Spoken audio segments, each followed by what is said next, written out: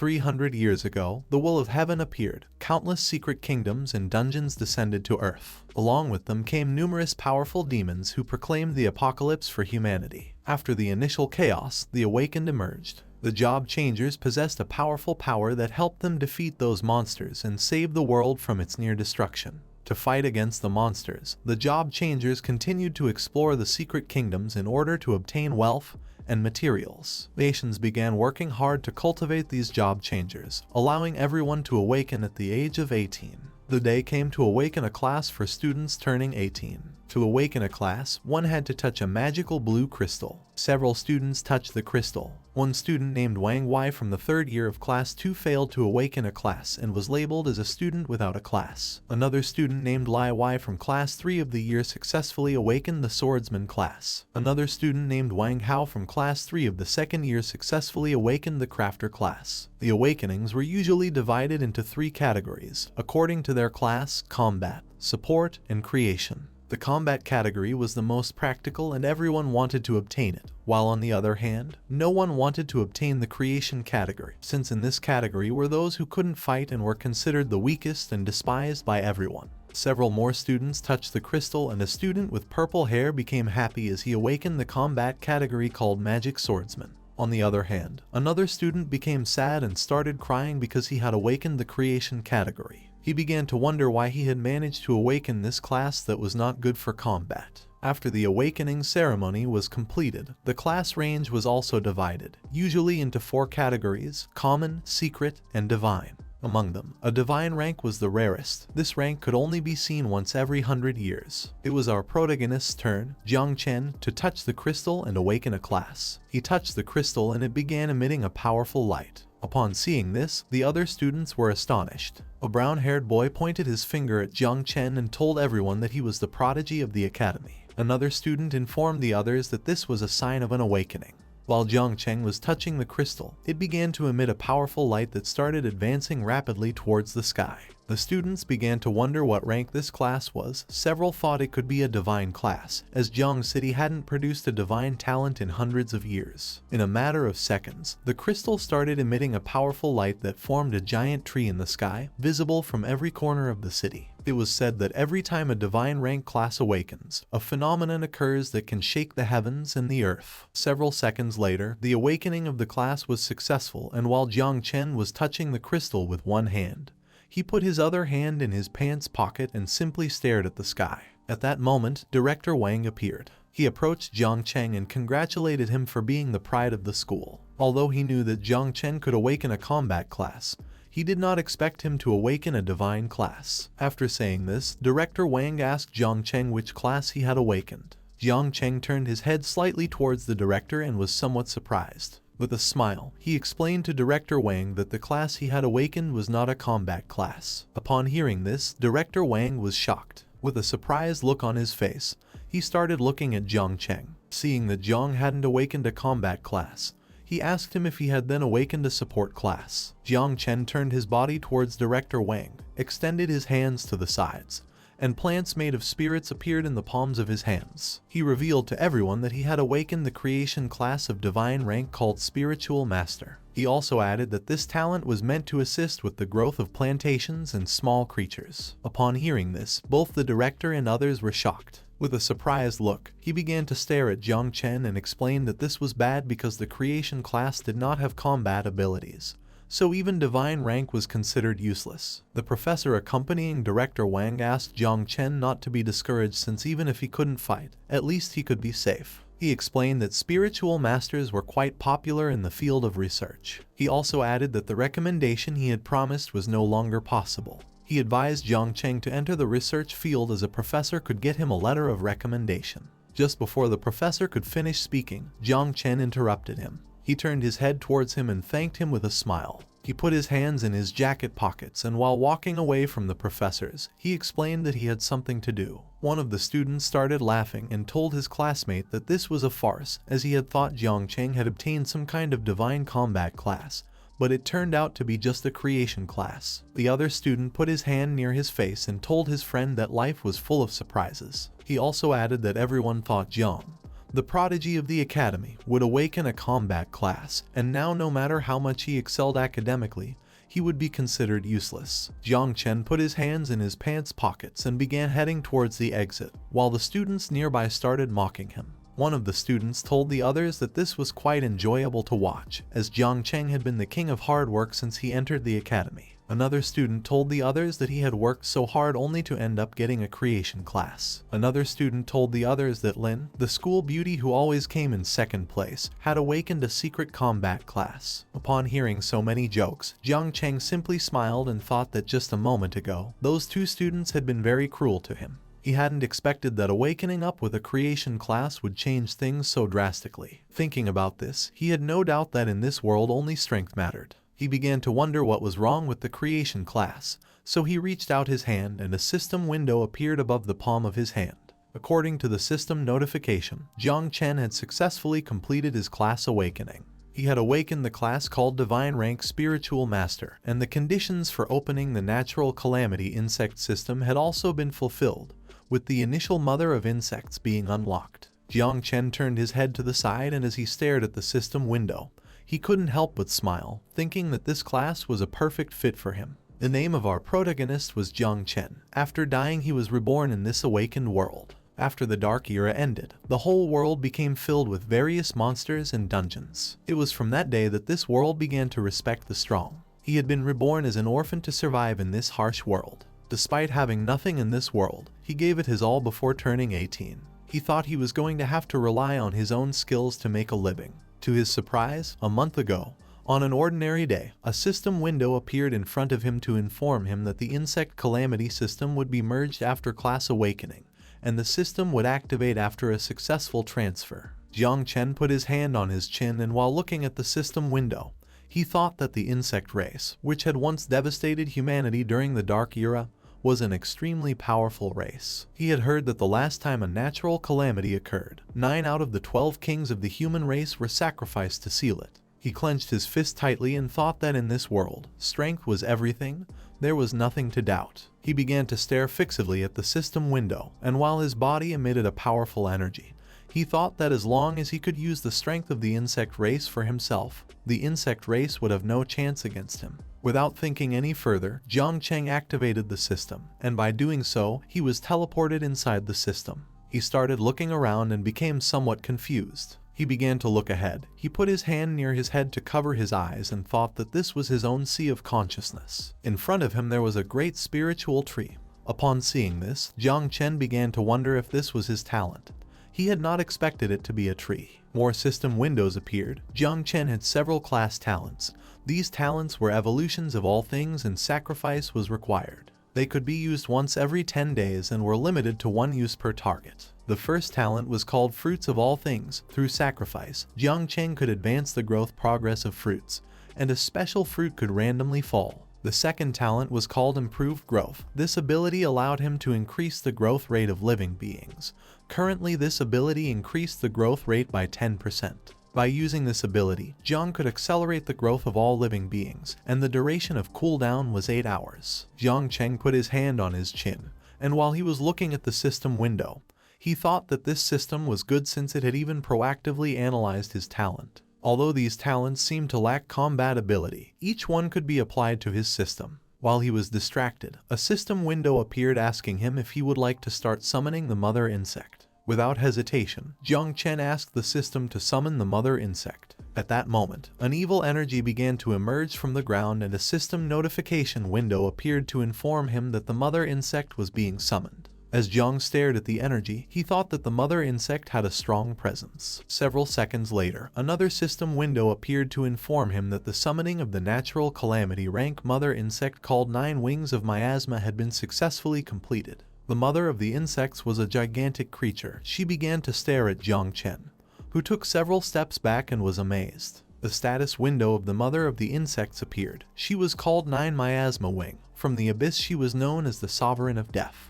Once as a calamity, she caused a catastrophe as great as a natural disaster and then disappeared during the Third Era. The current devouring value of her was 0%. Jong had a 100% affinity with the insect mother. Jong had to proceed with the devouring and start breeding the next generation of insects to unlock abilities. The insect mother approached Jong, who was amazed and began wondering why she was so enormous. The insect mother began to stare at Jong and addressed him as a master. She introduced herself as Little Nine and explained that she was very hungry and wanted to devour fierce beasts. Another system window appeared to inform him that the growth rate of the insect mother had increased by 10%. Now, Jong could use a sacrificial object to enhance this target. The first enhancement would not consume any sacrificial objects thanks to his talent. Jong slightly raised his head, and while looking at the system window, he thought that now that he didn't need to use a sacrificial object, there was no time to waste. Without hesitation, he asked the system to upgrade the insect mother. The body of the insect mother began to envelop itself in a powerful green light, and while Jong was observing this, he thought that she needed to devour in order to level up, so she wasn't going to be easy to please. The body of the insect mother started emitting a powerful aura, and quickly Jong assumed an offensive stance. Little by little, the insect mother began to evolve and take on the form of a human woman. Several seconds later, the insect mother successfully evolved. Her body began to emit a powerful aura. She had white hair and wore armor. With a murderous look, she started staring at Jong. Slowly, she began to advance towards Jong, and a system window appeared above her head. The Queen of the New Plague had undergone a vital transition and leveled up.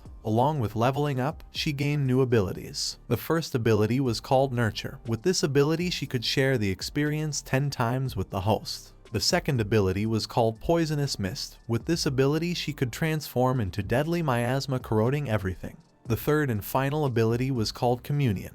This ability allowed her to enhance all of the host's abilities by 20%. Upon seeing the form of the insect mother, Jong was surprised. The mother insect gained momentum and pounced on Jong to give him a hug. She explained to him that Little Nine had evolved. Jong was somewhat confused as he didn't know what was happening. He turned his head slightly towards her and couldn't help but blush upon seeing that the insect mother had evolved into a human form. She stopped hugging Jong, and he started stroking her head. She closed her eyes, clenched both fists, and referred to Giant as a master. With a smile, she explained that Little Nine wanted to devour flesh and blood. While Jong was stroking her head, a status window appeared above her head. Her name was Nine Miasma Wing, and she had 4 abilities: Poison Mist, Feed, Fury, and United. Currently, her devouring value was 0. Once the devouring value bar was filled up, she could start spawning offspring. She had 2 passive abilities called Experience Return and Attribute Enhancement. While Jong was stroking Little Nine's head, he started looking at her stat window and thought that the spiritual master talent could accelerate the devouring growth of the insect mother, as well as her experience growth, which in turn would speed up his own improvement. Furthermore, the insect mother was capable of increasing all his attributes by 20%. Jong's class and this system were a perfect combination. With this, he didn't need a combat class. He extended his hands to the sides, and a bunch of insects started coming out of the palm of his hands. He turned his head towards the insects and was amazed. As long as he killed and devoured quickly, he could soon have an army of insects. Jong turned his head towards the great spiritual tree and thought about what the system message had just mentioned. Insects, abyss, a catastrophe as big as a natural calamity. Combined with this incomplete information, it was clear that this was not something that could easily be shown to others. Being discovered could lead him to his demise. He put his hands in his pockets, and while he was looking at the spiritual tree, for now he decided to use his class identity as creation, and the poisonous miasma abilities of the insect mother as cover to devour monsters and increase his strength. Hiding was not Jong's style. He wanted to become strong enough to show off his skills to the world. While he was lost in thought, the sea of consciousness water began to move. Seeing this, the insect mother quickly jumped up and started flying. As they both looked at the water, Jong explained to her that this could only mean one thing. At that moment, with a murderous look, the insect mother turned her head back and caught Jong's attention. While she was looking back, she started to smile and explained to Jong that she felt there was a threat. At that moment, Jong exited the system space, and upon seeing what was in front of him, he was shocked. In front of him there was a man much taller than him. This man had black hair, a beard, and had a scar on his eye. The man approached Jong and started staring into his eyes, remaining silent for several seconds. The man asked Jong if the awakening phenomenon that the whole city had seen before had been activated by him. While Jong was staring at the man, he clenched his teeth tightly and realized that he was at least a master rank or higher. He became alert and started wondering why he was being sought after. While the man was staring intently at Jong, his body began to emit a powerful green aura. The people around approached, and even though the man was quite far away, they could feel his strong aura. They started wondering what level of awakened he was. Seeing that he was talking to Jong Chen, they began to wonder if there was some kind of conflict. The man began to stare into Jong's eyes, and upon seeing this, he became somewhat nervous as it was quite strange. This man had been pressuring Jong for a while now without even saying a word, and he didn't know if the man was testing him. At that moment, the insect mother appeared. While she was licking her finger, she approached Jong and with a murderous look in her eyes towards the man, she told Jong that this man was a threat to him. To her, the man seemed delicious and she wanted to devour him. Jong panicked and knew something was wrong. His suspicions were not incorrect as several warning windows from the system appeared. The insect mother had detected a threat to Jong. The system considered that the man would provide a high value for devouring, and the insect mother was about to start devouring him. Jong's body began to emit a powerful aura, which started spreading in all directions. He quickly realized something was wrong because now Little Nine had detected a threat, and she was going to start attacking. Jong's powerful aura reached the students who were previously mocking him. They began covering their faces with their arms and wondering why Jong had such a cold and sinister aura. Jong became furious. With a murderous look, he began to stare into the man's eyes. He realized that when the devouring value was low, the aggressiveness of the insect mother increased. To prevent this from happening, he needed to find some monsters for Little Nine to devour as soon as possible. Seeing the powerful aura emanating from Jong, the man simply started smiling. And upon seeing the man's smile, Jong quickly realized that he wanted to test his strength, but unintentionally activated the insect mother. The good thing was that Jong was still able to suppress the insect mother. Without hesitation, Jong suppressed the insect mother and a system window appeared. He had temporarily suppressed the insect mother and her devouring value was low, so that this would not happen again.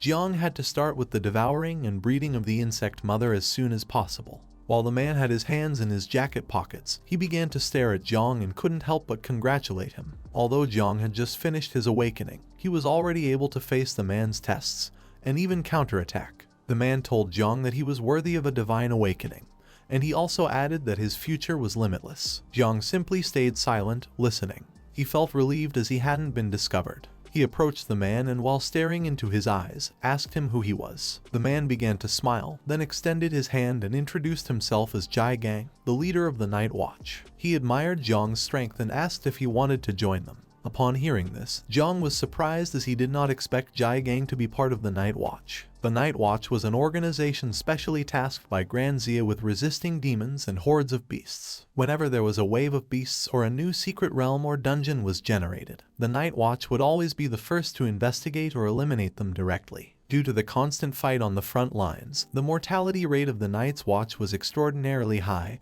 and most people avoided it, but for Jong it was different. The insect mother needed to continuously devour the flesh and blood of monsters to accumulate devouring value and produce offspring. Currently, Jong needed an opportunity to confront large monsters, and once the devouring value was complete, the insect mother would start reproducing, and no one knew how much commotion she would cause. For this reason, the wild nature was a good place for breeding the insect mother. As long as Jong joined the Night Watch, whether by devouring or reproducing, the risks they presented could be easily dealt with. While Jong was looking at Jai Gang's hand, he couldn't help but smile since the Night Watch organization was perfect for him. The students started saying that the Night Watch had a high mortality rate. Most people didn't even go there, so the students thought that Jong Chen wouldn't join the Night Watch. Upon hearing this, Jai Gang forced a smile at Jong and told him that all the rumors about the Night Watch were a thing of the past. In order to prevent Jong from rejecting the offer, Jai Gang told him that as long as he was willing to join them,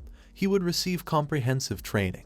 Due to his divine rank, his resources were very valuable to the Night Watch. Without thinking twice, Jong shook hands with Jai Gang and called him leader, telling him that there was no need for further explanation. Jong began to stare into Jai Gang's eyes and told him that in order to restore the glory of the Night Watch, their generation should not shy away from their duty. After saying this, he explained to Jai Gang that he was willing to join the Night Watch. Upon hearing this, Jai Gang became somewhat confused. What he didn't know was that Jong planned on relying on them for the insect breeding. Jai Gang was shocked and asked Jong if this was true. Just before Jong could answer his question, the mother insect appeared and started sending system notification windows to Jong. She was very furious. She explained to Jong that she was not happy with this because she wanted to eat the man. After saying this, she started telling him that she was very hungry. Upon hearing this, he became nervous, closed his eyes and told Jai Gang that what he was saying was true. After saying this, he left with the excuse of having an important task to do. He began to distance himself from Jai Gang, slightly turned his head towards him, waved goodbye and told him that in 3 days he would be punctually present at the Night Watch headquarters. Jai Gang simply turned his head towards him and remained silent. He may have thought that this was going to be more complicated. He hadn't expected it to be so simple. He had forgotten to ask Jong what hidden profession he had. At that moment, 2 men fell from the sky and landed near Jai Gang. One of them was the 8th elder of the Martial Arts Academy. Jai Gang turned his head towards them and told the elder that if he was here to snatch people from the Night Watch, then he had arrived too late. The elder asked Jai Gang where the guy who awakened a divine rank creation class was. Upon hearing this, Jai Gang became somewhat confused. He turned his head towards the old man and asked him what he was talking about. The old man approached him and, while looking into his eyes with a surprised expression, asked if he was planning to let a divine ranked awakened from the creation category join the Night Watch just to die. Upon hearing this, Jai Gang realized that Jong had the divine ranked creation class. At the same time, Jong went to the city. A man named Uncle Wang asked him if he had been the one who caused the phenomenon in the main city. Jiang replied yes. A woman with purple hair approached Uncle Wang. She put her hand on her waist and asked him to lower his voice or he could die if someone looking for trouble came. Uncle Wang put his hand behind his head, closed his eyes, and started laughing. He told her that he was always talking non-stop. Jiang approached them, closed his eyes, and with a smile he reassured Uncle Wang not to worry because this was not something embarrassing. Uncle Wang turned his head towards Jiang and told him that even though the creation category couldn't fight, he had heard that companies always cultivated spiritual plants that needed people from the creation category. He told Jiang that if his parents were here, they would be very proud of him. Throughout the years, Jiang had been able to survive thanks to the support of everyone living in the same building as him. With a smile, he told them all that he wouldn't forget them in the future. Uncle Wang asked him not to worry about these small things. He also added that Jiang had arrived at the right time as they were about to go to a beginner-level secret realm to obtain some equipment. Uncle Wang wanted Jiang to join them and level up together. Jiang accepted the proposal and thanked Uncle Wang. At that moment, a system message appeared because he had completed the team formation. Several minutes later, Jiang and the others crossed the portal and entered the secret realm. While Jiang had his hands in the jacket pockets, he began to look around and started wondering if this really was the interior of the secret realm. At that moment, the torches of the secret realm lit up because the matching had been completed. All the monsters inside started looking towards Jiang and the others. This secret realm called Temple of the Dead was a C rank one, and it was currently open. The secret realm guaranteed a 100% drop rate for items and equipment. Experience points were going to be calculated after completing the secret realm. Voluntarily leaving halfway meant giving up on both experience and equipment. Uncle Wang became somewhat nervous as he realized that these monsters were undead soldiers. He began to wonder why the secret realm system had matched them with a dungeon of this level. Jiang started looking at the undead soldiers and realized that this secret realm was not going to be easy to deal with. The girl with purple hair approached them and explained to Uncle Wang that because Jiang was a divine ranked awakened, the celestial system had assigned them a higher level secret realm. Uncle Wang slightly turned his head towards her and reminded her that Jong Chen had awakened in the creation category. The girl with brown hair also approached Uncle Wang, and while looking at the undead soldiers, she asked him why they didn't abandon this secret realm. Just before she could finish speaking, Uncle Wang interrupted her. He began unsheathing his sword and told everyone that there was no problem, as they didn't come across secret realms of this level every day. He also added that this time, thanks to having Jiang with them, they would be lucky and get some great equipment drops. Seeing Uncle Wang unsheath his sword enraged the undead soldiers. Uncle Wang gathered momentum and while advancing towards the monsters, he asked Jiang to step back a bit since these undead soldiers were more dangerous than average C-rank monsters. Uncle Wang asked Jiang to stay behind while they advanced towards the core of the dungeon first. Uncle Wang attacked one of the undead soldiers with his sword, delivering a strong blow to its head. He turned his head back and asked Xiao Zai to quickly improve his talent. Upon hearing this, Xiao Zai clasped her hands together and activated her power, causing Uncle Wang's talent to improve. Thanks to this enhancement, Uncle Wang ended the life of the undead soldier monster. While Uncle Wang and the others were fighting, Jiang simply stood by watching from afar. He began to wonder if they fought against monsters every day just to survive. When thinking about this, he had no doubt why they always came back covered in wounder, yet Xiao Zai had always supported him. He had heard that she became an adventurer because she was forced to heal her brother's eyes. While he was staring at Uncle Wang and the others, he thought about becoming stronger quickly, and when he earned money, properly thanking them. While he was distracted, the insect mother began to manifest herself. She put her hand under her chin, and while looking at the undead soldier's corpse, she told Zhang that there were many monsters and blood here, and she wanted to devour them. While Zhang had his hands in his pants pocket, he turned his body towards the undead soldier's corpse and started smiling. He thought that Little Nine had already detected the corpse. Given this situation, Zhang decided to first test Little Nine's abilities. He reached out his hand to the side and used the level 1 poison barrier skill called corrosion. A fog of poison appeared in his palm, and he ordered Little Nine to devour the undead soldier's corpse. She thanked him, and the poison fog began to advance towards the corpses and slowly started to devour them. In a matter of seconds, the monster corpses began to disappear. Jiang realized that the monster corpses corroded as soon as they made contact with the poisonous fog. After seeing this, Jiang had no doubt that Little Nine's poisonous fog was very powerful. After Little Nine devoured the corpse, the devouring value rose to 10 points. The level of the monsters was too low, causing the growth rate to be slow, so Little Nine needed to devour more monsters. While Zhang had one hand in his pocket, he slightly turned his head back and thought that Uncle Wang and the other two were truly partners who had been working together for years. In such a short time, they had already advanced to the depths of the dungeon. Since the poisonous mist was an area skill and Zhang still couldn't control it accurately, there could still be accidental injuries. To avoid this, Zhang decided to follow Uncle Wang and the others from behind and take care of the monsters' corpses. At that moment, Little Nine caught his attention. She told Zhang that she felt something. Zhang turned his head to the side and saw more monsters starting to emerge from the ground. Little Nine told him that she sensed freshness and blood in that direction. These monsters were level 10 shadow lurkers. They had a strength of 20 points, agility of 15 points, defense of 10 points, and stamina of 5 points. These monsters were lurking in the shadows to hunt down the weaker stragglers. While Zhang was staring at the shadow lurker monster, he began to wonder if its name was in red because its level was much higher than his. However, in terms of attributes, these monsters were completely inferior to Zhang, who had the skill enhancement united. A statistics window of Zhang appeared. He had a devouring value of level 1. His identity was the Lord of Insects.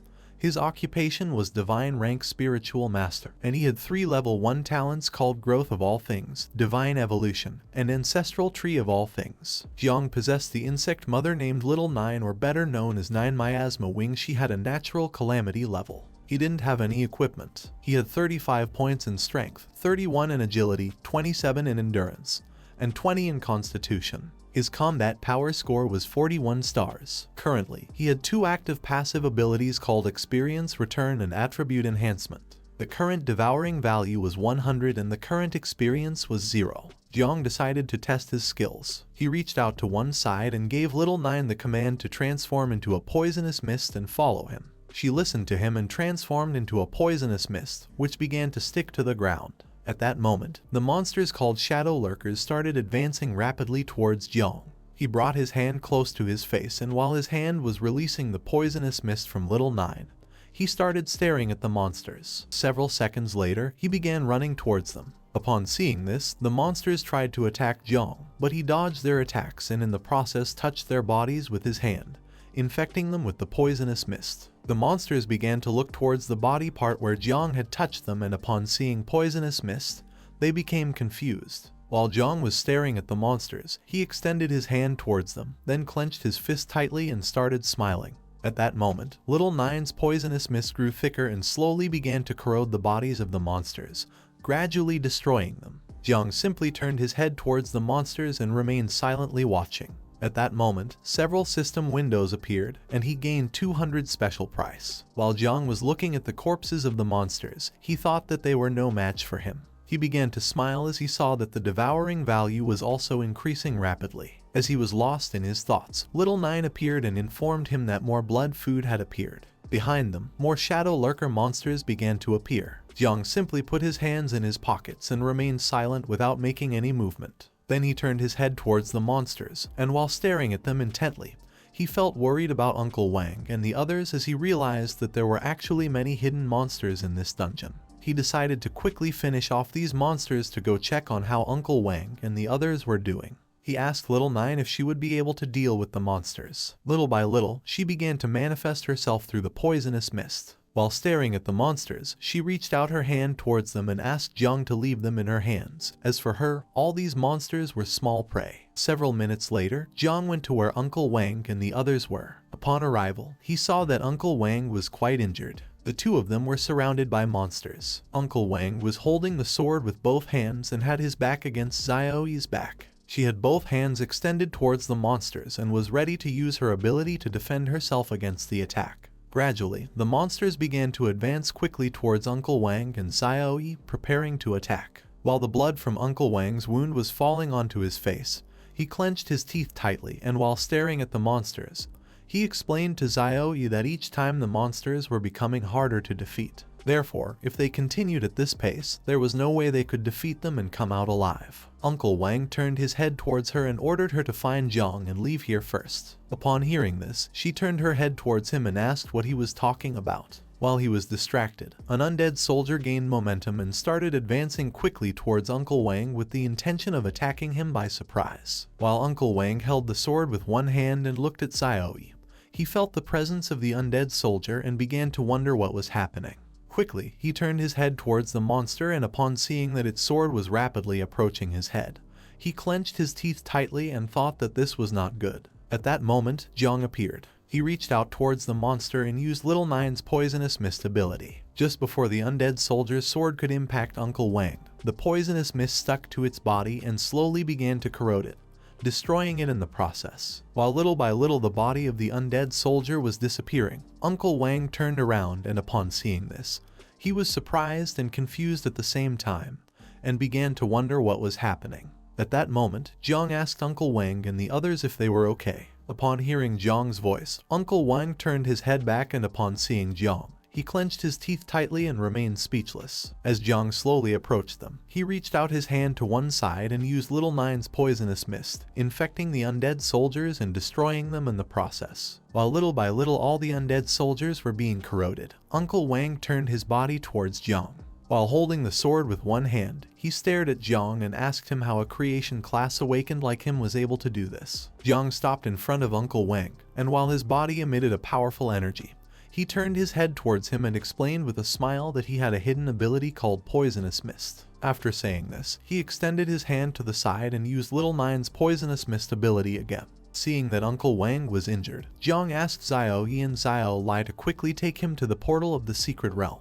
He also added that he planned to stay behind to cover them. Upon hearing this, everyone was left speechless. With a surprised look, Uncle Wang started to stare at him and told him that even though Jong possessed a divine class, this was too dangerous. Xiaoyi also began to look at Jong with a surprised expression and asked him to join them instead of staying here fighting against the undead soldiers. While they were talking, Xiaolai simply put her hand near her mouth and remained silent. Jong turned his back on them, and as his body emitted a powerful energy, he slightly turned his head towards them and reassured Uncle Wang not to worry because he wouldn't have any problems. After saying this, Jong turned his back on Uncle Wang and the others, and as his body emitted a powerful energy, he slowly began to approach the monsters. At that moment, the system notified everyone that due to the number of people in the last level of the secret realm meeting the requirements, the boss of the secret realm was being summoned. While Uncle Wang was watching Jong move away from them and advance towards the monsters, he tried to stop him, but just before he could speak, Xiaoyi interrupted him. She turned her head towards him and reminded him that Jong was not a reckless person, so she asked him to trust him.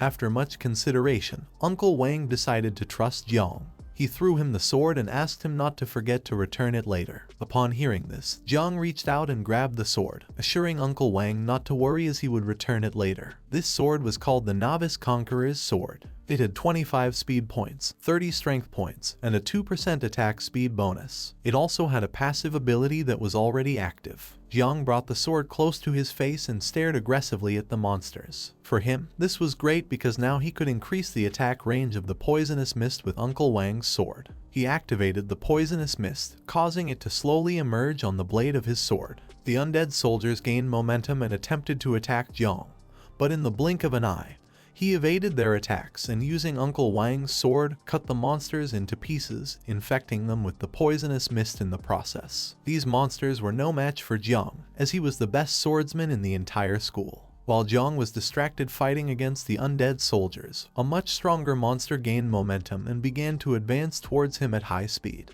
The monster unsheathed its sword, and as it slowly approached Jong, it prepared to attack him by surprise. Although Jong didn't initially feel the presence of the attack, once he turned his head to the side, he saw the monster approaching him at great speed. Jong gathered momentum and made a big leap, dodging the monster's attack and causing its sword to strike the ground. The monster's attack was so strong that it even shattered the ground into pieces. Upon seeing that Jong had dodged the attack, the monster began to stare at him with a murderous look, then tightly gripped the sword and, upon seeing that he was in the air, attacked again. Luckily, Jong managed to block the attack in time using Uncle Wang's sword. However, due to the difference in strength, the sword that Uncle Wang had lent him broke in half, causing Jong to be thrown backwards. Quickly, Jong stepped on the ground and managed to stop his body in motion. Then he turned his head to the side and, upon seeing that Uncle Wang's sword had broken, he was surprised. This boss was stronger than he had imagined. Jiang was more worried about the sword than the boss, as he didn't know how to explain to Uncle Wang that his sword had broken. The boss of the secret realm was called Undead King and was level 15. The Undead King stood up and, while holding the sword in one hand, started staring at Jiang with a murderous look. At that moment, the body of the Undead King began to vibrate, and in the blink of an eye, it appeared behind Jiang and prepared to attack. Upon realizing the presence of the Undead King, Jiang became terrified and started wondering how the boss had moved at such a high speed. Jiang turned his head towards the Undead King, and while looking at it with an aggressive gaze, he called for Little Nine. Just before the Undead King's sword could strike Jiang, Little Nine appeared and grabbed hold of the blade. She began to stare fixedly at the Undead King and asked Jiang if she could eliminate him. Without hesitation, Jiang replied yes. Upon hearing this, Little Nine became happy and, using only her hand, she broke the blade of the Undead King's sword into pieces. She extended her hands to the sides and her body started emitting a powerful energy that began to move in all directions. Upon seeing this, the Undead King became alert. Now that it had lost his sword, it decided to attack using its fists. Taking advantage of Little Nine's distraction, the Undead King began to advance quickly towards her with the intention of attacking her by surprise. At that moment, Little Nine opened her eyes and her body changed drastically. With a killer look in her eyes, she started staring directly at the Undead King and used the tentacles to defend herself. She adopted an offensive stance and, using her tentacles, she began to attack the Undead King with a series of blows. Her tentacles were as sharp as swords. Little by little, her sharp tentacles started to destroy the body of the Undead King. First, she cut off its left arm and then its right arm, and finally she cut off its head. She impaled the tentacle into the head of the Undead King, then turned around, and the boss's body fell to the ground. She took the head of the Undead King in her hand, and while her body was emitting a powerful energy, she began to approach Jiang. Seeing how powerful she was, Jiang couldn't help but smile. He couldn't believe that Little Nine was so calm in front of a secret realm boss. He thought that now that the boss had been defeated, the portal would open. Little Nine gained momentum and landed near Jiang. At that moment, an energy crystal appeared in front of him. While he stared at the crystal, he started to wonder what it was. The energy crystal began to rise in the sky and slowly started extracting magic from the corpses of the monsters. Upon seeing this, Jiang was amazed. Several seconds later, the energy crystal began to glow, causing a giant monster to appear. This monster was called Undead Tyrant, and it was 20 times bigger than Little Nine and Jiang. With a killer look, the Undead Tyrant began to stare at Jiang and Little Nine. Seeing that the crystal had transformed into a monster, he started to wonder if the energy crystal was the true boss of this secret realm.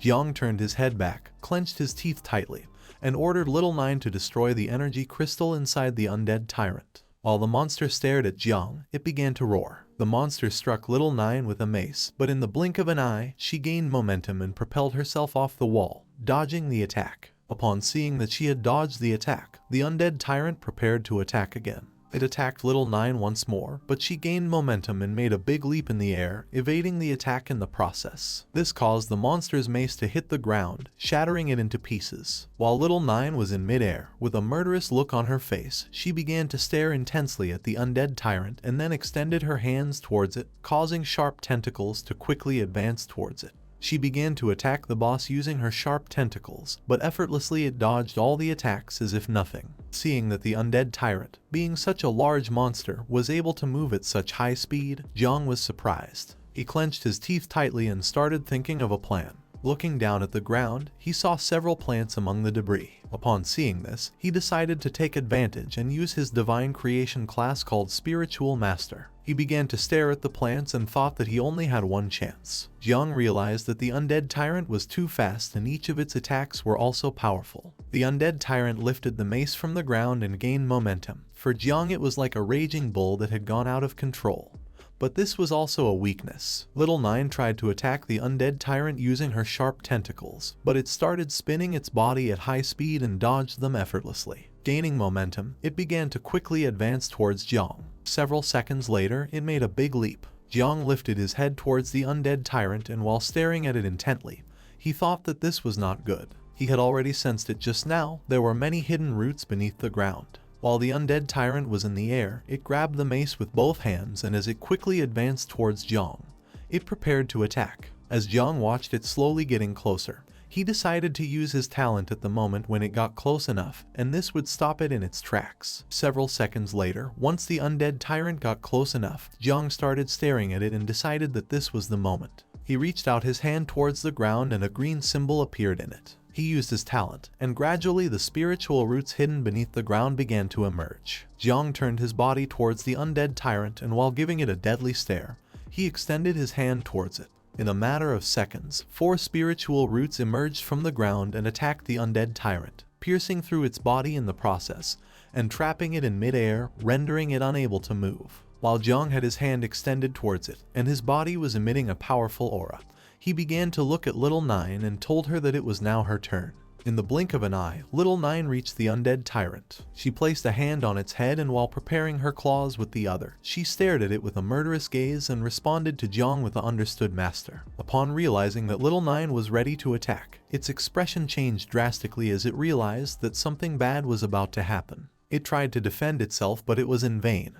Just before it could make a move, Little Nine gained momentum, and using her sharp claws and tentacles, she attacked it, piercing its body in half and destroying the spiritual roots in the process. In a matter of seconds, the undead tyrant's corpse fell to the ground, while Jong had his hand extended towards the sky and was controlling the spiritual roots. He began to stare at the undead tyrant's corpse and couldn't help but feel proud. He had managed to defeat the undead tyrant. Jong's ability was secure enough, so as long as he used his skills properly, he could still play a great role in battles. While he was lost in his thoughts, a system notification appeared to inform him that the growth acceleration was on cooldown for 8 hours. Because of this, slowly but surely, the spiritual roots began to disappear. Several seconds later, the core emerged from the undead tyrant's corpse. Upon seeing this, Jong decided to break it immediately. Just before the core could fly away, Jong approached and grabbed it with his hand. He then clenched his fist tightly, shattering the core into pieces. As the fragments of the core gradually fell to the ground, Jong started staring at his fist with an aggressive look and thought that this was the end. At that moment, several system notifications appeared, congratulating Jong for clearing the C-rank secret realm called the Temple of the Undead. The system began calculating the contribution and a few seconds later, successfully generated the secret realm score. Jong Chen, who was level 0 and had the class of Spiritual Master, obtained an S rating in this secret realm. Wang, who was level 12 and had the class of Swordsman, obtained a B rating. Liu Ying, who was level 11 and had the class of Warlock, obtained an A rating. And Yi Qiang, who was level 10 and had the class of Boxer, obtained a B rating. The heavenly system began generating team rewards, causing a window to appear in front of Jong. Several seconds later, the system successfully generated the team rewards, making the window longer. Jong could choose from several weapons. The first one was a dagger, the second one was a scepter, the third one was a heavy axe, the fourth one was a light axe, and the fifth one was a hammer. As the spiritual roots slowly returned to the ground, Jong started staring at the system window and remained lost in thought for several seconds. He put his hand into the system window and grabbed the dagger. Once he took the dagger out of the system, its statistics appeared. This was Edmu's Swift Dagger, ranked D, granting 50 attack points to the user and a 5% speed bonus. This dagger was related to swords and granted 2 professional attributes. Jong held the dagger with one hand while checking the blade with the other. He thought it was good and decided to use it as compensation for Uncle Wang. He turned his head to one side, and while looking at the system window, he thought there was a lot of equipment. It didn't take him long to realize that all of the equipment was geared towards combat. He wasn't sure if there was anything suitable for the creation classes. He approached the system window, put his hand inside the system, and decided to take a look at the attributes of each equipment. He grabbed the hammer from the system window, and once he pulled it out, the hammer hit the ground because it was very heavy. This hammer was called Call of the King, granting 100 strength points to the user and deducting 100 agility points due to its weight. The attribute of this weapon was that the user had a 10% chance to trigger 5 times more critical damage. While Jong was trying to lift the hammer from the ground, he began to feel a new sensation. A notification window appeared to inform him that the experience was being rewarded. Upon seeing this, he quickly realized that the system was giving him the experience points he had obtained from this secret realm. Although the hammer was very heavy, thanks to the experience, Jong gradually became able to lift it. In a matter of seconds, he was able to lift the hammer as if it were nothing. Another notification of the system appeared to inform him that the United ability was in effect. Now all of Jong's attributes had increased by 20%. While his body was surrounded by a powerful energy, and with one hand he was lifting the hammer, he put the other hand in his pants pocket and turned his head towards the hammer. Under the passive ability of the Insect Mother, he had reached level 6. In this way, the effect of United was also more prominent. He also realized that the physical combat ability increased along with the level. While he was lost in his thoughts, Little Nine approached him. She grabbed his shirt and got his attention. Upon hearing her voice, Jong snapped out of his trance. She turned her head towards him, and while pointing at the system window with her finger, she asked if she could eat all this as a reward. He put the hammer on the ground, turned his head towards her, and while looking into her eyes, he pondered for several seconds. He turned his head towards her and told her that Little Nine couldn't eat the equipment, as it was for Uncle Wang and the others to exchange for money. He also added that if Little Nine ate it, then she would have a stomachache. Upon hearing this, she placed one hand behind her back, and while touching her lips with the other, she began to look at Jong with a sad expression. Then, she turned her body towards the undead tyrant's corpse and asked Jong if she could devour it. He had completely forgotten about the remains of the boss. The devouring value was precious and could not be lost. While his body was surrounded by a powerful aura, he turned his head towards the corpse of the undead tyrant and gave Little Nine permission to devour it since it belonged to her. Without hesitation for a second, Little Nine approached the corpse of the undead tyrant, which was gigantic. While Jong was looking at its corpse, he began to wonder if this boss wasn't a bit too big. Due to its large size, if Little Nine used the poisonous mist to corrode it, then it might take her some time. Little Nine extended her hands to the sides, closed her eyes, opened her mouth, and told Jong that she was digging. At that moment, her body started vibrating, and in a matter of seconds she returned to her natural form. After returning to her natural form, she began to look at the corpse with a murderous gaze, opened her mouth, and started approaching it. Despite the fact that the undead tyrant's corpse was gigantic, compared to the mother insect's natural form, it was minuscule. Seeing that she had returned to her natural form to devour the corpse, Jong was terrified. She opened her mouth, and while rapidly advancing towards the boss corpse, she began roaring. She began to devour the corpse, creating a strong gust of wind in the process. Jong took advantage of this and removed all the equipment from the system window. While holding the hammer with one hand, he started covering his face with the other. Little Nine's roar was too loud, but luckily they were in the secret realm. If this had happened in the main city, they would have been discovered no matter how well they tried to hide. Once she finished devouring the corpse, a system notification appeared and granted Jong 400 devouring points. While Jong was covering his face with his arm, he realized that the devouring value was increasing rapidly. He thought that, as expected, the value of the boss's meat was different. He realized that they needed to eat more boss-type monsters to increase the devouring value. While he was lost in his thoughts, someone started approaching them. Upon hearing the sounds of footsteps, he quickly turned his head back and clenched his teeth tightly as he realized that Uncle Wang and the others were coming because they had heard the noise Little Nine had made. The current devouring value was 8876 points. He approached Little Nine and asked her to quickly return to the other form. Upon hearing his order, she started smiling and replied with a "Understood, master." For Jong, this was a pity as the devouring value was so close to being filled. Several seconds later, Uncle Wang and the others arrived. Upon seeing the equipment on the floor, he realized that Jong had indeed passed the level. Jong explained to Uncle Wang that he had broken his sword, but in exchange, he gave him the dagger. Without hesitation, Uncle Wang took the dagger, and upon seeing that it was a rare item, he told Jong that he would not pursue the matter of Jong damaging his equipment. Xiao Zai approached Jong and explained that this necklace was also a rare item which could be sold for a lot of money. Yi Qiang asked him how the hell he had defeated the boss alone.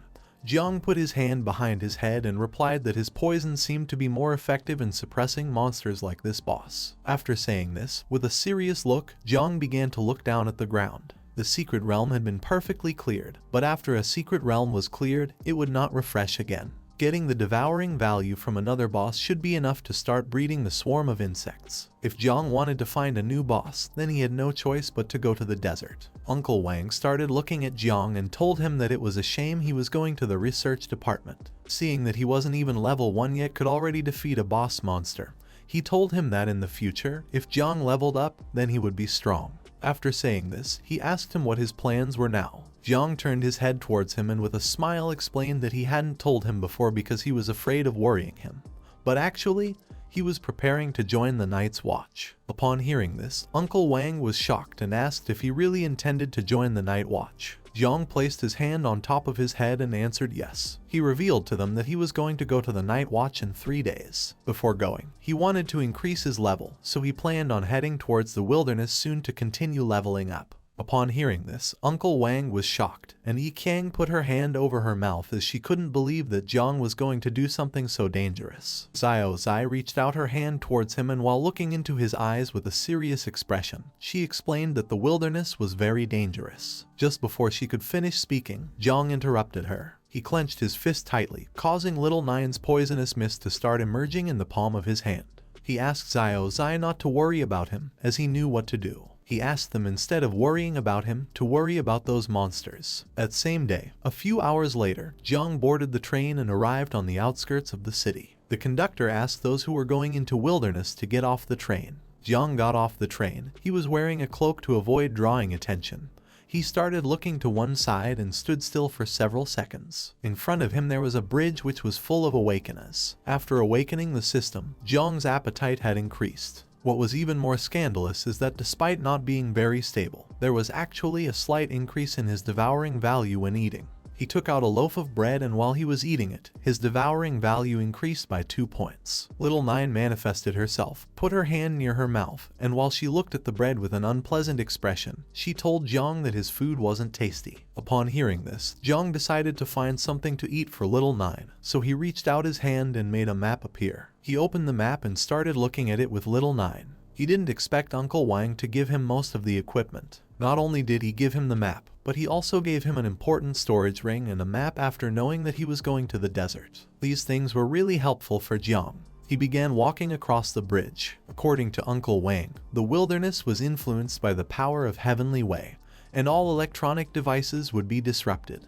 It was almost like an apocalyptic scenario where monsters constantly migrated to their nests. These maps had an extremely short usage time. Without the latest intelligence, it was difficult to find groups of monsters, let alone the bosses. Firebird and Thunder Rhinoceros were the most common ones and were easy to spot when they moved. It was said that this place marked with a question mark should be avoided as it was a very dangerous nest with higher risk. According to Uncle Wang, this goblin dungeon was the most suitable for him since it had a low level, enough monsters, and fewer people. While Jong was looking at the map, he clenched his fist and with a smile decided to go, since with a map in hand, he would be able to find it quickly. While he was lost in his thoughts, someone caught his attention and ordered him to stop. Upon hearing this, Jong became alert and turned his head back to see who it was. A man wearing a cloak placed his hand on Jong's shoulder, then he stared at Jong aggressively. He had been calling for him all this time, so he asked why he pretended not to hear him. He just wanted to ask him something. He asked Jong if he had seen a girl with golden hair around here. Jong turned his head towards him and with a murderous look replied that he hadn't and also advised him to watch his mouth. At that moment, the poisonous mist from Little Nine started emanating from his shoulder and stuck to the man's hand. He quickly moved his hand away from Jong's shoulder and became somewhat confused. While he was looking at his hand, he clenched his teeth tightly and began to wonder if this was poison. He didn't know how this could be possible since Jong didn't seem to have reached level 10 yet. However, Jong couldn't harm him as the man was a level 27 main defense warrior. Jong turned his back and as he walked away, advised him to hurry up and find a healer since his poison must be difficult to cure. He also advised him to take care of his brain. After saying this, he bid farewell to the man. Upon hearing this, the man couldn't help but get angry. He called Jong's attention and asked if he had given him permission to leave. Upon hearing this, Jong turned his head towards him and began to look at him with a murderous gaze. The man approached Jong, and while his body was emitting a powerful aura, he stared at him with a killer look and asked how dare he lay a hand on the Xiao family. Upon hearing this, Jong began to wonder if he was referring to the Xiao family and the Battle of Heaven. Upon hearing the man's words, Jong began to stare into his eyes and soon realized what was about to happen. His suspicions were correct. The man attempted to strike him with all his strength, but to his misfortune, Jong had already anticipated it. He simply gathered momentum and leaped to the side, evading the attack, causing the man's fist to impact against the ground, shattering it into pieces. While Jong was in the air and moving away from the man, he put his hand in front of his face and with an aggressive look, began to stare at the man and wonder what the Xiao family was. Seeing the man's attitude, Jong realized that he wasn't normal. The man was very angry. He clenched his teeth tightly and while staring at Jong with a murderous look, he began to approach him at high speed. He unsheathed his sword and couldn't help but praise him for being quite fast. Upon seeing that things had reached this point, Jong removed his hood and extended his hand to the side, causing Little Nine's poisonous mist to appear. He began staring at the man intently and told Little Nine that it was no longer necessary to hold back. Upon hearing this, she manifested herself through the poisonous mist and while staring at the man with a murderous look, responded with an understood. Upon seeing the poisonous mist, the man became even more aggressive. He started shouting and asking Jong if he really believed he would scare him again with the same trick. Just before Jong could teach this bastard a good lesson, someone appeared and addressed the man as Zheng Tai, reminding him once again that they had to act discreetly. Upon hearing the voice, Zheng Tai's expression changed drastically. He clenched his teeth tightly and as he slowly turned his head back, he couldn't help but feel afraid. Jong simply stood silently observing and began to wonder what was happening. A man with blue hair wearing a hood appeared behind Zheng Tai. He was quite angry. He started staring at him with a murderous look and asked him what he was doing here, when he had asked him to search for someone. Zheng Tai was scared shitless. He clenched his teeth tightly, and as he slowly turned his head back, he began to tremble and tried to give an explanation. But just before he could speak, the man interrupted him, turned around, slightly turned his head towards him, and with a disappointing look called him trash that only caused problems. Upon hearing this, poor Zheng Tai became even more scared shitless, and just before he could utter a word, the man delivered a strong punch under his chin, causing him to start bleeding from his nose. This man was part of the Xiao family. While his body emitted a powerful energy, he turned his head towards Zheng Tai and with a murderous look reminded him once again that he was nothing but a dog of the Xiao family who had no right to use the name of the Xiao family. Immediately, Zheng Tai fell to his knees on the ground, bowed his head before him, and apologized, explaining that he would not forget it in the future. Now that there was going to be no action, Jong put his hood back on, turned his head towards them, and silently observed them. Incredibly, he had not sensed the presence of the man.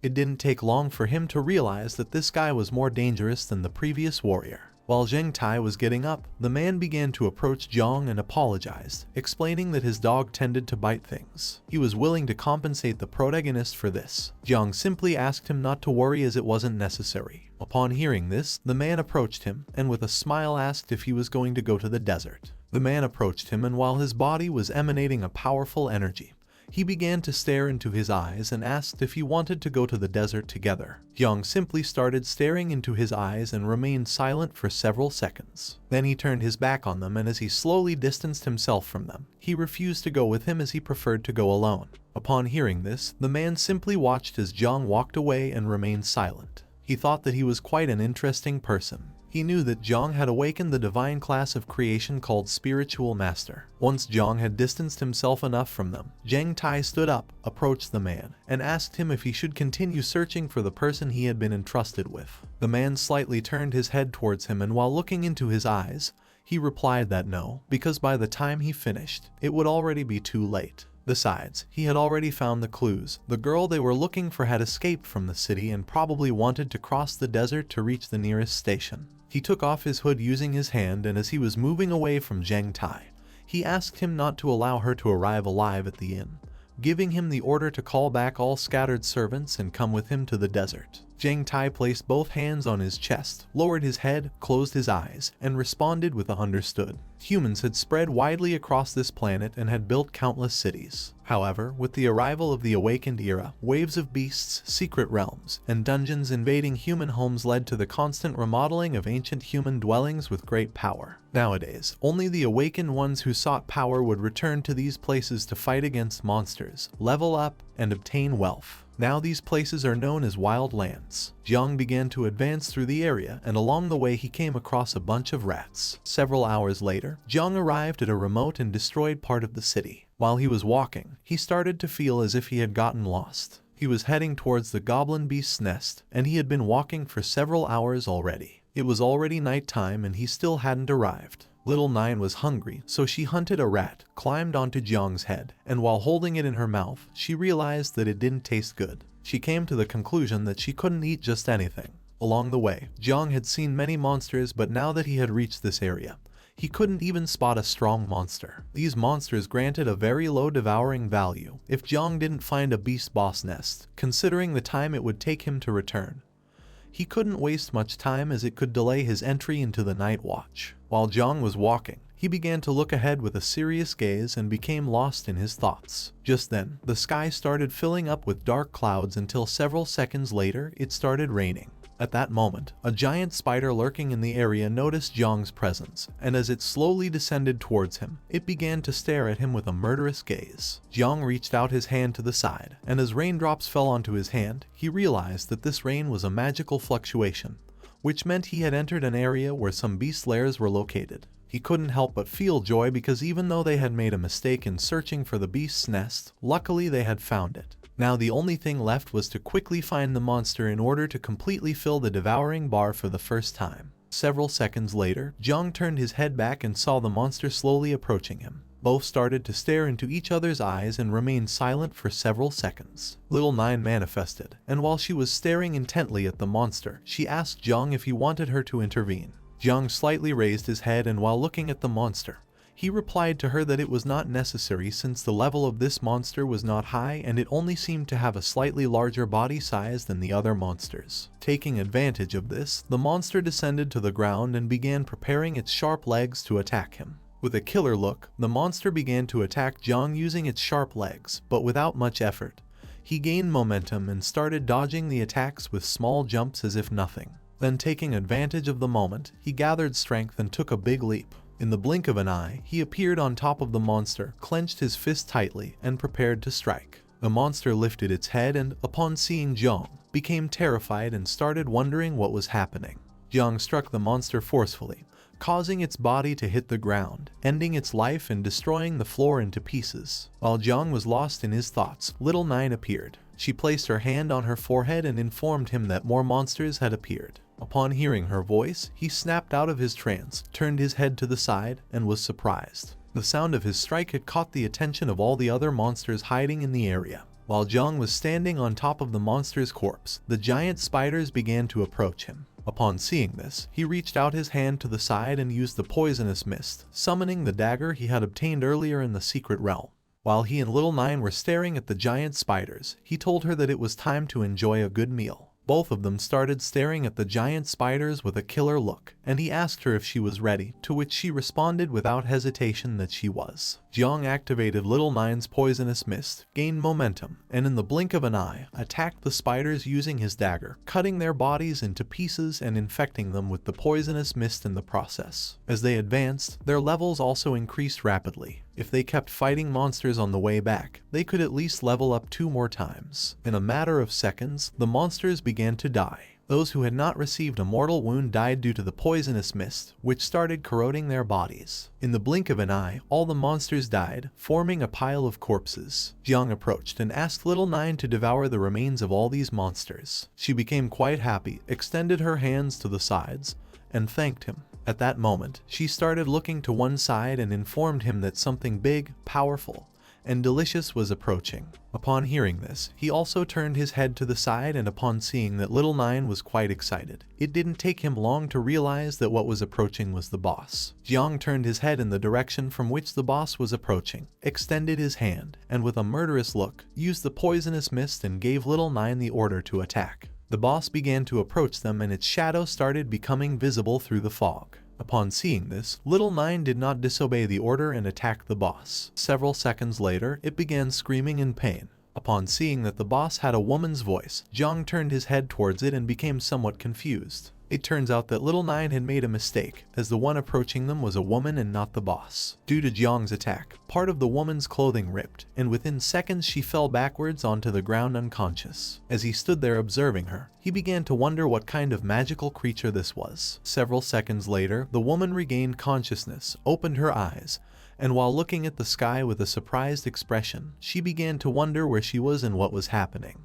She started to sit up with the help of one hand, placed the other on her head, and as she gradually regained consciousness, she began to wonder what kind of place this was. She remembered not having come here, while she had her hand on her head, and slowly was trying to understand the situation. Jong approached her, sat down next to her, rested his elbows on his knees, closed his eyes, and with a pleasant smile, asked if she was awake. Upon hearing Jong's voice, she became alert and began to wonder who he was. Without wasting a second, she stood up and hopped away from him. She adopted an offensive stance, and while looking at Jong, she asked him who he was and also requested that he not approach her. He stood up, turned his body towards her, and with a calm voice, he asked her not to worry since he was just a job changer who had come to the desert to fight monsters. He also added that he hadn't come to harm her. Upon looking more closely, she remembered who Jong was. She placed a hand on her chest, began pointing at Jong with the other, and while staring at him intently, she told him that she knew he was the one who had attacked her before. Upon hearing this, Jong became somewhat nervous, closed his eyes, and with a smile apologized to her, explaining that he had mistaken her for a monster. Upon seeing that Jong was quite attractive, she couldn't help but blush. She turned her head towards him and asked how anyone could say that beautiful girls like her resembled monsters. She couldn't help but call him presumptuous. She entered into panic. Quickly she started touching her head and face to see if her nose and ears were still where they should be. Jong simply stayed silently observing her. He had used all his strength when he attacked her. Now, seeing that she still had so much vitality,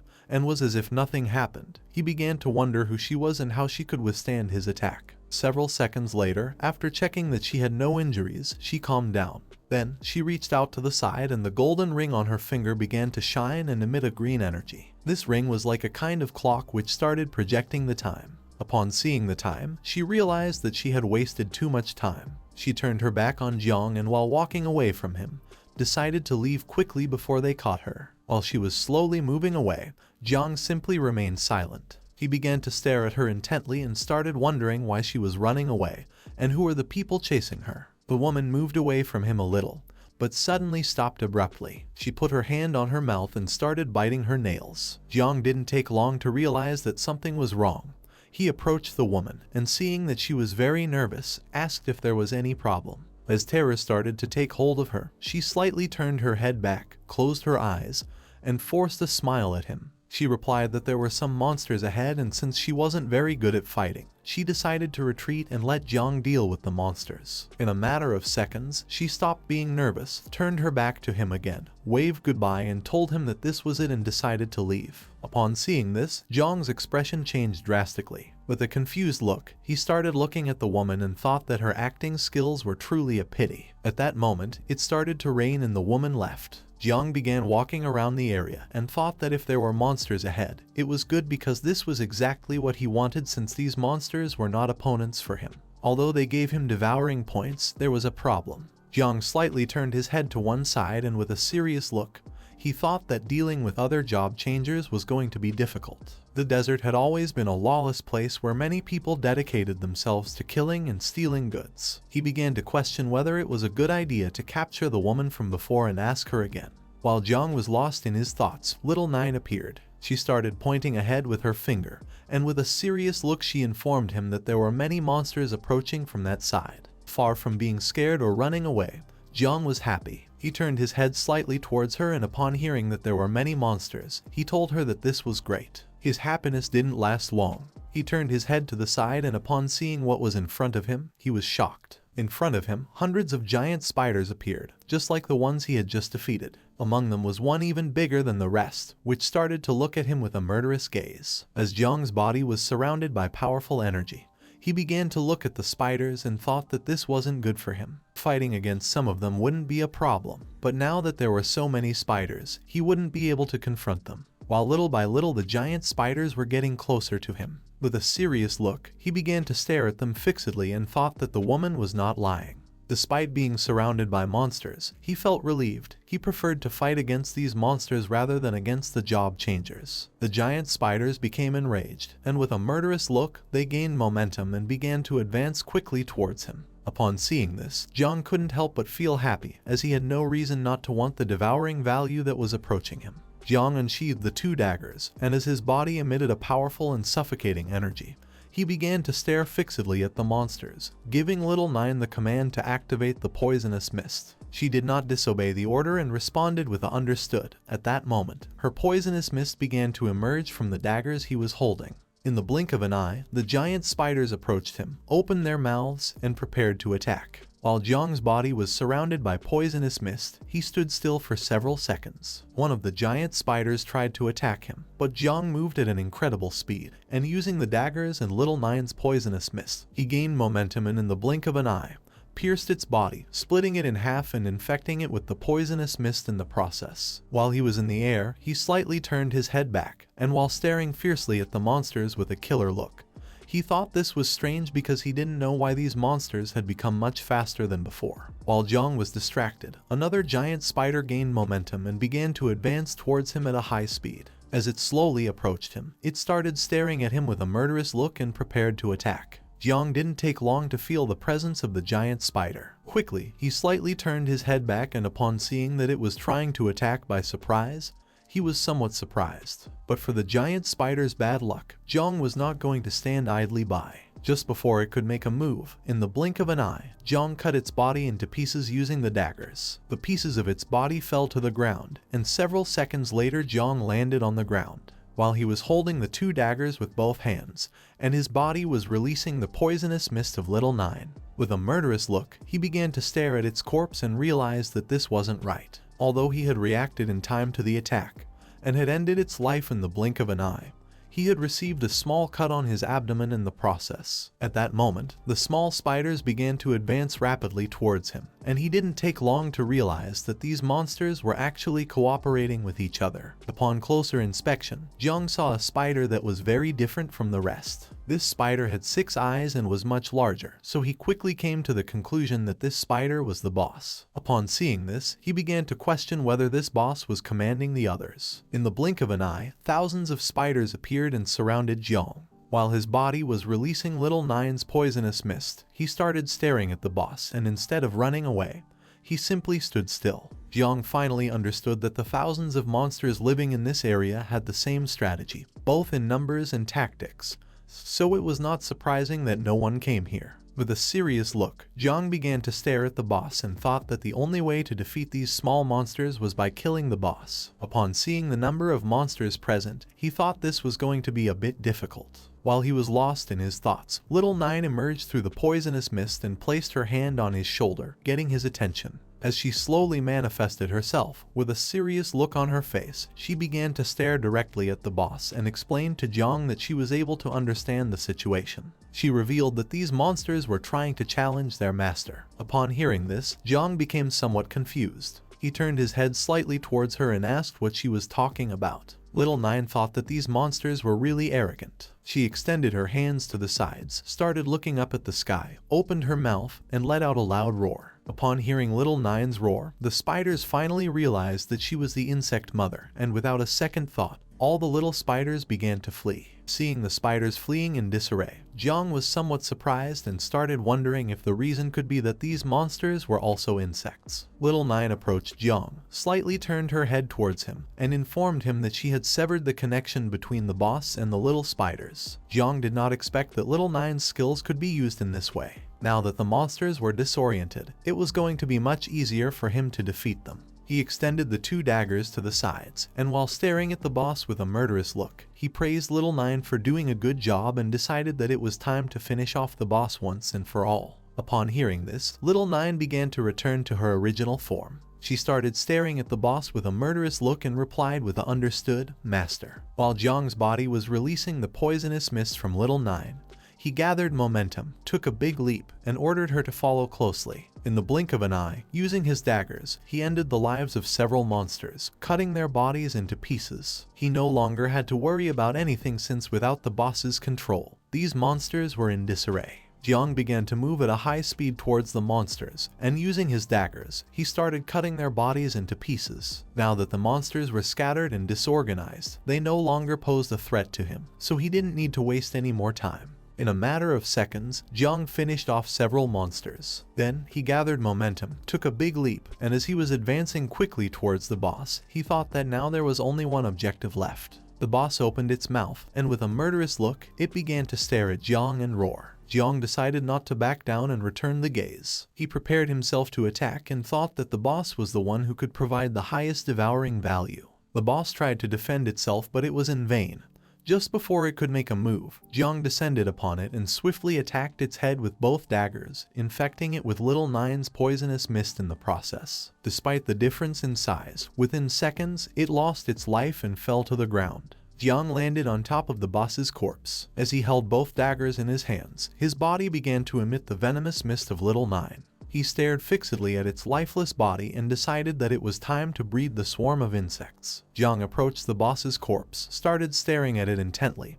He couldn't believe that he had finally defeated it. At that moment, a system window appeared to congratulate him for leveling up. Now he was level 14, had a power evaluation of 127 stars, and the passive abilities and level up effects were still in effect. Jong clenched his fist, and it began to glow. He slightly lowered his head towards it, and with a smile he thought that as the level increased, the strength also continued to increase. He had 127 stars, which meant that his individual combat power was already almost equivalent to that of a level 25 professional in the combat class. He began to turn his head back, and thought that now he only had to devour the corpses of the monsters and obtain devouring points. Seeing how powerful Jong was, and feeling the power of the mother insect, the small spiders started fleeing from the area. They were intelligent monsters and were fully aware that they had no chance of winning against Jong.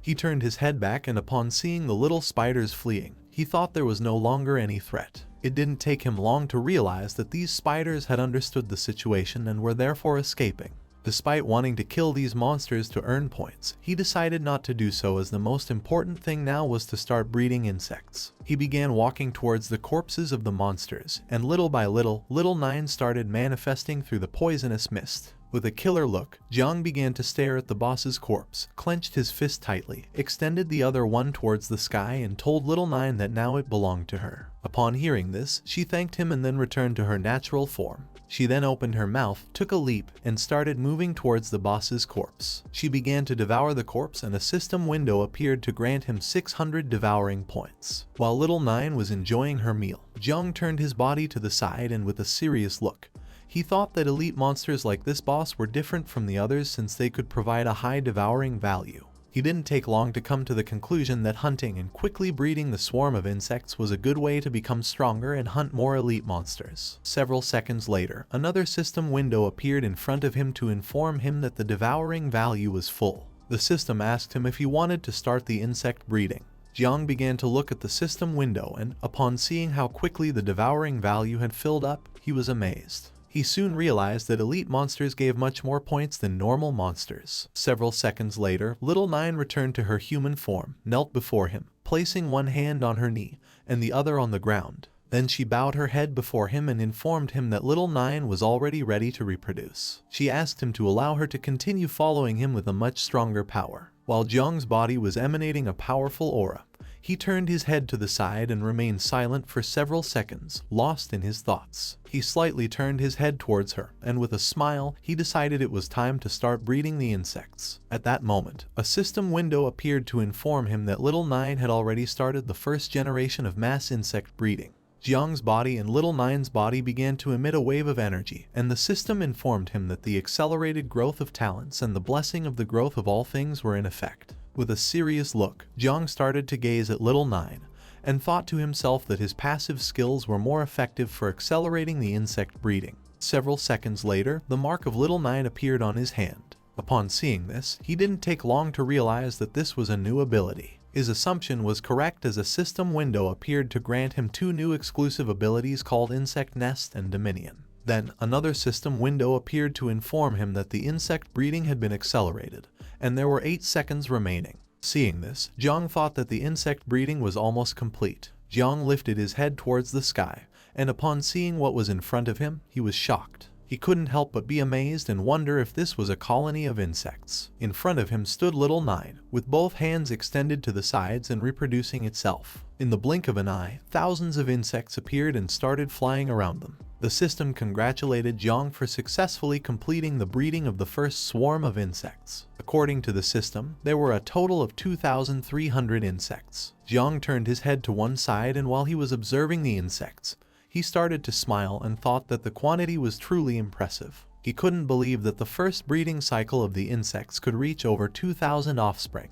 This was only the first generation. He didn't know what would happen in the 3rd or 4th generation. One of the insects approached Jong. Sensing its presence, he turned his body towards it and began to caress its head. He really liked these insects. However, their abilities and Little Nine's were different. He noticed that the insects had also acquired some new skills. The insect status window appeared. It was called Son of 9 Wings of Miasma. It had 4 abilities. The first one was Poisonous Mist that allowed it to corrode and devour everything it touched. The second one was Camouflage. This ability allowed it to camouflage itself using the reflection of its wings. The third one was Frenzy. When it used this ability, the devouring value was continuously consumed, in exchange temporarily increasing strength and speed. The fourth and final ability was called Self-Destruction. This ability allowed it to explode its body, releasing toxins and causing massive damage in the process. Jong thought that the camouflage and self-destruction skills seemed quite useful. While he was lost in his thoughts, Little Nine approached him from behind and gave him a hug. She closed her eyes and with a smile, she caught his attention. Upon hearing her voice, Jong snapped out of his trance, turned his head slightly towards her, and couldn't help but smile and feel at ease. He turned his body towards her, began to caress her head, and with a smile thought that she seemed to have changed but not much. Little Nine closed her eyes, placed her hands on her chest,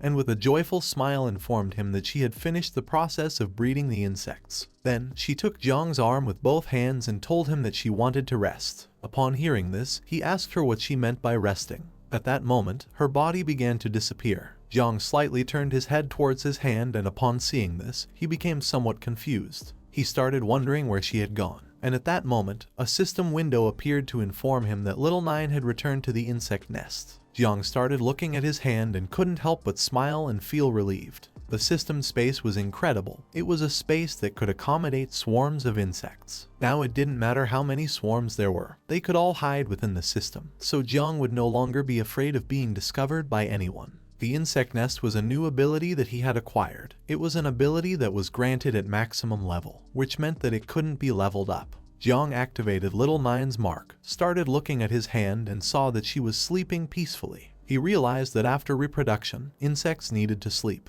Jong remembered that he had just acquired a new ability called Dominion, so he decided to test it out and see how it worked. He extended his hand to the side and activated the skill. As he did this, his body began to emit a powerful and suffocating energy, and his eyes started to shine.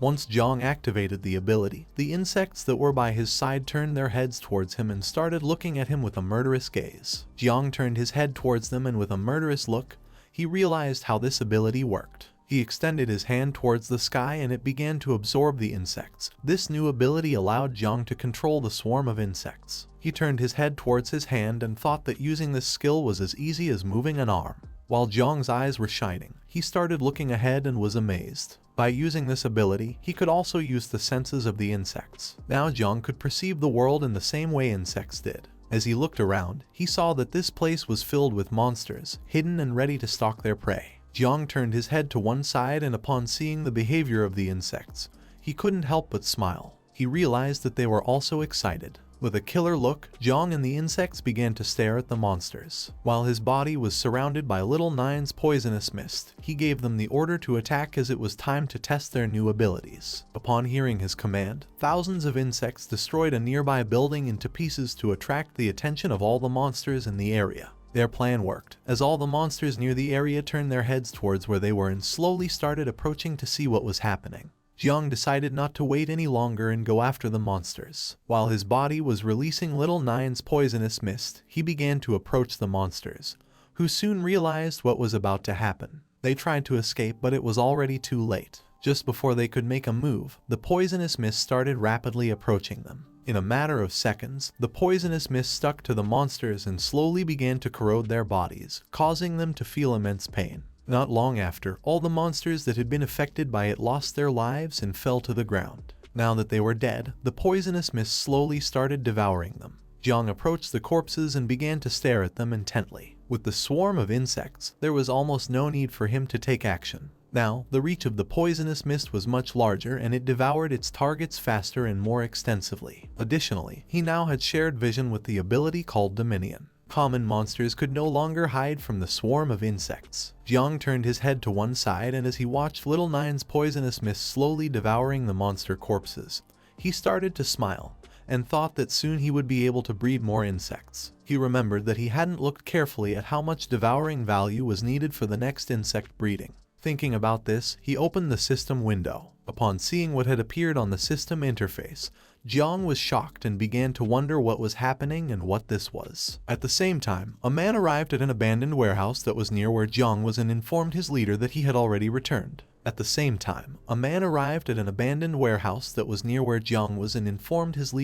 already returned. Upon seeing that he had come back, the leader asked him why he had taken so long and also gave him the order to quickly report on what was really happening in the spider's nest. This man was wearing a hood, had green hair, and was quite scared. He informed his leader that the spider's nest had been annihilated by someone mysterious and unknown, with a crushing annihilation that left not a single monster alive. His superior, who was a tall man with braids, couldn't believe what his ears had just heard. He turned his head towards his subordinate and with a surprised look asked if this was some kind of joke. He couldn't believe that someone had completely annihilated the spider's nest. Another man who was by their side approached them, and upon hearing this, he was shocked. The man with green hair approached them, and with a serious look, he replied that this was true, adding that the city of monsters was in ruins. Upon hearing this, their leader put his hand on his chin, began to look towards the ground. He was unable to believe that the nest had been razed to ashes. This was too terrifying to hear. Although at first he questioned if the culprit could be a member of the Night Watch,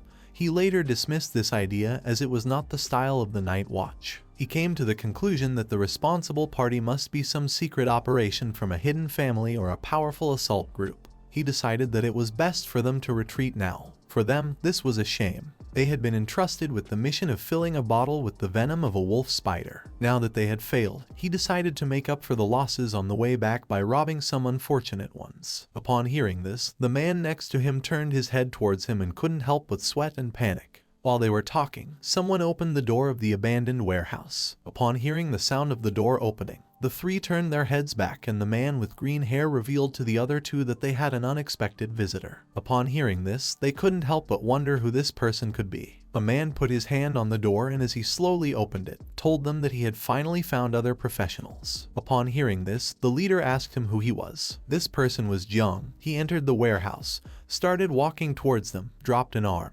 extended his hand towards them, and with a calm look asked them not to worry since he had only come here to level up. He also added that he had come to exchange some food with them. Upon hearing this, their leader felt relieved as Jong had come alone. He turned his head towards him, started looking into his eyes, and with a smile agreed to exchange some food with him, adding that food in the desert wasn't cheap. After saying this, he asked Jong what he wanted to exchange. The expression of the man next to him changed drastically. He adopted an offensive stance and began to stare at Jong. Jong approached the leader, started looking into his eyes, and with a smile asked him not to worry, adding that he had some very good items to exchange. Upon hearing this, the man's expression changed drastically once again. He began to look at Jong and couldn't help but smile and feel curious about what he wanted to exchange. The leader ordered Jong to show him what objects he had. At that moment, the two men surrounded Jong, and with a smile, they started unsheathing their swords. He simply turned his head slightly towards them and couldn't help but smile. From the beginning, he knew he couldn't trust them, so without thinking twice, he activated the ring and extended his hand towards them. In the blink of an eye, several spiders came out of the ring, and with a piercing gaze they started looking at the men. Jong turned his back on them and with a mocking voice asked if his products were good. Upon seeing the spiders, the men sheathed their swords again, took a few steps back, and went on high alert. The men began to look at the spiders and couldn't help but sweat and feel fear. They were aware that these were wolf spiders. They started to question if they had not been annihilated along with the spider nest. Thinking this, they began to wonder if Jong was the person who had killed all the spiders. The current level of Jong Chen was 17. He slightly turned his head towards them, started looking at them with an overwhelming gaze, and with a smile, he asked them not to think that he didn't know what they wanted to do. After saying this, Jong sat on a rock, slightly turned his head towards them and calmly revealed that he was very angry now. So he advised them to grab their weapons and leave right away from here. Upon hearing this, the three men grabbed their belongings, turned their backs to Jong, started running, and apologized for bothering him, adding that they were leaving right away. Several minutes later, once the men had fled from the warehouse, Jong extended his hand to the side, releasing Little Nine's poisonous mist. He gave the order for the insects to come out. While Jong was sitting on the rock, with one arm resting on his knee, he reached up and used the poisonous mist to release 2 insects. They began flying around him, with a murderous look in their eyes, searching for any hidden threat. Jong began to drink a little bit of soup that the men had left. He was getting hungrier and thought he should have known better when he first obtained Little Nine. He didn't expect leading the swarm of insects to have such side effects. When drinking the soup, a system window appeared and Jong's devouring value increased. Now he had 2768 points out of 1 million. The system advised him to increase the value as soon as possible. Originally, he had thought that the devouring value would increase faster after the insect swarm doubled, but he did not expect that the devouring value of the next reproduction would also double. This complicated things a lot for Jong, since now the devouring value that a boss could provide was just a drop in the bucket. Even if he eliminated all the beast nests outside the city, it wouldn't be enough to fill up the devouring value for the next reproduction. Jong started looking down at the ground and sank into his thoughts. He had heard that the beast nests and secret realms controlled by Nightwatch were not going to be made public, which meant that if he wanted to increase his swarm's devouring value, then he had to join the Nightwatch as soon as possible. He began to look at his hand and saw that Little Nine had not yet woken up. Upon seeing this, he quickly came to the conclusion that the burden of reproduction was not small. At that moment, Jong started to feel someone's presence. Immediately, his expression changed drastically as he turned his head to one side and wondered what this person was doing here. He stood up, clenched his fist tightly, slightly turned his head to one side, and assumed an offensive stance. He could smell the scent of battle and how there were a lot of people chasing after her. He didn't know what was happening here and why she was being pursued. Several seconds later, a girl who was using an invisibility spell entered the warehouse, bumped into Jong, and fell to the ground. She was the same girl as before. She supported herself with one hand on the floor and began touching her head with the other because it hurt. Jong turned his head towards her and with a confused look, began to wonder why he had encountered her again.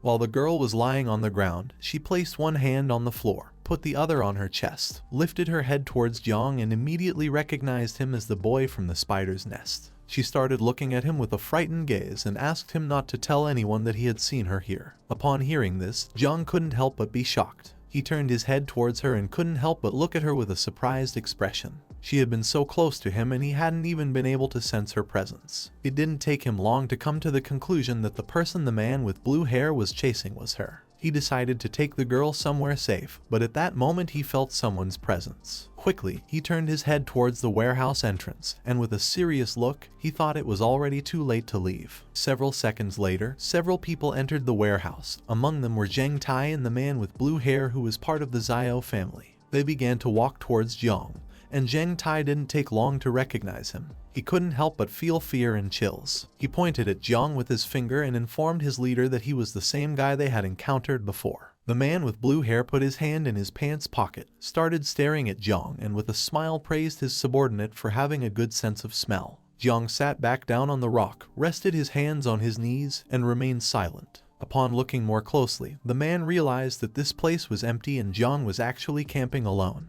With a gaze filled with anger, Zheng Tai began to look at Jong and asked him if a girl had entered the warehouse a moment ago. He ordered him to respond immediately or else this time he was going to kill him. The man with blue hair started looking at Jong, put his hand in front of Zheng Tai, and with a smile asked him to wait. He approached him, began to sit on the rock in front of Jong. He knew that he was from the spiritual master class. He noticed that Jong had leveled up very quickly. It had been less than a day since they last saw each other, and he was already level 16. The man became more and more interested in Jong. He decided to set this topic aside and explained that he now had something urgent to do. While he was sitting on the rock, Jong simply remained silent. He sat on the rock, rested an arm on his knee, drew his sword, began aiming at Jong's neck, and with a serious look asked him if he had seen a girl with black hair around here. His subordinates approached, stood behind him, and remained silent. Jong simply remained calm, started looking into the man's eyes, and quickly concluded that based on the aura emanating from his body,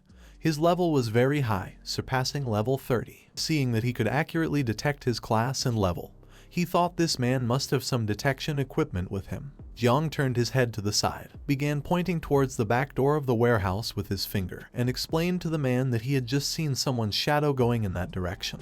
He also added that because he wasn't of the perceptive class, he wasn't sure if that was the person they were looking for. Upon hearing this, the man started to stand up and tentatively decided to believe him. He also advised Jong to be more honest. Upon hearing this, Jong turned his head towards him and was somewhat surprised. He stood up, turned his back to Jong, slightly turned his head towards him, began to look into his eyes, and with a murderous gaze warned him that if he found out that he had helped that girl, then the Xiao family wouldn't let him go. Upon hearing this, Zheng Tai also turned his head slightly towards him and couldn't help but smile. Several seconds later, the man and his subordinates began to leave the warehouse. Jiang turned his body towards them, and as he watched them gradually move away, he remembered that the Xiao family was the most powerful family in Zhengguo. With a penetrating gaze, he started to look at the man with blue hair and thought that the clans in the city had a long history and all of them were feudal officials. They were also extremely mysterious and rarely entered the world unless a great disaster occurred. Some powerful men in the family could even split the heavens and the earth. This guy was more powerful than Jiang had thought. For him, it wasn't good to be remembered by someone like that. Several seconds later, Jiang slightly turned his head towards the warehouse exit, and seeing that the men had already left, he decided to leave as well since it wasn't good for him to stay in this place. The girl came out of her hiding place, approached Jiang, put her hands on her hips, and thanked him for saving her. Jiang stood up, turned his body towards her, and remained silent. He quickly grabbed her arm, and upon seeing this, the girl panicked and started wondering what he had planned to do. Jiang approached her, started looking into her eyes with an aggressive gaze, and told her that she almost fooled him like last time. Since he had helped her again this time, he asked how she had gotten in trouble with these people. With Jiang so close to her, she couldn't help but blush. She began looking at him and explained that her family had a huge debt. The guy planned to take away the things they were escorting and kill them all, but he didn't expect her to escape. He was afraid that the news would leak out, so he was chasing after her for this reason. After explaining this, she asked Jiang if he wanted to silence her. Upon hearing this, Jiang let go of her hand, turned his back on her, and began to walk away from her. Upon seeing this, she placed a hand on her chest, extended the other towards him, and told him that she would always remember that he had helped her and that she would also be very grateful to him in the future. While he was distancing himself from her, he closed his eyes, clenched his fists tightly, and told her that he didn't want to get involved in her affairs. At that moment, Jiang abruptly stopped, opened his eyes, and thought that something was not right. The girl also noticed this, and her expression changed drastically. With a fearful look, she revealed to him that someone had just placed a barrier spell around the warehouse. At that moment, someone who was outside the warehouse gave the order to their subordinates to come out. Jiang started looking towards the entrance of the warehouse and thought that now it was impossible to escape. He knew that even if the girl said she didn't know him, they wouldn't believe her anymore. He activated his insect perception and began walking around the area, realizing they were surrounded on all sides. With a serious look, Jiang began to stare towards the entrance of the warehouse, ready to face any opponent. On the other side, the girl got scared and placed her hand on her chest. Several seconds later, the man with blue hair and his subordinates appeared. Their bodies started emanating a killer aura. With a penetrating gaze, they began to look at Jiang, ready to finish him off. He knew that Jiang had lied to him. He approached him, stared into his eyes, and ordered him to hand over the girl.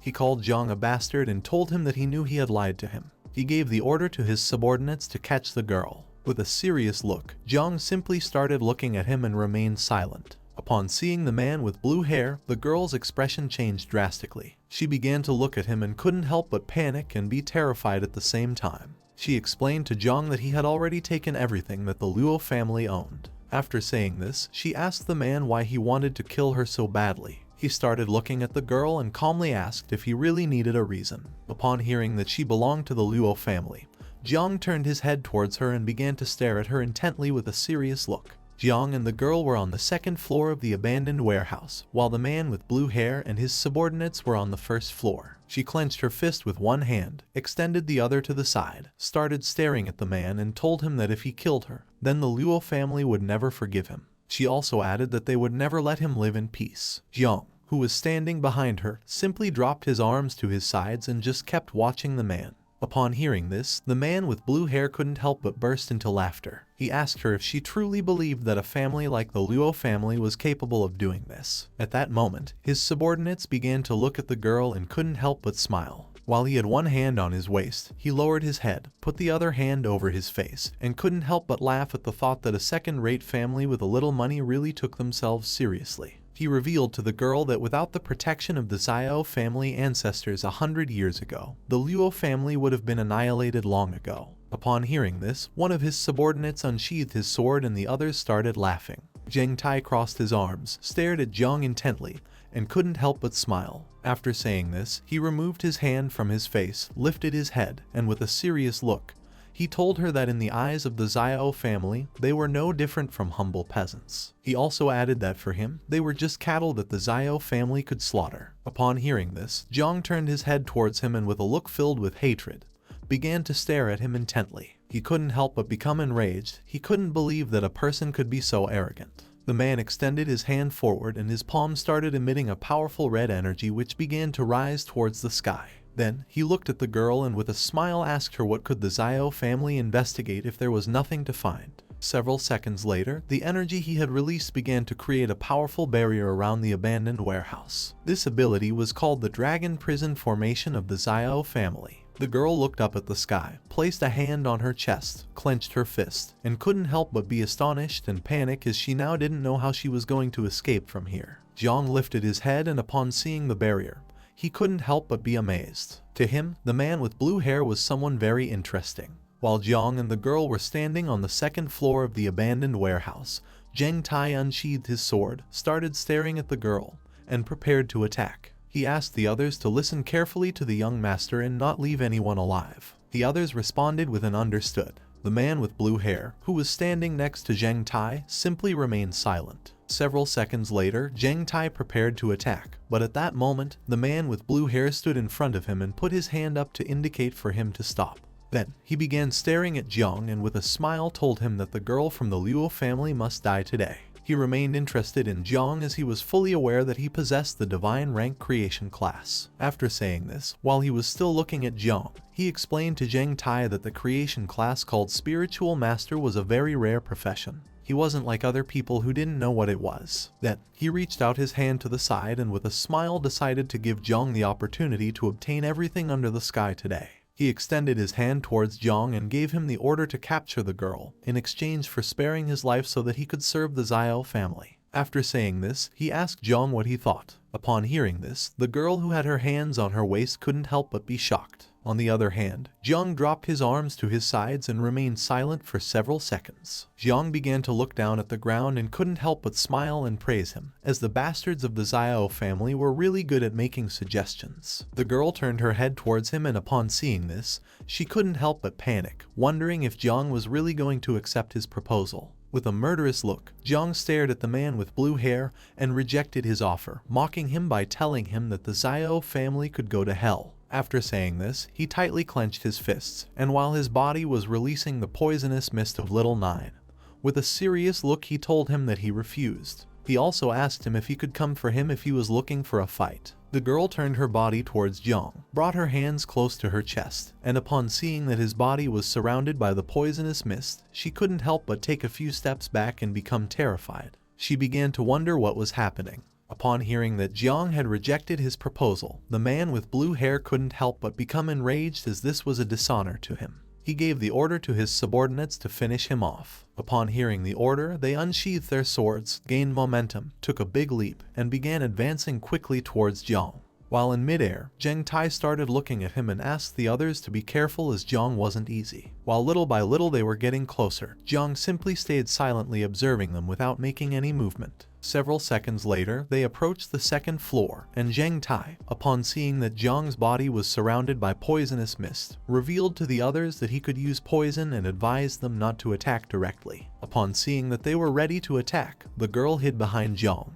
At that moment, Jiang deactivated the poisonous mist, extended his hand towards them, and while his body was surrounded by a green energy, he began to stare at Zhang Tai with a serious look and revealed to him that not only could he use poison but also the talent ability of his. Upon seeing this, the girl took several steps back, placed her hand on her chest, turned her head towards Jiang, and couldn't help but feel somewhat confused as she didn't know what this power was. In the blink of an eye, several green spiritual roots began to emerge from the ground. Zhang Tai approached Jiang, grabbed the sword with both hands, and prepared to attack. But at that moment, he looked down at the ground and upon seeing the spiritual roots, he was shocked and couldn't help but wonder what this ability was. The spiritual roots grew enormous and in an instant, they entangled around Zhang Tai's and the others' bodies, rendering them immobile. They panicked as they didn't know what was happening. Jiang, who had his hand extended towards them, revealed that his ability was the evolution of all things. Little by little, the spiritual roots began to tighten Zhang Tai's body. He quickly grabbed the roots with his hands and started looking at Jiang, unable to help but wonder what was happening. Seeing how strong the roots were, he realized that his class was of divine rank. He was also confused because he remembered that Jiang could use poison as well. He decided not to stand idly by, unsheathed his sword, held it with both hands, and used all his strength to cut the roots around his body into pieces. Upon seeing this, the others also began doing the same as him. He advised them to attack the roots since they were very fragile. The spiritual roots began to fall to the ground near the man with blue hair, who started to push them away using his hands. He didn't take long to realize what was happening. With a surprised look, he shouted and called Zhang Tai an idiot, explaining that this was just a distraction. He also added that Jiang was ready to attack. Jiang took advantage of Zhang Tai and the others being distracted to release the insects, which began to look at them with a penetrating gaze. While his body was surrounded by poisonous mist, he reached out his hand to the side, stared at him intently, and explained that it was already too late. The girl sat on the floor, resting her hand on it, lifted her head, and upon seeing the insects, she was surprised. While Zhang Tai's subordinates were busy cutting the roots, the insects began to approach them. He turned his head to one side and upon seeing the insects, his expression changed drastically. He couldn't help but sweat and be shocked, wondering what these things were. The insects began to move at a high speed and started attacking them. Zhang Tai blocked the attack using his sword, but unfortunately for him, the insects were so strong that in a matter of seconds, they destroyed his sword. Upon seeing this, he was in shock, unable to believe that Jiang had actually destroyed his weapon. Upon closer inspection, he realized that it wasn't poisonous mist at all, but rather summoned monsters. At that moment, an insect began to approach him from behind and it prepared to attack. He lifted his head and upon seeing this, he was surprised. He started screaming and revealed to the others that this poisonous mist actually came from the monsters. He came to the conclusion that he couldn't dodge the attack. Jiang, who had his hand extended towards him and was controlling the insect, began to look at him with a murderous gaze, and couldn't help but smile as he had finally caught him. Just before the insect could attack Zhang Tai, someone approached him and put their foot on his shoulder, called him trash, and asked him get lost. He turned his head to the side and upon seeing this, he became somewhat confused. Upon seeing this, Jiang also became somewhat confused and amazed at the same time. This person was none other than the man with blue hair. He unsheathed his sword, grabbed it with one hand, gained momentum, took a big leap, and as he slowly advanced towards Jiang, he used the first form of Kongning's 9 forms. By doing this, his body began to emit an orange aura. While Jiang's body was surrounded by Little Nine's poisonous mist, he simply remained silent. The girl who was sitting on the ground next to him put her hand in front of her mouth and became terrified. Jiang lifted his head towards him, and upon seeing that he was faster than the poisonous mist, he couldn't help but clench his teeth tightly and sweat.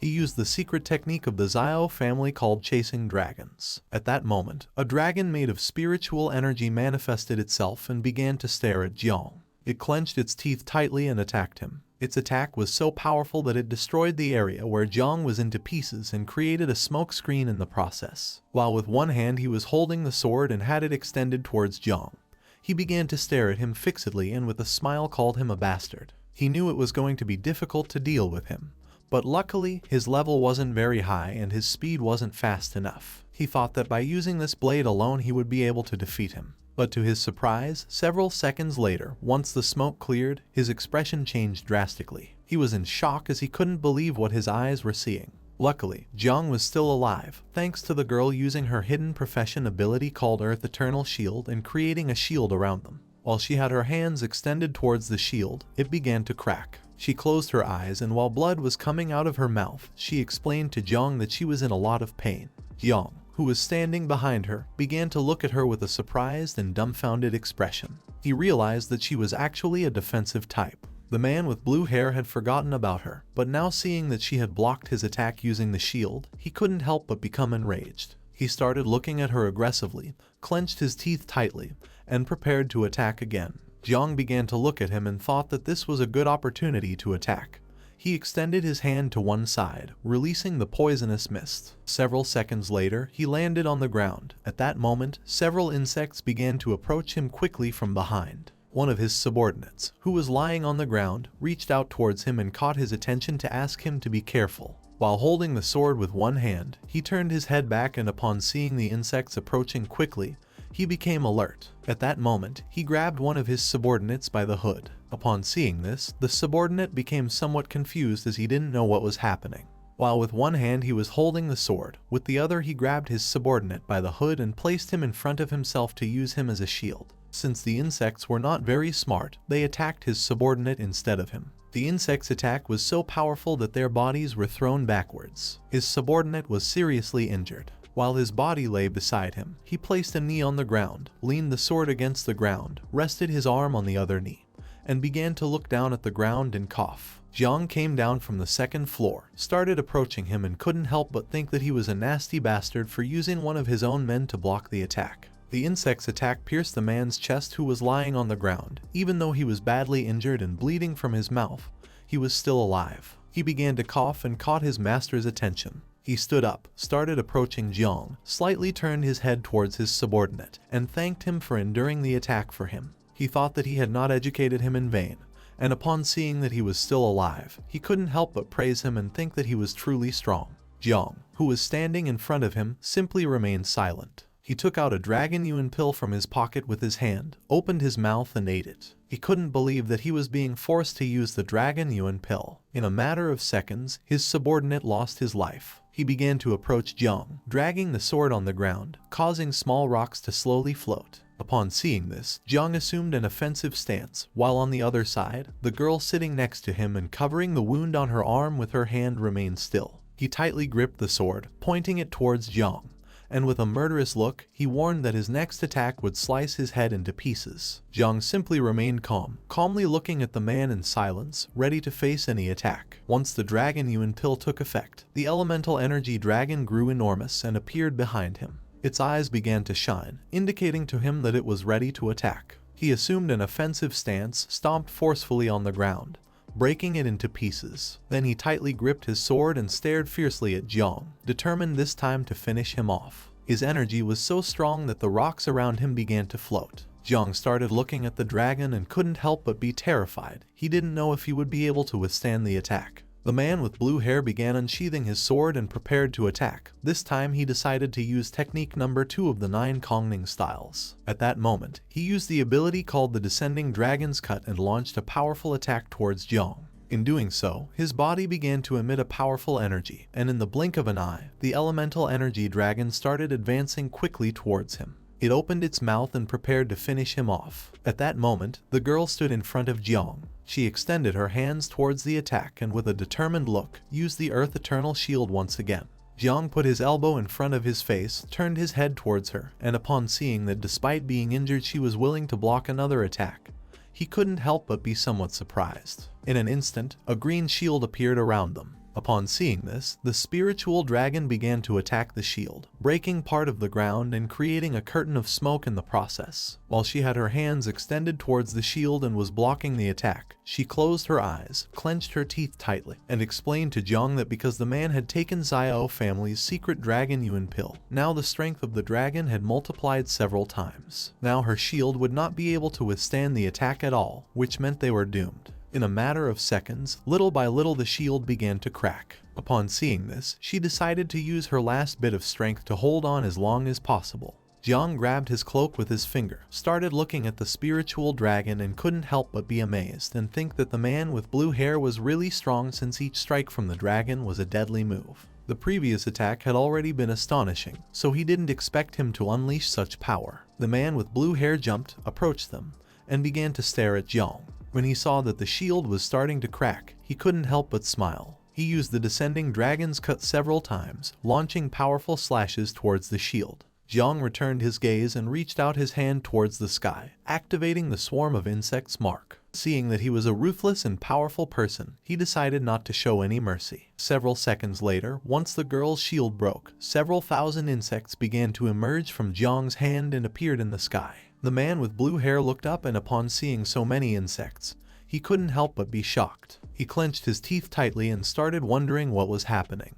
While thousands of insects were coming out of Jiang's hand, he began to stare at the man with blue hair and asked him to get ready. The girl who was sitting on the floor behind him put a hand on her shoulder where she had the wound, started looking at Jiang with a surprised look and began to wonder if he really belonged to the creation class. Several insects appeared around Jiang and began to look at the man with blue hair, ready to attack. Jiang started approaching him and gave the order for the insects to attack. Upon hearing this, he clenched his teeth tightly and couldn't help but panic. He knew that if so many insects attacked him at once, he wouldn't have any chance of winning. Upon hearing Jiang's order, the insects began to advance towards him and prepared to attack. Seeing the number of insects, he unsheathed his sword and assumed a defensive stance. With a serious look on his face, he started staring intently at Jiang and used the descending dragon cut. By doing this, his sword emitted a powerful energy. He was not willing to give up as they were just some smelly insects. With little effort, he started cutting the insects into pieces, while Jiang's body was releasing the poisonous mist from Little Nine. With a penetrating look, he reached out his hand towards him and asked if he truly believed this. The bodies of the injured insects began to regenerate. Seeing that the insects could regenerate, he couldn't help but be shocked and wonder how this was possible. Several seconds later, they started advancing towards him and began attacking again. He began to defend himself from the attack using his sword, in the process cutting the bodies of several insects in half, which quickly started to regenerate again. Upon seeing this, he couldn't help but panic as he couldn't believe that he truly couldn't kill them. While the insects were emerging from Jiang's body, with a serious look on his face, he began to stare at him intently and decided to see how long he could endure. The girl who was behind him turned her head towards him and with a surprised look, she couldn't help but be shocked and wonder how powerful he was. Upon hearing Jiang's mockery, he became furious, swinging the sword forcefully and using once again the skill descending dragon cut, cutting the body of an insect that was in front of him in half. The spiritual dragon manifested again, opened its mouth, and began devouring the insects. He had used this attack because the dragon could continue devouring the insects without allowing them to regenerate. While he had his guard down, one of the insects approached him from behind and gave him a strong bite on the arm, poisoning him and causing him to drop his sword in the process. Upon feeling the bite, he turned his head to the side and upon seeing the insect, clenched his teeth tightly and thought that this was not good at all. Now that his right hand was poisoned, he couldn't use the sword. Now that he had no other choice, he put his hand into his clothes and pulled out a red object. The insects took advantage of this opportunity and began to approach him quickly, but he took the object out of his clothes, raised it to the sky, and used the technique called Jade Protection of Life. At that moment, a powerful red energy started to appear around his body. He mocked Jiang by asking if he believed he could kill the great Xiao Yuanwu with a few insignificant insects. Jiang simply stood there silently observing him without saying a word. He reached out his hand towards Yuanwu, began to stare at him intently with a serious look and asked him what kind of treasure this was and how it had such power. After saying this, he ordered the insects to devour him. The object had created a shield around Yuanwu's body. The insects followed Jiang's order and started attacking the shield, but no matter how hard they tried, it was in vain. Seeing this, he quickly realized that the attack hadn't even made a scratch on the shield. While Yuanwu was covering the wound from the insect bite on his arm with his hand, he turned his head towards Jiang and advised him not to waste his energy since it was the inherited treasure of the Xiao family called Jade Treasure, which had divine powers. Jiang refused and ordered the insects to attack again. Yuanwu stared at him and explained that once the Jade Treasure was activated, the shield could block all external attacks. With this shield, Jiang would not be able to harm him anymore. Jiang simply remained silent. While the insects continued to attack the shield, Yuanwu began to approach them. Upon seeing that he was able to control the insects and bring him to the point of using the ancestral treasure, he couldn't help but praise him for being amazing. He also added that even if Jong used all his cards up his sleeve, he wouldn't be able to harm him. Seeing the man approaching, the girl stood up and grabbed Jong by his clothes. Within seconds, he started bleeding from his mouth and approached Jong. With a smile, he decided to make him an offer one last time. As long as Jong was willing to follow and obey him, he could allow him to join the Xiao family and grant him the Xiao surname, something many dreamed of achieving. After saying this, he asked Jong to think it over carefully and not miss out on this opportunity. Jong began to look at him with a calm gaze and remained silent, thinking for several seconds. He started to stare fixedly at Yuanwu and couldn't help but get angry when he saw that he had become accustomed to being conceited, to the point where he couldn't even see the situation he was in. Upon hearing this, the girl turned her head towards him and with a confused look, began to wonder what Jong was up to. He approached Jong, extended his hand to the side, and with a smile asked him to stop bragging. It didn't matter to him if Jong accepted or not, because even if he couldn't kill him today, he could do it any other day. With the influence of the Xiao family throughout the country, he wouldn't be able to hide or confront them. Jong began to stare at Yuanwu intently, and with a smile, he reminded him of his own words that one couldn't investigate if there was nothing to find. After saying this, he asked him what could happen if he died without leaving any trace. At that moment, a giant tentacle struck the ground. Upon hearing this sound, Yuanwu slightly turned his head back, and with a gaze filled with terror, he started wondering what was happening. This tentacle belonged to the insect mother. She emerged from the swarm of insects and appeared behind them. Upon seeing how enormous she was, the girl fell to the ground. Yuanwu looked up, and upon seeing how huge and terrifying she was, he started sweating. At that moment, Jong gave her the order to devour him. Upon hearing his command, Little Nine began to approach Yuanwu and thank Jong as she was very hungry. Upon hearing this, Yuanwu's expression changed drastically. He started feeling a fear that he had never felt before in his life. Little Nine began to smile, and using her tentacle, she attacked Yuanwu's shield. Due to her enormous strength, his body was sent flying and crashed into the wall, breaking it into pieces. He started screaming in agony, unable to believe that a monster like Little Nine actually existed.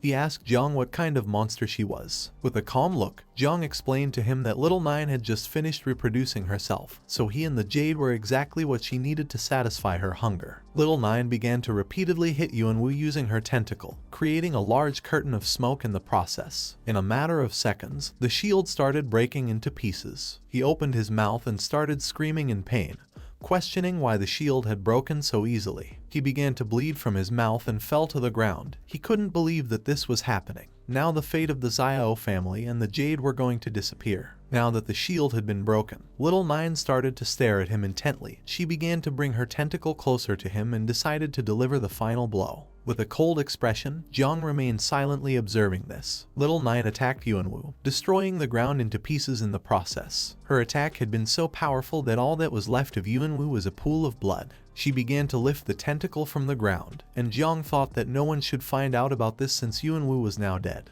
He started walking, reached his hand towards the sky, activated the swarm mark, and gave Little Nine the order to transform. Several seconds later, Little Nine transformed, returned to human form, and hugged him. Then, she closed her eyes and with a smile explained that Yuanwu was delicious. She thanked him and also added that she was the one who loved him the most. The girl who was sitting on the floor turned her head to the side, and upon seeing Little Nine, she couldn't help but feel somewhat confused and scared. Jong turned his back on her, started to walk away, and decided to take a look at the Xiao family. At that moment, he turned his head towards her and decided to take care of her. The girl who was sitting on the floor panicked and couldn't help but sweat. She remembered that she now knew his secret, and thinking about this, she couldn't help but wonder if he was going to kill her to keep her silent. Jong began to stare at the girl with a serious look and started wondering what he should do with her. At that moment, his body started emitting Little Nine's poisonous mist, and several insects appeared behind him, staring at the girl, ready to attack. He approached her, started looking at the ground, and asked her to give him a good reason not to kill her. Upon seeing this, she panicked, quickly knelt before him, took out some gold coins, bowed her head before him, and explained that this was all the money she had on her. It was worth millions, practically her life. She was willing to give it to him in exchange for sparing her life. Jong picked up a gold coin with his hand, started looking at the girl, and thought that she had some sincerity.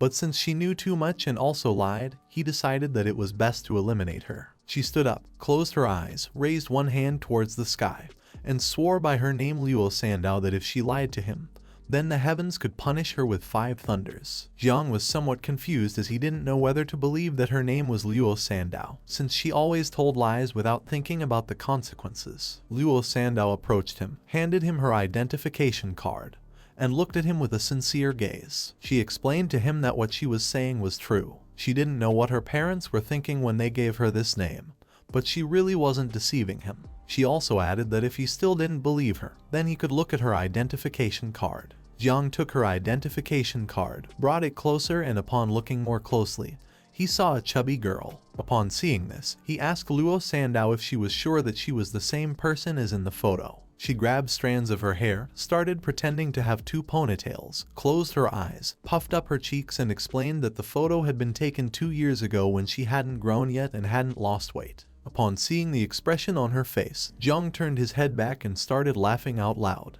Upon witnessing this, the insects flying behind him became somewhat confused. Then, he turned his head towards her and with an intense gaze, explained to her that he still couldn't trust her and didn't know if she would be able to keep the secret since, after all, this was something only the dead could do. Just before he could finish his sentence, she jumped, used the storage ring causing a portal to appear. While she had one hand in the portal, with the other she took out a scroll, and started approaching Jiang.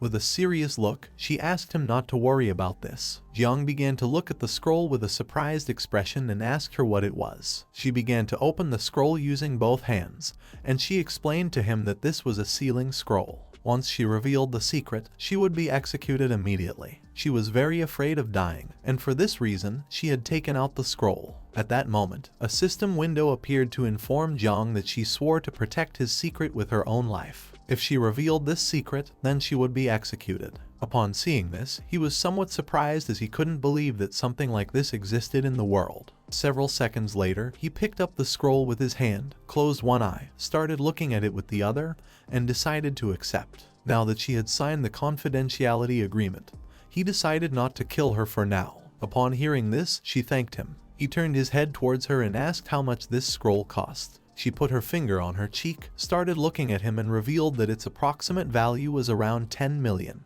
Jiang tightly gripped the scroll, began to approach her, and with a furious look, he thought that this meant she had just used the only valuable thing she had in the storage ring. She thought she was going to die, so she started shaking her hands and told him that if he accompanied her home, then her parents would treat him well and give him even more rewards. Jiang turned his back on her, started to walk away, and explained that tomorrow morning he had to go to the night watch, so he couldn't waste any more time. After saying this, he wished her good luck. She stood up, and while she was watching him slowly move away, she caught his attention and asked him to take her home since her house was much closer than the night watch headquarters. There was a teleportation station near her house, and she assured him that he would arrive on time. Although at first he refused, later he decided to listen to her, and several hours later they arrived at the Luo family mansion. This mansion was beautiful and very large, almost like a castle. At the same time, inside the mansion, there were a lot of hooded men prostrated before a woman who was sitting on her throne. A man approached her and informed her about what had happened to her daughter. Upon hearing this, she was shocked as she didn't know how this could be possible. The Zhao family not only stole and killed, but they were also going too far with this lie.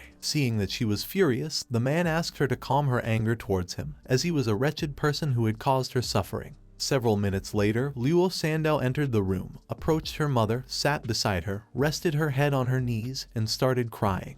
Her mother placed her hand on her head and then began to look at her subordinates with a furious gaze. She decided definitively to do something against the Zhao family. Her husband approached her, looked at her intently, extended his hands to the sides, and in a serious voice asked her to calm down, since the most important thing was that Luo Sandow had returned safe and sound. He also added that the Zhao family was a powerful family in the country, and they couldn't mess with them being simple merchants. Jiang stayed silently observing and thought that her real name was Luo Sandow. Her father turned his body towards Jiang, handed him a black card, closed his eyes, and with a smile thanked him for saving their daughter. He also asked him not to get rid of this black card. The mother turned her head towards him, closed her eyes, and with a pleasant smile told him that he was their benefactor. She had prepared a meal for him so that he could eat peacefully and then leave using their teleportation, which was very fast. Jiang took the black card, closed his eyes, and with a smile told them that he wasn't going to eat. But at that moment, his stomach started growling. He turned red, put his hand behind his head,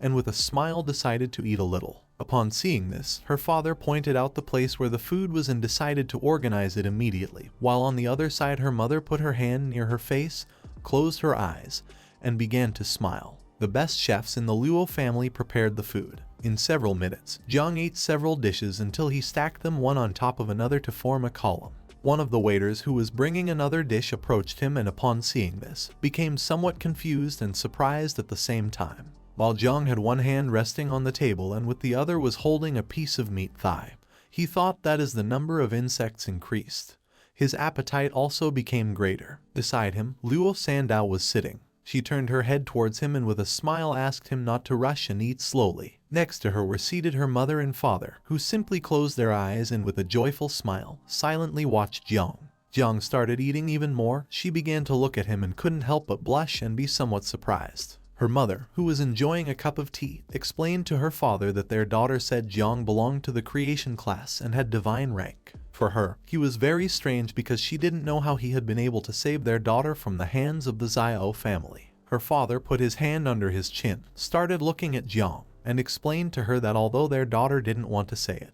he was sure that Jong had hidden abilities and wasn't as useless as he seemed. He also added that he was handsome. Both began to look into each other's eyes and with a smile, they thought that if he could help them fight against the Xiao family and protect their daughter for her entire life, then he could be the perfect person. Her mother approached Jong and with a pleasant smile asked him if he had a girlfriend. She also added that in their family, Sandow also didn't have a boyfriend. Her hidden profession was also quite good.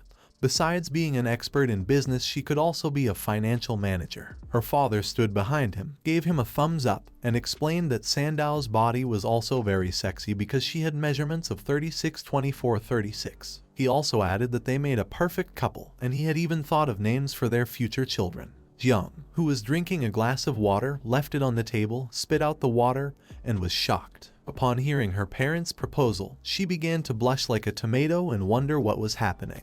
Without thinking for a second, Jong ran out and thanked them for their hospitality. He left with the excuse that he was full and still had something urgent to do. Seeing this, her father asked him to wait a little longer as they wanted to talk to him. Sandow approached her father, put her hand over his mouth, and asked him to be quiet. Her mother turned her head towards her and started looking at her with a disappointed look. She sat on the chair. Her father approached her and said that their son-in-law had left. He also added that as his wife, she should go say goodbye to him. Her mother approached them and asked her not to worry since her father had the location of the black card. Wherever he went, they would follow him. Upon hearing this, she grabbed her knees with both hands, closed her eyes, and with a scream asked them to be quiet. She began to look down and started imagining Jong. She thought that although he was handsome and strong, he was also terrifying. And even though he was truly terrifying, there was no doubt that he was handsome and strong. At the same time, in the Xiao family, Yuan Chen, the head of the family, learned that his grandson Yuanwu had died. Upon hearing this news, he couldn't help but become furious. With an angry look on his face, he ordered his subordinates to thoroughly investigate the murder. He didn't know who had done it and believed that Xiao Zhengguo was responsible. So he ordered his other grandson to immediately send someone to investigate him. While a man was prostrated before him, another man named Xiao Beihan, who had one hand in his pants pocket, began to approach his grandfather. He extended his other hand to the side and explained that Yuanwu was already over 20 years old and had only reached level 30 of the second transformation, so he was useless. After saying this, he asked him what was lamentable about the death of a useless person and told his grandfather that it wasn't worth getting so angry about it. Xiao Yuanchen, who was sitting in his chair with both hands resting on his knees, started looking at Xiao Beihan and told him that Yuanwu was truly mediocre, nothing compared to him. Therefore, it wasn't a pity that he was dead. He also added that in the end, he was the grandson of him. Even to hit a dog you had to look at who its owner was. He would like to know who in the country had enough courage to kill someone from the Xiao family. Upon hearing this, Xiao Beihan began to smile, extended his hand forward, and his hand started emitting an evil energy. He asked his grandfather not to worry about this trivial matter since after finishing the Tanjiao camp issue, it didn't matter who was guilty. He would take care of it in place of him. At the same time, Jong went to the night watch office. He opened the door and entered where Jai Gang and several other people were. He turned his body to one side and was somewhat surprised to see that Jong had arrived. He began walking towards them, putting his hand behind his head, introducing himself as Jong Chen, the new member of the night watch. He couldn't help but wonder why there were so many people here. Jai Gang approached him, placed his hand on his shoulder, closed his eyes, extended the other hand to the side, and with a smile told him that they had been waiting for him. Upon hearing this, Jong was somewhat surprised. Jai Gang decided to introduce him to the new key members of their group. The first one was Yu Xiaok, a level 45 healer who was in the second stage. She used to be the youngest, but now he had taken away that position from her. Upon hearing this, she put her hand near her mouth, started looking at Jong, and couldn't help but blush and think that he was very handsome. This was the first time she had worked with someone so good looking. The second member was Duan Feng, a level 49 archer who was also in the second stage. He didn't talk much but was quite conceited. He put his hand on his hip, placed the other one near his forehead, and with a smile told him that he was delighted to meet him. The third member was Chu Bueling, a level 49 warrior. Although his body was small, he was strong and a great talker. He approached Jong, stood in front of him, closed his eyes, and with a smile explained to him that having a professional member of divine level was an achievement enough to boast about for a lifetime. The fourth member was a woman named Jane Tang, a master who was in the third stage. She was level 61 and belonged to the fire class. She was also a sub-commander. She approached them, placed her hands on Chu Bueling and Jong's heads, began to caress them, and with a pleasant smile asked them to call her Aunt Tang in the future. She assured them that they would have meat to eat every day. With a pleasant smile, Jong introduced himself as a humble awakened from the creation class. He asked how he could deserve so much enthusiasm from them. Deep down, he knew that even if it was clear, even if it was of divine level, the spiritual master's creation class was not well regarded by people. Jai Gang put one hand in his pocket, extended the other to the side, and told him that there was nothing wrong with being of the divine level spiritual master creation class. He asked him not to pay attention to idiots who had no good eye and only said nonsense. They all trusted him. Jane Tang put her hands on her hips, turned her head towards him, and with a smile told him that he was special because he had chosen to be one of them. The Night Watch. From now on, this would be his home. Jai Gang approached him, put his arm on his shoulder, and decided to talk about the main issue. He extended his hand to one side and with a serious look, explained that if he wanted to enroll in the Tanjiao training camp, he had to have a level higher than 20. He didn't know if Jong was. With a calm look, Jong revealed to him that now he was level 17. Upon hearing this, he couldn't help but be somewhat surprised to see that he had changed job just 3 days ago and was already level 17.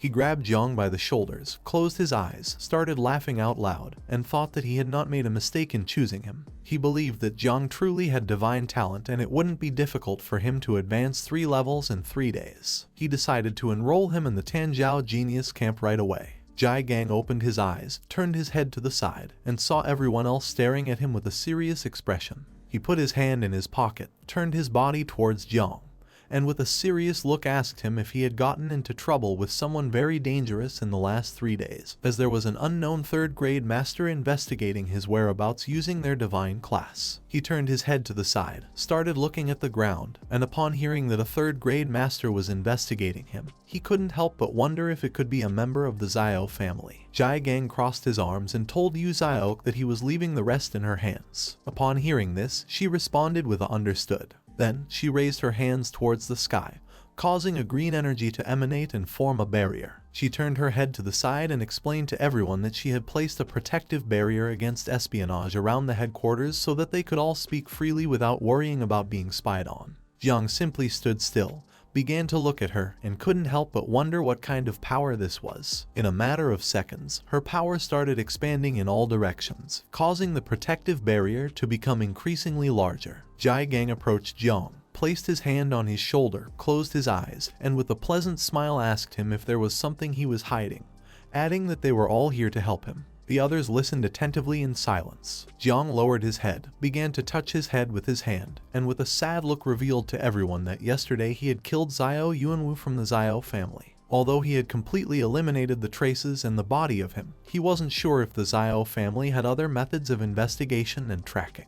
Upon hearing this, everyone was shocked. Jane Tang began to look at Jiang with a terrified expression and asked him if he had really eliminated a member of the Xiao family. Jai Gang reached out his hand towards him, started looking at him with a surprised expression, and asked him if he had killed Xiao Yuanchen's grandson, the cultivator who was in the 8th stage of Zhenguo. Chu Bueling couldn't help but be shocked and started wondering how strong Jiang was to have killed a member of the Xiao family. Jiang, who was touching his head with his hand, upon seeing their expressions, thought that he had now caused problems for everyone. Jai Gang began to look at Jiang and explain to everyone that it was well known that the Xiao family had committed many evil acts.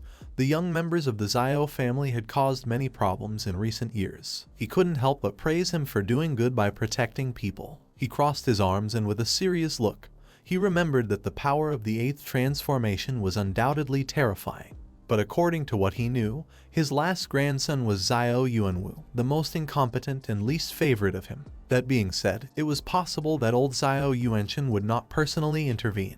Jane Tang, who had one hand on her waist, extended the other towards him and started looking at him with a determined gaze. She asked him not to worry because if the Xiao family sent someone, they, the Night Watch, would protect him since they were not weak. Jiang began to look at Jai Gang with a pleasant gaze and couldn't help but smile and feel happy. He was an orphan, and even though he had had neighbors who had helped him since he was little, this was the first time he felt like having a home. Jai Gang turned his back on him, started to walk away, slightly turned his head towards him and thought that even if Xiao Yuanwu was useless, he probably had already reached the 2nd level of cultivation. He quickly approached Jiang, grabbed him by the shoulders, started looking into his eyes, and with a surprised look asked him how he had managed to kill someone of level 30 in the combat class, being an awakened person of level 17 in the creation class. Jiang became somewhat nervous, started sweating, extended his hand towards him and asked him not to get too excited because actually, at that moment, someone had helped him. Upon hearing this, Jai Gang asked him who had helped him. Jiang put his hand behind his head, closed his eyes, and with a forced smile, he revealed that the 3rd daughter of the Luo family who lived in Jiangnan had been the person who had helped him. He also added that she had awakened a hidden defense class. Upon hearing this, everyone started looking at Jiang with a surprised look and couldn't help but wonder if he was talking about Luo Sandow, the daughter of the wealthiest merchant family in Jiangnan, the Luo family. Jai Gang approached Jiang, grabbed him by the shoulders again, started shaking him, closed his eyes and with a pleasant smile, praised him because even though the Luo family was not a family of warriors, it couldn't be denied that they were rich. So if someday Jiang found himself in trouble, then the Luo family wouldn't just stand idly by. He began to look at Jai Gang and couldn't help but sweat and wonder what he was doing. At that moment, Jiang's body began to emit a powerful purple energy. Several seconds later, once Jai Gang opened his eyes, he saw that Jiang's body was surrounded by a powerful energy. Quickly, he removed his hands from his shoulder, and upon seeing this, he couldn't help but be shocked. As sweat was dripping from his face, he began to look at him with a surprised expression and remembered that Luo Sandow had awakened the defense class, so she didn't have much attacking power, which meant that the person who had killed Yuanwu had been Jiang. Jiang extended his hand forward, and the poisonous mist of Little Nine appeared in his palm. He began to stare at it, revealing to everyone that he was actually an awakened person specialized in 2 classes. He revealed to everyone that his other hidden class was poison. Duan Feng, who was standing behind him, started looking at him with a surprised expression and couldn't help but be shocked and wonder what this power was. Jai Gang tried to shake Jiang's hand, asking him how many more secrets he had that he didn't know. But Jiang moved his hand aside because in the palm of his hand was the poisonous mist of Little Nine, and he explained that this was very poisonous, fearing that he wouldn't be able to resist it. The others stayed silent, observing this without interrupting. Just before Jiang could finish his sentence, Jai Gang approached him, shook his hand, then closed his eyes and with a smile reassured him not to worry because he knew how to defend himself well against poisons. Little Nine's poisonous mist gradually began to make contact with Jai Gang's hand. Jane Tang started to stare at their hands, and upon seeing this, she couldn't help but wonder what this strange poison was. Several seconds later, once Jai Gang stopped shaking his hand and pulled it back, he saw that his hand had already been poisoned. Upon seeing this, he realized that this was not good. Jiang put his hand on his shoulder, closed his eyes, and told him that this time he had gone too far. Gradually, the poisonous mist began to spread over his hand. He grabbed his wrist with the other hand, stared at Jiang aggressively, and asked him to stop talking nonsense since he hadn't even tried to defend himself against the poison from the beginning. Upon hearing this, Jane Tang, who was standing behind him, closed her eyes and started laughing. Meanwhile, on the other side, Chu Buling sat near Jai Gang's hand and began staring at it intently while wondering what this poison was. Quickly, Jai Gang turned his head back to where Xiao Qi was and asked her to come quickly and help him get rid of the poison. Xiao Qi, who had one hand extended to the side, deactivated the barrier, causing the energy to slowly disappear. She put her other hand near her mouth, closed her eyes, and while laughing she responded to him with a yes. Jiang reminded him again that he had told him that this poison was very strong. He sat on the couch, and while he had one hand resting on his knee, He extended the other where he had the poison to the side. Xiaoqi approached him, closed her eyes, and with a smile, she placed both hands near his hand and using her power, began to heal him. While she was healing him, he turned his head towards Jong, closed his eyes, and with a forced smile told him that this poison was very good, adding that the more skills he had, the happier he would be. Shu Buling approached them, placed both hands on the arm of the sofa, started staring at Jong and silently observed him. Several seconds later, once Xiaoqi had completely healed his hand, with a serious look, he began to look at Jong, and despite him being very talented, he advised him to forget about enrolling in the Tanjiao camp since it was not good to enroll after what had happened with the Xiao family. Although the Tanjiao camp offered many valuable resources, it was most likely that the prodigy of the Xiao family would also participate, so they should not risk it for just a few resources. Jane Tang, who was standing behind him, put a hand on her waist, closed her eyes and began nodding to indicate to him that Jai Gang was right. Jiang started looking at Jai Gang with a confused look and asked what he meant by resources. While he had his eyes closed, he explained to him that resources referred to the blood of fierce beasts, equipment, and other things. If one could be among the first, then they would also receive rewards such as mysterious fruits and secrets realms scrolls. Upon hearing this, Jiang couldn't help but be shocked and wonder if what Jai Gang was saying was true. He began to imagine the insects and thought that those resources were much better than going out to hunt fierce beasts oneself. No one knew, perhaps the insects could reproduce again at that moment. While his body was surrounded by the poisonous mist, he began to stare at Jai Gang with a serious look and asked him to let him enroll in the camp, as he was not afraid of danger. He had confidence and knew that he would be able to protect himself. Upon hearing this, Jai Gang asked him to wait as he needed to think about it. At the same time, somewhere on the west lake belonging to the Xiao family, there was a temple in the middle of the lake. Someone entered the water and using their power moved it aside, creating a large crack in the ground. This person started approaching the temple. This person was Xiao Jia Tanjiao's son named Xiao Beihan.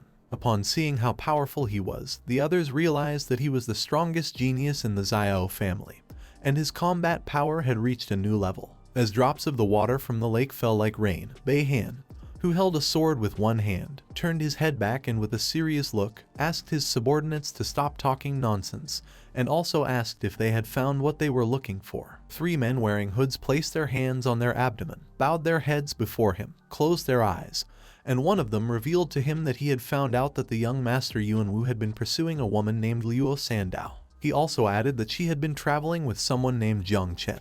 Beihan slightly turned his head back and with a serious look remembered that the girl from the Luo family was not from the combat class. He asked his subordinate who this guy called Jong Chen was. The man revealed that Jong Chen had awakened a creation class of divine rank. The last thing they knew was that he had gone to the Night Watch headquarters. One of the men placed a hand on his chest, bowed his head before him, closed his eyes and revealed that they had discovered that he and Luo Sandow had enrolled in the camp. He also added that however these 2 people were only suspects and there was still no concrete evidence. Upon hearing this, Beihan couldn't help but smile. With a penetrating gaze, he began to look to the side and thought that they were indeed suspects in this crime. A person who had awakened a creation class of divine rank was very interesting to him. Knowing that they had enrolled in the camp, he couldn't help but feel relieved as now he wouldn't have any need to make a special trip and search for them. After 3 days, he simply decided to kill them at the camp. At the same time, at the Night Watch headquarters, Jai Gang and Jiang went to his office and sat on the sofa. Jai Gang, who had one arm resting on his knee, extended his other hand to the side, began staring intently at Jiang, and explained that even though he had already enrolled him in the Tanjiao camp, he was still very worried. He had already found a powerful ally among the people registered for him. This person was the little princess Mu Hankwi from the Mu family, who had cultivation at the 7th level of transformation and was known as the Sealing Queen. Before going to camp, Jiang had to accompany her to explore a secret realm, in which he would not only be able to improve his level but also establish relationships with his companions in advance. Jiang, who was sitting in front of him with his elbows resting on the arms of the sofa, simply remained silently listening. Jai Gang approached him, took his hand, started looking at him and with a smile explained to him that he had heard that Mu Hankwi was not only extremely beautiful but also the same age as him. She would be arriving soon, so he asked Jiang to use his charms to win her over. Upon hearing this, Jiang couldn't help but start sweating and become somewhat confused. He forced a smile at Jai Gang and replied that he was going to give it a try. At the same time, someone began knocking on the office door and Jai Gang gave them permission to enter. Mu Hankwi and a man opened the door and began to enter inside. She rested her elbow on one hand, supported her head on the other hand, and started looking at Jiang. She told them that Jai Gang had asked her to accompany someone to a secret realm. The man put his hand behind his head, closed his eyes, and started smiling. She asked Jai Gang if he had changed his mind. Jai Gang told her that it was an honor for them to meet her in person. Mu Hankwi crossed her arms and began to look at the ground, feeling somewhat confused. The man started touching his head and smiling. Seeing this, Jiang couldn't help but wonder what was happening. Both stood up. Jai Gang rested his arm on Jiang's shoulder, put the other one on his waist, started looking at her and explained that he hadn't answered them yesterday because he was angry with her grandfather. But today he was willing to accept this, but with a special condition. That condition was that she had to take Jong Chen with her. Upon hearing this, Jiang's expression changed drastically. He couldn't help but be somewhat surprised and start wondering what was happening. Mu Hankwi placed her hand on her hip, and as she walked towards them, she told him that she had already given him the level 30 secret realm scroll. After saying this, she asked if he still wanted to impose more conditions. Jai Gang, who had his hand resting on Jiang's shoulder, told her that everyone had their own conditions. Upon hearing this, she thought that he was looking for someone reliable to level up with since Jiang couldn't enter a secret realm lower than level 50. She came to the conclusion that they were looking for her for this reason. The man put his arms behind his back, and with a smile, he began to walk towards them in silence. She approached Jiang, started looking into his eyes, and asked him what level he was and what class he had awakened. He began to look at her, and with a calm voice, he explained that he was level 17 and had awakened the creation class. Upon hearing this, she placed a hand on her waist, started pointing at Jiang with the other hand, looked at him disdainfully, and upon seeing that he was a level 17 novice of the creation class, she called him trash. Jiang couldn't help but get angry and think that she was a spoiled brat. Jai Gang exploded with rage, clenched his fist tightly, and with a hateful look, he prepared to teach her a good lesson. He called her an empty-headed brat and asked her to show more respect since Jiang had awakened a hidden divine rank. Seeing this, the other man grabbed him by the hip, closed his eyes, and with a forced smile asked him to calm down, explaining that Mu Hankwi's boyfriend had just left her and that's why she was behaving this way. She turned her head back, and upon seeing this, she couldn't help but start to feel scared. She thought that this time she had gone too far. Jiang turned his head towards Jai Gang, and upon seeing his attitude, he couldn't help but be somewhat surprised and confused at the same time. She became nervous, turned her body towards him, closed her eyes, extended her hands towards him, apologized to him and asked him to calm down. Jiang started touching his head with his hand and thought that this situation was strange. To the secret realm they were going to was called the Village of Light. It was level 30, and the entry requirements were that only a maximum of 5 people below level 50 could enter. The conditions to complete this secret realm were to eliminate all the monsters, kill the boss, or destroy the sacrifice altar. Several hours later, they arrived at the portal. Duan Feng, who had one hand on his waist, turned his head towards them and with a serious look asked everyone to listen carefully. This time he was going to be the leader. He asked everyone to remember that if they accidentally separated or found themselves in danger, then they should immediately return to this teleportation point. Although the probability of this secret realm becoming unstable was low, caution had to be taken. In case of any eventuality, everyone had to return here immediately and leave the secret realm. Mu Hankwi, who had her arms crossed, began looking at him with a smile as she silently listened. Chu Bueling approached Jiang, reached out his hand towards the portal, closed his eyes, and with a smile told him that a level 30 secret realm scroll cost at least 1 billion. Xiao Qi, who was holding onto her elbow with her other hand, also stayed silent listening. Mu Hankwi, who had her arms crossed, turned her head back and started looking at Jiang. She called him a newbie and asked him not to start crying like a baby after entering the secret realm because it would only hold them back. Jiang simply started staring at her and remained silent. Everyone entered the portal. Chu Bueling turned his head back and with a smile, asked him not to worry as he would take care of protecting him. Jiang began walking towards the portal, and despite this secret realm being only level 30, he had a strange feeling. Several minutes later, everyone entered the secret realm.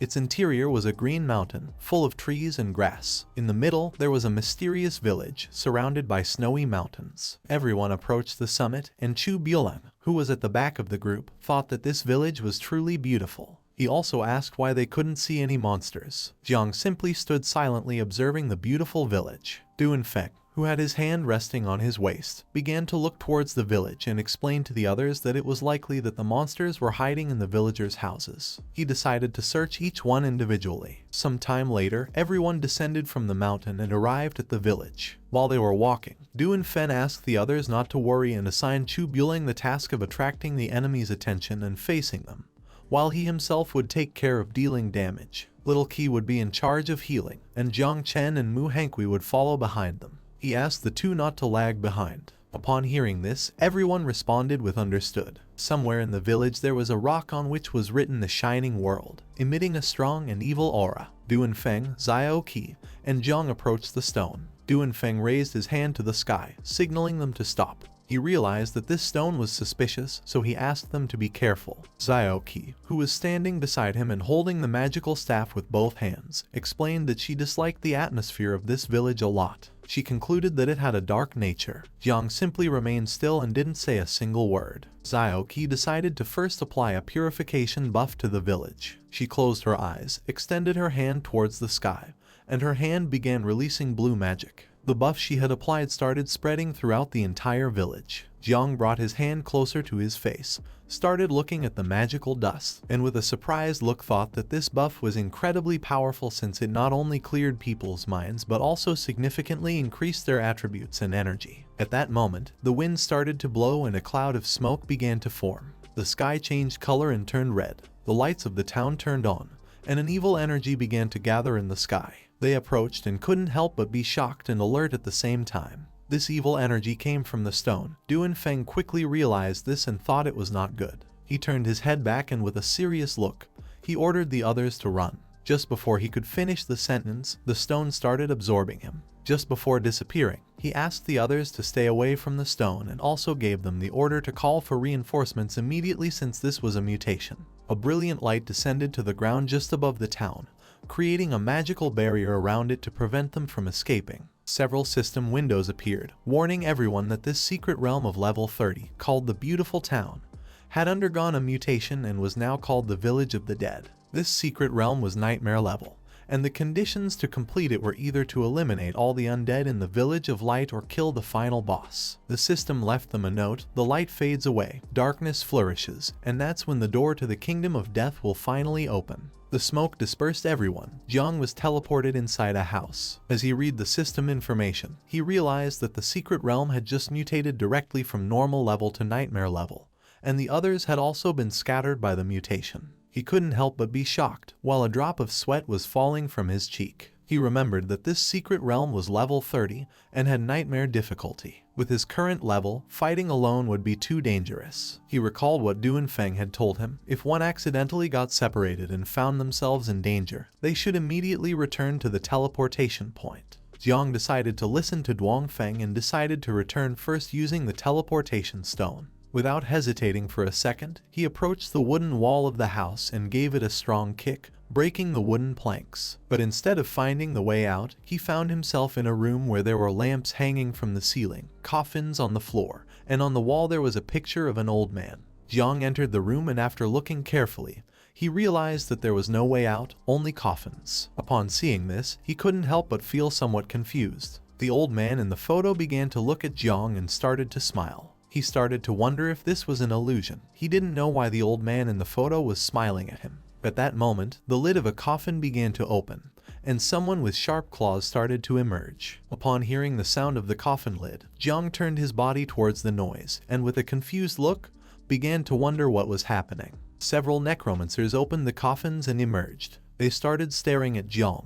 According to the system, they were level 30 and had skills such as charge, decapitate, corrosion, among many others. Their main characteristic was that they were immune to normal physical attacks. The necromancers began to approach Jiang quickly and prepared to attack. Upon seeing this, he assumed an offensive stance, raised his hand, and his hand started releasing the poisonous mist of Little Nine. While he watched as the necromancers were getting closer little by little, with a serious look on his face, he thought that if normal physical attacks had no effect on them, it was better to use poison. Just before the necromancers could make a move, Jiang moved at an incredible speed, releasing the poisonous mist of Little Nine in the process. Within seconds, it began to spread throughout the room. After doing this, he left the house, took a leap and landed on the roof of another house. In a matter of minutes, the necromancers came out of the house unharmed as if nothing had happened. He stood up, started staring at them intently and thought that indeed poison was also considered a physical attack, which didn't have much effect on necromancers. To deal with them, he needed to rely on the help of a mage. He had to find a way to meet Xiaoqi as soon as possible. While he was lost in his thoughts, Little Nine manifested herself. She clenched her fists and brought them close to her chest. She began to look at the necromancers with a hungry gaze, opened her mouth, and as drool was dripping from it, she asked him if she could devour them. Upon seeing that she had appeared and wanted to eat the necromancers, he couldn't help but be somewhat surprised. With a confused look, he asked her if she would be able to devour the necromancers. He also added that devouring was also considered a physical attack. The necromancers began to approach the house. While Little Nine's body was surrounded by a powerful aura, she started looking at them and explained to Jong that she was going to be able to eat them. For her, they were delicious. Jong started looking at the necromancers and gave her permission to go ahead and try eating them.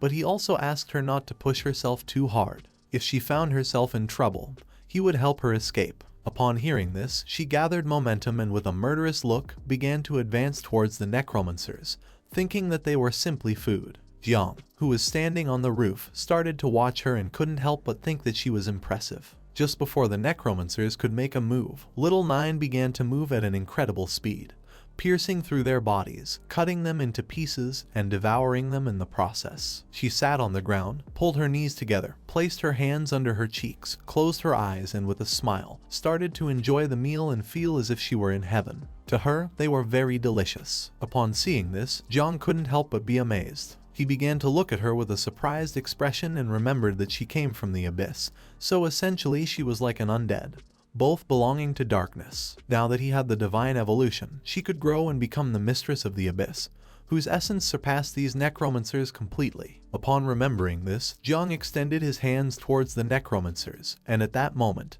his body began to emit Little Nine's poisonous mist. He started looking at her and smiled because she was capable of devouring the necromancers. He decided it was time for the other insects to also come out and enjoy a good meal. Jiang's body began to emit a powerful energy, releasing the swarm of insects. He gave them all the order to separate and also asked them to be careful not to be discovered by his companions. In the blink of an eye, thousands of insects emerged from his body and started attacking the necromancers. The insects began to attack and devour the necromancers. A system window appeared to inform him that his spiritual pets had killed 3 low-level necromancers, granting him 15,021 points. Little Nine also started devouring them, obtaining 4,602 points. As the insects were slowly devouring the necromancers, another system window appeared and congratulated Jong for leveling up. He went from level 17 to level 18, gaining 1 point in each attribute and 10 potential points. Jiang entered the house again, extended one hand to the side, clenched his other fist, started looking at it and couldn't help but smile when he saw that this was too fast. In just a few seconds, he had obtained over 500,000 experience points and leveled up.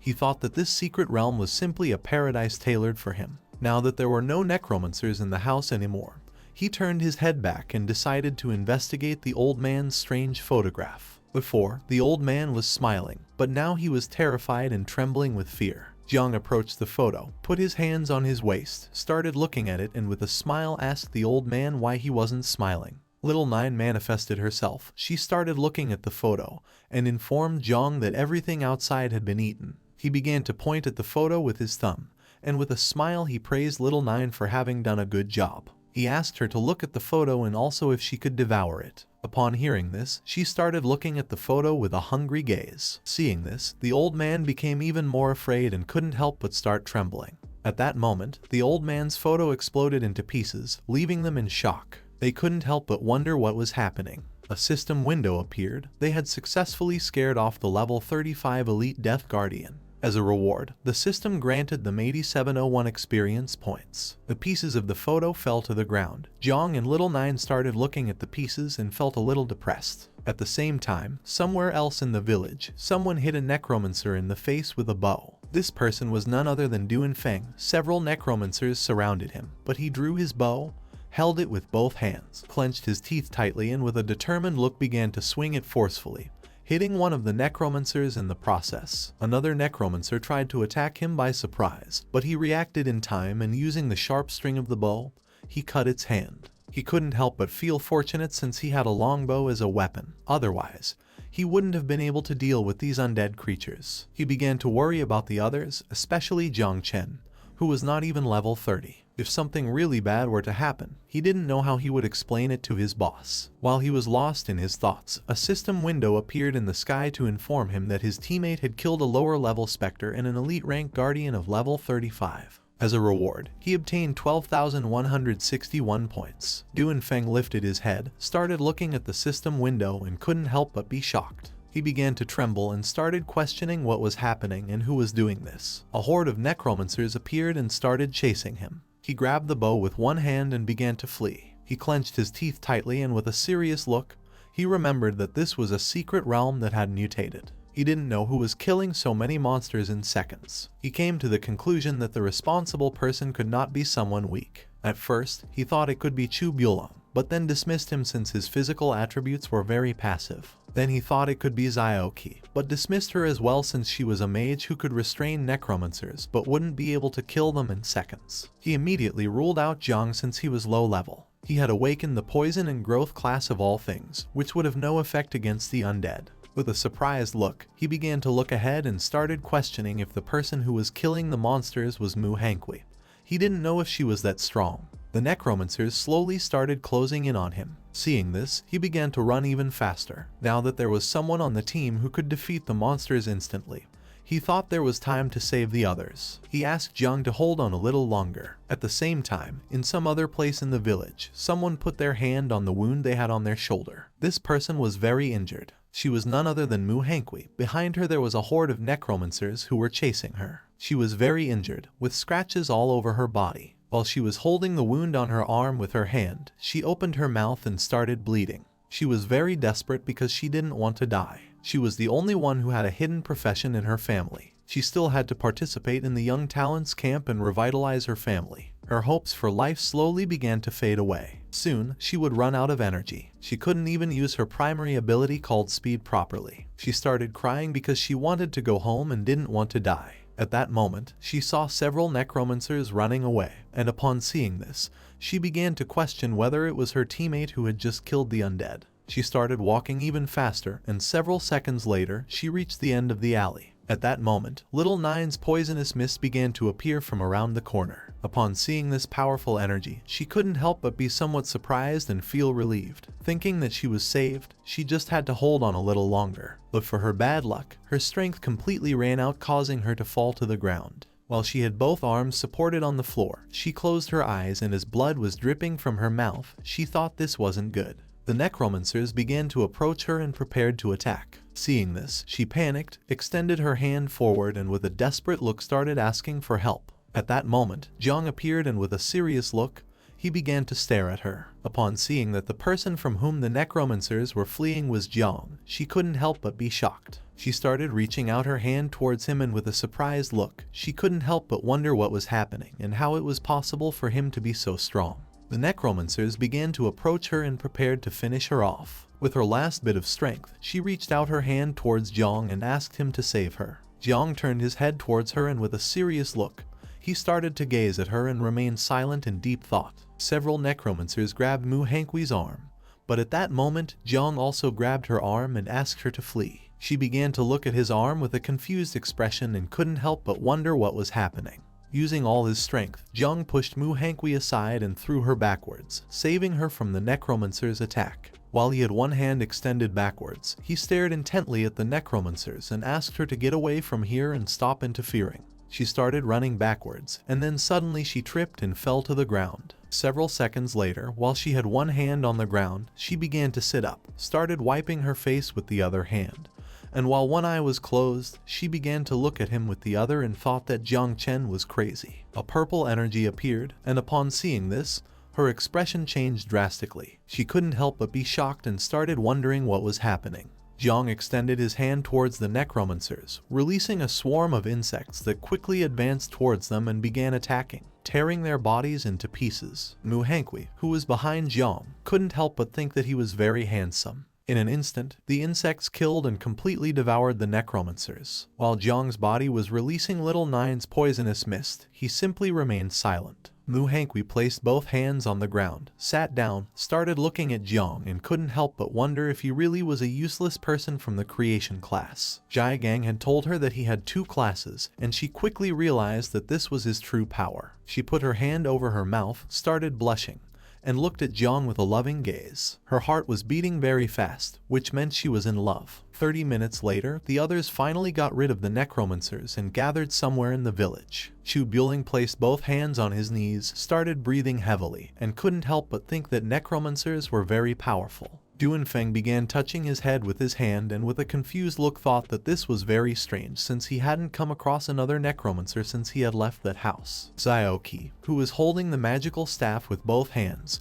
turned her head towards them and asked Duanfeng if it could be possible that Mu Hangui had the ability to control necromancers. They also didn't know if she had awakened any hidden class, which was very strange for her too. She started pointing to one side with her finger and, with a surprised look, drew the attention of the others and informed them that there were traces of a fight, which meant that the battle had ended recently. Chu Bueling began to look in the direction she was pointing and couldn't help but feel somewhat confused. Duanfeng also started looking, but he was more concerned about Jong as he didn't know if he was okay. Not far from them were some remains of the necromancers, covered by little Nine's poisonous mist. They approached the area, and Xiaoqi, who was holding the magical staff with one hand, stood there speechless upon seeing that these were indeed remnants of the necromancers. Duanfeng couldn't help but panic. He asked the others to quickly search for Jong, as if something were to happen to him, none of them would be able to take the responsibility. After this, the 3 dispersed throughout the village and began searching for Jong. Several minutes later, they started following the traces and turned a corner. Upon seeing what was in front of them, they couldn't help but be shocked. Duanfeng was in shock. He couldn't believe what his eyes were seeing. Xiaoqi was somewhat surprised and began to wonder what was happening.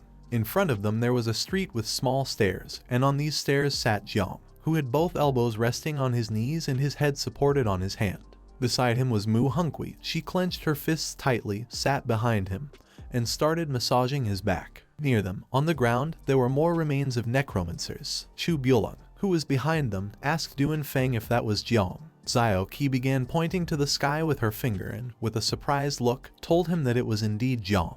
Duanfeng started looking at Jong with a confused expression and asked the others not to move because this was too strange. He didn't understand how the granddaughter of a king could be giving back massages to Jong Chen as if she were a servant. He came to the conclusion that these 2 were probably illusions created by the boss of this secret realm. Mu Hangui clenched her fists, stood behind Jong, and started giving him a massage. Both of them looked ahead and saw Duanfeng and the others. Upon seeing that they had arrived, Jong stood up, pointed to one side with his thumb, and explained to them that the boss was in the backyard of the village. Far from feeling relieved, they adopted an offensive stance. Duanfeng took out his bow and with a serious look ordered them not to move. Chu Bueling clenched both fists and prepared to attack. Xiaoqi tightly held the magical staff, stared at Jong, and asked him to answer the question they were going to ask first. Upon hearing this, Jong and Mu Hangui couldn't help but feel somewhat confused. She stood up, positioned herself in front of him, extended her hands to the sides, looked at them with a serious gaze,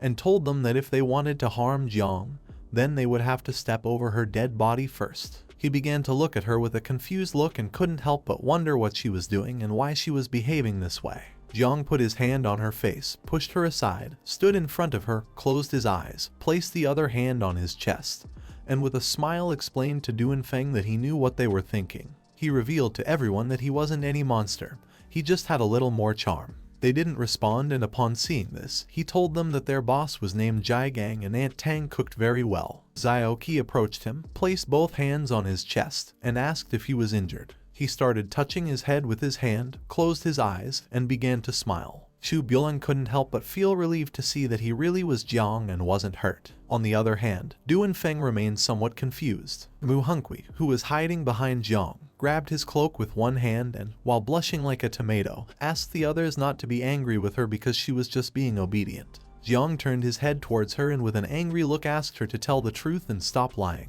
Upon hearing this, Xiaoqi was somewhat surprised as she did not expect this from him. Duanfeng began to smile and thought that he really had the skills to conquer women. Chu Bueling also started to smile and thought that he was hopeless. Jiang began to feel overwhelmed and with a shout told them that it was enough already. He also asked if they didn't want to defeat the boss. In response, the others started to smile and changed the subject by saying yes. Some time later, they arrived at the backyard of the village. With a determined look, Jiang gave a strong kick to the door while the others simply remained silent. They opened the door and started entering the backyard. In front of them stood the boss of this secret realm, who was giant and had a murderous gaze. It slightly lowered its head and began staring fixedly at Jiang. A system window appeared and informed everyone that this boss was called the God of the Undead, had a boss rank, and was level 40. Jiang raised his head and began to stare at the boss, silently contemplating.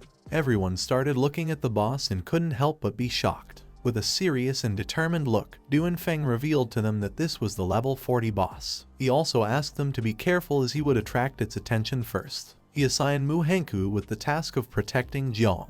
He also asked Xiao Qi not to forget to use the buff and advised her to be careful with the boss's attacks. They couldn't be reckless, they had to try to ensure their own safety while attacking. They had to be very careful because this was no game. The boss simply started looking at them and remained silent, and several seconds later, it began to move. Seeing this, Duanfeng asked the others to be careful as it was moving, and also ordered them to separate. But to everyone's surprise, instead of attacking, the boss crouched down, rested its elbow on the ground, and prostrated itself before them, leaving everyone in shock. The boss's body began to tremble. Duanfeng was dumbfounded and with a surprised look he started wondering what was happening. Chu Bueling was also astonished. He was surprised because he didn't know why the boss was begging for forgiveness. Jiang took a step forward, extended his hand towards the boss, and his body began to emit Little Nine's poisonous mist. They were all injured, so he decided to take care of the boss. He knew this was a good opportunity, so he called Little Nine and told her it was time to eat. In the blink of an eye, Little Nine manifested in the form of the insect mother. She opened her mouth and prepared to devour the boss. It lifted its head, looked to one side, and upon seeing this, it couldn't help but be shocked. Little Nine began to devour the boss while Jiang simply remained silent and started smiling. Several system windows appeared. He had killed the boss called God of the Undead, and as a reward, the system granted him 76,690 experience points. Little Nine also transferred her 31,224 experience points to him. Thanks to the experience points, he went from level 25 to level 26. Each of his attribute points improved and he also obtained 10 potential points. In the blink of an eye, she completely devoured the boss, and her poisonous mist began to return to Jiang's body. Another system window appeared and congratulated everyone for defeating the boss and completing the secret realm called Village of the Undead. The system started calculating the reward. Seeing that Jiang had defeated the boss, Duanfeng and the others quickly realized that he had also instantly killed all the necromancers in the village. Jiang put his hand behind his head, closed his eyes, and with a forced smile, he explained to them that it had been a coincidence that his poison could eliminate the necromancers. The system finished calculating the rewards and a mission status window appeared. Duanfeng, who was level 49, received a C rank evaluation. Chu Bueling, also level 49, received a D rank evaluation. Xiao Qi, who was level 46, received a D rank evaluation. Mu Hengku, who was level 36, received an E rank evaluation. And finally Jiang, who was level 26, received a triple S rank evaluation. A medal appeared in the sky, and upon seeing it, everyone was surprised. They had successfully cleared the secret realm called Village of the Undead, which was level 30 and had a nightmare difficulty. The system evaluation was triple S rank. As a reward, the system granted them the Dead Soul Medal, a special item that could be equipped and withstand one deadly attack. It was an item already bound to them and couldn't be transferred or sold. Duanfeng couldn't help but be amazed as the individual reward items were already quite good, and now they had also obtained a very advanced item. They had never before received rewards like these, all thanks to following Jiang. They had won without doing anything. They approached Jiang, put their hands on their knees, bowed their heads to him, and thanked him. He put his hand behind his head and started laughing. Jiang, who had been the best, obtained many rewards. Among them were 2 books, a metal glove, a scroll, a crystal, a scythe, a necklace, a ring, and a shield. He crossed his arms, and while looking at the items, he thought it was no wonder that this was a level 30 secret realm. The death rate was too high. He quickly came to the conclusion that these items must be worth billions. Among the items there was one item that caught his attention quite strongly. This item was called Invisibility Cape. It was of platinum quality and could grant 80 agility points and 50 energy points to the user. By using this cape, one could become invisible for 3 minutes with a cooldown time of 2 hours. Jong extended his hand towards the invisibility cape and with a surprised look, he decided to keep it. For him, this cape was practical, useful, and fashionable. The other items were not going to be of much use to him, so he decided to sell them when he returned and buy pure blood for the insects. A portal appeared in the sky, along with a system window. Due to the mutation in the secret realm and having completed the challenge, this secret realm was about to disappear, so the system asked everyone to leave as soon as possible. This time the devour value had increased a lot, so if the insects drank a little more blood, they would be able to reproduce for a second time. Night fell, and they went back to the Night's Watch headquarters. They informed Jai Gang that the secret realm had mutated. Jong had conquered Mu Hunkwi, and he was also the one who had cleaned up the secret realm. Upon hearing this, Jai Gang couldn't help but be shocked. He asked everyone to leave the office as he wanted to speak alone with Jong. Duan Feng, who was standing behind Jong, responded with a understood. Several minutes later, when everyone left, Jong entered the office. Jai Gang turned his body towards him and with a serious look asked him to confess and be honest, as this way he would be treated leniently.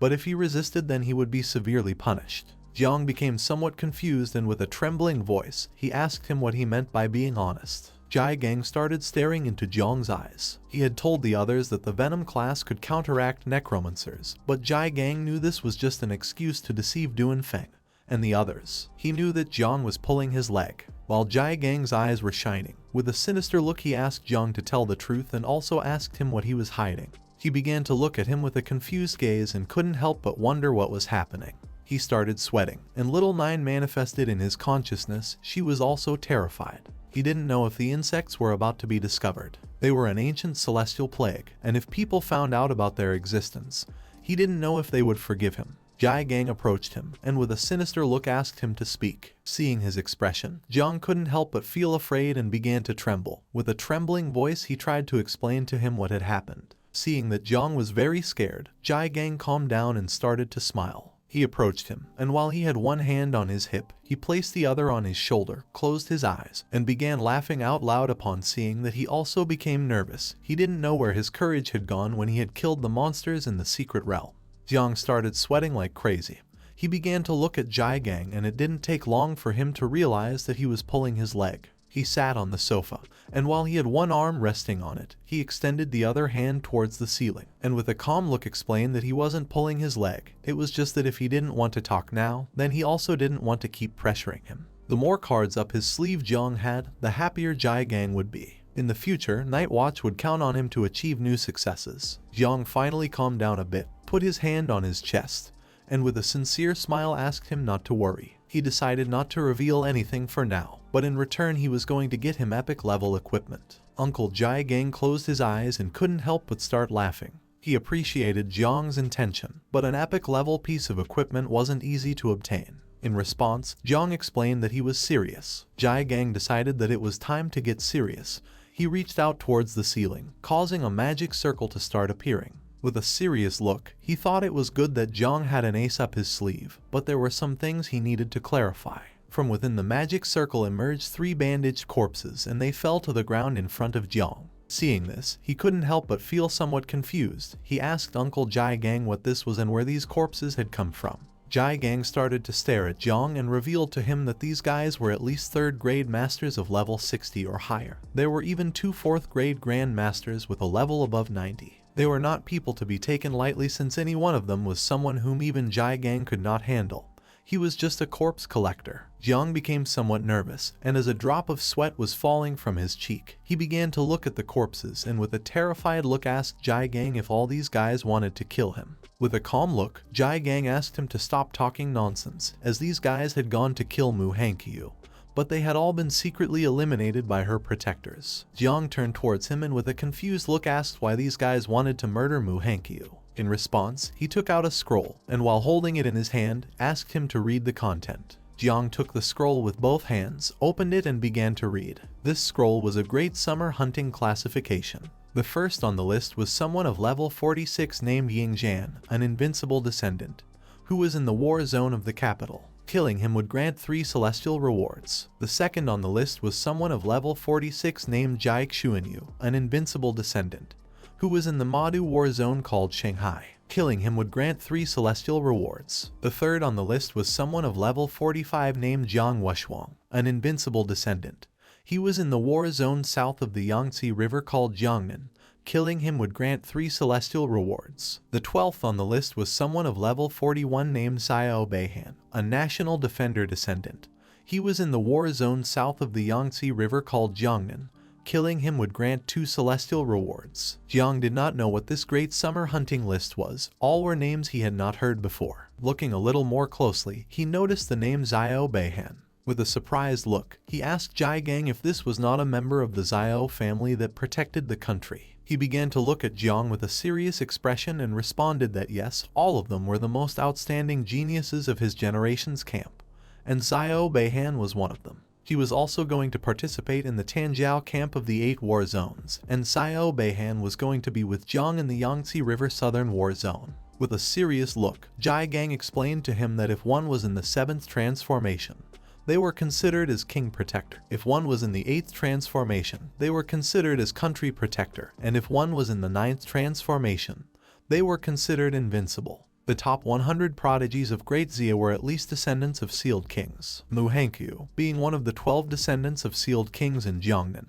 had only been able to occupy position 77. On the scroll, there was also information about her. She was ranked number 77, a descendant of the sealed king, and she was in the Jiangnan war zone. Killing her would grant a celestial level reward. Jai Gang began to look at Jiang and explained that if the descendants were powerful, then much more so would be the Xiao family that ruled the country. Several minutes later, Jiang finished reading the entire scroll, approached Jai Gang and returned it to him. With a serious look, he asked if he had shown this to him so that he wouldn't be too unprepared in the Tanjiao camp. He took the scroll with his hand and replied yes, the greater the power he displayed, the more dangers he would expose himself to. He asked Jiang not to expose himself recklessly unless absolutely necessary. He clenched his fist tightly, started looking at the ground with a lost gaze, and explained that the other geniuses had the backing of great powers. But his uncle, Jai Gang, although he had a good master, had not learned the arts well and so far was only a 3rd level master. He feared he might not be able to protect Jiang adequately. He began to walk and told Jai Gang that he would take this into account and would try not to reveal his power to anyone in the Tanjiao camp. He started looking at the ground again and thought that Uncle Jai Gang not only did not blame him for hiding his power, but was also making great efforts to protect him. He put his hand under his chin, and with a smile, he remembered that they said Jiang's performance in the secret realm had been better than the others. If this got out, then he would definitely be above Mu Hankyu in the rankings. But there was something strange. She hadn't said a single word to anyone since she returned and was keeping his secret. He stood up, and while keeping his hand under his chin, approached Jiang. He started looking into his eyes with an insinuating look, and with a smile asked him to be honest. He asked what he had done to Mu Hankyu. He recalled that in the secret realm there were only necromancers. He thought Jiang's tastes were really strange. Upon hearing this, Jiang began to look at Jai Gang with a confused expression and couldn't help but start sweating. To stop talking about the subject, he quickly turned his back on him, and as he was walking away, he started waving goodbye with his hand and explained that he was going to take a shower and then sleep because he wanted to rest a bit.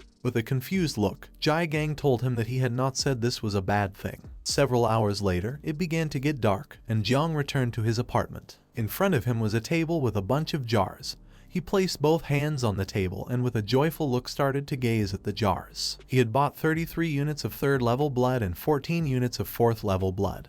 He had sold most of the equipment to get this. This should be enough for the insects to reproduce in the 2nd generation. He took a jar, removed the lid, began to pour the purple blood on his arm, and with a smile asked the little insects to come out as it was time to eat. He decided to start first with the refined 3rd level blood. This was equivalent to devouring a master of 3 human transformations with a level above 60. To extract just 1 jar required hundreds of ferocious beasts. He told the insects that their father had made a great effort for this. Little Nine didn't take long to smell the scent of blood. She manifested herself, climbed onto Jiang's head, started looking at his arm with a hungry gaze and explained to him that she also wanted to eat. While the blood was floating around his arm, he began to look at little Nine with a cheerful look and asked her not to eat now, as it was still a long way before she could reproduce. Upon hearing this, she became sad, grabbed Jong's hair with both hands, closed her eyes and started crying like a little girl. Seeing this, he couldn't help but feel somewhat confused. He grabbed her with his hand, lowered her from his head and threw her on the table on top of a jar.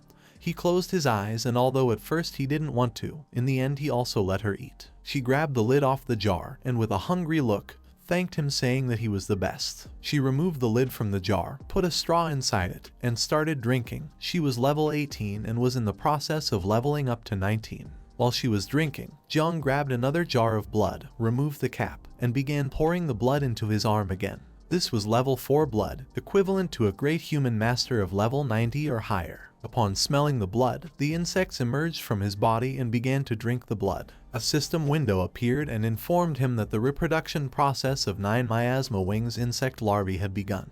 Each insect could reproduce a total of between 40 and 60 larvae. The divine evolutionary acceleration was in progress. More insects came out of his body and started to drink the blood. And several minutes later another system window appeared to inform him that the insect reproduction process had been completed. Now there was a total of 100,000 offspring.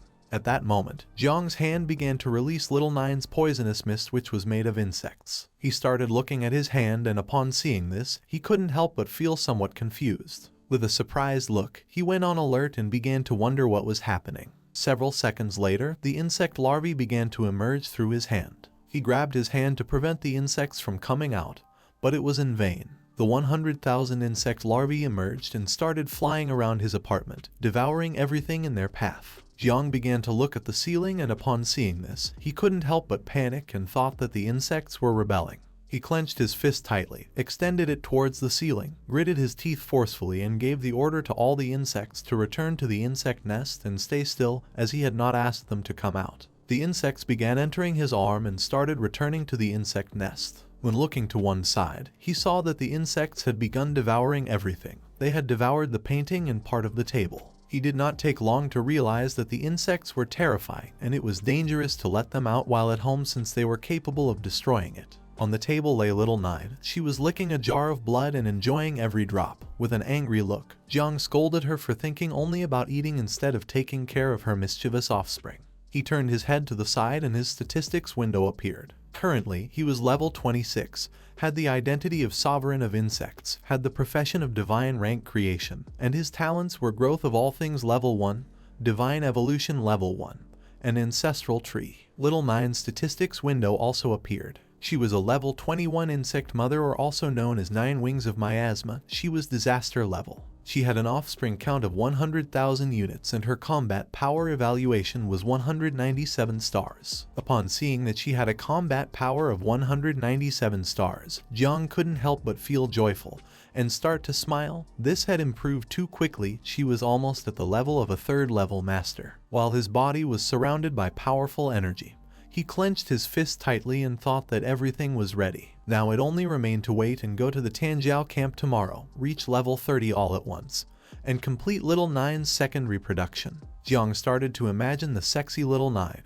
and with a joyful look he thought that at that moment, he was going to be able to obtain a new mother insect. At the same time, Jane Tang returned to the headquarters of the Night's Watch. With a surprised look, she asked Jai Gang if he wanted her to seek out Tiandao Wang for him to intervene. She didn't know if it was necessary to make such a fuss over Jong Chen's matter. Jai Gang was sitting in front of her on the sofa. While he had one hand resting on the arm of the sofa, he put the other under his chin and explained to her that he was doing this just in case. He knew that in the war zone south of the river, Jiang would meet with the prodigy of the Xiao family, Xiao Beihan. The most dangerous thing was that there were no secrets that could be hidden in Tanjiao camp. He started looking at the floor and with a sincere look explained to her that there was something in Jiang that terrified him. He was worried about Jiang's poison. He knew he was hiding many secrets from them. With a serious look, she began to stare at Jai Gang. She couldn't believe that this was possible and also asked him not to scare her. She began to remember what had happened a long time ago. 600 years ago, the Devourer caused disturbances and Great Zia created the Forbidden Professions. Once discovered, users of Forbidden Professions were eliminated directly. She stood up, and with a look full of terror, she explained to him that if Jong Chen really had a Forbidden Profession, Then it would be revealed at the moment of awakening. She believed that Jai Gang was just being paranoid. Jai Gang clasped his hand with the other hand, started looking at the ground with a look full of terror, and thought that he hoped it was as she was saying, that only he was being paranoid. The next day, Jong left his apartment and went to a forest. Then he took out a map, held it with both hands, and while looking at it, began to question which way was the right one. He wasn't sure if he had gotten lost again. At that moment, someone shouted loudly for help. Jong, who was trying to find the way, started looking back and with a confused look began to wonder who was shouting. Behind him there was a giant tree. On the ground beside it there was a sword. At the top of the tree, there was a man with white hair holding onto a branch. He was asking for help because he was afraid of heights. Jong turned around, started looking up, and upon seeing the man, he remained silently thinking. He decided to help him. He extended his hand towards him and used the ability called Growth of All Things, Vine. By doing this, several branches emerged from the ground and began to advance towards the man. Just before he let go of the trunk and fell from the tree, the branches wrapped around his body, preventing him from falling. Several seconds later, the man finally landed on the ground. He placed both hands and both knees on the ground, and while panting heavily he explained to Jong that he had been quite scared. He just wanted to save a bird's nest. He had thought that nest didn't seem high up, but upon climbing realized it was really very high. Jong approached him, started looking at him, and while a drop of sweat was falling from his cheek, remained somewhat confused seeing that the man was afraid of heights yet still decided to climb the tree to save a bird's nest. He didn't know if this man was an idiot. The man stood up. He was an older man. He extended his hand towards Jong and with a pleasant look thanked him for saving him and also asked what he wanted in return. Jong, who was lost, asked the man if he knew how to get to the Tanjiao camp. The man turned his back on Jong, and as he was walking away from him, closed his eyes and with a smile began to ask him to follow since he too was going to the Tanjiao camp because he had a task there. He put his hand behind his head, thanked him, and decided to follow him. Jong started to follow the man, extended his hand towards him and decided to ask a bit about him. He asked him if he was also a job changer. He was somewhat confused since the man carried his sword behind his back instead of storing it in the system inventory. He started walking in front of Jong and explained that he actually wasn't a job changer but just an enthusiast who liked practicing with the sword. He turned his head towards Jong, started looking him in the eyes and with a cheerful smile, explained that when he was young, he didn't have the talent, and after failing to change job, he fought and struggled for almost 10 years and still wasn't even able to afford buying a bathroom in the city. At that moment he was completely desperate and ran to the mountains, found a small abandoned cabin, climbed on top of a table and prepared to hang himself. But when he looked to one side he saw a sword. Seeing this sword, the will to continue living returned in him. Since then, he began practicing with the sword every day on the mountain. Practiced drawing the sword for 20 years and fencing for 30 years, and then suddenly he had a revelation. He asked Jong if it didn't seem incredible. Jong, who was somewhat confused, responded that it was certainly something incredible. The man grabbed the sword with his hand, started looking at the ground, and asked Jong if he wanted to learn how to handle the sword. He knew a special move. Just before he could say the name of the special move, Jong interrupted him and refused. Upon hearing this, he put away the sword, closed his eyes, and with a pleasant smile thought that Jong was a bit impatient. He decided to wait for the moment when Jong would want to learn how to handle the sword. Jong started looking at the sky, and upon seeing what had appeared, he couldn't help but be somewhat surprised. With a cheerful look, he asked the man to look and also asked him if that wasn't the Tanjiao camp. But to everyone's surprise, the man disappeared. Jong started looking around and noticing that the man was not there. He became somewhat confused and began to wonder where the man was. He also thought that this old man was too strange. At the same time in Tanjiao camp, several helicopters started flying in the sky. At the entrance, there was a receptionist, and in front of the desk there was a huge line of people. He asked all geniuses who were going to enter the camp to first come and line up for registration. Each one would receive an identification bracelet which could not be removed unless one was eliminated. A man with black hair began to approach the entrance. A while later, it was Jong's turn from Chu City. He received the identification bracelet and started putting it on his wrist. In this camp, Mu Hankyu and Luo Sandow were also present. They brought their hands to their chests, started looking at Jong with a loving gaze, and couldn't help but start blushing upon seeing that he had also come to the camp. For Mu Hankyu, he was her master, and for Luo Sandow, he was her benefactor. Jong couldn't help but feel somewhat confused as he didn't know what was happening. Being a benefactor was fine for him, but being her master wasn't. They too started to fight among themselves. With an aggressive look they began to insult each other. Luo Sandow did not know why Mu Hankyu was calling Jong love. She had advised her many times to read fewer romance novels so that she would not fantasize senselessly like men. Mu Hankyu responded that she was right. Now she really knew what true love was. According to her, Luo Sandow was nothing. While the two of them were fighting, Little Nine manifested herself. She took out a piece of watermelon, closed her eyes, and while she was eating it, explained to Jong that she was enjoying watching the two of them fight. Jong remained silent as this information was overwhelming for him. Luo Sandow began pointing at her with her finger and asked why she was so close to Jong without any reason. Mu Hankyu approached him, grabbed his arm, started mocking Luo Sandow, and asked her to stop being so narcissistic since she wasn't following him. According to her, Jong had the final say. Jong did not say a single word. Upon seeing this, Luo Sandow began to point at her with her finger and with a mocking smile told her that she had said this a long time ago, and now it had come true. Mu Hankyu started touching the tips of her fingers. She began to look at the ground and explained to her that Jong was very handsome. Luo Sandow approached her, put a hand on her shoulder, closed her eyes, and while laughing asked her if they were good friends again now. Mu Hankyu started to look at her and explained that she felt they were now both better friends and rivals in love. They could only be considered friend-enemies. Seeing this, Jong began to sweat and thought that girls were very strange. At that moment, a loud bang was heard not far from them. Everyone started looking towards the direction of the bang and saw a curtain of smoke. As the curtain of smoke was disappearing, Jong began to wonder what was happening. Luo Sandow started to look a little more closely and realized that someone was fighting. The same man we saw at the entrance of the camp appeared. He started rolling up his sleeves, clenched his teeth tightly, and with an aggressive look, began to ask who was fighting. Not everyone had entered the camp yet and someone was already fighting. He didn't know if this person was looking for death. Jong, who was behind him, started staring at him intently and realized that he was the patrol instructor. He didn't know if the instructors had third-level strength. The instructor approached the place of the fight, but someone gave him a strong punch in the stomach, causing his body to be thrown backward. Seeing this, Jong couldn't help but stay in shock. The instructor's body was thrown backward and fell to the ground. He put his hand on his chest, opened his mouth, and while bleeding, gave the order to the others to notify the superiors, as this was getting out of hand. Luo Sandow was left speechless upon seeing that a third-level master had been thrown into the air in a second.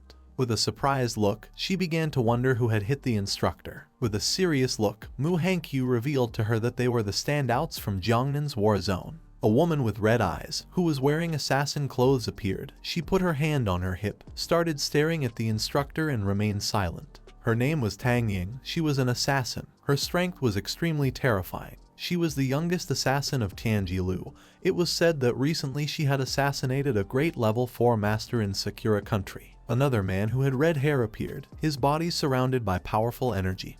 He began to look at him and couldn't help but start smiling. His name was Bai Feng and he was known as the Little God of Death. He was a disciple of the chief commander of the East Sea Defense Line. He was the brightest and most promising seed in the military district but had psychological problems. He tended to lose control easily and turn into a demon. Another blue-haired man appeared. He extended the sword into the sky, began to stare at Jong and started to smile. His name was Xiao Beihan. His grandfather was one of the 7 guardians of Great Xia. He had the profession of Blue Lotus Immortal Swordsman, comparable to a divine-level profession. Luo Sandow began to look at Xiao Beihan with a terrified gaze and told Jong that she knew this damn dog. The epic sword he had in his hand had been stolen from her house. Jong began to look at him with a calm gaze, and upon seeing that he was Xiao Beihan, there was no longer any doubt in him that he was a prodigy since his strength far surpassed that of Xiao Yuanwu. The people did not know who was being attacked by the 3 together. In the middle of them there was a shirtless man with orange hair.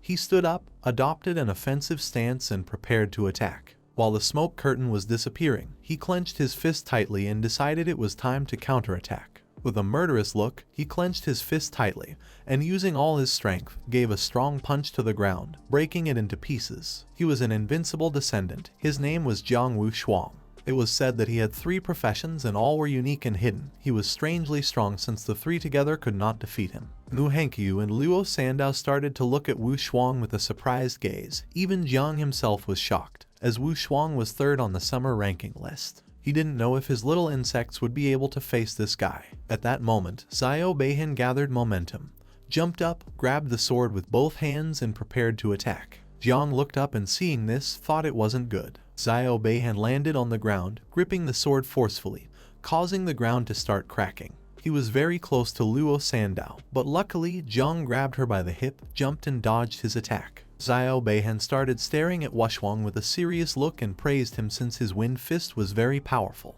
Jiang started looking at Xiao Beihan and caught his attention. Xiao Beihan began to sheath the sword, and upon seeing Jiang he was somewhat surprised. He had heard that he had been the one who killed Xiao Yuanwu. He drew his sword again, started pointing the tip towards Jiang, and while his body was surrounded by a powerful aura he began to stare intently at Jiang. Despite also despising the useless Xiao Yuanwu, today Jiang was going to die. Originally he had planned to deal with Wushwang first and then take care of an ant like Jiang. But since he was here, he decided to start with him. Jiang did not let himself be intimidated. He extended his hand to the side, releasing Little Nine's poisonous mist. With a look full of determination, he told him that although their strength was different, the Xiao family was really just as rotten at its core. Xiao Beihan extended his sword to one side and began approaching Jiang. Seeing this, Jiang extended both hands to the sides and prepared to attack. Although he had promised Uncle Jai Gang not to show his power, now there was nothing else that could be done in this situation. Luo Sandow, who was behind them, simply remained silent. Just before the combat could begin, someone launched a powerful slash towards them, which split the ground in two. This person ordered everyone to step aside as the Grand Instructor known as the King of the Celestial Sword had arrived. Seeing this, both Jiang and Xiao Beihan deactivated their powers. He began to look in the direction of the attack and couldn't help but start wondering who the King of the Celestial Sword was. This instructor was the same person that Jiang had saved from the tree. He extended the sword towards them and with a serious look, explained that if anyone dared to cause trouble before the camp started, they would have to face his sword. Jiang began to look at the instructor and couldn't help but be shocked and start sweating. He couldn't believe that the strange old man he had encountered on the road was the chief called King of the Celestial Sword. With just one movement of his sword energy, he had made the four great geniuses tremble until they were immobile. He didn't know if his small insects had also been destroyed by his sword's shockwave. After launching the attack, the old man grabbed the sword's hilt with one hand, began to sheath it and started staring intently at Jiang and Xiao Beihan. One of the men standing behind him was the Vice Commander Yang Guang. With a calm look, he informed him that all 300 geniuses were present. He asked him to please prepare to go up on stage and lead the opening ceremony. The old man sheathed his sword and began walking towards the stage. The people who were present in the camp started conversing among themselves. Some had heard that there were many Tianjiao camps in the Jiangnan area, but none had ever had a king-level figure in charge. For them, this was terrifying, as even standing dozens of meters back, the King of the Celestial Sword could kill them with a single move. One of them explained to the others that this was very strange since they had said that the old master was living in seclusion. He didn't know why he was coming out now. Some of them just heard the instructors talking privately that it seemed like the old master was going to take the initiative to ask for this. They didn't know if he wanted to recruit a disciple. If this were the case, then they should do well. Although some knew well that people like them should stop dreaming about it because if he really were recruiting, then he would only recruit the best. Tang Ying started to stare at the old man and couldn't help but be shocked to see that the old celestial had come. Bai Feng, who was standing next to her, began to look at the old man with a surprised gaze and couldn't help but feel excited as he had finally met the living legend in person. Xiao Beihan started to look at the old man with a determined gaze and decided to defeat Jiang Wushwang once the camp began in order to leave a good impression on the old master. Wushwang cracked his fingers and couldn't help but feel excited since he had thought they wouldn't be able to invite the old man.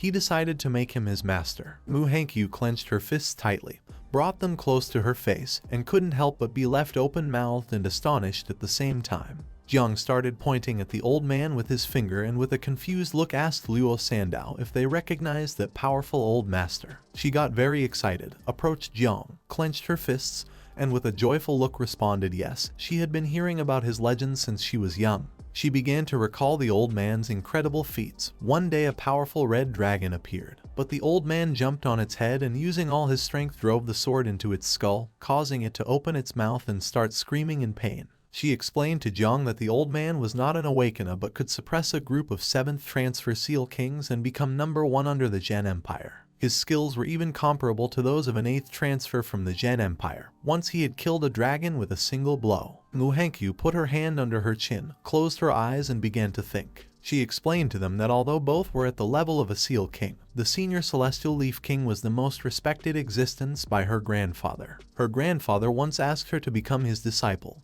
but he rejected her. At first she was very frustrated, but then heard that many descendants of the Zhen Empire and Invincibles had also been rejected. Jiang started looking at the old man and with a confused look asked them if they were sure it was very difficult to become his disciple. Mu Hankyu approached Jiang and with a sincere look asked him if he was joking. As far as she knew, Jiang Wushuang and Bai Feng had been rejected by the Sword God before. Jiang had seen Jiang Wushuang and the rest of their abilities. It was unimaginable how difficult it was to become a disciple of the old man. Upon hearing this, Jiang began to look at her with a shocked expression and started to wonder if it was really that difficult to become the old man's disciple. Luo Sandow approached them. She began pointing towards the sky with her finger, and with a serious look explained to them that they might not know it, but the old master had only accepted 2 disciples in his entire life, and that had been more than 20 years ago. Jiang began to recall how the old man had been hugging the tree like a lunatic. He also remembered how when he was putting away the sword he had asked him if he was willing to learn from him.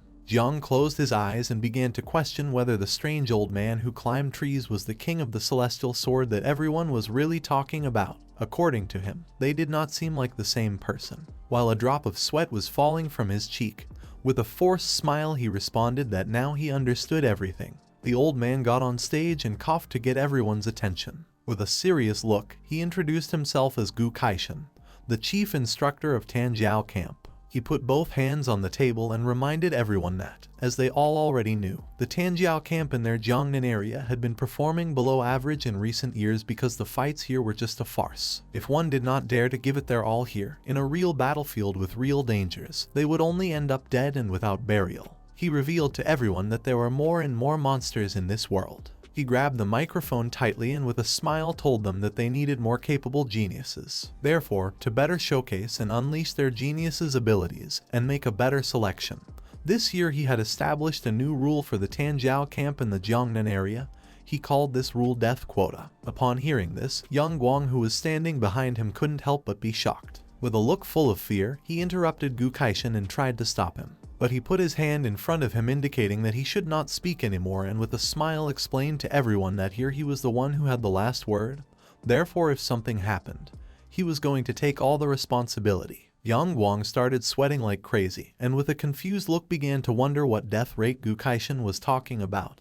His superiors had not mentioned this before and there hadn't been one before in the history of Tanjiao camps. There were many powerful geniuses down there, so he didn't know if this was going to create chaos. Gu Kaishan took the microphone, brought it close to his mouth, and with a serious look told them that today 10 of them were going to die for him in each round of the test. He also added that if anyone wanted to withdraw, they could do so now. Many of the participants panicked. A boy started looking at his friend with a look full of fear and explained to him that although this was terrible, he couldn't withdraw because otherwise his whole family would be shamed. His friend swallowed hard and with a trembling voice told him that he didn't want to die. Wu Shuang, who was standing in front of them with crossed arms, remained calm, began to smile and thought that this was expected from the senior Celestial Blade King. According to him, the Tanjiao camp in Jiangnan area should have done this years ago. Xiao Beihen turned his head back, started staring at Zhong and with a smile came to the conclusion that this rule had been made especially for him. When the camp starts later, he was going to be able to fulfill 2 of the old master's quota. Zhong started looking at Xiao Beihen and began wondering what this guy was plotting. With a calm look, he concluded that with this quota, even if the conflict escalated later and he killed Xiao Beihen, Uncle Jai Gang and the others wouldn't have to worry too much. Several minutes passed and no one withdrew. Seeing this, Gu Kaiten, who was holding the microphone in one hand, put his other hand on his waist and couldn't help but start smiling since according to him it seemed like everyone had some pride. Behind him stood the 4 vice commanders. He extended his hand to one side and with a shout, announced that the entrance evaluation to the camp had officially begun. There were 300 people in the first round, half of them were going to be eliminated. He grabbed the hilt of his sword, and while unsheathing it, with a serious look he explained to them that within the camp, 150 advancement flags had been randomly hidden. He also added that he didn't care what methods they used to get the flags. The round was going to end at dawn on the second day, and those who had the flags would advance to the next round. He unsheathed his sword, began pointing its blade at them, and while his eyes were shining, asked them to fight confidently and kill confidently. They could fight alone or form alliances. They were even allowed to destroy the entire camp if they wished. In short, he wanted to see their bloodlust. After saying this, he raised the sword to the sky and gave everyone the order to disperse as the test had begun. Upon hearing his order, everyone started running backward. Some knew that with their current skills, the best method was to find flags, hide, and avoid ruthless people. According to them, this was the safest way to advance to the next round. While everyone was running, Xiao Beihen began to smile. As his body was surrounded by a powerful blue energy, he unsheathed his sword, extended it to one side, and started walking towards Jiang. While little by little he was getting closer, Jiang, who was standing next to Mu Hankyu and Luo Sandow, remained silent. Jiang extended his hands to the sides, started staring at Xiao Beihen, and gave them the order to look for nearby advance flags since he was going to take care of him. Mu Hankyu did not know what Jiang was thinking. With a panicked look, she asked him if he was sure. Just before she could finish the sentence, he extended his hand to one side, adopted a defensive pose, and told her that this was an order. Upon hearing this, Mu Hankyu and Luo Sandow turned their backs on him and started running. While Xiao Beihen's body was surrounded by powerful blue mana, he began to laugh and mocked him by asking if a rookie like him who hadn't even made a second transfer wanted to be a hero. Jiang extended his hand to one side, causing it to start releasing the poisonous mist of Little Nine. Although Xiao Beihen's sword energy was truly astonishing, it was much inferior compared to Xiao Yuanwu's. Even though he was now much stronger than before, he didn't know if it would be possible for him to deal with Xiao Beihen using only poison without exposing the existence of the mother insect. With a calm look, he asked him to stop talking nonsense. Xiao Beihen listened and decided not to waste more words on a dead corpse. Using all his strength, he launched a powerful slash towards Jiang. While Jiang's body was surrounded by Little Nine's poisonous mist, he prepared himself for defense. But just before Xiao Beihen's attack could reach him, someone asked him to stop and threw some small knives at his attack, shattering it into pieces. This person was none other than Tang Ying. While she was holding knives in her hands, she began to stare at Xiao Beihen with an angry look. Xiao Beihen, who was holding the sword with one hand, began to look at her with a serious expression and asked what she was doing. When looking to the side, Jiang saw Tang Ying with a surprised look. He began to question whether she was the female assassin. Tang Ying put her hands on her hips, approached him, and shouted if he had forgotten their agreement with Bei Feng. They had agreed to kill Wu Shuang once the camp started, yet he constantly went off to deal with insignificant matters. She didn't know if he was using these excuses deliberately because he was actually afraid of Wu Shuang. Xiao Beihen clenched his fist tightly and with an angry look asked her who had said that he was afraid. Both turned their backs on Jiang and started walking towards the area where Wu Shuang was. Xiao Beihen, who was furious, asked her where he was. He decided to deal with him first since it wasn't too late to handle the trash afterward. Tang Ying began pointing in the direction where Wu Shuang was and explained that he had headed towards the forest and Bai Feng was chasing him now. Jiang deactivated Little Nine's poisonous mist, started looking at them and felt relieved since things had really taken a turn. He didn't know who Tang Ying was but felt that she was intentionally helping him. Once they moved away a bit, Tang Ying turned back, put her finger near her mouth and winked at him. Seeing this, he realized that she was indeed helping him. But he didn't know why since they didn't even know each other. She began to look down with a sad expression. She was the niece of Tang Jin. His aunt had asked her to secretly take care of Jong Chen in the Tanjiao camp.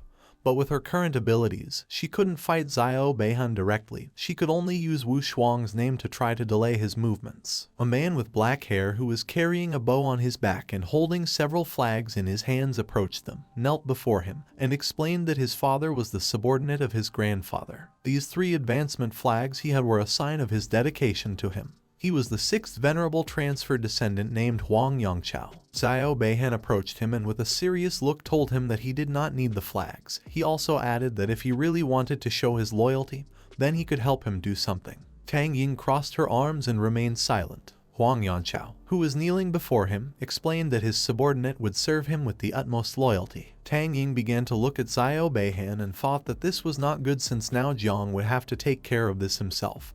But she hoped that Mu Hankyu and Luo Sandow could protect him. At the same time, Luo Sandow obtained 2 advancement flags. While she was holding them in her hand, she closed her eyes and with a joyful smile explained to Jiang that she had just found 2 flags. She arrived at the area where Jiang was and placed the flags on the table. Jiang, who had one hand resting on his waist, with a calm voice asked them both to take the flags first since he was going to another place to take a look. She rested both hands on it and told him that they were going to help him find it together, and Manhwa, who was standing next to her, crossed her arms and remained silent. At that moment, someone shot an arrow, which began to move at great speed towards them. Jong didn't take long to sense this. He put his hand under the table and asked them to be careful. Just before the arrow could get close, Jong threw the table into the sky with all his strength, causing it to collide directly with the arrow. The attack was so powerful that the table was shattered into pieces. Luo Sandow started looking up, and upon seeing this, she couldn't help but panic and start feeling scared as she didn't know what was happening. She quickly hid behind Jong, placed both hands on his arm, and peeked out a little to see what was happening. He went on alert and with a serious look, shouted and asked who was attacking and if they wanted to steal their flags. Manhwa drew the two daggers, held them in both hands, and adopted a defensive stance. The person who had launched the attack was none other than Hwang Yongchao. He jumped, drew his bow, started aiming at Jong, and while the arrow was surrounded by a powerful energy, he began to stare at him and revealed that he did not want the flag but wanted to take his life. He prepared to shoot the arrow towards Jong, causing the arrow to start emitting even more energy. They looked up at the sky, and upon seeing that it was Hwang Yongchao, they revealed to Jong that he had the hidden profession called Extreme Archer of the Sun Chaser. He was level 39 and his father was a venerable of 6th transfer. He was a subordinate of Xiao from the Zhang Empire. Luo Sandow did not know if her Eternal Earth Shield would be able to stop the attack. With a penetrating gaze, Hwang Yongchao launched the arrow towards them. It began advancing at great speed towards them.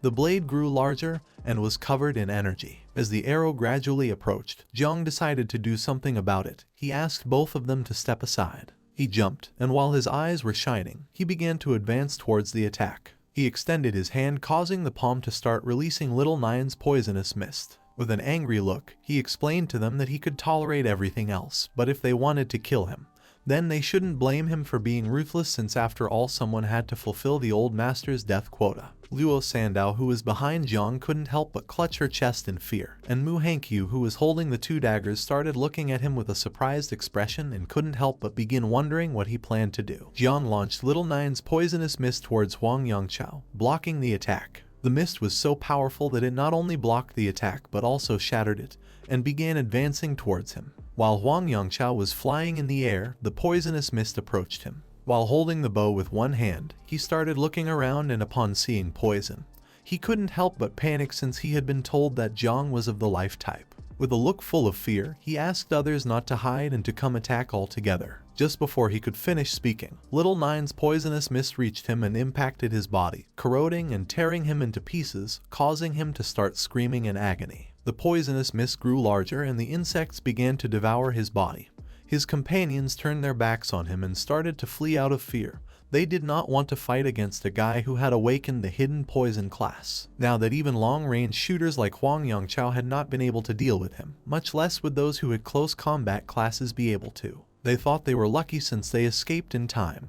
Otherwise, they would have been cannon fodder. In a matter of seconds, the insects began to devour Hwang Yongchao's body. Jong, who was standing next to him, was controlling the swarm of insects. At the same time, in the observation room were Yang Guang and Gu Kaishan watching everything that was happening in the camp through some cameras. Gu Kaishan started to look at Jong, and seeing how strong he was, he couldn't help but praise him upon noticing that he not only had the creation class, but also had the poison class. Yang Guang, who was standing behind him, was speechless. With a surprised look, he began to wonder how it was possible that Jong had killed so quickly a second transformation prodigy. For him, Jong Chen was incredible. He didn't know why Chuozheng City's Night Watch hadn't reported anything.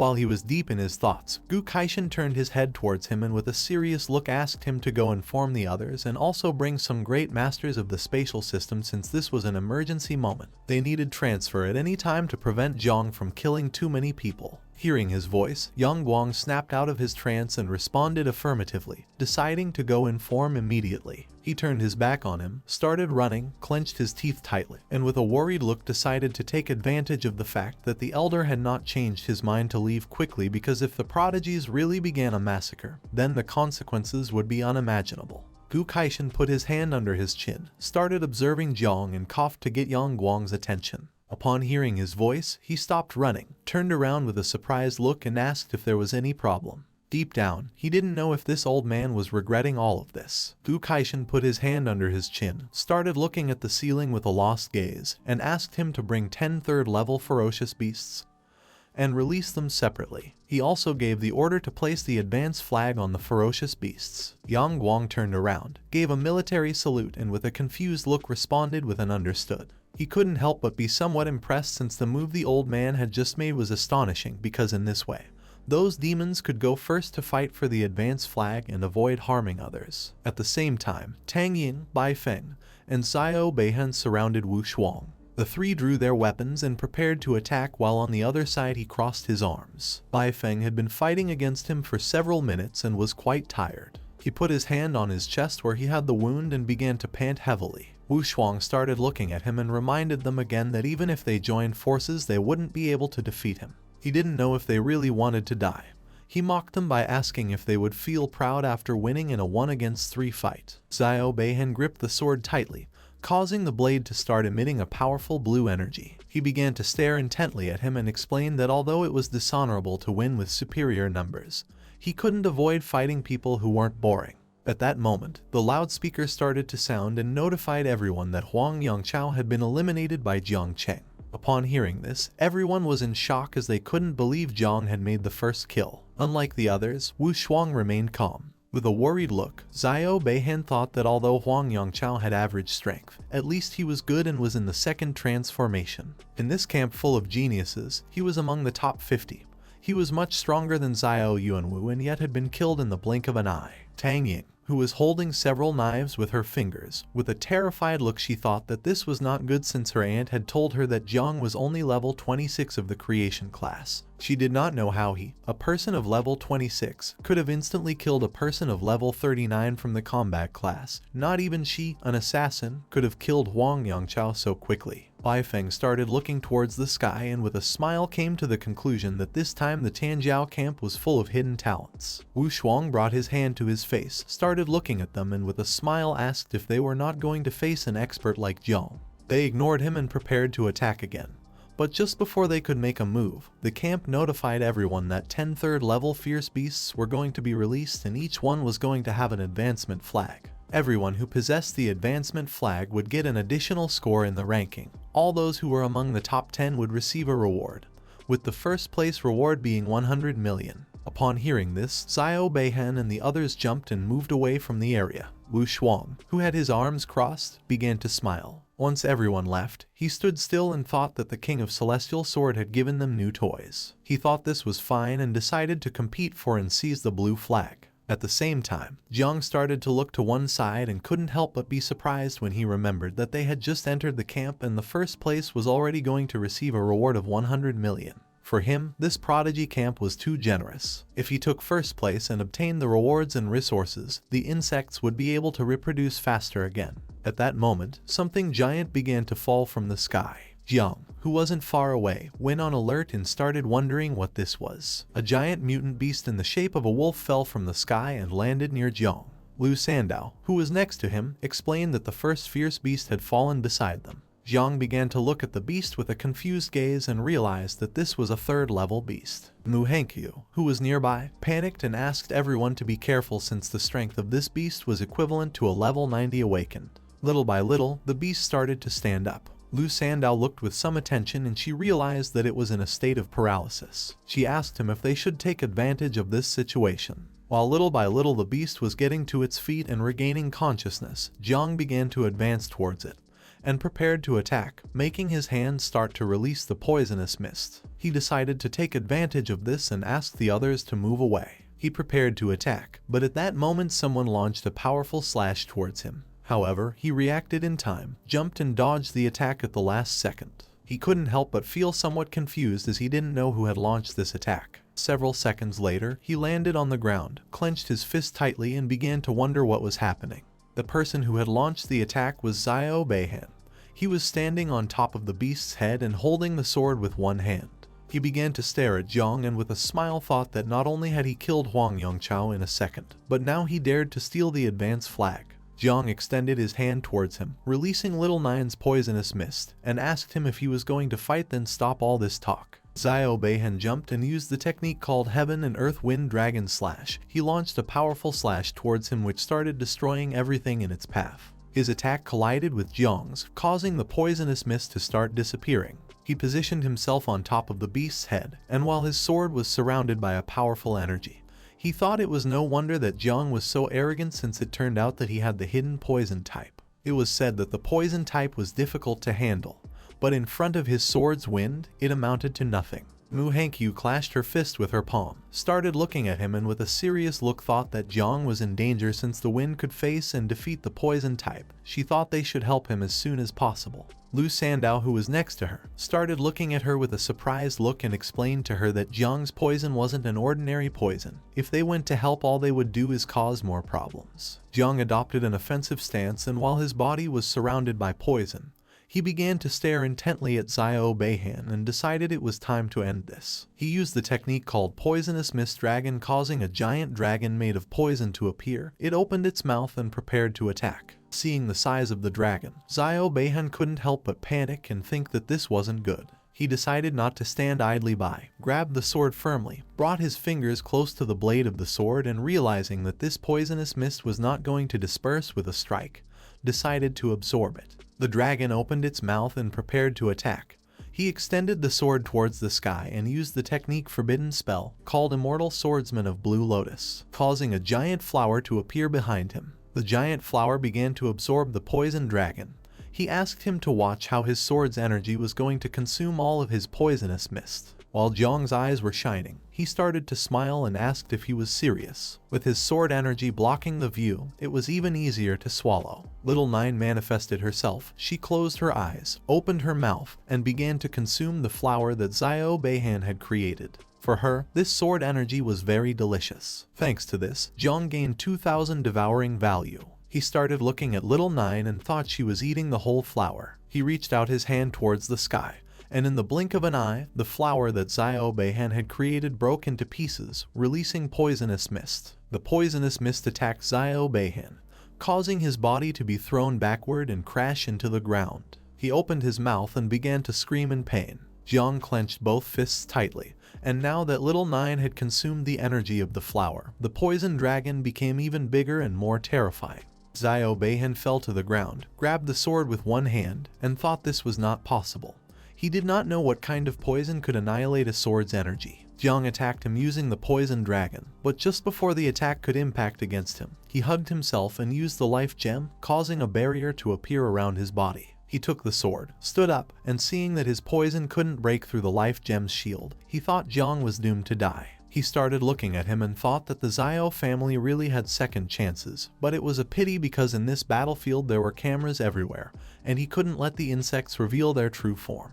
He turned his head to one side where Luo Sandow was and with a calm look asked if she could create an opaque earth shield that covered the entire place. She clenched both fists tightly and told him that she would try. She extended her hands towards the sky, causing her energy to start advancing towards the sky. She used the technique called Earth Protection Shield, Cover. By doing this, a shield was created around the area. Xiao Beihan started to look towards the sky with a confused look and asked him what he was doing.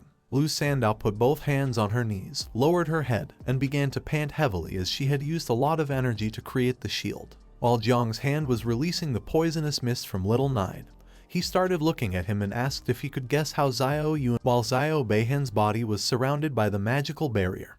He extended the sword to one side and with an angry look asked Zhang if he was really comparing the worthless power of that piece of trash with his. According to him, Zhang was naive. Zhang simply remained calm and silent for several seconds. At that moment, Little Nine reappeared. She began to stare at Xiao Beihan with a sinister look and started to smile. While Zhang's body was surrounded by Little Nine's poisonous mist, with a calm look he asked him if he was really comparing the current him to the past him. Thinking this way was indeed naive, he began to get tired of him and ordered Little Nine to manifest and give him a beating. She extended her hands to the sides and while her body was releasing a powerful energy, she began to advance towards Xiao Beihan and decided to follow Zhang's order. Xiao Beihan put the sword in front of his face to defend himself from the attack, and with a confused look he began to wonder who she was. Little Nine started moving at high speed and began attacking him, but he started blocking the attacks using the sword, no matter from which direction she attacked.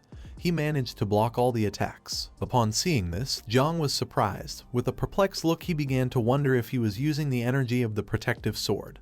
He did not expect Xiao Beihan to have this kind of ability at a moment like this. Luckily for Xiao Beihan, the beast appeared. It gave a great leap, opened its mouth, and prepared to attack Little Nine. She and he started looking to one side, and upon seeing this they went on alert. Jiang didn't take long to realize what was going to happen.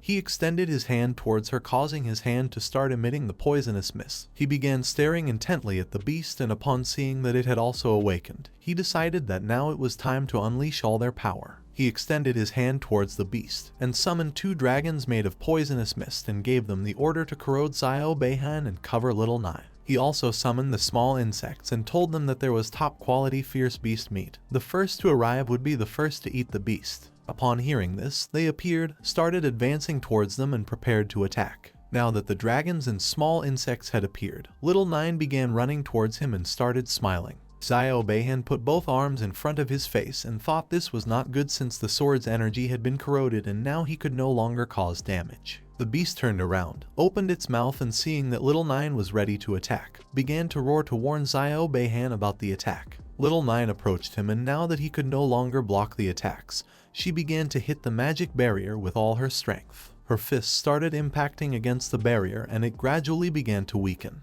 Jiang, who was nearby, started watching them and realized that Xiao Zhengguo favored some grandchildren over others, and for this reason it was much more difficult to defeat Xiao Beihan than Xiao Yuanwu. She began to hit even harder, and little by little the barrier started to crack. While her eyes were shining, she started staring at him. Xiao Beihan, who was inside the barrier, couldn't help but start sweating and panicking. Even though the barrier was strong, Little Nine was going to break it with blows. It was only a matter of time. If before she had needed 3 seconds, now she would need at most 3 minutes. At the same time, in the surveillance room, Yuan Guang began to observe the fight. According to the screen, it could be seen that there was a blue magical barrier in the area which prevented people outside from seeing inside. Upon seeing this, he realized that Xiao Beihan was at a disadvantage now that Jiang had blocked the surveillance. He gave Fang Chengyuan the order to conduct a manual investigation, and if the situation was not good, to stop the combat immediately. He was Fang Chengyuan, the great master of the 4th level of the spatial system.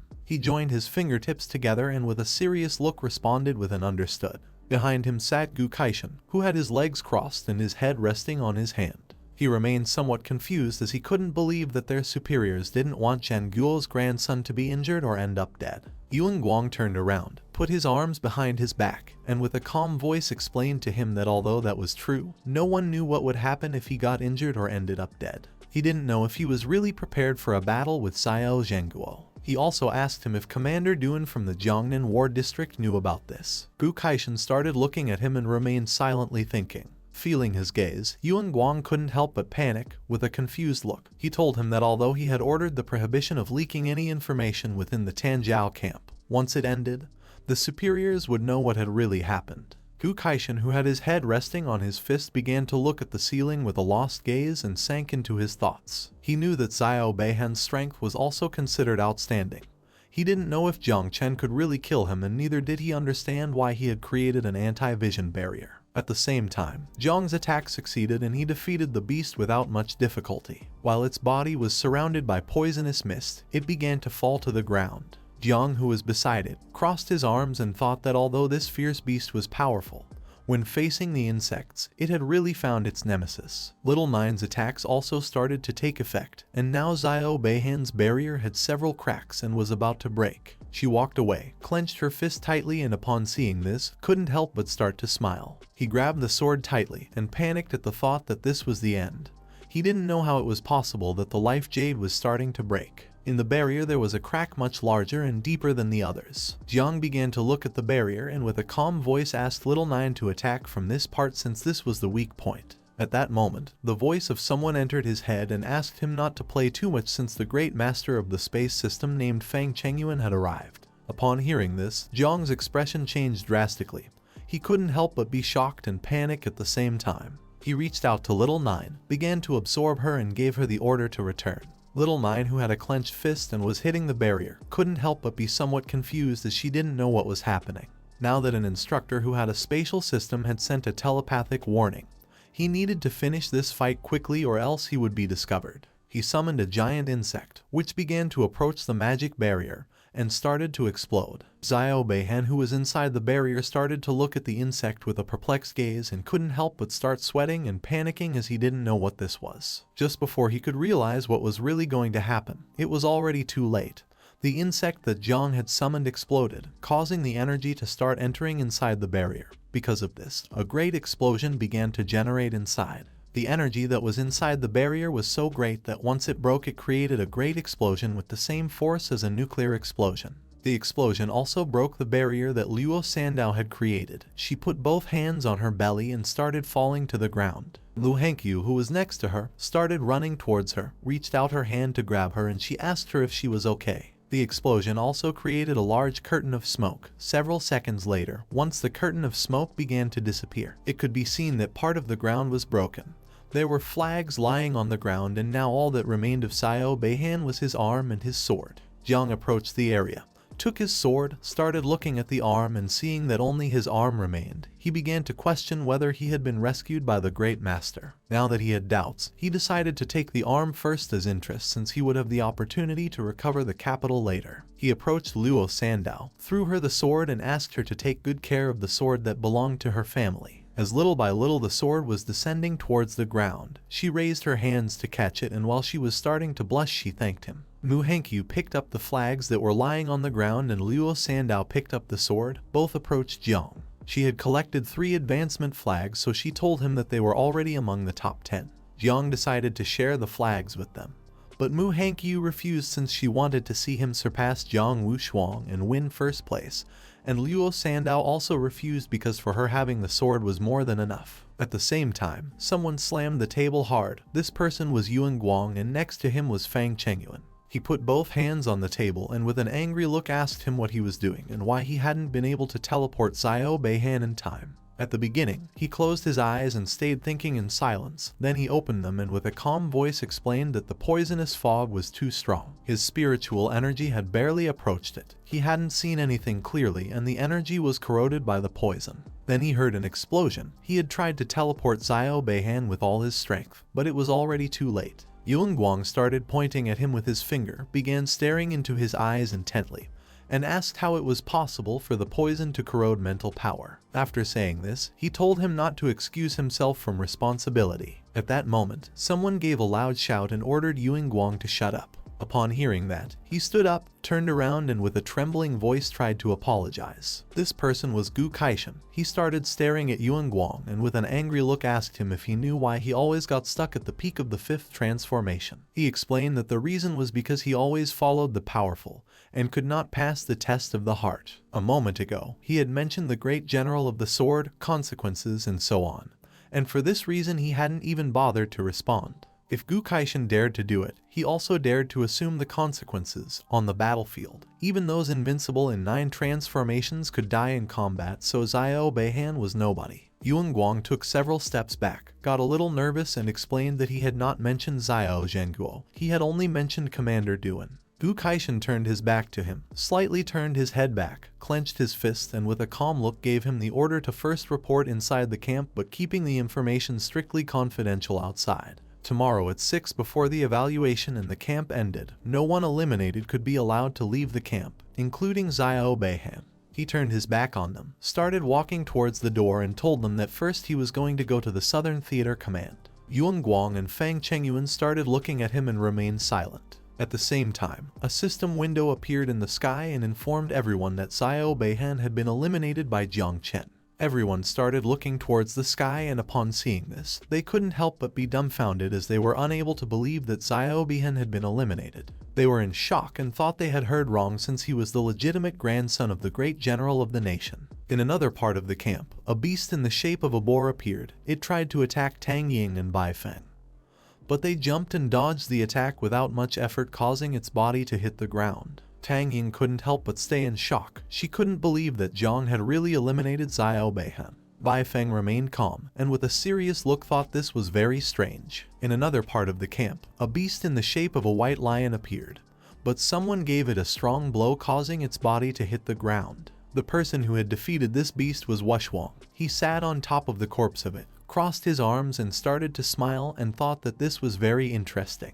Someone started to open the lid of the cup. This person was the commander-in-chief of the Jiangnan military district, named Duan Xinghai. After removing the lid from the cup, he began to bring it closer to his mouth for a sip, started staring at Gu Kaishan, and asked if he had found any good talent for which he had urgently summoned him. In front of him was Gu Kaishan, who closed his eyes, extended his hand towards the sky, used an ability called Forbidden Listening, and while his hand was surrounded by powerful energy, he concentrated. Duan Xinghai started to look at him and remained silent. Gu Kaishan's energy began to advance towards the sky and started to create a barrier around the area. Once the barrier was successfully created, both went to another room, sat down to have a cup of tea and chat a bit. Duan Xinghai crossed his legs, took the cup of tea and asked him why he was being so cautious, and it didn't take long for him to realize that this matter was more important than it seemed. Gu Kaishan, who had one hand resting on the chair, placed the other on the table, and remembering that old Duan had extensive knowledge and was theoretical, he decided to ask him something. He began to stare at Duan and with a serious look asked if poison could corrode mental strength. Duan took the teacup, started bringing it closer to his mouth, closed his eyes and with a smile explained that theoretically it was possible, but it was very difficult, adding that poisonous mist and miasma affected the physical body, but mental strength was different. Mental strength consisted of the source of the soul which belonged to thoughts, forming a kind of intention energy. To corrode this energy, Duan could not estimate the intensity of poison needed. Gu Kaishan started to look at Duan and with a serene gaze asked him if he had seen anyone manage to do this. Duan put his hand under his chin, began to look at the ground and with a thoughtful look replied that no, adding that he knew a poison king who was at the pinnacle of the fourth transformation. But even so he could not do it. Duan raised his head and with an insinuating look asked him if perhaps in the Tianjiao camp there had emerged a poison prodigy with terrifying power. If someone could really corrode spiritual strength, then it was a lethal weapon. Gu Kaishan crossed his arms, started shaking his head, closed his eyes and revealed that a conclusion could not yet be reached. Duan remained calm. Since Gu Kaishan had volunteered for the Tianjiao camp, he hadn't asked anything out of respect. But now he asked if something was happening and also why he wasn't telling the truth. Gu Kaishan opened his eyes, started looking Duan in the eyes and asked if it was possible that the poisonous mist had its own consciousness. Duan reached out to him, started laughing and asked if he was joking. He didn't know how poison could have consciousness, unless it wasn't actually poison and just a form of camouflage. Upon hearing this, Gu Kaishan realized something. With a perplexed look, he asked Duan what the form of camouflage was. While a drop of sweat was falling from Duan's cheek, with a calm look, he began to think. Several seconds later, he remembered something. He started to imagine some ancient ruins that were somewhere in the realm. He had seen in ruin number 0 a record which mentioned a kind of calamitous insect called 9 wings miasma that could transform into the form of poisonous mist. He began to imagine little 9 hugging her legs. She had been born in the 9 hells. Her birth had caused a great ancient calamity, which had almost destroyed the world in the past. Upon hearing the name 9 wings of miasma and ancient calamity, Gu Kaishan couldn't help but become alert and think that this was not good. Duan extended his hands to the sides, closed his eyes, started laughing out loud, and asked him if he was scared. He also mentioned that this type of calamity had been extinct for a long time. Nowadays it was impossible for it to exist. Gu Kaishan remained silent. Then a portal in the shape of a crack began to appear. He got up from the chair, turned his back on him, and while he was walking towards the portal, he no longer had any doubt that Duan was the chief commander since he could explain everything reasonably. Today he had learned a lot. He said goodbye to him with the excuse that he had some matters to attend to at Tianjiao camp. Duan extended his hand towards him to try to stop him and continue talking. He asked him to wait as he still hadn't told him the good news. But Gu Kaishan paid no attention and entered inside the portal. Once inside, he crossed his arms, closed his eyes, thought of little 9 and how she was a natural disaster. It was no longer surprising to him that Jong Chen, who had awakened a divine level class called Growth of All Things, was strong enough to become number 1 on the hunter list. He opened his eyes and with a serious look thought that Zhang still had many secrets. This in Dazia was grounds for decapitation. According to him, Jai Gang was a traitorous master who was really causing problems. A few days ago, Jai Gang appeared with a pleasant smile and explained that he had someone named Zhang with excellent talent but not yet fully developed. He also added that he even got into trouble with the Xiao family. He hoped Gu Kaishan could take care of him while he was at the Tianjiao camp. He turned around and listened silently. Back to the present, he started walking towards the other end of the portal, and it didn't take long for him to realize that Jai Gang had asked him to take care of him, but in reality wanted him to cover for him. He exited the portal, and while he had one hand behind his back, he snapped his fingers with the other. The sword could kill, but it could also protect the world. Buddha and demon were in a single heart. He had said that he wanted to make Jong his disciple, so from now on he was going to be under his protection. He started walking and thought that calamities should not be underestimated, so to avoid misunderstandings, he decided first let Hong Yao confirm it to be more sure. He launched an arrow, which started to move backward at great speed. This arrow contained an order for Hong Yao. He had to go in the name of the master to relic number 0 to investigate the 9-winged miasma calamity. It was related to his little apprentice brother, so he asked him to be very careful. He entered the surveillance room where Yang Guang was and asked how the entrance evaluation for the camp was going. Yang Guang turned his head back and with a calm look explained that it was coming to an end. Those awakened with ordinary talents were competing among themselves to get the flags, and elite talents had already taken care of 9 fierce beasts. Now only one remained. A powerful beast appeared, but Lei Zi and Liu Baizai joined forces to defeat it. The beast tried to attack, but he gave it a strong punch in the face, causing its body to crash into the ground. Then another fierce beast appeared. Tang Ying and Bai Feng began to collaborate with each other to kill it. She jumped up, climbed on top of it and ended its life. At the same time, behind Zhang Wushuang there was a pile of beast corpses. He had instantly killed 3 fierce beasts that had been released in the area. After doing this, he started heading towards the direction where Jiang was. Gu Kaishan started looking at the screen and upon seeing this, he couldn't help but be perplexed. He asked him where Jong Chen was. In response, he revealed that Jiang had killed a total of 2 fierce beasts, and they had just released the 9th fierce beast near him. The 9th ferocious beast appeared, jumped and prepared to attack Jiang. He and the others started looking towards the sky, and upon seeing the beast, he couldn't help but feel happy as now he was going to get another flag. As the beast was slowly approaching, Jiang extended his hand, and while his eyes were shining, he began to smile and told Little Nine that it was time to eat again. Just before the beast could approach and attack, Jiang extended his hand towards it, releasing Little Nine's poisonous mist in the process, which quickly started advancing towards it. Little Nine manifested, and without much effort began to devour the beast. Thanks to this, he obtained 2,000 devouring value. The body of the beast fell to the ground, and Little Nine slowly began to devour it. Jiang, who was standing beside, simply remained silent. While Little Nine was devouring the beast, she ascended from level 21 to level 22, and upon doing so, she couldn't help but start smiling. Upon seeing that she had leveled up, Jiang couldn't help but start smiling with joy. His joy didn't last long as a fist made of spiritual energy appeared in the sky and began to descend towards them.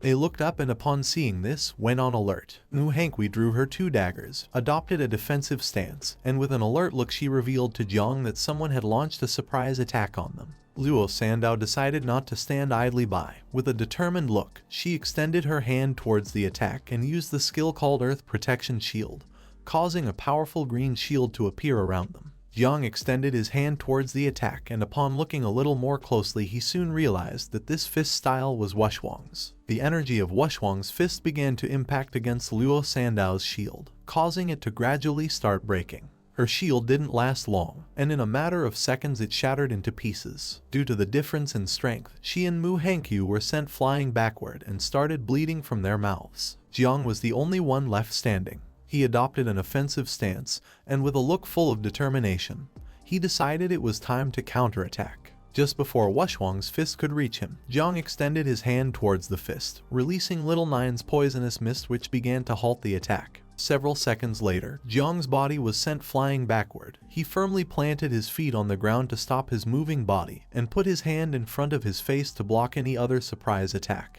Little Nine's poisonous mist was so powerful that all that remained of Wushwang's attack was a curtain of smoke. Once the curtain of smoke began to disappear, Wushwang appeared, while his body was surrounded by a powerful energy. He clenched his fist and with a suffocating look, began to approach Jiang. Seeing that even his poison could devour the wind from his fists, it was no wonder that geniuses called Jiang the demon of poison. The body of Mu Hankui fell to the ground behind Jiang. While the smoke curtain was disappearing, he put his hand near his face, started looking at Wushwang and thought that it was not in vain that he was called the 3rd genius of Daxia, praising him by saying that his punch also had quite a bit of strength. Jiang clenched his fist tightly, causing it to start releasing poisonous mist. With a smile, he asked him if he had come to compete with him for the fierce beast. He extended his hand to one side and prepared to defend himself. Wushwang began walking towards him, started laughing, and revealed to him that he knew this fierce beast had been poisoned by him and all that remained now was its corpse, so there was nothing left to steal. Upon hearing this, Zhang's expression changed. With a serious look, he asked him what he meant by this. Wushwang clashed his fist with his palm,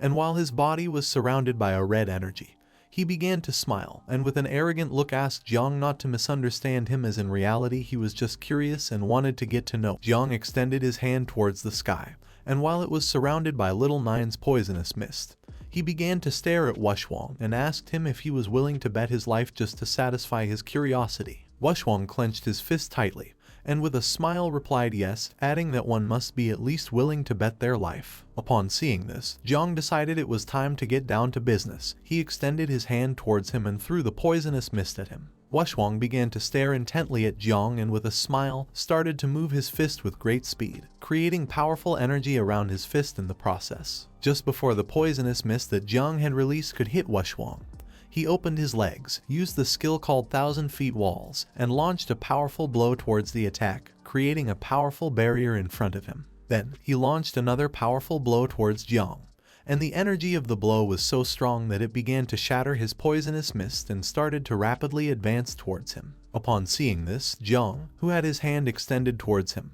couldn't help but be shocked. He soon realized that this attack was very powerful. Just before Wushwang's strike could reach him, he put his hands over his head, jumped and moved away from the area, although in the process he received a small part of the attack. His body began to move backward.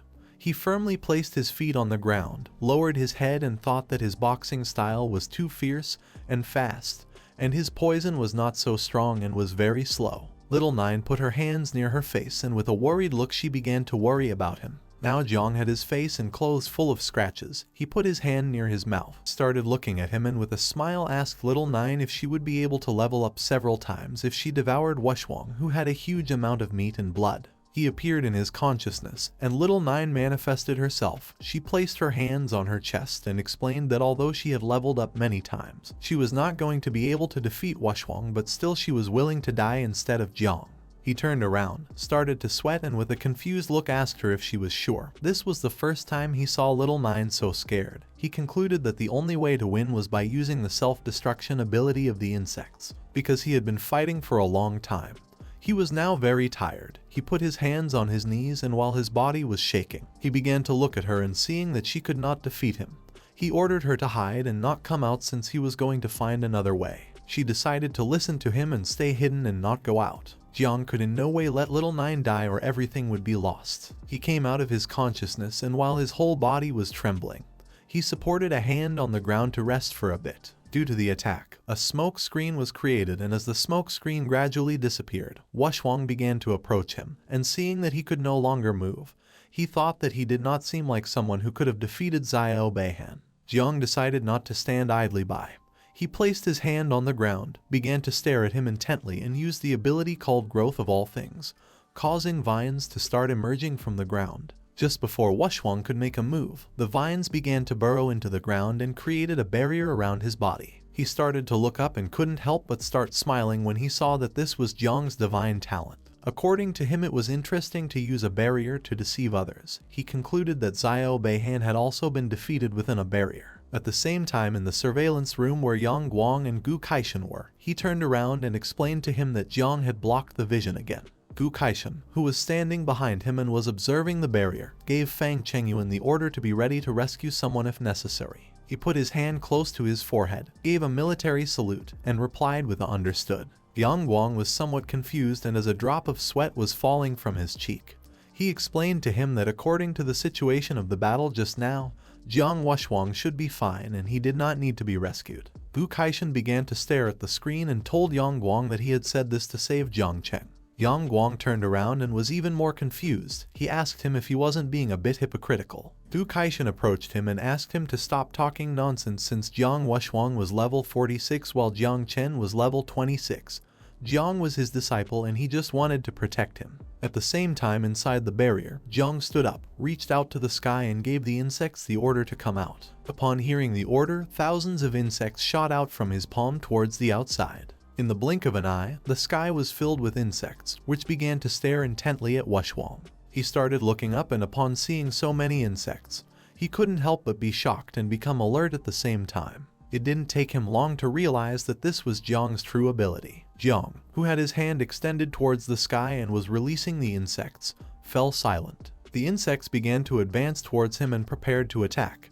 He spread his legs, adopted a defensive stance, used the ability called Move Mountains and Overturn Seas, and prepared to defend himself. While Zhang's eyes were shining, he began to stare at him intently, began pointing at him with his fingers, and started to release even more insects, which began flying towards him. In an instant, thousands of insects appeared in the sky and prepared to attack. While Wushwang's body was surrounded by a golden energy, he prepared to defend himself. He clenched both fists tightly, leaned back, began to look at Zhang, and with a smile used the skill called Overlapping Mountains and Staggered Peaks. Then, he struck the ground using both fists, and by doing this, hundreds of fists made of energy emerged from the ground and began attacking the insects, destroying them into pieces. Upon seeing this, Zhang decided to change tactics. With a serious look, he moved his fingers downward and decided to control the insects to dodge the attacks. While Wushwang was distracted hitting the ground, several insects dodged the attacks and began to quickly approach him. He raised his head, and upon seeing this, he couldn't help but be somewhat surprised. Once the insects got close enough, Zhang clenched his fist, and at that moment the insects exploded, creating a large smoke screen. But to his surprise, Wushwang jumped up and came out as if nothing had happened.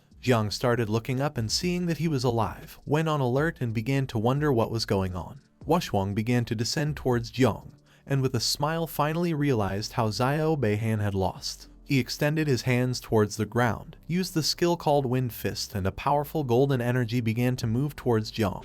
He put his hands over his head and thought this was not good. The energy began to create great pressure, which started to make Zhang's body begin to fall towards the ground. His energy was so strong that Zhang fell to the ground and his body began to tremble. He soon realized that this Wind Fist was several times stronger than the previous one. He did not know if this was the strength of an invincible descendant. 2 insects had exploded near him and had not even scratched him. Little by little, Zhang began to run out of strength. With a tired look, he began to look at Wushwang and concluded that to finish him off it was necessary to make dozens or hundreds of insects self-destruct. For him this was very difficult since it had been very complicated for him to raise these insects. He had no other choice. Near Wushwang a large explosion was created and then more began to be created. He did not fall into the trap and quickly stepped back. But to his surprise, this was what Zhang had planned. While he had one hand supported on the ground, he extended the other towards Wushwang, causing several vines to emerge from the ground. Just before the vines could get close, using only one hand, Wushwang blocked the attack and asked him not to exert himself since the fight had ended. Zhang couldn't help but be shocked. He couldn't believe that Wushwang no longer wanted to continue fighting. He asked him what he meant by this. Wushwang, who was standing in front of him, recognized that he was worthy of being his rival. He was only in the first transformation and was already forcing Wushwang to use 80% of his strength. He was eager to fight him when he became stronger. Zhang placed a hand on his knee and as he was getting up, realized that what he had said before about betting his life was to force him to give it his all. All this was just to see if he was a worthy opponent. Wushwang put his hand behind his neck, closed his eyes, began to yawn and told Zhang that he was tired and was going to sleep for a while. After saying this, he asked him if he could take care of the last fierce beast. Zhang began to look at him and with a serious look asked him if he was leaving him the first place. While Wushwang was touching his neck, he turned around and with a calm look explained that he did not mean this. He was just tired. He wanted to leave since he needed to find a good place to sleep for a while. Upon hearing this, Zhang felt a mix of frustration and anger at the same time. He clenched his fist, began to shout and asked him to stop lying, as he was not one of those fools who were affected by pride. Wushwang turned his back on him, and as he was walking away, he closed his eyes and couldn't help but smile, since he knew that he had not been mistaken and that Zhang really was an interesting opponent. At the same time, in the surveillance room, Gu Kaishan crossed his arms, and while watching the screen, told them that one should not rely on strength to oppress the weak. According to him, Wushwang was truly an invincible descendant, and today he had indeed made Gu Kaishan look at him with new eyes. Fang Chengyuan was poisoned again and his mouth filled with foam. Yang Guang approached him, placed both hands on his back and began to help him. Gu Kaishan gave them the order to release the 10th fierce beast on Jong Chen to let him win first place. A fierce beast with the shape of a centipede and a scorpion's tail began to descend from the sky. It opened its mouth and prepared to attack. Jong, who was standing on the ground, began to look up, extended his hand and prepared for battle. In a secret realm called Heritage Zero,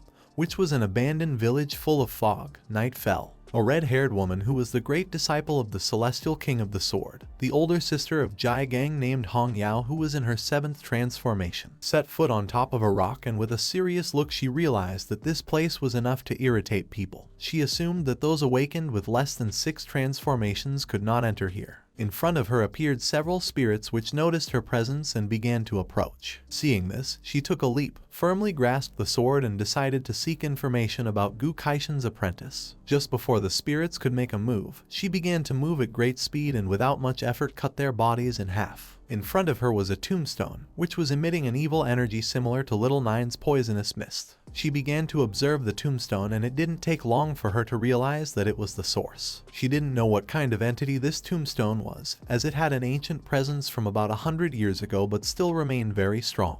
The tombstone had several cracks. She approached and decided to use the information database on relics to search for some information about this tombstone. While her eyes were shining and with one hand she was holding the sword, she landed near the tombstone and gave the system the order to activate divine consciousness. Several system windows with information began to unfold around her. She started to stare at the tombstone and used the total awareness skill called speed reading. Several seconds later, the system fully loaded the information, making a photo of an insect appear. The photo began to fall to the ground, but at that moment, she caught it with her hand. She approached the photo, began to look at it and couldn't help but be shocked and start sweating, as this insect belonged to the mother insect called Nine Miasma Wings, an ancient monster, a strange species born in the extremely dark Jiayu realm, who once caused a great catastrophe which almost led to the end of the world in the 4th century. Luckily now this species was extinct. The entire body of this insect was pure black-purple color with 9 wings on its back. It had a strong venom that could transform into poisonous mist. Its toxicity could corrode everything in the world, including spiritual voids. While the tombstone was surrounded by a powerful evil energy, the moon came out, and she thought this was not good since Jong had a hidden calamity. She decided to tell Master about this as soon as possible.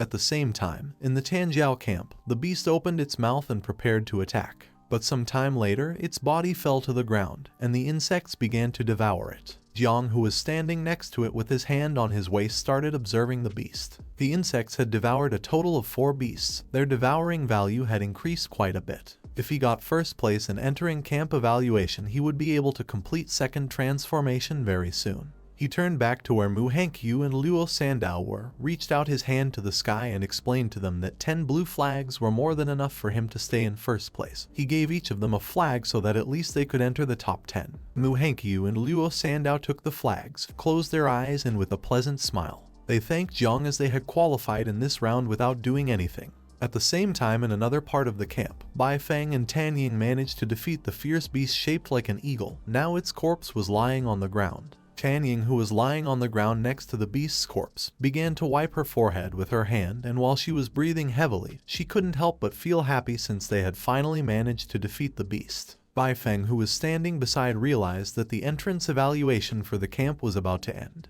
He thought that Jiang Wuxuang would definitely come in first place. At that moment, the speaker began to sound because the camp entrance evaluation had ended. Those who had advanced to the next round could gather in the square, and those eliminated had to leave the camp within the next 3 minutes, and offenders were going to be punished with death. Jiang began looking at the sky and was somewhat surprised. Seeing that the first round had ended, he didn't take long to realize that the 10 fierce beasts that had been released into the camp had been killed. While his body was giving off Little Nine's poisonous mist, he thought that leftovers from beasts were also food. He decided to let out the insects and gave them an order to go look for other fierce beasts and eat everything they could while avoiding people as much as possible. At the same time, the nurses arrived at the camp and began to take away the participants who were injured. On one of the stretchers was Xiao Beihan, who had lost an arm and had it bandaged. He hadn't died. He was conscious and very angry. He started looking up at the sky, clenched his teeth, and felt relieved as he was finally going to be able to leave the camp.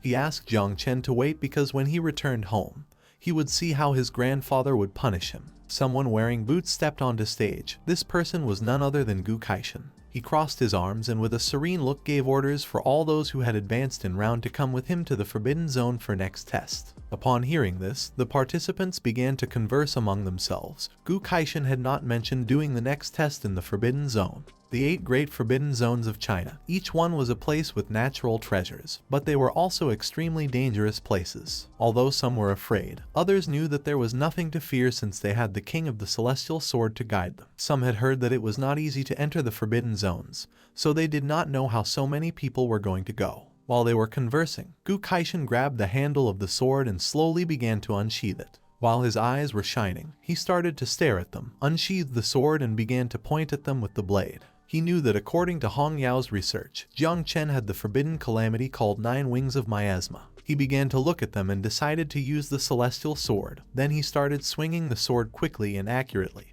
Dawn was almost upon them and the person who was supposed to come would arrive soon. He put his knee on the ground, bent down, threw the sword towards the sky, put his other hand near his face and lowered his head. The participants began looking up at the sky and witnessing this, they couldn't help but be shocked and start wondering what was happening. At that moment, the ground began to shake and several seconds later, it started to break. In the area where they were, it detached from the ground and began to fly.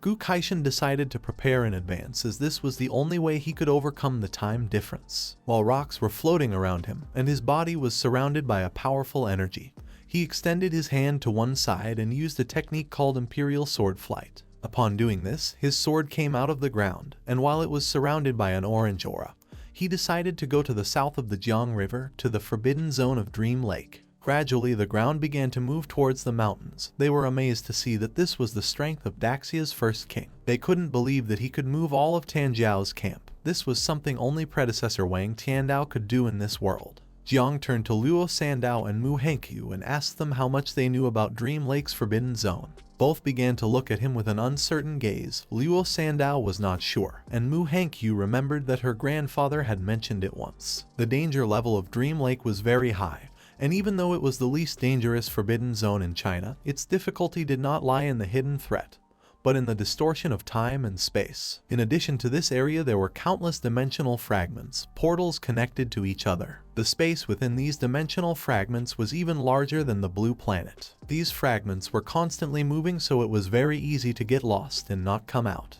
Jiang approached Mu Hankyu and began to look at her with a calm gaze. Realizing that the space within Dream Lake was chaotic, he asked her if the space also affected time. With a serious look, she revealed to him that the time within these spaces was also completely different from outside. It was said that 100 years ago, an ordinary worker entered Dream Lake with the mindset of risking it all. He only needed 2 hours to become a 7 transformation king. But as he himself had said, in reality more than 200 years had passed. Mu Hankyu's grandfather had also explored this place. He had been lost for 3 days after entering, but in reality more than 3 years had already passed in the outside world. Jiang was somewhat surprised, and while a drop of sweat was falling from his cheek, he came to the conclusion that the chances of winning or losing at Dream Lake were random. Luo Sandow began to look at him and she asked him not to worry, since if old man Wang Tiandao dared to take them inside, they could be sure that he already knew a safe route. Jiang began to smile and thought that he wished it was as she was saying. This sounded like even though Dream Lake was a dangerous place, it was also a good place. For some strange reason, he felt that Gu Kaishan was doing this because of him. While the sky was starry, Gu Kaishan crossed his arms. Now that Hong Yao had found the calamity of the 9 wings, it was likely that Xiao Zhengguo would soon surpass him, and then this secret would not be able to be hidden. He hoped to gain enough time in Dream Lake to go look for allies. The next day several men arrived at the area where the Tanjiao camp used to be, but now all that remained was a large hole in the ground. They stood on top of a rock and started observing the area. Realizing that the King of Celestial Sword had taken away all of Tanjiao's camp, which is considered as best upcoming generation's camp in their southern war zone, they thought he might have rebelled against them. They didn't know why Commander Duan hadn't arrived yet. At that moment, someone jumped. Commander Duan, who had his arms behind his back, began to quickly move towards them and thought that Gu Kaishan was an old fool. He did not know if he was asking him to bet his life with him. 2 minutes ago, Gu Kaishan sent him a message, explaining to Duan that the situation was very urgent. So for this reason he was taking the little ones to the forbidden area for a test. He asked him to continue as usual since he was going to assume all the consequences. Duan approached them and one of them informed the others that the commander had arrived. Duan, who had his arms behind his back, remained calm and thought that Gu Kaishan was very careless. Now he had left him a lot of problems. The men panicked and one of them explained that they had arrived late. He feared that they were no longer going to be able to reach them. The other man revealed that his son was still up there. If something happened to him, he didn't know what he was going to do. Duan began to approach them, started looking at the ground and fell silent. He passed between them, extended his hand back and asked them to stop making noise, explaining that Gu Kaishan had said they were going for a selection test and would return the same day, so there was nothing to worry about. Upon hearing this, the two men couldn't help but be shocked. Duan opened his eyes and began to sweat. With a confused look, he started to wonder if it was really necessary to rush into the forbidden zone for that invincible embryo. He didn't know if he was trying to hide or run away from something. He began to remember what Gu Kaishan had told him and his expression changed. He couldn't help but be shocked and start wondering if this was about the 9 miasma wings. The arrow that Gu Kaishan had launched reached the city and began to descend towards the headquarters of the Night Watch. The arrow contained a secret message for Uncle Jai Gang. Gu Kaishan revealed to him that Jong Chen was hiding a major calamity. As his master, he would take him to a forbidden area to hide temporarily. Jai Gang should try to find allies from the Sealed Kings while he was away, since when he returned, he feared there would be a fierce battle. Upon reading the message, Jai Gang could not help but be shocked and become alert at the same time, as he did not know what was happening. A few hours later, he met with Jane Tang, sat on the sofa, bowed his head, put his fist on his forehead, closed his eyes and remembered that Jiang had killed a member of the Huang family, had cut off Xiao Beihan's arm and now carried with him a calamity. He feared this was going to be a difficult challenge. Jane Tang sat next to him, and she tried to comfort him by saying that no challenge was easy, but they were going to overcome all challenges since he had decided to protect Jong Chen no matter what happened. She advised him that it was better to focus on the path ahead and stop worrying about the past, adding that she had spoken with her father who was willing to support them. She began to imagine her father, Duan, Hong Yao, and Gu Kaishan. Now they had the Celestial Sword King, Jai Gang's elder sister, her father, and Commander Duan. With 4 Sealed King powers, they were going to be able to handle any storm that came their way. Jai Gang stood up, started walking towards the door and thought she was right. His elder sister had already gone to meet the master. Now he decided to visit the Sealed King of the Mu family and Merchant Luo family. Even if he had to lie, he was willing to fight for more allies for Jiang. Jane Tang began observing him and she remained silent. He turned his head back, started looking at her with a serious gaze and decided that if things went from bad to worse, he would use the same energy he had when he burst into Xiao family and give it his all. Upon hearing this, Jane Tang, who had a cheerful look, began to smile since it had been years since she last saw Jai Gang so excited. Several hours later, day broke, and Gu Kaishan's sword grew huge and positioned itself under the island. He began to use his power, and they started heading towards the Forbidden Zone. He asked Hong Yao what she thought they should do after returning. Hong Yao, who was chewing gum, blew a bubble and with a calm look thought that Jiang's 9 miasma wings were cool. She wished she could raise one herself. Gu Kaishan quickly moved his finger back and launched a small arrow which destroyed Hong Yao's bubblegum bubble. He slightly turned his head towards her and with a serious look called her silly girl and asked if she could be serious for once. Hong Yao began to look at him with a tender gaze and explained that Granzia had no tolerance whatsoever towards calamities. If even he couldn't solve it, she would be even less able to do so. After saying this, she asked him if he could take down a great Zhengguo general in one blow. Gu Kaishan became enraged and gave her a soft blow on the head, asking her to watch her tone. She closed her eyes, began to touch her head and started screaming in pain. He closed his eyes and began to imagine his disciples. He had a lot of reputation, yet he ended up taking in a group of strange disciples like them. He began to imagine Hong Yao raising her spear. She was always noisy and rowdy. She never cared about anything. According to him, Jai Gang was a stubborn and obstinate person who had a one-track mind. Jong Chen had divine talent, but still insisted on playing with the forbidden. A small bump appeared on Hong Yao's head. She approached him and with a smile asked why he was so determined to protect Jong Chen. He turned his back on her, opened his eyes, and while observing the landscape, he asked her if she really wanted to know the reason. Then, he raised his head, began to look towards the sky and explained to her that when he had taken her as a disciple, it had only been because she was wearing red armor and he thought it looked cheerful. As for taking Jai Gang, it had been even more random. He had mistaken Gu Kaishan for a regular client outside of a club. At that time, when the heir of the Xiao family tried to forcefully marry Tang Jin, Jai Gang went to stop him, and Gu Kaishan was willing to give his life to protect him. The men from the Xiao family pounced on Gu Kaishan and the battle began. Jai Gang took advantage of the commotion, grabbed Tang Jin in his arms and fled from the area. Not everything needed a reason. He was doing this because he cared about Jong. He began to look down with a sad gaze since now Jong Chen was the same. At the moment he had met him, he had known that they were going to get along well, so he simply had accepted Jai Gang's wishes. If Jong was his disciple, then there was no reason not to protect him. Hong Yao approached him and thought that he was the best master in the world. He acted tough, but in reality, he was very protective. He asked her to stop flattering him. According to her, there was only one way to truly protect Jong Chen. She rested her head on his shoulder, closed her eyes, and with a pleasant smile mentioned the supreme military commander of the Great Xia, one of the 3 invincible supremes. Gu Kaishan began to look at her with a calm gaze and remained silent. She opened her eyes, started to caress his shoulder with her finger, and revealed to him that the only way to protect Jiang was with the help of Jiang Wuxuang's grandfather, the martial god Jiang Xuanji. At the same time in Paju Cave, a battlefield of countless races, someone clenched their fist tightly and began to quickly bring it down towards the ground. Several men began to approach a man wearing a red cape. But at that moment, he struck the ground hard, breaking it into pieces and creating a large shockwave, which began to expand everywhere, repelling the men. The shockwave was so powerful that the men lost consciousness and began to fall to the ground. The man wearing the red cape was the invincible martial god named Jiang Xuanji. While his body was surrounded by powerful energy, he clenched his fist tightly, stood up, started walking around the area, and seeing that countless races had dared to invade Great Xia, he decided to kill them all mercilessly. His blow was so powerful that it created a large hole in the cave floor. Standing in front of him were several more men. He began to walk towards them and concluded that after this battle, the countless races should calm down for a while.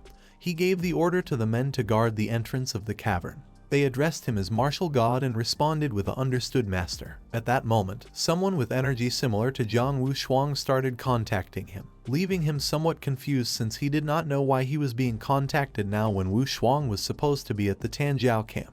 But to his surprise, Gu Kaishan began appearing in front of him, addressed him as martial god and told him it had been a long time since they last saw each other. Xuanji began to stare at him and couldn't help but clench his teeth tightly and go on alert. Seeing that the Celestial Sword King had contacted him through Wuxuang, he thought he had encountered problems in the camp, so he asked Gu Kaishan to speak clearly. He reached out his hand towards the sky and with a calm look replied not entirely, adding that he was doing very well. He wanted to make a deal with him. He began to imagine Jiang Cheng surrounded by the poisonous mist of Little Nine and revealed to him that he had taken a new disciple named Jong Chen, who had a divine level creation class, but possessed the calamity called 9 miasma wings.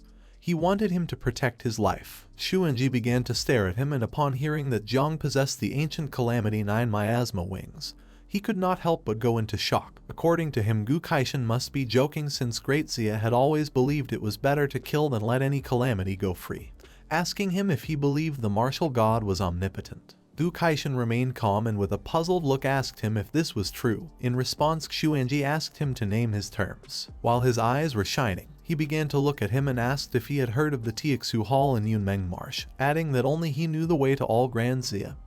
He could take Jiang Wuxuang and give him something fortuitous. Xuanji's eyes also began to shine and he started imagining the Tiexu Hall, the legendary treasure of Celestial Dao. If Wuxuang could go there, his cultivation would advance a lot. He reached out to one side and his cape began to float. He could accept Gu Kaishan's conditions, but with one condition.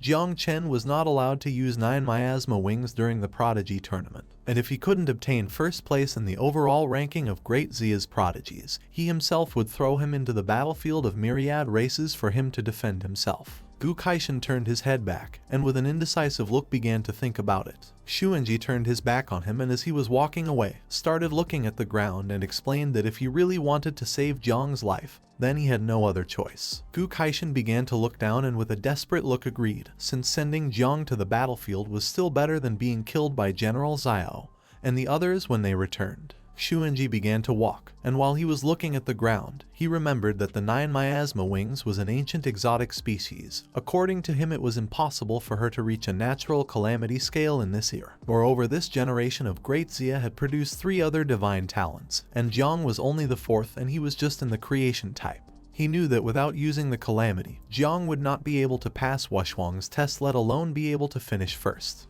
He clenched his fist, and while his cape was flying, with a determined look, he thought that even if by some miracle Jong managed to cause some trouble, as a martial god, he could eliminate any evil spirit from the world in seconds. At the same time, the island reached up to the Forbidden Zone, which was a place full of portals. Jong began to observe the place and with a surprised look realized that they had already officially entered the Yuanwu swamp.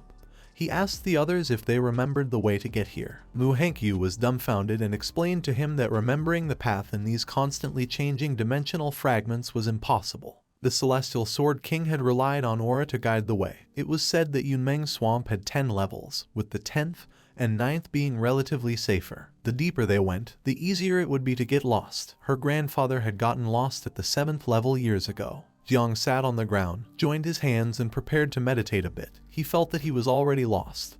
Now that the path could not be remembered with eyes and brain, he decided to sit down and meditate, letting the spiritual sense guide them. Muhankyu and Luo Sandow also sat down, joined their hands, and they too prepared to meditate. Jong entered his mind where the tree of all things was located. For now there was no wind in his mind. However, the tree was moving towards something and he did not know if it could be marking the way. He closed his eyes and concluded that there was something ahead that the tree was desperately longing for. Looking a little more closely, he saw that a rose-shaped fruit had grown on the tree. At that moment, an information window appeared. He had obtained a red functional fruit, which was a skill copy card. After using it, he could randomly copy one of the target's abilities and merge it with himself. The copied ability had no class restrictions. There was a possibility that the copied ability could be improved or worsened during the process. And last but not least, he must complete the copy within 3 hours or the card would expire. He began to observe the system window with a perplexed look and could not help but be shocked to see that this card allowed him to copy abilities and also it had no restrictions. In the Tanjiao camp, everyone was top-notch prodigies, so he could choose anyone he wanted. The most valuable targets were going to be Jiang Wuxuang, Bai Feng, and Tang Ying. He closed his eyes again and decided that he couldn't do this since the ability to copy was random and he could end up with a useless ability. According to him, it was difficult to choose. He only had 3 hours to copy the ability, so he didn't know if it was simply better to take the risk. While he was distracted deep in thought, Gu Kaishan drew everyone's attention. He put his foot on the rock and revealed to everyone that they had arrived at the 6th layer of Yuanwu Swamp, called Takesu Realm. Ahead was Takesu Hall, the place he was taking them to, asking everyone to get ready. Jiang came out of his thoughts, began to look at Gu Kaishan and decided to test the copy card with the master. He couldn't help but start smiling since he remembered that Gu Kaishan always said that he knew a move, and had even said that he wanted to take him as a disciple, so he simply decided to copy the move and consider it as an early lesson. Some time later, the island reached a temple, which was on top of a floating island, and the only way to go up was by using the magical steps, which were floating. This was the Takesu Temple. The participants began to talk among themselves. They were going to become very strong this time since previously in the Magic City there was a legendary sealed king who had become king here in one step. And not only that, even he had become one of the 3 invincibles of Great Summer. Moreover, he wasn't the only one since the Great Dreamer had also attained enlightenment here. Next to the temple, there were some beautiful mountains. It had a trial called the Hall of Great Emptiness. There were 3 levels. On the first one there were 1008 steps. Each time someone climbed a step, there was a chance to receive a heavenly reward. Gu Kaishan, who had one hand behind his back, extended the other towards the temple and explained that the second level was called the Steel of Great Void. The Great Dreamer was the only person who had managed to reach this level. As for the third level, it was inside the temple. No one so far had managed to enter. This was going to be the last test. Out of 150 people, the first 10 were going to be selected according to the number of steps they climbed to represent the Jiangnan War Zone and enter the general final of geniuses from the 8 main war zones of Daxia. Once he finished explaining this, the temple test began. Everyone got excited, started smiling, and began running towards the steps. With a smile full of excitement, Luo Sandow also started running. But Jiang grabbed her by the shoulder, stopped her and said it wasn't good to be in such a hurry since the temple wasn't going anywhere. Unlike the others, Tang Ying, Bai Feng and another boy sat on the ground, put their hands together and began to meditate. Jiang slightly turned his head back, and with a serious look asked Luo Sandow to watch carefully since none of them were in a hurry and they were all meditating to adjust their mental state. Luo Sandow thought Jiang was right, so she, Muhankyu and Jiang sat on the ground, put their hands together and began to meditate. Muhankyu mentioned that in a place like the Takesu Temple, each person could only ascend once, so it was better to adjust their mental state to the maximum before ascending. Hong Yao sat on top of her spear and it began to fly. Gu Kaishan, who was standing on top of the spear, put his arms behind his back, started observing them, and upon seeing that they could remain calm without haste, he couldn't help but praise them. Jiang started to look up and decided to copy the skill of the Heavenly Sword King before climbing the steps, to prevent the copy card from becoming invalid. He began with the skill copying, hoping that the old man had not deceived him. Gu Kaishan started to stare at others and a system window appeared as a target to copy. Jiang selected Gu Kaishan. The system warned him that there was a possibility that the copied skill could degrade or improve during the process. After this warning, it asked him if he wished to start copying a random skill. Jiang began to stare at Gu Kaishan and responded with a yes, thinking that it was time to start with this. He hoped to have a little more luck. He did not ask to improve his skills, he just wanted them not to degrade. Another system window appeared to inform him that the skill he was copying was called Opening of the Sky. It was of legendary quality. He stood up and couldn't help but feel somewhat surprised and alert at the same time. He felt relieved since the old man hadn't deceived him and this move really existed. The skill card began to copy Gu Kaishan's skill, and suddenly Jiang was teleported to another place. He started to inspect the place and couldn't help but be shocked, and it didn't take long for him to realize where he was. A sword appeared in his hands, swinging it with precision and strength, cutting through space and time. Jiang was perplexed as this force was the same that Gu Kaishan had with the sword. Jiang was in a forest and he was shirtless. He grabbed the sword tightly, began to observe the blade with a confused look, and started to wonder why he was practicing with the sword. While the leaves were falling, with a look full of determination, he swung the sword precisely and cut the leaf in half. Then, he raised the sword above his head. Although it seemed that not much time had passed, Jiang had even grown a beard. He raised the sword to the sky and a powerful blizzard began to form around the blade. He used all his strength and launched a powerful slash towards the ground. His attack was so powerful that it split the mountains in half. Jiang already had long hair and a long white beard. He had become an old man. While with one hand he was holding the sword, with a tired look, he began to look to one side and thought that man follows the earth follows the sky, and he follows the Tao. The progress of skill copying reached 120%, and he obtained several skills. The first was called Man's Strength of Purple Quality. The second was called Earth Knife of Purple Quality. The third was called Sky Knife of Legendary Quality. And the last was called Great Path Power of Shadow Knife Quality. Jiang, who was sitting on the ground and was meditating, was somewhat surprised. He had incredible luck since not only had he copied everything, he had also broken down the celestial sword into 4 styles. With a calm look, Hong Yao explained to Gu Kaishan that Jiang Wushuang and the others had already started climbing and only Jiang remained here, adding that at the beginning of the test is when benefits were given. She did not know what had happened to Jiang and if he had fallen asleep. Gu Kaishan started to look at Jiang and remained thinking in silence. Several minutes passed, and Jiang, Luo Sandow, and Mu Hankyu continued meditating without moving. Seeing this, Gu Kaishan thought that this was a bit strange since adjusting the state did not take so much time. Hong Yao's spear began to tremble. Witnessing this, she couldn't help but be shocked and go on alert. She asked the master why her spear's heart was resonating. Gu Kaishan's eyes filled with surprise and he began to look at Jiang.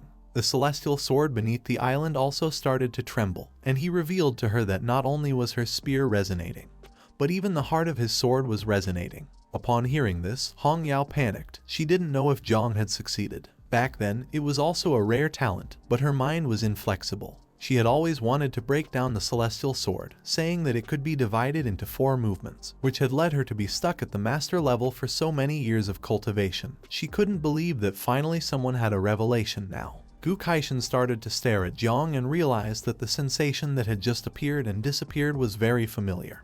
He couldn't believe this was happening and thought it was a divine illusion produced by the temple. Hong Yao was somewhat surprised and she asked the master to pay attention since Jiang had begun to move towards the steps. Jiang started to walk towards the steps and Hong Yao became somewhat nervous as she did not know which step he would be able to reach. She had tried very hard and had only managed to reach step 301. And Jai Gang was even worse as he had only managed to reach step 298. She did not know how the great dreamer had reached the top. According to her, this was terrifying. At that moment, a list appeared in the sky. The invincible descendant Jiang Wushuang had reached step 289.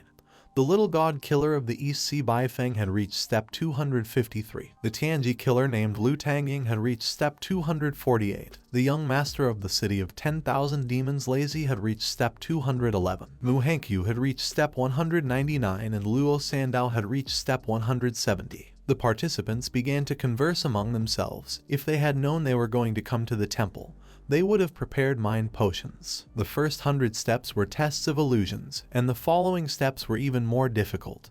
Each step was going to feel like carrying several mountains. One of them drew attention from others and asked them to be quiet since the poisonous demon Jiang was about to start climbing, adding that surely he was going to be another Jiang Wuxuang. Jiang started to look at the ground and remained silent. Then he approached the step, lifted his foot and with a determined look thought that if the first steps were tests of illusions, with his mental strength there should be no problem. Once he stepped on the first step, his eyes filled with surprise and he couldn't help but be shocked and go on alert. At that moment, Xiao Beihen's grandfather appeared. While his eyes were shining, he began to unsheathe the sword with one hand, and with a suffocating look decided to finish him off without leaving him a place to be buried, since he couldn't believe that he had dared to mess with the legitimate grandson of the Xiao family. Jiang panicked and began to wonder if he was Xiao Zhenguo. He unsheathed the sword, leaped forward and prepared to attack. Seeing this, Jiang started covering his head with his arms and prepared to defend himself. Due to the difference in strength, Jiang's body was sent flying backward, and he fell on his butt against the ground. At that moment, Jai Gang and the others appeared in front of him to protect him. Jiang, who was behind them, panicked and asked them to flee from here. In the blink of an eye, Xiao Zhenguo moved at an incredible speed and using the sword, cut their bodies into pieces, approached Jiang and with a look full of hatred decided to finish off anyone who stood in his way. The blood of Jai Gang and the others fell on Jiang's face, and seeing that they were dead, he couldn't help but be terrified. He climbed completely onto the step and while his body was trembling, he began to cry. Hong Yao and Gu Kaishan approached a little, and upon witnessing this, she began to wonder if little Jiang had gotten stuck on the first step. But Gu Kaishan explained that this step tested the four-dimensional system: spirit, physicality, agility, and strength. All the prodigies of the camp had been tempered from a young age with celestial materials and earthly treasures, but Jiang was the only self-taught one. In this trial, he was going to suffer a great disadvantage. Upon hearing this, she panicked because if Jiang lost, then the god of war would send him to the battlefield. Back to the test, Xiao Zhenguo defeated Jiang, who was now on his knees on the ground. He accepted defeat and was willing to die since anyway, he had harmed everyone and no longer wanted to live. At that moment, a white branch appeared around Xiao Zhenguo's sword. Jiang began to raise his head and couldn't help but wonder what was happening. A white branch pierced through Xiao Zhenguo's body, causing him to gradually begin to disappear. Jiang, who was kneeling, started observing this and couldn't help but wonder if this was the illusory world. Now that Xiao Zhenguo had been defeated, Jiang left the illusory world. He couldn't believe that he had just fallen into an illusion, but it felt too real. But then he thought that it couldn't be real. Uncle Jai Gang and the others had been killed, and instead of fighting for his life, he had been seeking death. He clenched his fist tightly and while blushing, prepared to step onto the next step. Seeing this illusory world mocking him, he called upon the spiritual tree and decided to give it a good beating. Jiang prepared to put his foot on the next step, and then 2 system windows appeared in front of him, causing him to go on alert. He obtained 5 Star Wish fragments. 1,000 fragments could be combined into a complete Star Wish fragment if the user had a skill level between level 1 and level 3. Consuming 10 star fragments could increase by 1 level, and if the user had a skill level between level 4 and level 6, it would require 100 star fragments to improve. Jiang began to observe the system windows and he couldn't help but start smiling upon seeing that he had obtained 5 Star Wish fragments. The market price of 1 fragment was millions. He had just started and the system had already given him such a generous reward. These fragments were not going to serve him for improving skills, but however if he sold them, then he could get enough money for the little insects to feed well for a while. Jiang stepped on the second step and several seconds passed with no illusion. Then he appeared in his subconscious, and slowly the branches of the spiritual tree began to grow larger and larger. He started to observe this and couldn't help but become alert. Jiang began to smile as he realized that the spiritual tree of all things had directly blocked the illusion. For him, this tree was incredible. Jiang stood still on the second step while the other geniuses who had not yet begun to climb started looking at Jiang and thought that he was acting strangely since just a moment ago, on the first step, he was crying and angry. He had been stuck on the first step for a long time, and now on the second step, he was laughing out loud. Seeing him like this, they thought that he would not be able to pass beyond the second step and would be considered the weakest of all. Gu Kaishan and Hong Yao simply stayed watching Zhang's behavior in silence. Upon hearing the mockery of others, with a determined look he decided to show everyone what a crushing victory was, but then he looked back and seeing that the elder Gu Kaishan was watching, he decided it was better to pretend a little so as not to draw too much attention. He started looking forward and was somewhat terrified to see that Jiang Wuxuang had already reached step number 300. For now, he decided it was better to surpass him and then think about what to do next. With a disappointed look, Hong Yao explained to Gu Kaishan that little Jong Chen had gotten stuck on the second step. According to her, he was not going to be able to reach step number 10. Gu Kaishan began to look at Jiang and he couldn't help but be in shock. He asked Hong Yao to stop talking and watch what he was doing. Jiang prepared to put his foot on step number 3, and again the spiritual tree blocked the illusion. He put his arms behind his back, started to hum a song and without much effort began to go up step by step, as if this were just a simple game for children, leaving everyone in shock and with their mouths open. They did not know what was happening and how Jiang had climbed 100 steps at once just by singing. They came to the conclusion that he had deliberately gotten stuck on the first 2 steps because he liked the illusions of those 2 levels. They no longer had any doubt that he really was the master of poison. In the blink of an eye, Jiang surpassed Mu Hankyu and Luo Sandow. He started waving goodbye to her with his hand and while humming told them that he was going to climb 300 steps without fear. Mu Hankyu began to look at Jiang with a gaze full of love and she couldn't help but start to blush like a tomato upon seeing that he was singing to cheer her up. She decided to give her best effort. Luo Sandow thought that her benefactor was incredible, but the song he was singing was too embarrassing. Seeing the ease with which Jiang was climbing, Hong Yao couldn't help but be perplexed and start sweating. She didn't know if the Taeksu Hall test had any flaws. She couldn't believe that Jiang had climbed more than 200 steps so quickly and without slowing down. Gu Kaishan began to look at Jiang and with a calm gaze told her that even he had not seen anyone do what Jiang was doing. Jiang passed by and surpassed 2 geniuses who were left terrified. No one knew what was happening or how Jiang could climb so fast. They did not know if he was climbing the same steps as them or if they were in an illusion. Not far away, on the highest steps were Jiang Wuxuang, Tania, and Bai Feng standing on the same step. Jiang started to look up and upon seeing this, became alert. He did not know why the 3 had stopped on step number 299 and were not advancing. Gu Kaishan began to observe them and explained to Hong Yao that every 300 steps formed a level. Even for the celestial geniuses it was difficult to surpass it. With a cheerful look, she remembered that she had also had to give her all at that time to pass that step. After that, each step felt like the weight of a mountain. She did not know who would be the first among the celestial geniuses to cross this first level. Jiang reached step number 298, and the 3 turned around. Jiang Wuxuang could not help but start smiling since Jiang had not disappointed him. Tang Yin could not help but feel happy seeing that Jiang had caught up with them so quickly, while on the other side, Bai Feng simply remained silent. Jiang Wuxuang began to smile and his body started to emit a powerful energy, making several chains appear. He decided to take the first step, leaving Tang Ying in shock. Jiang began to look at the chains with a surprised expression. He had a divine level class and did not know if Jiang Wuxuang had a double divine level class.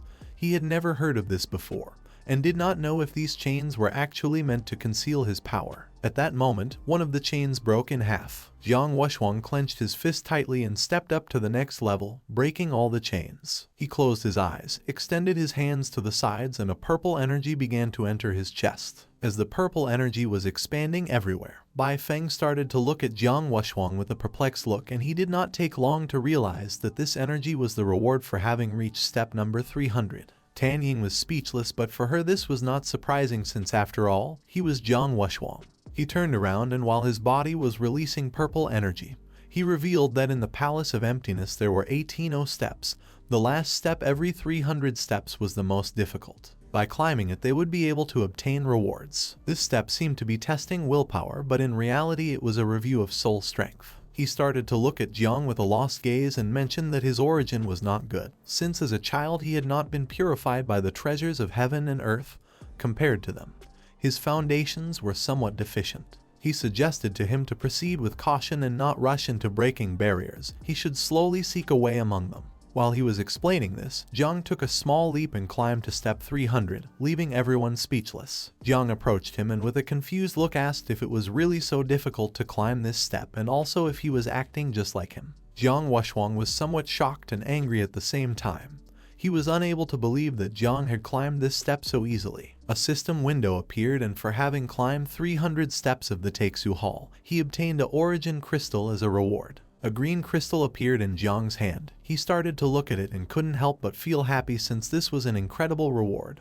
Although the insects could not use it. He had heard that Uncle Jai Gang had been in the third transformation for many years, but thanks to this, he had been able to ascend to the fourth transformation. This crystal was much more powerful than the reward that Jiang Wuhusang had obtained. Little Nine manifested, and with a hungry look asked Jiang to climb faster since she wanted to eat the trail. Jiang started to look at the Taeksu Hall and with a confused look asked her if she was referring to the trail that was on top of the hall, to which she replied with a yes. At that moment, Little Nine's stomach began to growl, leaving Jiang somewhat confused. She started forcing Jiang to climb faster.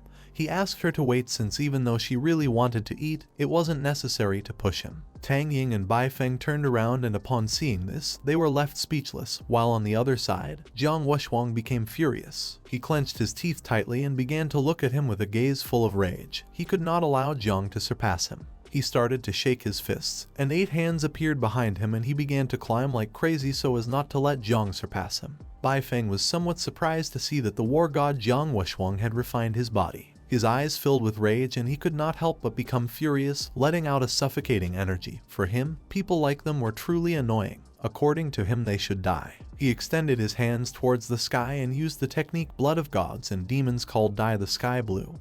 His body began to release ghosts. He decided not to let them surpass him, and also started to climb quickly. Several seconds later, 2 geniuses arrived at them, and upon seeing that Tang Ying was standing and not competing with them, they thought this was very strange. She turned to them and with a serene look, explained that she was an assassin and could not be compared to those ogres. One of the men felt relieved to hear this, but at that moment, Tang Ying began to smile and little by little her body started to transform. She transformed into a snake and with a murderous look, she also began to climb quickly. The 2 men were left speechless and then hugged and thought that Mr. Tiger had not deceived them and that people were really too terrifying.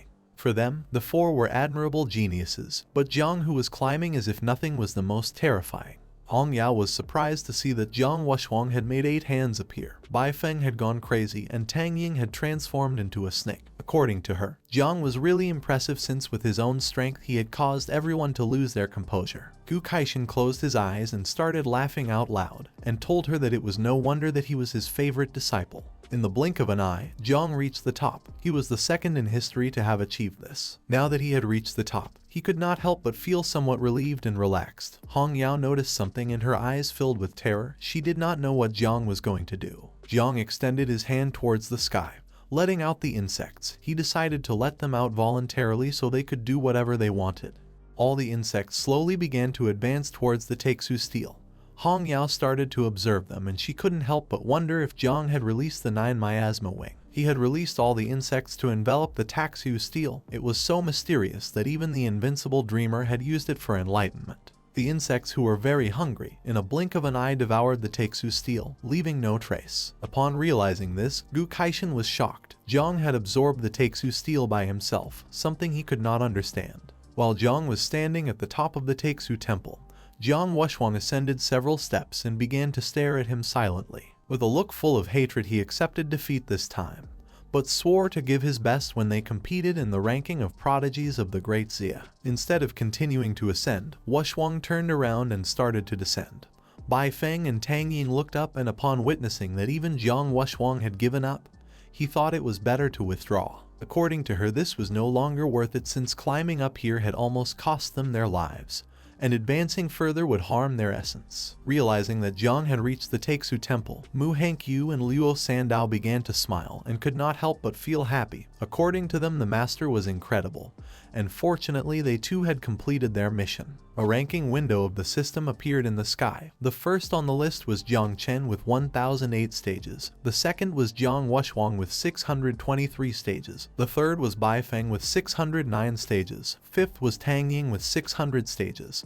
Sixth were Lei Zi and Liu Bijai with 304 stages, and the last were Luo Sandow and Mu Hankyu with 300 stages. Gu Kaishan, who had his arms crossed, began to smile, since without Jong Chen, the others would not have been able to get this far. Hong Yao started looking at Jong with a tender look. For her he was incredible, and this new generation was much stronger than they were back then. Several minutes passed and Jong stood still doing nothing. And upon realizing this, Hong Yao became somewhat confused and with a surprised look began to wonder why he continued standing there in a trance when everyone else had already come down. Jiang was in his subconscious. The Taixu steel was teleported to the insect nest, and little Nine hugged it, and her level rose from 22 to 25, obtaining several thousand devouring value. When she had said that she wanted to eat the steel, she meant to take it back to the insect nest. Now she was enjoying it and even had leveled up several times. While she was hugging the Taixu steel like a baby, Jiang, who was on the ground, put his hands on his hips, started observing her and couldn't help but start smiling, since the devouring values of the insects had also increased drastically. At this rate, they were going to be able to breed a third generation soon. He didn't know if the steel and 9 miasma wings were connected in some way. The statistics window of the Taixu steel appeared. It was originally an abyssal anchor stone. Located at the bottom of the abyss, it was a compact artifact and one of the fundamental essences of the abyss. The Taixu steel came from the abyss, and given that little Nine was the ruler of the abyss, it was not surprising that she wanted the steel more than anyone. Jiang emerged from the insect nest and returned to reality, and at that moment, in the place where the Taixu steel had been, poisonous mist began to appear. Upon noticing this, Jiang went on alert and became confused at the same time. While his body was surrounded by poisonous mist, he was transported to another place. He had been recognized as the master of the Taixu realm. No matter where he found himself, with a single thought, he could teleport back to the Taixu realm at any moment. No one except the master could open the doors of the Taixu hall. Jiang was somewhat surprised and realized that the Taixu steel was the key to the Taixu realm. Only he could teleport here at any time and no one else could open it. He could use the Taixu hall as his final trump card. He left the realm, jumped, and decided that it was better to leave now. There were too many eyes watching right now. He wanted to avoid entering the hall for now to check it later. While he was in the air, Hong Yao and Gu Kaishan appeared and took him by both arms. He asked Jiang to come with him for a moment. They began to fly high and disappeared from sight. All the participants of the camp started to look at the sky and thought that the Celestial King of the Sword had captured Jiang, thinking that it must be related to the Taixu steel. Some thought that this was happening to him for being too arrogant. Not far from the area there were snow-capped mountains. They went to another remote area. Gu Kaishan began to stare at him. One of the three invincible figures of Great Xia, the Dreamer. Only he could observe the Taixu steel in search of enlightenment. He wanted to know how Jiang had used the 9 miasma wings to absorb the Taixu steel. With a serious look, Jiang stayed thinking in silence, and upon seeing that Gu Kaishan knew about the 9 miasma wings, he thought that he had summoned him to this place to kill him. With a cheerful look, Gu Kaishan asked him if he really thought he would be able to turn the 9 miasma wings into a poisonous mist and deceive everyone. Hong Yao, who was next to him, closed her eyes and started laughing since Jiang's expression was very cute. Jiang calmed down as, judging by their appearance, they did not want to kill him. He decided it was better to tell the truth. With a serious look, he revealed that the 9 miasma wings and the Taixu steel came from the abyss, sharing the same origin. Or rather, that the Taixu steel originally belonged to the 9 miasma wings. Far from becoming alarmed, Gu Kaishan remained calm and told him that he should be aware of the Great Xia's stance on Calamity. Now he had two options. He could stay in the Yunmeng swamp forever and live as an exile clinging to his life, or he could return with him and fight for his survival. Millions would want him dead, even those at the general or invincible level. Upon hearing this, Jiang couldn't help but panic. He swallowed hard and was astonished, since it wasn't just his imagination before. The old master had come to the Yunmeng swamp only to give him an exit. He didn't know why they hadn't met before. While he was lost in his thoughts, Hong Yao approached him. She started to point at him with her finger and with a serious look caught his attention, asking what he was thinking about and reminding him that the master had asked him a question. Upon hearing her voice, he came out of his trance. With a confident look, he decided to return. Although he carried a calamity with him, he had only killed bad people and did not believe he had done anything wrong. Since his conscience was clear, there was no reason to flee. Hong Yao began to look at him and she started to smile upon seeing his determination. Gu Kaishan, who had his arms crossed, began to laugh heartily. He expected nothing less from his disciple. Even though he did not want to admit it, even Jai Gang was not as good as him back then.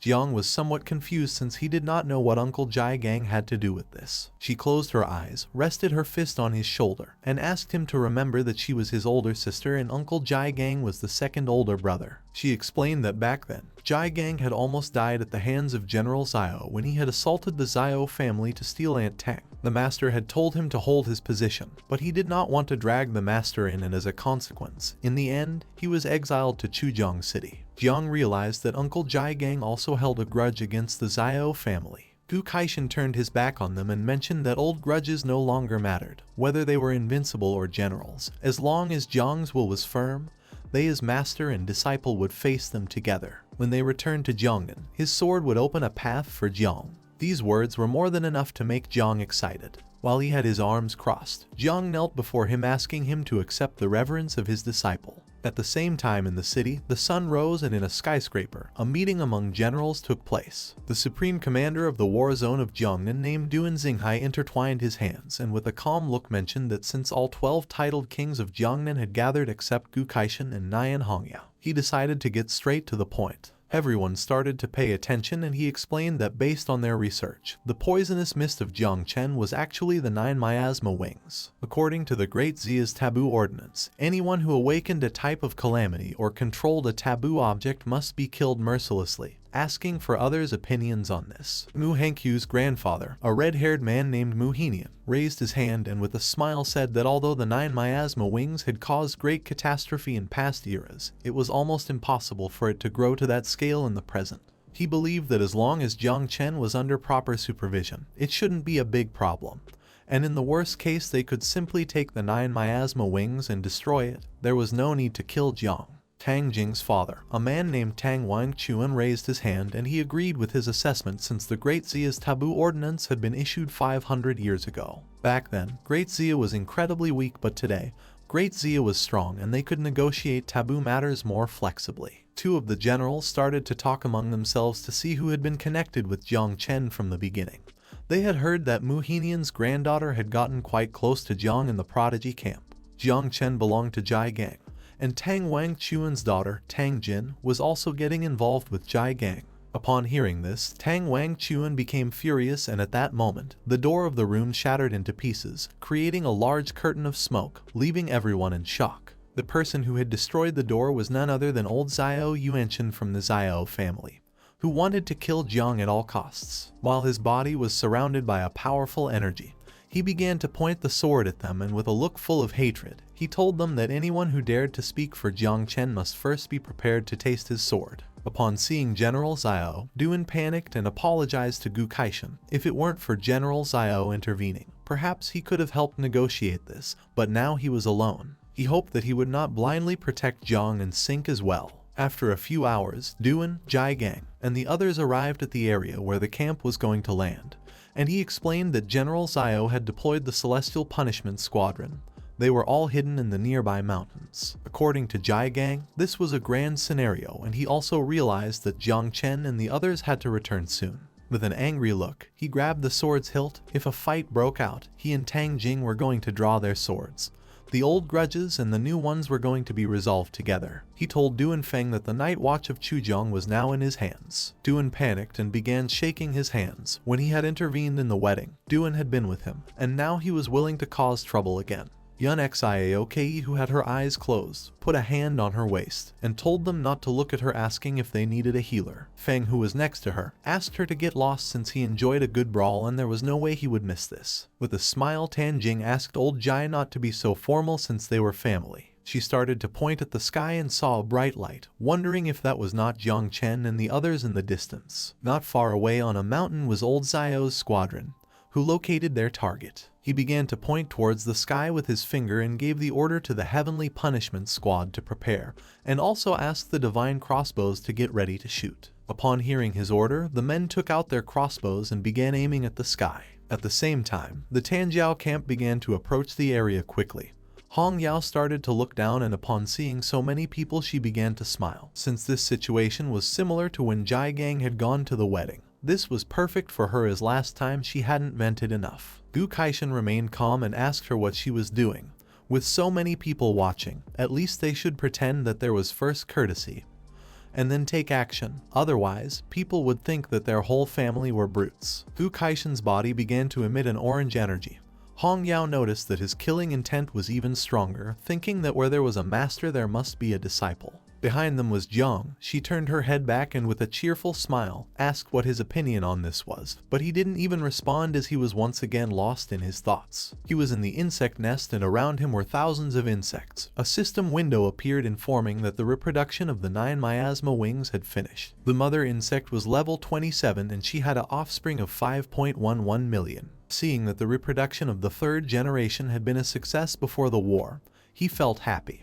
And although it wasn't enough to defeat the nation, it was more than enough. Hong Yao touched his shoulder and asked him not to be afraid since although he was not very strong, he had the master in her, making him come out of his trance. With a surprised look, he began to wonder what was happening. He started pointing at the mountain with his finger and explained that he was not afraid. He had just seen Uncle Jai Gang and the others on the mountain. First, he wanted to go see them and give them a gift. Gu Kaishen gave him permission since they were going to pass by there later anyway. Upon hearing this, he began to smile, and while his body was surrounded by poisonous mist, he jumped and started descending. Wushwang began to observe Zhang and with a surprised look asked that he not die since he had not yet played enough with him. Tang Ying realized that he had a calamity and it was no longer surprising to him that he had been able to kill Xiao Beihan in an instant. Bai Feng felt somewhat worried about him as she did not want the second person in all of the history of the Great Xia who had completed the Ladder of Emptiness to die. Zhang began to distance himself from them. Mu Hankyu started looking at him. Her master did not know if her grandfather was going to come help or not. Luo Sandow, who was next to her, told her that worrying now was useless. This level of war was something they could not help with. Causing no problems was more than enough. Some time later, Zhang landed in the area where Jai Gang and the others were, and seeing that they had come,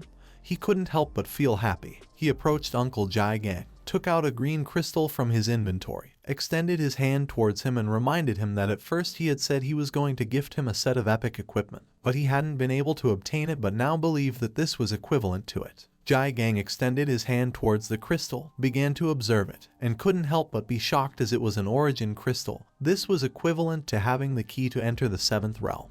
Jiang took out several more items. Among them there was equipment and weapons. To Aunt Tang he gave a silk scarf, to Duong a bow, to Chu Buling a dagger, and to Han Ki platinum level equipment. At the same time old Xiao and the Heavenly Punishment Squad arrived at a cliff. He was furious and his eyes were filled with rage. Upon seeing that Jong Chen had descended, he ordered them to prepare. At that moment, Duan Feng appeared, and using his hand began to signal him to stop. He asked him to wait a moment since more than 100 days had passed since the Tanjiao camp had disappeared. It was being taken care of by Gu Kaishen so they could not be careless. The old Xiao turned his head back, started to stare at him and began to think, then he started to look down, and with a serious look decided to kill Gu Kaishen along with Zhang if he did not know how to appreciate what he had. After several minutes, the camp arrived near the area. Duan Feng began to observe it, and asked Gu Kaishen to surrender and hand over Jong Chen. He and Xiao Yuanchen were great fighters from Jiangnan. Once the battle began, the city was going to suffer great losses. According to him, it was better to sacrifice Jiang.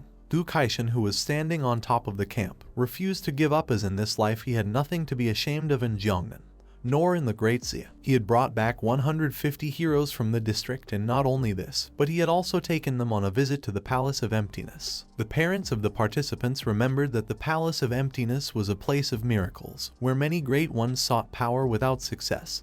They did not expect that the King of Celestial Sword would have a way to enter. Now their children were going to succeed. They could not just stand by doing nothing, and although they could not save Jong Chen, they were not going to join the Xiao family. Duan turned around, extended his hand to one side and with a smile explained that with these 150 heroes, the reputation of Jiangnan was going to rise like the tide. At that moment, the old Xiao Yuanchen appeared, and while his eyes were shining, he used his power, making 2 giant blocks of water appear. He was so powerful that the water from the rivers and the sea began to concentrate in the sky, creating a huge block of water. As his body was surrounded by water, he revealed that Jong Chen could control a calamity. According to the law of Great Xia, he should be executed, and as for Gu Kaishen, he was acting against the rules, protecting those who could control the forbidden.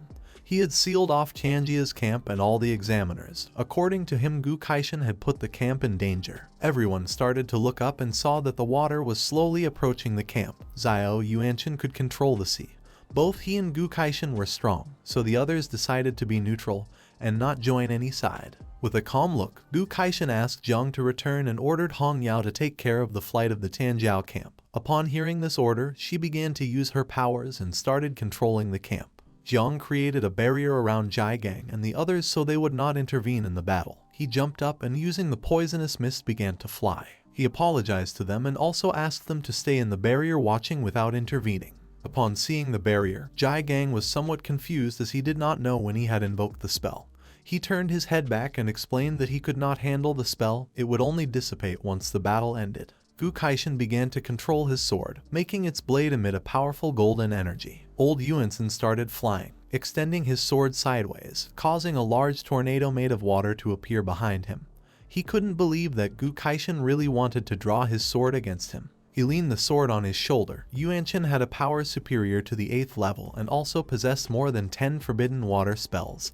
And Gu Kaishan only knew how to use a sword, he did not know what he was afraid of. Both prepared to fight, but at that moment, someone invoked an ice barrier which appeared between the two, preventing them from starting to fight. The person who had created the barrier was General Duan.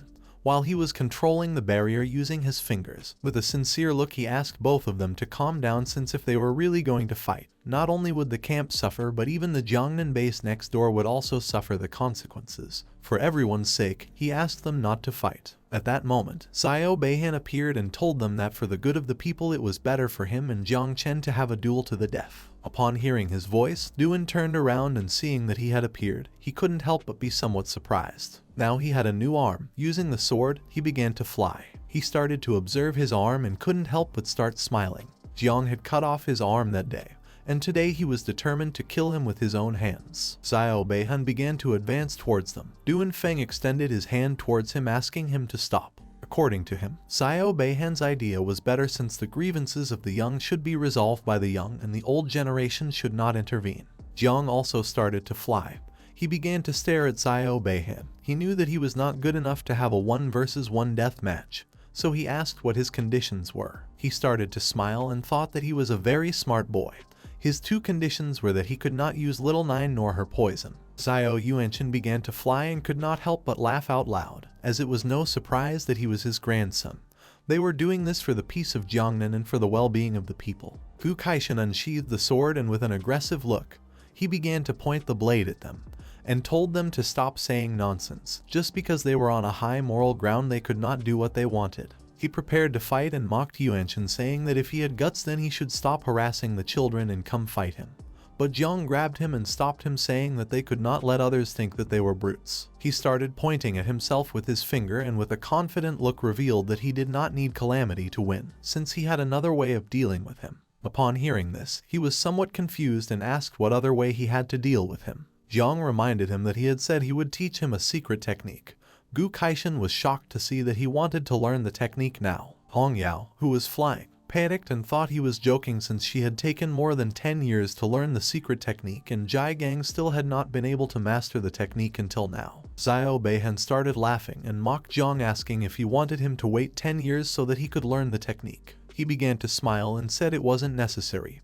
Just 5 minutes were more than enough. Gu Kaishan got angry and started shouting, explaining that the sword style was not something that could be learned so quickly. Xiao Beihan began to laugh even more, while on the other side, Yuanwu remained silent. Jiang took Gu Kaishan's sword, clenched his other fist, and with a confident smile asked him to teach him the technique. He started looking at the sword and fell silent. At that moment, the sword began to resonate, and upon realizing this, he was shocked. He started to look at Jiang with a confused look and did not take long to realize that he had been the one who had caused the resonance of the heart of the sword in the space of the void.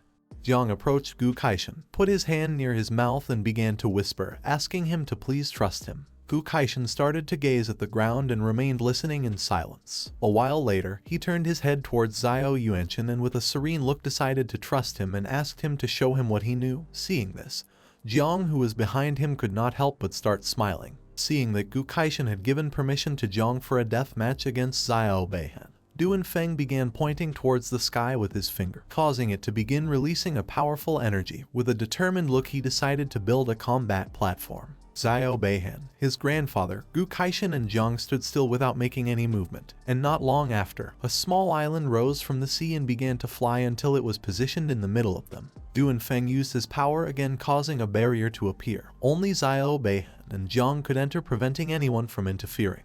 The arrogant Xiao Beihan descended onto the combat platform with a smile full of confidence. He was eager for the fight to begin so that he could teach Jiang a good lesson. Last time he had won with the help of 9 miasma wings, but this time everyone would see how he was going to be defeated. At the same time, someone began to hit the barrier, but the attacks were useless. This person was none other than Jai Gang. He drew his sword and started launching powerful attacks with the intention of breaking through the barrier. He was very furious and ordered Jong Chen not to participate in the fight. He did not understand how Gu Kaishan could allow this. He began to despair as his eyes filled with guilt, since if he had not let Jiang enter the camp, none of this would have happened. Upon seeing his behavior, the aunt was somewhat confused. She tried to console him by saying that the master was not someone who made choices without thinking about the consequences. Gu Kaishan unsheathed the sword, and while holding it with both hands, he began to point the blade towards the sky, causing it to start emitting an intense golden energy. He asked Jiang to remember that the sword of heaven was the sword of will. He had to win the fight, and to do this, he had to act without thoughts and let himself be guided by his heart. Jiang began to observe the sword with a surprised look and fell silent. Gu Kaishan brought the sword closer to his face, and with an aggressive gaze, he asked him to observe carefully. He used the technique called Energy Slash, and using all his power, launched a powerful cut towards Xiao Yuanchen, and it started to approach him at enormous speed. Upon seeing that Gu Kaishan had attacked, he decided not to stand idly by and drew his sword, began to point the blade towards the sky, clenched his other fist tightly, and used the ability called Total Defense, making his body start to emit an intense and powerful red energy.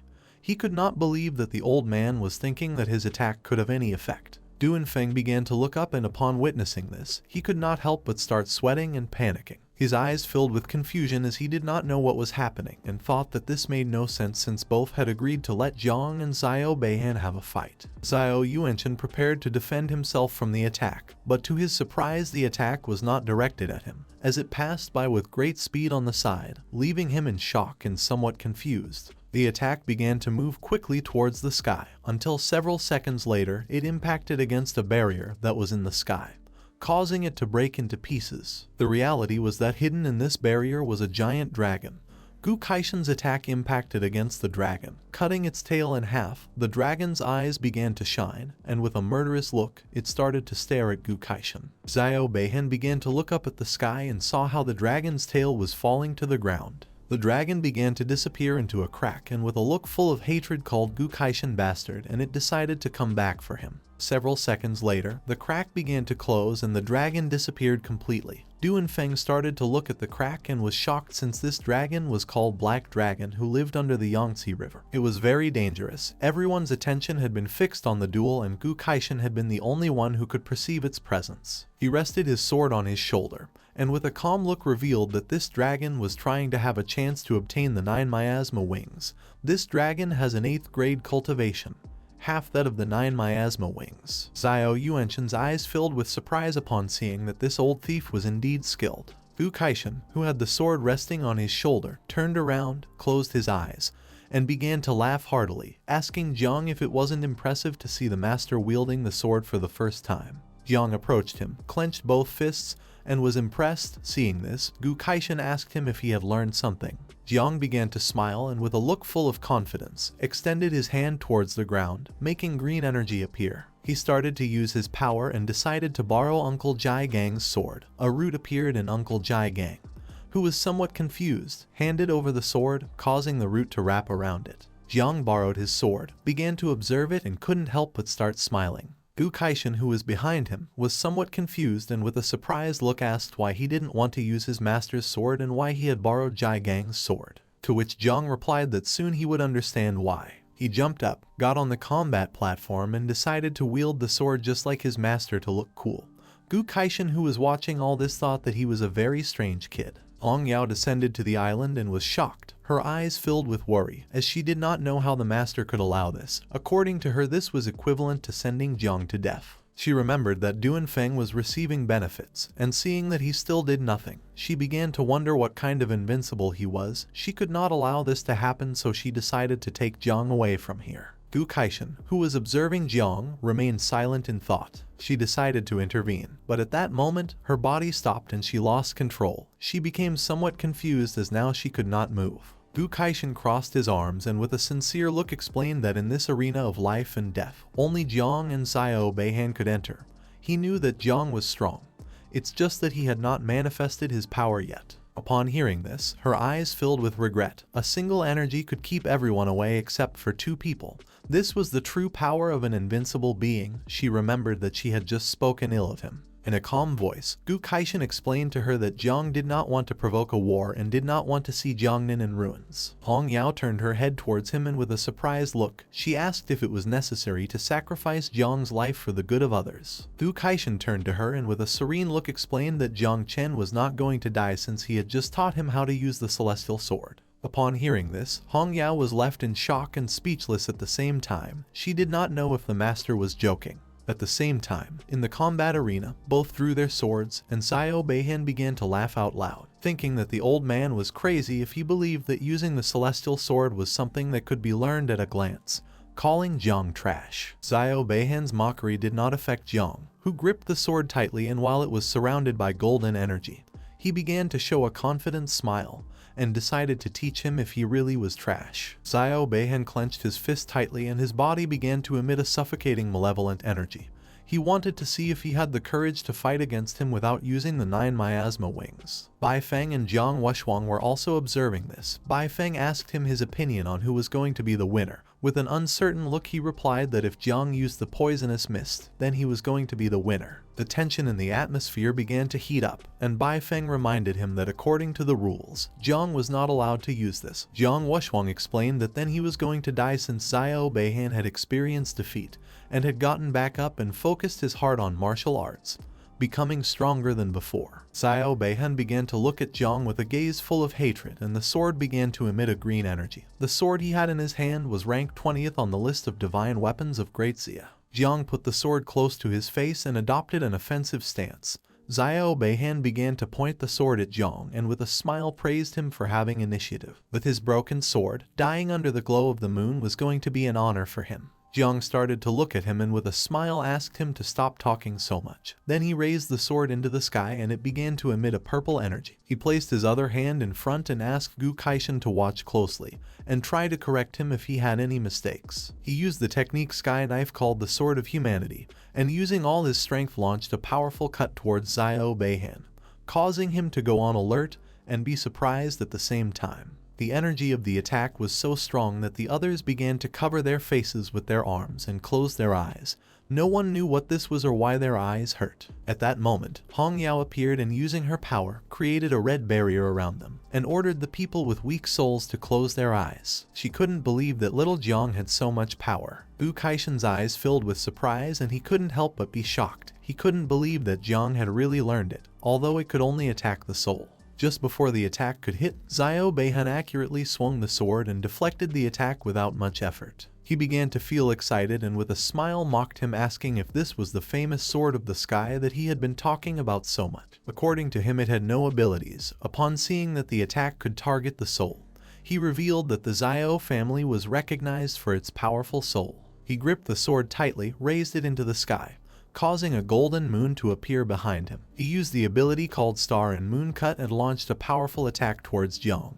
He began to clean the blade of the sword and couldn't help but laugh. He adopted a defensive stance and revealed that the first attack had only been a test. The second attack was the potent one. He grabbed the sword tightly and with a look full of hatred revealed that this attack was not aimed at the soul. Jiang used the technique called Earth Knife. He launched a powerful cut towards Xiao Beihan, and it effortlessly cut the moon in half. In the process, it also wounded Xiao Beihan, who began to bleed, his eyes filled with surprise as he did not know how this was possible. The attack that Jiang had launched was so powerful that it also left marks on the ground of the arena. Duanfeng, who was floating the island with his powers, began to look up, and upon witnessing this, he could not help but be stunned and start to sweat as he realized that arena was going to explode. According to him, someone with a second level power could be capable of doing this. The arena began to shake, causing the sea water to start floating, and Duanfeng decided that it was time to reinforce it. At the same time, Zhang's attack reached Xiao Beihan, who quickly drove the sword into the ground, creating a small golden barrier around his body, blocking the attack in the process. He was aware that he had to block the attack because otherwise he would lose his life. Due to how powerful the attack was, Xiao Beihan began to sweat, and with a look full of rage he mentioned that one must lift their head and look towards the northwest where the floating clouds were. He had to lean on the sword that was longer than 1,000 miles. Without hesitating for a second, he used the forbidden spell called the Maximum Essence. At that moment, the swords of the participants of the Tanjiao camp began to fly, leaving everyone somewhat confused. Some even raised their hands in order to control their swords. But it was all in vain. Now no one was able to control their sword, nor did they know what kind of spell this was. All the swords that were being controlled by Xiao Beihan began to emit a powerful energy, and in the blink of an eye, the sky filled with sharp swords. Xiao Beihan, who had the sword stuck in the ground, used the divine weapon technique called Soul Moon, which allowed him to make all the swords return to the sect. Once he used this technique, the blades of the swords headed towards Zhang and slowly began to fall. Zhang, who was holding the sword with one hand, adopted a defensive stance. He did not know what was happening. With this attack, Xiao Beihan was sure he could kill Zhang. While with one hand Duanfeng was making the arena float, he grabbed his wrist tightly using the other hand. He started to sweat since he knew that these two were crazy. With a look full of panic, he ordered his subordinates to bring support to help reinforce it, since otherwise the arena would collapse. Upon hearing his order, the two men next to him joined their hands and began to use their power to help reinforce. Xiao Beihan stood up, gripped the sword tightly, causing it to start emitting a suffocating energy. He began to look at Zhang with a confident gaze and couldn't help but laugh out loud. Certain that Zhang had already lost, it didn't matter if he had awakened a divine level class or even if he had learned to use the celestial sword.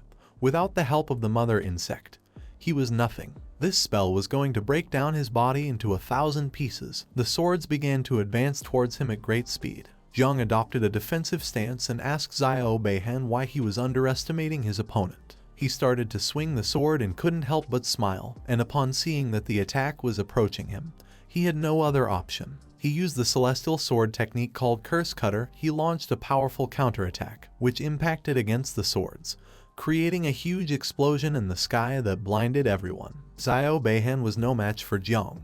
His attack began to slowly disintegrate Xiao Beihan's body. His eyes filled with tears and fear.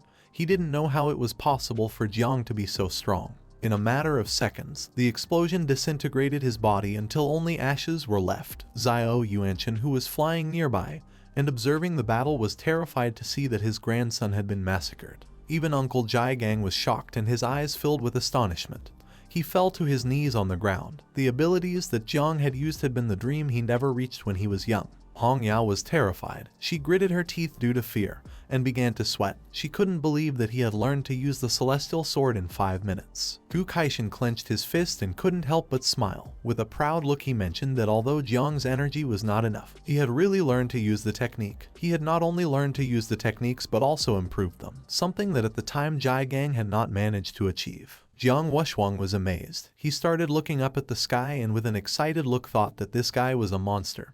He feared that someone like him would be the most terrifying opponent. Bai Feng, who was next to him, covered his mouth with his hand and couldn't help but sweat. He was shocked to see that Zhang had learned to use the sword in just 5 minutes. Tang Ying put her hand near her forehead and she couldn't help but be stunned, seeing how powerful Zhang was. Meanwhile, on the other side, Luo Sandow and Mu Hankyu hugged each other and both started to cry upon seeing that he had really won, realizing that he was truly strong.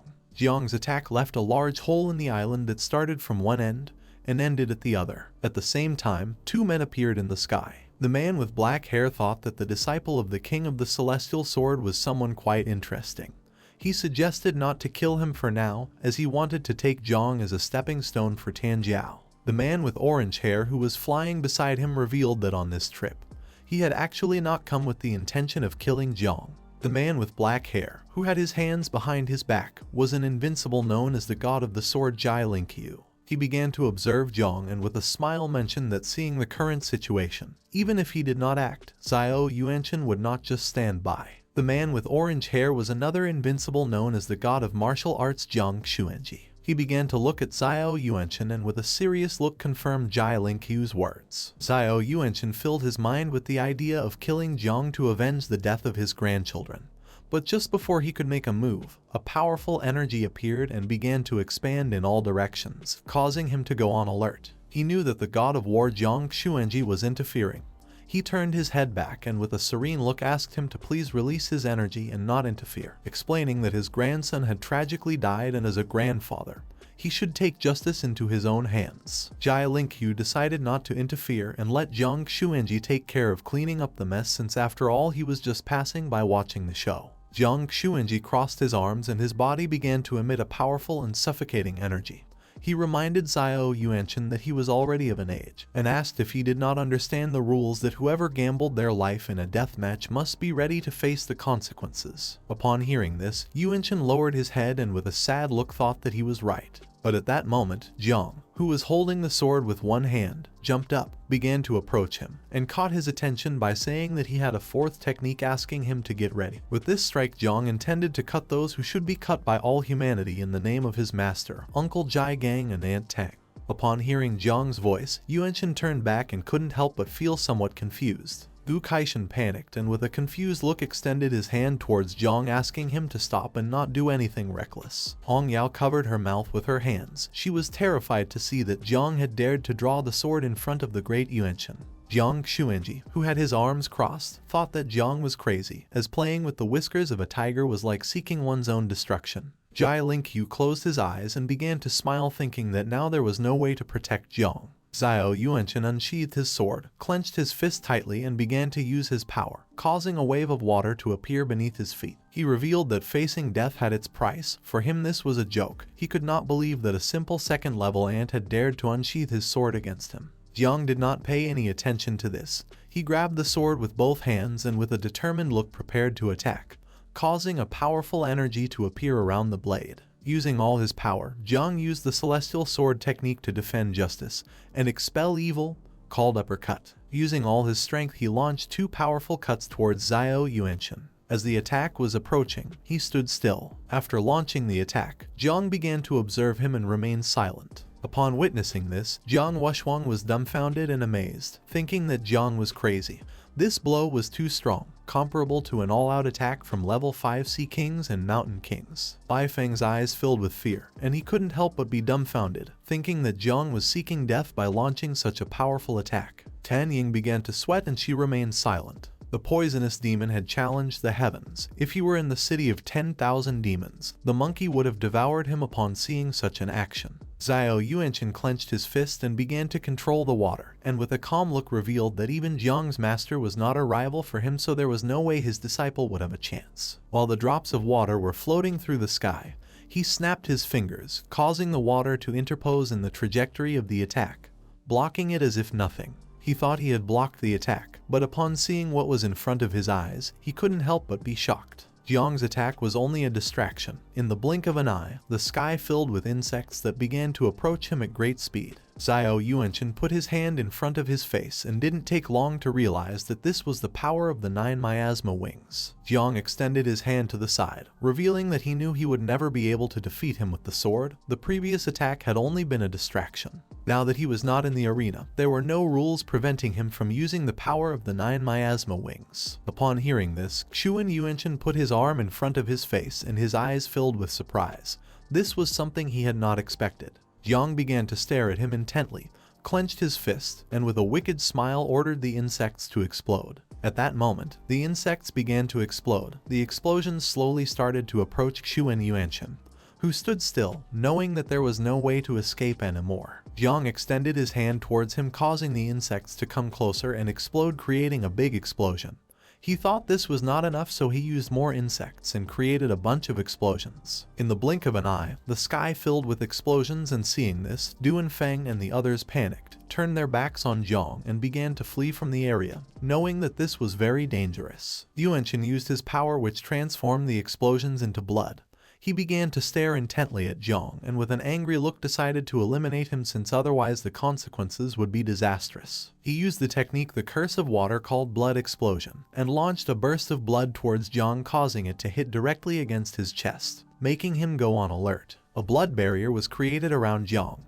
Upon seeing this, he couldn't help but feel somewhat confused as he didn't know if this was a forbidden spell. The spell began to take effect, causing Jong's blood to slowly start coming out from inside his body through his eyes, nose, ears, and nails. He started looking at his hand and upon seeing the blood coming out he couldn't help but be shocked. The blood from his body was being controlled by Yuan Chen. The blood barrier that was around Jong began to become more intense, causing all of his blood to slowly start coming out of his body. He began to look at his hand and his eyes filled with confusion and fear, as he did not know what kind of spell this was. As the smoke curtain from the insect bombs was disappearing, the figure of Yuan Chen became visible. He started staring intently at Jong with a murderous gaze, clenched his fist tightly, and used the ability called compressed blood. At that moment, Jong's blood began to shoot out like jets from his nose, eyes, ears, mouth, and nails. Seeing this, Jong was shocked and his eyes filled with terror. He knew that this was not good. Uncle Jai Gang realized that if this continued like this,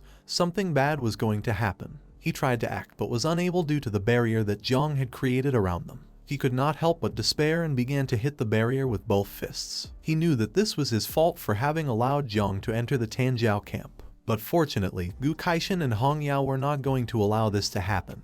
Both jumped, drew their weapons, and prepared to intervene. Seeing this, Luo Sandow and Mu Hankyu, who were worried about him, also filled with courage. Both jumped and began to advance towards Jong as they were not going to allow him to die. But just before they could make another move, some ropes made of energy appeared and wrapped around their waists, leaving them immobile. They were somewhat confused as they did not know what was happening or where these ropes had come from.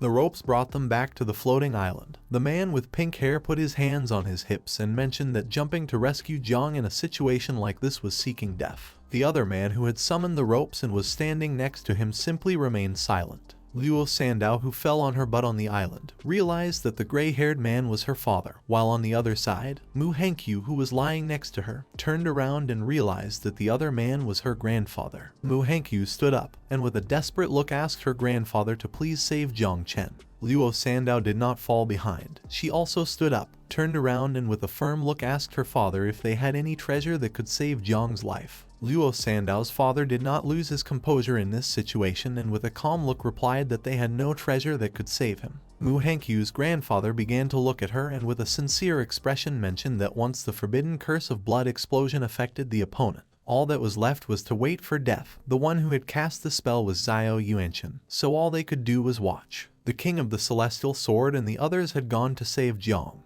Now all that remained was to see if they could negotiate with Yuan Chen to spare Jong Chen's life, something that was not going to happen since he wanted to avenge the death of his two grandsons at all costs. While Yuan Chen was flying in the sky and had his fist clenched with which he was controlling the blood spell, Gu Kaishan appeared, began to draw the sword with his hand and ordered him to stop. Hong Yao, who was flying next to him, started shouting, called Yuan Chen an old bastard and ordered him to undo the spell. Of course their plan did not work. With a sincere look Yuan Chen revealed that there was no more time.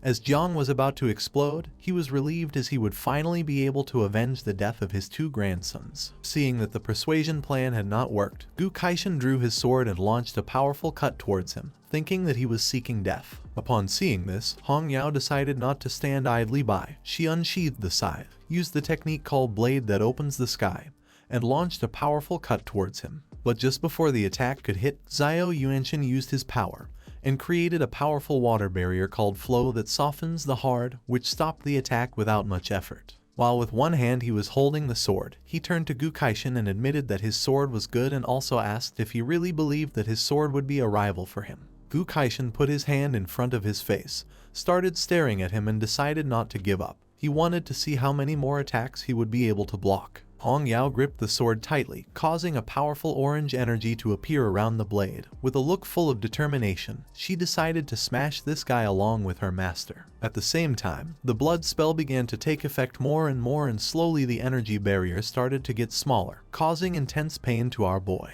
In a matter of seconds, Jong lost a lot of blood.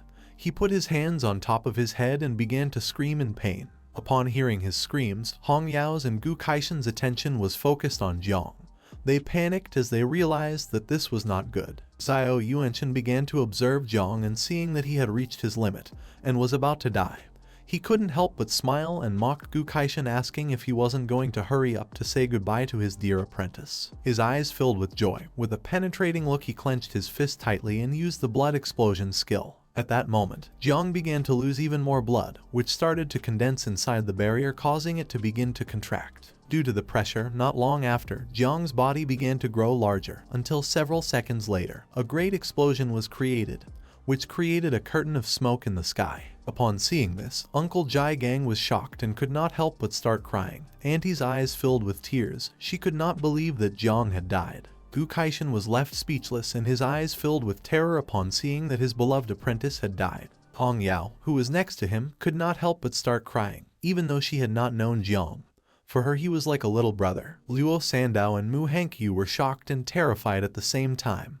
With a desperate look, Mu Hankyu thought this was impossible, and she came to the conclusion that Jiang was joking with them. Luo Sandow did not want to believe that he had died, so she thought she was right since Jiang always used to joke. Xiao Yuanchen, who was wielding the sword with one hand, raised his head and started laughing like a madman, and told his grandson Xiao Beihan that grandpa had avenged his death. While he was enjoying this moment, Gu Kaishen began to advance quickly towards him and filled with courage. Even if he had to risk his life, he wanted to kill Xiao Yuanchen at all costs. Hong Yao also began to advance towards him. She was not going to let her master act alone. She firmly believed that together they would be able to kill this bastard. Upon observing this, Du Yunfeng's eyes filled with fear as he realized that a death battle was about to begin.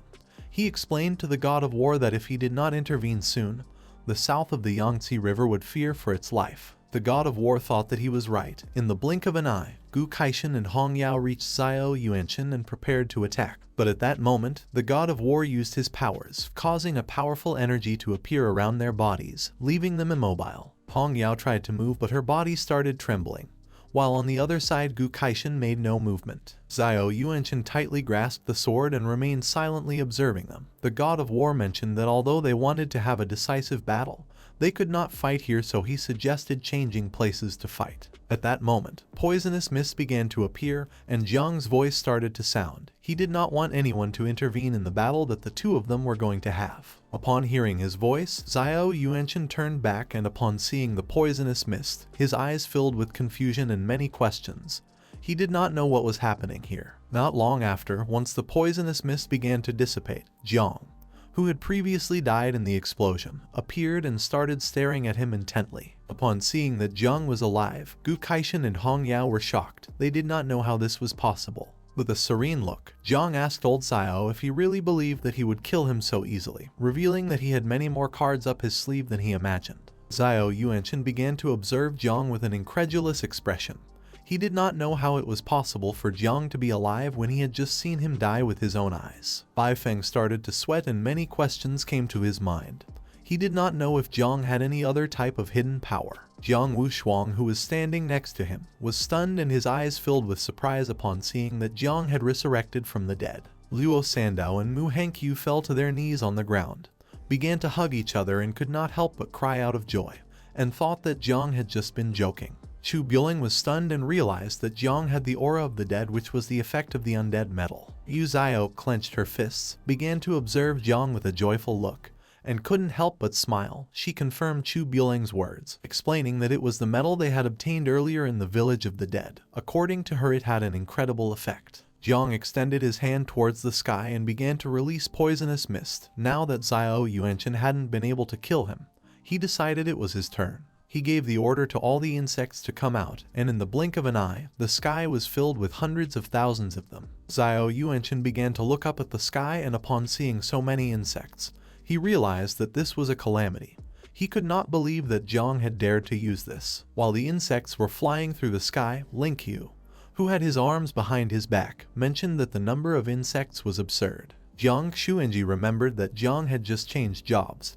He did not know how it was possible to form so many insects in such a short time. He began to observe Jong and with a confident smile admitted having underestimated him before. Upon hearing this, Ling Qiu's gaze also fixed on him. With a smile he realized that Jiang Xuanji had made a decision. Xiao Yuanchen decided not to stand idly by and began to release energy to repel the insects. Jiang Xuanji decided to bet everything he had since he also wanted to fight against Jiang until the end.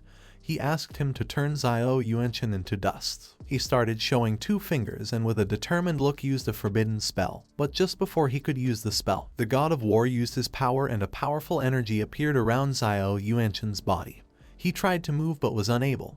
He did not know why the god of war was doing this. Jiang decided not to waste this moment. He began to control the insects, making them start to approach him, creating a bunch of small explosions. Upon witnessing this, Mu Hankyu could not help but be astonished. According to her, it was strange since there was no reason for the god of war to help Jiang. Her grandfather began to observe Jiang and with a smile mentioned that the reason behind this was very simple. With a smile, Jiang extended his hand towards him, causing all the insects to start moving towards him. Her grandfather explained that people who possess calamities were too cautious to risk fighting someone like Xiao Yuanchen. But nevertheless, Jiang was different since he had raised hundreds of thousands of insects in a very short time and his talent was incomparable. And such an existence was enough to make him different from the rest and nullify all the rules. She understood that showing the calamity had not been reckless, but intentional. The hundreds of thousands of insects began to explode near Xiao Yuanchen. With a look full of rage he mentioned that all of them must die. According to him, the people of Daxia deserved death.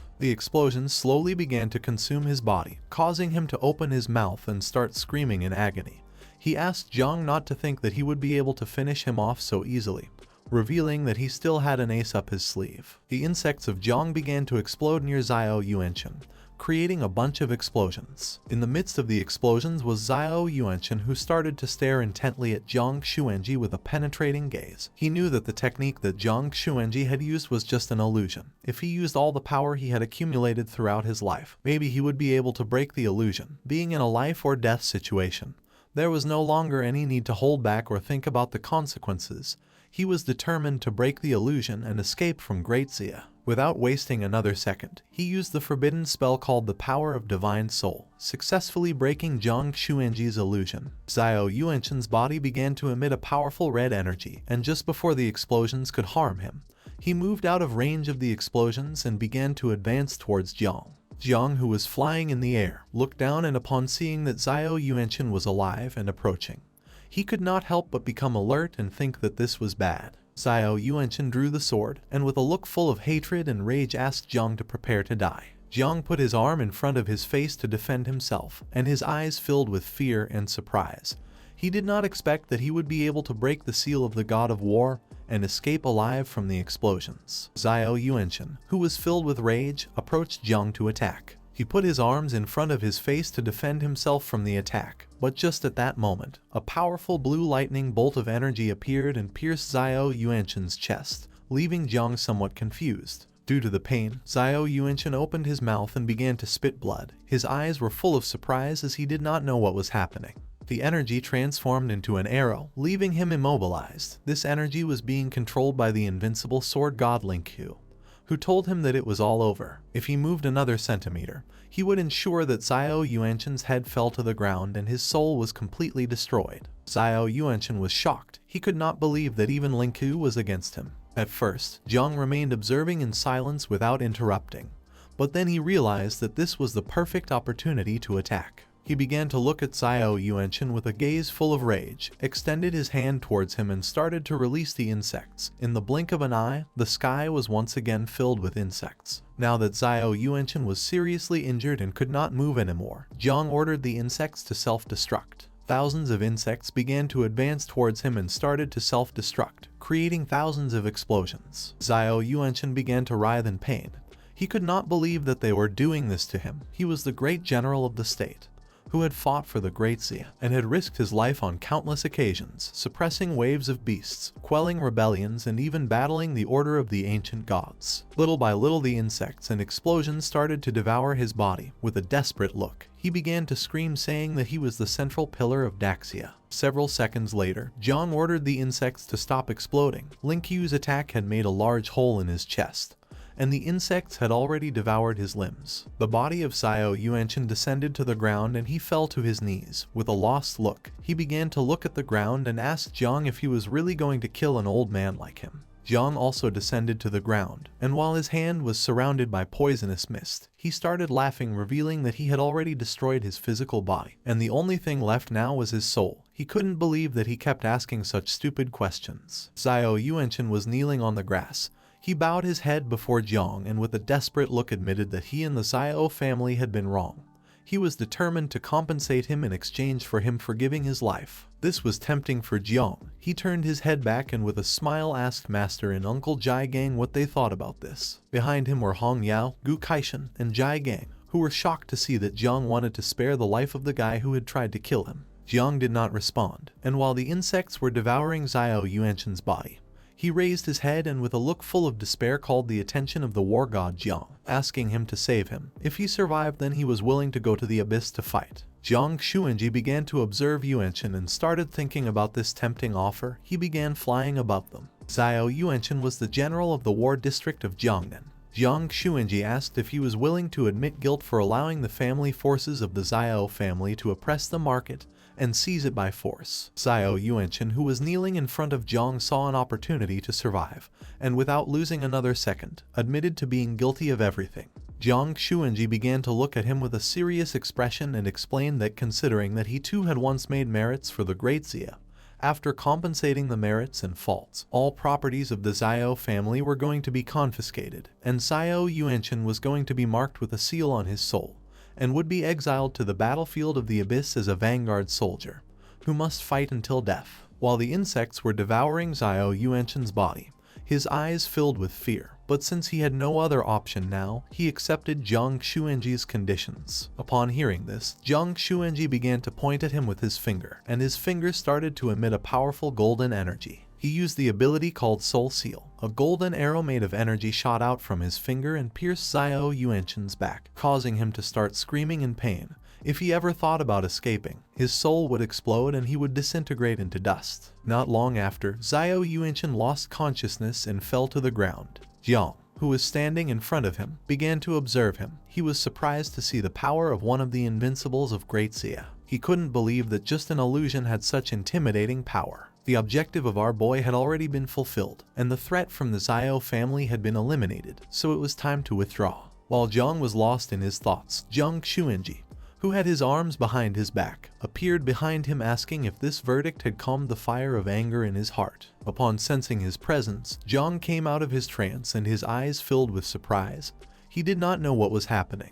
He turned around and with a nervous look replied that yes, explaining that the judgment of the god of war had been wise, revealing that in reality he was not angry. He just wanted to play it cool. Jiang Xuanji thought that our boy not only had exceptional talent but also understood his own limits, knowing when to advance and when to retreat. Just for these two things, it had already been worth it for him to come today. Upon hearing this, Jiang thanked him for his appreciation. At that moment, Du and Feng approached them, began to point towards the sky with his finger and with a surprised and panicked expression explained to the god of war that if the poisonous fog did not dissipate for a long time, he feared that this place could end up becoming an abyssal contamination. Jiang Xuanji started to look at the ground and remained thinking in silence, while on the other side, Jiang looked at the sky and seeing so many insects flying freely, thought that this was not good and decided it was time to order them to return. Jiang Xuanji began to look at the sky, snapped his fingers, and decided it was time to purify the poisonous fog. A great explosion was created in the sky, eliminating all insects from the area. Upon seeing this, Jiang was left speechless and his eyes filled with surprise. He could not believe that Jiang Xuanji had dispersed the insects with a simple movement. According to him, this was somewhat terrifying. The golden arrow pierced Xiao Yuanchen's body. Jiang Xuanji crossed his arms, began to fly, and explained that as everyone had seen, they now had the power to suppress everything. Therefore, he issued a new order for the country. Starting today, the rule of controlling taboos was abolished. Anyone who possessed a taboo but had a loyal heart for the country was considered a friend. Otherwise, they would be regarded as an enemy. He decided to take Xiao Yuanchen as an example. After explaining this, he started staring intently at Jiang with a penetrating gaze and began to think about what to do with him. Jiang started to worry a little. He began to look at Jiang Xuanji and remained silent, waiting for his decision. At that moment, Mu Hankyu's grandfather approached Jong, placed a hand on his shoulder, extended the other one to the side, and with a confident smile explained that the god of war was wise. Since Jong Chen had been raised with humility, he had a brave and just heart, full of purity, and although he would carry with him the taboo of 9 miasma wings, he was not going to harm Dazia. He, Mu Hainan, on behalf of the Mu family, was willing to take all responsibility as a guarantee. Jiang looked aside, and upon seeing this, he couldn't help but feel somewhat confused and surprised at the same time. For Jiang's luck, many people sided with him. Tang Wenchuan, representative of the Tang family, was also willing to take responsibility, and the military district of Jiangnan was also willing to support Jiang, welcoming him to join the army at the same time. Jiang Xuanji, who was flying in the sky, remained silent. Luo Sandow began to push her father, advising him to also side with Jiang since many people had started doing so. The father's eyes filled with confusion, causing him to start sweating, but several seconds later, he began to blush and became filled with enthusiasm. He clenched his fists, closed his eyes, and began to scream, saying that he was also willing to take responsibility. Luo Sandow, who was behind him, put her hand on top of her head and thought that her father was useless. Hong Yao, who was sitting on the scythe and flying next to Gu Kaishan, was somewhat surprised to see that the god of war had not only intervened in the combat, but had also eliminated the rules about taboos. The prestigious elders were also defending Jiang. According to her, this seemed like a dream. Gu Kaishan, who had his arms crossed, thought that maybe Jong Chen had thought of all this, and for this reason he had deliberately drawn his sword against Chen Guo. Hong Yao was stunned and surprised at the same time to see that Jiang had such deep thoughts. Gu Kaishan began to look at Jiang with a serious expression and explained that the god of war was already aware of all the evils that Xiao Yuanchen had done, and if it weren't for seeing Jiang Cheng's extraordinary potential, he surely would not have acted so quickly. Everyone started to talk among themselves, now that the 9 miasma wings had been exposed. If Jiang kept hiding, he was going to become the target of everyone. It was better to step forward and show all his potential. After all, a type of monster like the 9 miasma wings not only scared humans but also all the races of the abyss. Some began to worry since Jiang's insects had completely exploded, but one of them mentioned that there was no need to worry since with how smart Jiang Cheng was, he surely had more insects hidden somewhere. Jiang began to observe them and couldn't help but smile, as this scene was just as he had wished. If one was going to show their hidden cards, then they had to do it with great fanfare. Jiang Xuanji, who was flying, began to look at Jiang, and seeing that everyone was willing to take responsibility for him, he explained that there was nothing more to say.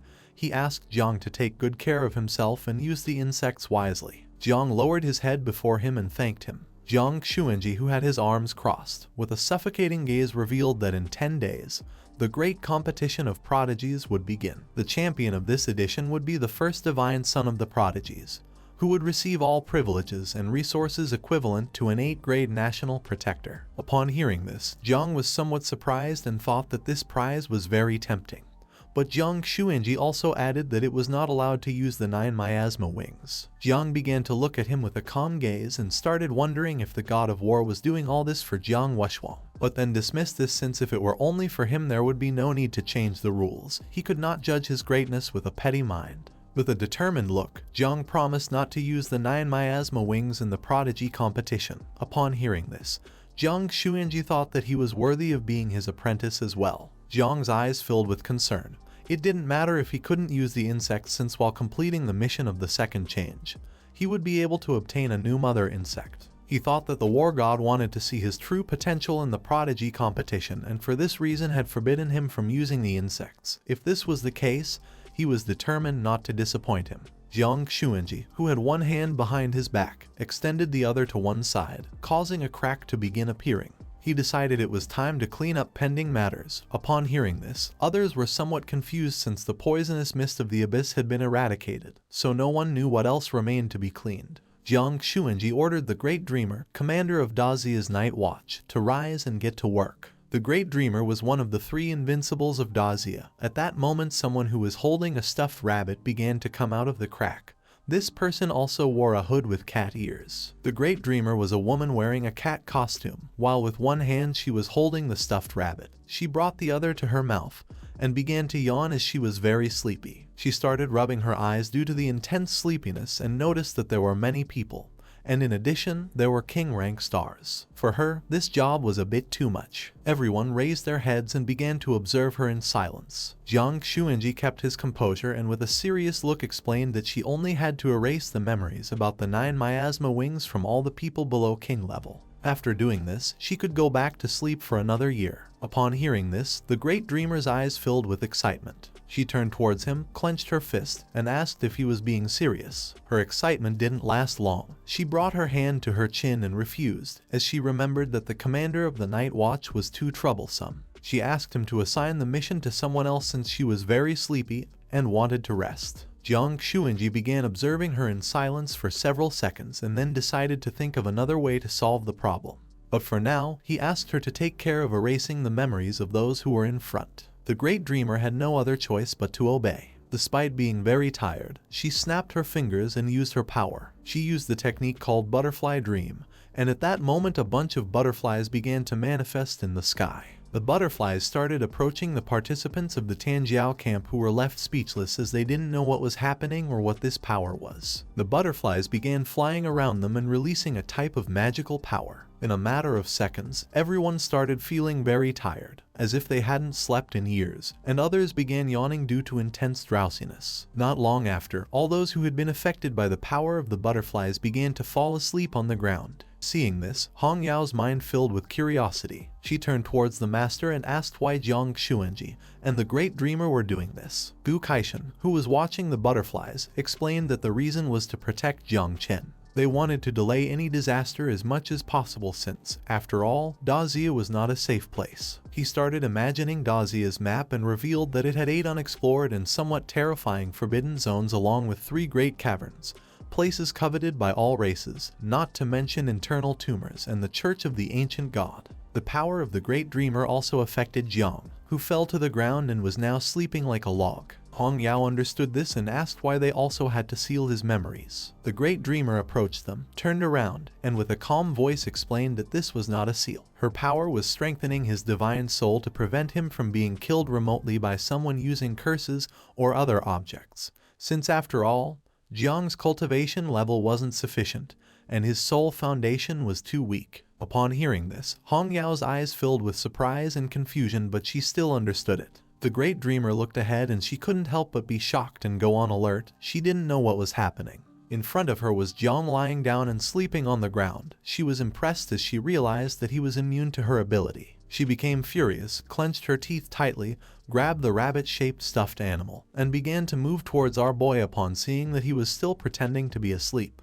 When he felt her approaching, drops of sweat began to appear on Jiang's face. He knew this wasn't good. He got nervous, and within seconds, his face was covered in sweat. A moment ago, there had been an energy fluctuation that made him very sleepy, but the ancestral tree of all things had rejected it. Everyone below the king level had fallen asleep. He was pretending to show a bit of respect to the Great Dreamer since after all, she was Uncle Jai Gang's direct boss. Inside Jiang's consciousness was little Nine, who fell to her knees on the ground and started crying because she had lost many of her beloved insects. Seeing this, Jiang tried to calm her down by saying it was all his fault. Little Nine put one hand on her cheek and started touching her belly with the other. She closed her eyes and began smiling with joy because she wasn't too worried about it. She had reached level 30 and could now raise insects again. This sudden change in emotion even took Jiang by surprise. While Jiang was pretending to be asleep, someone approached him and asked him to stop pretending since they knew he wasn't sleeping. Upon hearing this, Jiang became alert. This was the Great Dreamer. She approached him and with a piercing gaze gave him the order to wake up.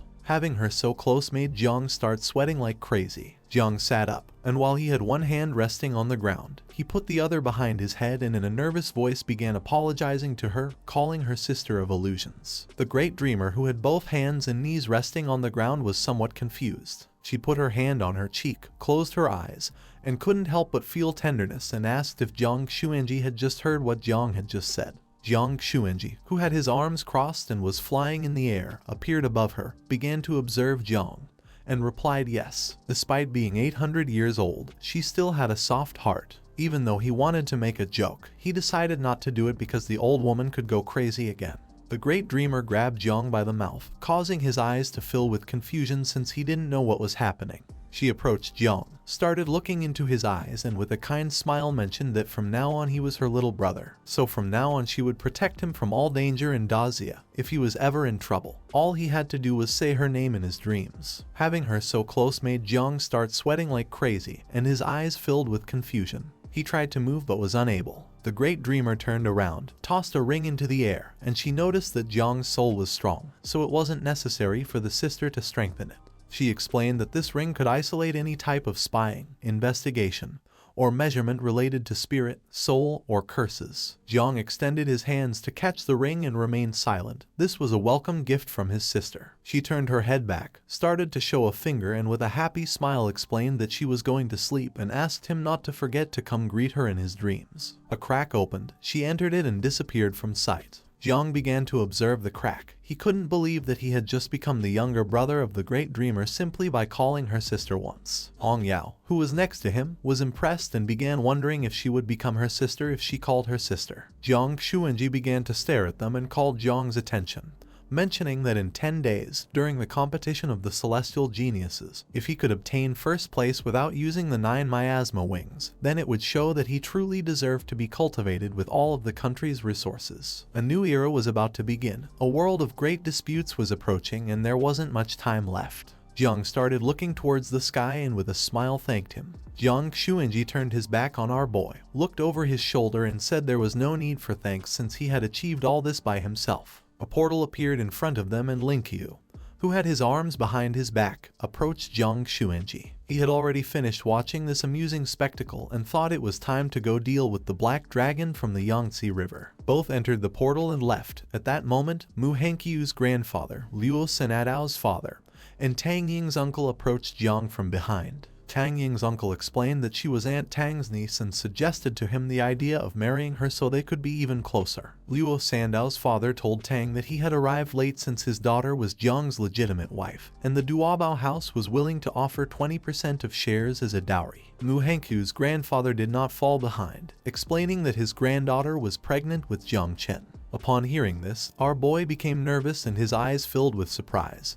He didn't know what was happening or how to react to this strange situation. At the same time, Hong Yao asked the master if he believed she still had a chance to win over Jong. Gu Keishan became furious and with an angry look, he hit Hong Yao on the head, ordering her to stop talking nonsense, causing her to close her eyes and start feeling a bit of pain. After some time, once night had fallen, Jong went to the house that Gu Keishan had assigned him. He closed the door, leaned his back against it, and sighed in relief as he had finally said goodbye to everyone. Now he could focus on reproducing Little Nine's second swarm. He entered his consciousness where Little Nine was pregnant. He extended his hand towards Little Nine and with a serious expression used the divine evolution ability that accelerated insect reproduction, making her start floating. She placed her hands on her belly and became very happy because she was going to have many babies. The skill succeeded, and the system reported that the reproduction of the second swarm was going to take 1 hour, with a total of 5,009 miasma wings. Jong began navigating through the system window using his finger and used the second transformation.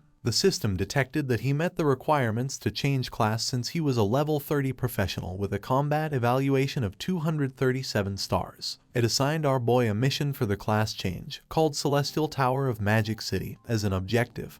He had to complete the Celestial Tower and defeat the boss on floor 50 and capture its sword. But there was one problem. He was only allowed to enter the tower alone and with a time limit of 1 day. He put his hand under his chin and started thinking, deciding that tonight he would sell off all equipment in hand, valued at several billion, and exchange it all for blood from fierce beasts. With this, it should be enough to raise the second generation. Tomorrow morning, he was going to go to the magical city and challenge the Celestial Tower, since with hundreds of thousands of new insects there wasn't going to be any problem. In front of Jong stood the ancestral tree of all things. On one of its branches, there was a red fruit. Upon noticing this, Jong's mind filled with many questions.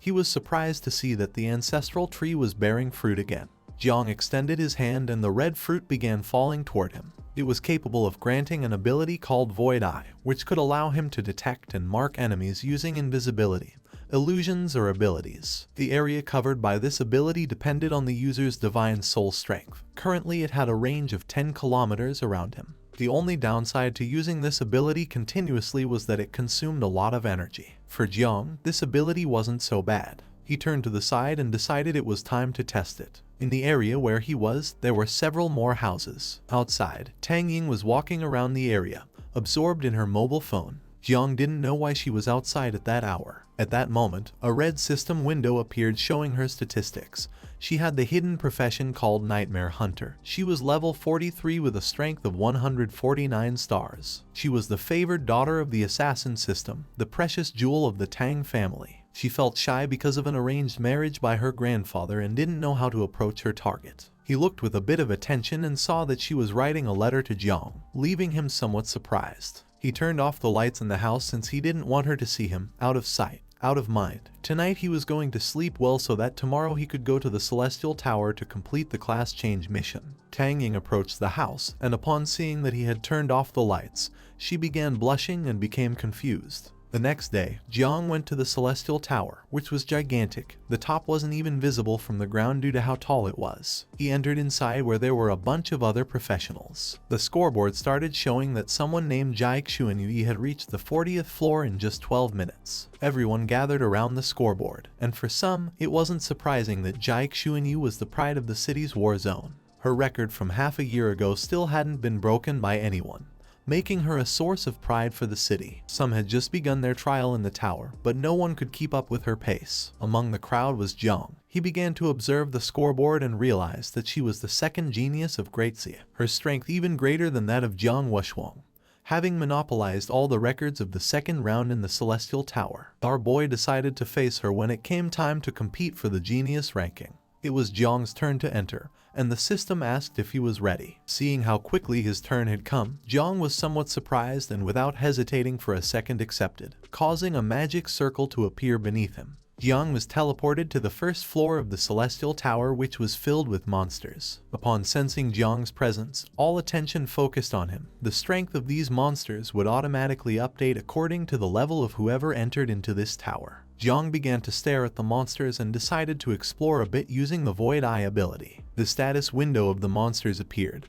They were called Fallen Elf, level 40, with 790,000 health points and a combat power of 42 stars. This was only the first floor, and there were already high-level monsters with enormous combat power. When he reached the 50th floor, there would be level 90 monsters. It wasn't surprising to him that even a genius like Jai Xuanyu had only managed to reach up to the 40th floor. Although it was a complicated task, these monsters were all just food for insects. He extended his hands outwards and began releasing insects along with the insect mother. She started advancing toward the monsters, her mouth watering at seeing so much food. She wanted to eat meat, but Jiang asked her not to worry since this meat wasn't that good. Later on, he would make sure she got something better to eat. In a cave that had a red lake, there was a man with white hair meditating. He began to use his power, causing the water droplets to slowly start floating in the air. He closed his eyes and continued meditating in silence. He was Daxia's first genius, Ying Zhan. While he was distracted, a man wearing a black suit appeared, raised a paper into the air, and started shouting, informing him that victory was assured and asking him to come take a look at the information. Ying Zhan began to think and remained silent. He didn't even turn around to look at the man as he wasn't surprised at all. He continued meditating and explained to Uncle Fang that it really wasn't necessary for him to take a look at Jiang Wuxuang's and Jiang Xuanyu's information since although both possessed divine level classes, there were still great differences among divine classes too. Uncle Fang approached a little, began to observe him and with a calm voice revealed that this time it wasn't them, but Gu Kaishen's new disciple, Jong Chen, who possessed a kind of divine level never seen before. This piqued Ying Zhang's curiosity a bit. He assumed Uncle Fang was joking since there was no way someone who had awakened the creation class could be so worthy. Uncle Fang extended his hand, and with a serious expression revealed that Jiang had killed Xiao Bei, and had also drawn his sword against the protector of the kingdom without dying in the attempt. Upon knowing this, Ying Zhang slowly began to stand up, causing the water in the cave to start falling into the lake. He took the information sheet that Uncle Fang had brought, started reading its content,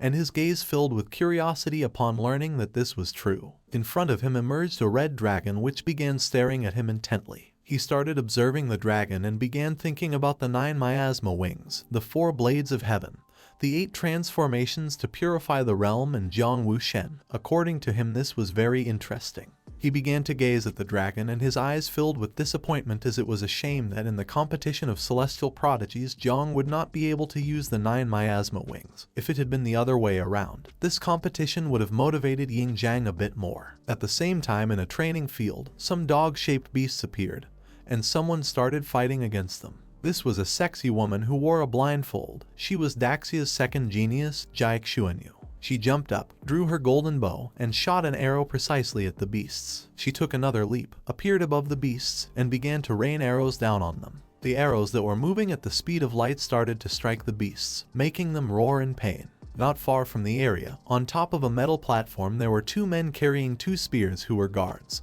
They began to observe the fight, and for one of them, Jiaik Xuanyu was a terrifying person capable of comparing with a great first-level master. But the other guard told Lai that his view was too low, since Jiang Wuxuang, as the third celestial genius of Daxia, had already achieved success fighting against 5 transformation masters. Jiaik Xuanyu's attack was so powerful that the beasts couldn't resist and their bodies shattered into pieces. Lai added that she was ranked 1 position above Jiang Wuxuang, so at least her power should be equivalent to that of 5 transformation masters. After finishing off the beasts, she began to descend to the ground. She was almost invincible in long-range combat, and seeing that now she was practicing close combat, the guard thought she was preparing to face Jiang Wuxuang.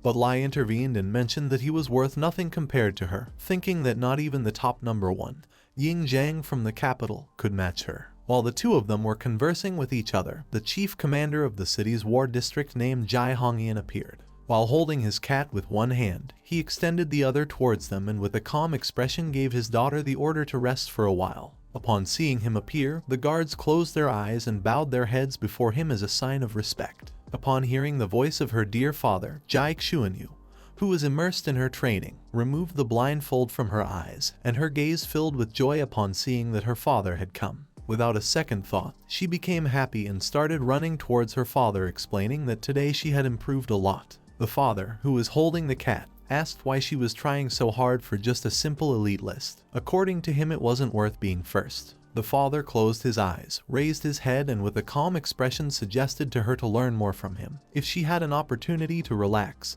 then she should do so without hesitation. This did not please her much. She puffed out her cheeks and with an annoyed gaze explained that her father had relaxed for 30 years and had become the general commander of the Madu War District and the 4th sealed king of Daxia, asking if he had managed to get here by relaxing. The father did not expect a response like this. He decided not to continue arguing with her and took out his mobile phone, explaining that it contained information about the prodigies she wanted him to obtain, asking her to take a look since he had obtained information related to Jong Chen. Jiaik Xuanyu took the phone and with a look full of curiosity and fear, she began reading the information in silence. With a serious look, the father asked if she had confidence in being able to surpass Jong Chen. Jiaik Xuanyu, who was reading the information on her phone, was astonished and with a sincere expression revealed that Jong Chen was very strong, and without adding that he was also strange. She feared that he might even be stronger than Ying Jian. The father began to imagine the sword god Jai Lingqi, who despite being 100 years old, looked young. He started looking at his daughter and affirmed that Jiang was very strange since her great-grandfather had sent him a message saying they should be careful with him during the great competition of prodigies. Jiaik Xuanyu turned her back on her father, and her eyes filled with determination. She was preparing to go to the Celestial Tower, and if she managed to pass the 50th floor then she would have much more chances of obtaining first place. The father closed his eyes and sighed, asking his daughter if she didn't get tired of being so competitive and always wanting to win. At that moment, one of the family's subordinates appeared, struck his fist against the palm of his hand, bowed his head before her as a sign of respect, and revealed that her record for passing the first 10 floors of the Celestial Tower had been broken by Jiang Cheng. She began to observe the guard and remembered that it had taken her 1 minute and 13 seconds, and thought that Jiang had broken her record by a couple of seconds. The guard opened his eyes, and with a sincere expression revealed that Jiang Cheng had completed the first 10 floors in just 37 seconds. Upon hearing this, her eyes filled with surprise and confusion. For her this was impossible since even someone at the same level as her would need at least a minute to pass the first 10 floors of the tower. The guard took out his mobile phone and after checking the ranking, mentioned that Jiang had just broken her record of surpassing 20 floors. Knowing this, her gaze filled with surprise and confusion, leaving her speechless and in shock. She got angry, turned her back on her father and started walking towards the door, thinking that Jong was provoking her on purpose. He had appeared early to break her confidence just to beat her in the great prodigy competition. She clenched her fist and decided to go to the Celestial Tower and fight him until the end. The father began observing her and was somewhat confused. He was someone who took everything calmly while his daughter was quite the opposite. She was very competitive. At the same time, our boy defeated all of the beasts on the floor, releasing insects that began devouring their corpses. A system window appeared, and since he had broken the record for floor 20, it awarded him some rewards. The first called Spirit Arrow, a book only available for professions starting from level 40, and a second one called Treasure Map Fragment of God Geoli. He needed to gather all 16 fragments to unlock a special item. While the insects were devouring the corpses of the beasts, Jong put his hands on his waist, and despite the fact that the rewards from the Celestial Tower weren't so bad, most of them were useless. The only good thing he had obtained was a fragment of the treasure map. He hoped to gather the remaining 15 fragments by completing this floor. Another system window appeared notifying that level 21 was about to begin, asking if he was ready. Jong started walking, releasing insects with each step, indicating that he was ready. All those awakened who were in the tower gathered to look at the ranking list. Everyone was impressed to see that he had far surpassed the princess of the Jai family by a lot, managing to complete floors in record time. No one knew where this monster had come from, and some remembered that the boss of level 20 was level 50. At the same time, in the Luo family palace, Luo Sandow was sitting on the bed and absorbed in her mobile phone. While she was scrolling, a shocking news story appeared about how a mysterious young man had broken the record of the young goddess of Magic City Yuanwu. Upon seeing this, she was shocked and her eyes filled with fear and confusion. She couldn't believe it and thought that the news was fake. But once she entered the official tower page and saw the ranking list, where it revealed that Jong Chen had managed to reach floor 30 in just 2 minutes and 32 seconds. People in the comments were very angry because Jong Chen had come from Jiangnan's military district to Madu district to cause trouble, asking him to leave and stop bothering the goddess. When reading the comments, Luo Sandow's eyes filled with rage. She thought they were idiots for insulting her benefactor. She clenched her fist, and furious, called Zio Q, asking her to join the live stream since those bastards from Madu were insulting Jiang. She decided to call more people to insult them back, and if that didn't work she was willing to go to Madu herself. At the same time, Yuanwu arrived at the Celestial Tower, and with a determined look decided to reclaim the #1 spot in the Celestial Tower ranking. She used the second transformation, causing a magic circle to appear on the ground. Upon seeing that she had come, the people became happy and everyone began to raise their fists since the ranking of the Celestial Tower could not be occupied by outsiders, and the glory of Madu's battle district could not be taken away by Jiangnan. Everyone firmly believed that she would be able to defeat Jiang. She was teleported to the first floor of the Celestial Tower, where a horde of monsters surrounded her. She drew her bow and stood firm because last time she had come here, she hadn't undergone her second transformation and didn't have anywhere near the strength she now possessed. The monsters began to approach her. She started releasing energy, and with a determined look thought that now that she'd upgraded all her equipment and skills, reclaiming the #1 spot in the rankings wouldn't be a problem. 2 minutes later, she arrived at the 10th floor, where there was a scorpion corpse. A system window appeared, informing her that she had completed the floor in 59 seconds. She began to observe the corpse, and while panting heavily due to exhaustion, she started wiping her cheek with her hand. She was somewhat disappointed in herself. She had given it her all, but even so, it had taken her a long time to complete this floor. She didn't know how Jong Chen had managed to do it in just 30 seconds. She extended her hand, causing a magical portal to appear on the ground. According to her, this was a profession issue. She had a divine level profession called Sun Destroyer, but since it was a ranged combat class, she wasn't as good as him in levels with many small monsters like the first 10 floors of the tower. She decided to go directly to the 41st floor, since after that floor, there were only high-ranking bosses, no small monsters, thinking that in this aspect Jiang had no advantage over her. Once she completed level 50 and climbed up the rankings, it wouldn't matter if she wasn't better than him on the earlier floors. 5 minutes later, she was facing a monster with tentacles. She jumped to dodge, but the monster was quick and wrapped its tentacles around her limbs. Her expression filled with concern as she knew better than anyone that this wasn't good.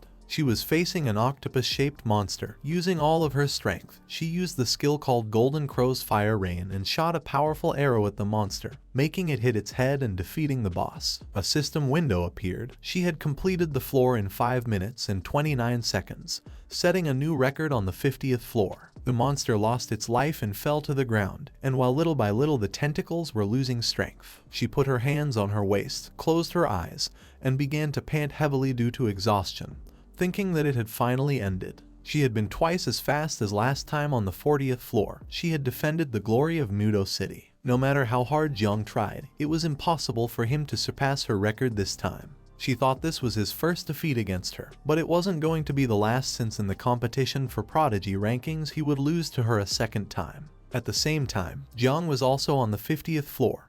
He defeated the boss without much effort, and while the insects were devouring the corpse, Jong began to browse through the system window, and with a serious expression thought that the flesh of fierce beasts at this level was very good, since once the insects finished eating, they would be able to reproduce for 3 more generations, and after passing level 50, he would obtain a sword and complete his second transformation. He was happy because the second insect mother was about to arrive. Little Nine became sad, saying that she also wanted to eat, but our boy asked her to behave and be good. He wanted to let the insects devour this boss and promised that when they returned home and he sold all of this, he would buy her something tastier. Yuanwu left from floor 50 and returned to Celestial Tower using a magic circle. One of the men was shocked. He turned towards his friend with a look full of terror, revealing that the princess had returned. Upon hearing this, his friend started trembling and asked him to lower his voice. Everyone was very scared, and upon seeing this, she was somewhat confused and with an incredulous expression began to wonder what was happening here, and why everyone had this expression if she had just surpassed the 50th floor and updated the list. A system window appeared, revealing that Jong had completed the 50th floor in 4 minutes and 9 seconds. She looked at the scoreboard and was surprised to see that Jong had been a whole minute faster than her. She took out a red pill, clenched her teeth tightly, and her gaze filled with rage. She decided to try again. Even if she had to push herself to the limit, she couldn't let Jong get away with it. This enhancing medicine could consume some vital essence, but now she didn't have time to worry about that. On the 50th floor, Jong was there, and in front of him lay the boss's corpse. He began wiping the sweat from his forehead with his hand and felt relieved since the insects had started to reproduce. He had completed the floor but couldn't see the sword anywhere. A system notification informed that the reward for completing the floor was epic equipment. The system could randomly grant either epic armor or an epic saber. After several seconds, the system granted our boy epic armor. While Little Nine was happily flying around thinking about eating, Jong began observing the system window and felt somewhat angry at it. This way, he would have to go through floors 41 to 50 again to get another reward. Now that the insects had reproduced, he gave Little Nine orders to go out and eat. Yuanwu reached the 50th floor where the boss with an octopus shape appeared. It prepared to attack, but just at that moment, Yuanwu jumped and used the burning arrow technique, launching a powerful arrow towards the monster, which struck it right on its forehead. A system window appeared, congratulating her for completing the floor in 3 minutes and 7 seconds, successfully breaking the floor's record. Yuanwu was somewhat tired. She began wiping her chin with her hand as she looked at the system window. With a gaze full of exhaustion, she felt relieved since she had finally reclaimed first place in the rankings. Jong had taken 1 minute longer than her to complete this floor, so she firmly believed that no matter what he did, he wouldn't be able to surpass her. At the same time, Jong also reached the 50th floor again, and the octopus-shaped boss reappeared. Little Nine started flying near the monster, began touching its tentacle with her finger, and couldn't help but start smiling. For her this was very fun since this little creature had many legs. Jong was somewhat confused and got angry, asking her to stop playing and finish eating quickly so that he could give her a little brother. Upon hearing this, Little Nine's eyes filled with tears. She didn't want to be the second daughter, asking Jong if having just her wasn't enough for him. Jong got angry, asking where she had learned all of this. He calmed her down by explaining that even if a second child was born, she would still be the eldest. If she didn't get along with her brother, then she could give him a good beating, asking her to think it over since she was born first and was stronger, plus having the help of thousands of insects. Little Nine calmed down and her eyes filled with joy. She started touching her cheek with her finger and couldn't help but smile at the thought that a second child would be born so that she could bully and pinch him. She got excited and without wasting a second, gave the boss a strong bite, devouring most of its body. And while the poisonous mist slowly consumed the boss's body, a system window appeared informing that she had leveled up from level 35 to level 37. At the same time, in the main hall of the Celestial Tower, there was a screen that began to show that Jai Xuanyu had completed the 50th floor in a record time of 3 minutes and 7 seconds. In the room, there was a blonde man named Hua Yunfei, Jai Xuanyu's lapdog. He placed one hand on his chest, extended the other upward, closed his eyes and couldn't help but start smiling as he thought Jong Chen had lost. He mentioned that now first place belonged to the goddess of the city and told those flies from Jiangnan's battle district to return to their stinking city. Behind him were Mu Hankui and Luo Sandow. Both crossed their arms and couldn't help but get angry. They asked this bastard to shut up since Jong Chen was only completing missions on his own terms, revealing that he didn't see this as a competition. He was just playing without even trying his hardest. But then, something unexpected happened. The record of the Celestial Tower was updated and revealed that Jong had completed the 50th floor in a time of 2 minutes and 58 seconds, leaving poor Hua Yunfei in shock. He didn't know how this was possible, while on the other hand, Luo Sandow and Mu Hankyu raised their fists in excitement and couldn't help but feel happy, explaining that this result wasn't even Jong's limit, and crushing Jai Xuanyu had been a piece of cake. Upon seeing the record, Jai Xuanyu's gaze filled with fear and despair. She collapsed to the ground. She was stunned as she didn't know how Jong had surpassed her once again. Despair took control of her mind. She pulled out a red pill, began to bring it closer to her mouth, and with a tired yet determined gaze, she decided to try again. But just before she could take the pill, the record updated several times, revealing that Jong Chen had completed the 50th floor in 2 minutes and 47 seconds. Upon seeing this, Jai Xuanyu's eyes filled with terror. She was shocked as she didn't know how this was possible. Desperation grew. She fell to her knees on the ground, opened her mouth and began to cry like a little girl. A crowd formed around her, everyone somewhat confused by the goddess's behavior. But just then, her father, surrounded by a golden energy, landed from the sky near his daughter, leaving everyone stunned and speechless. The father was furious. With a gaze full of rage, he began asking who had made his little princess cry. Someone in the crowd mentioned that the one responsible was Jong Chen, while Jai Xuanyu lay on the ground crying.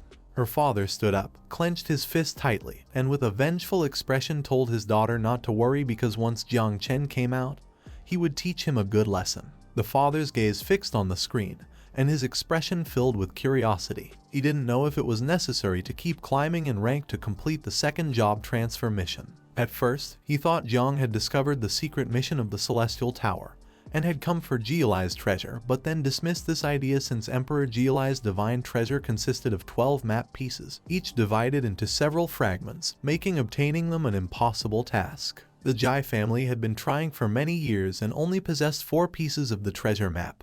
Therefore, it was impossible for Jong to have obtained all of them in such a short time. At the same time, inside the Celestial Tower, Jong managed to gather the 12 treasure map fragments, took them out, and the system began synthesizing all of the pieces. While the system was synthesizing all of the fragments, Jong placed his hand under his chin and started observing it. To complete this treasure map, people with obsessive-compulsive disorder had no choice but to repeat the Celestial Tower several times. However, it turned out that in order to gather them all, hidden missions needed to be completed. Depending on who changed class at what level, a time limit was set for completion. The system finally synthesized the treasure map, causing it to start glowing. Jong began examining it as his eyes filled with surprise. Several system windows appeared. This treasure map was of mythical category. It was said that the Geolai tribe, a powerful group from ancient times, had later split off to form humanity and called themselves the Geolai tribe. At their peak, they ranked number 53 among 10,000 races. This map was one of the 12 in existence and contained the divine weapon of the Geolai Emperor. Upon activating the map, Jong would obtain the secret location,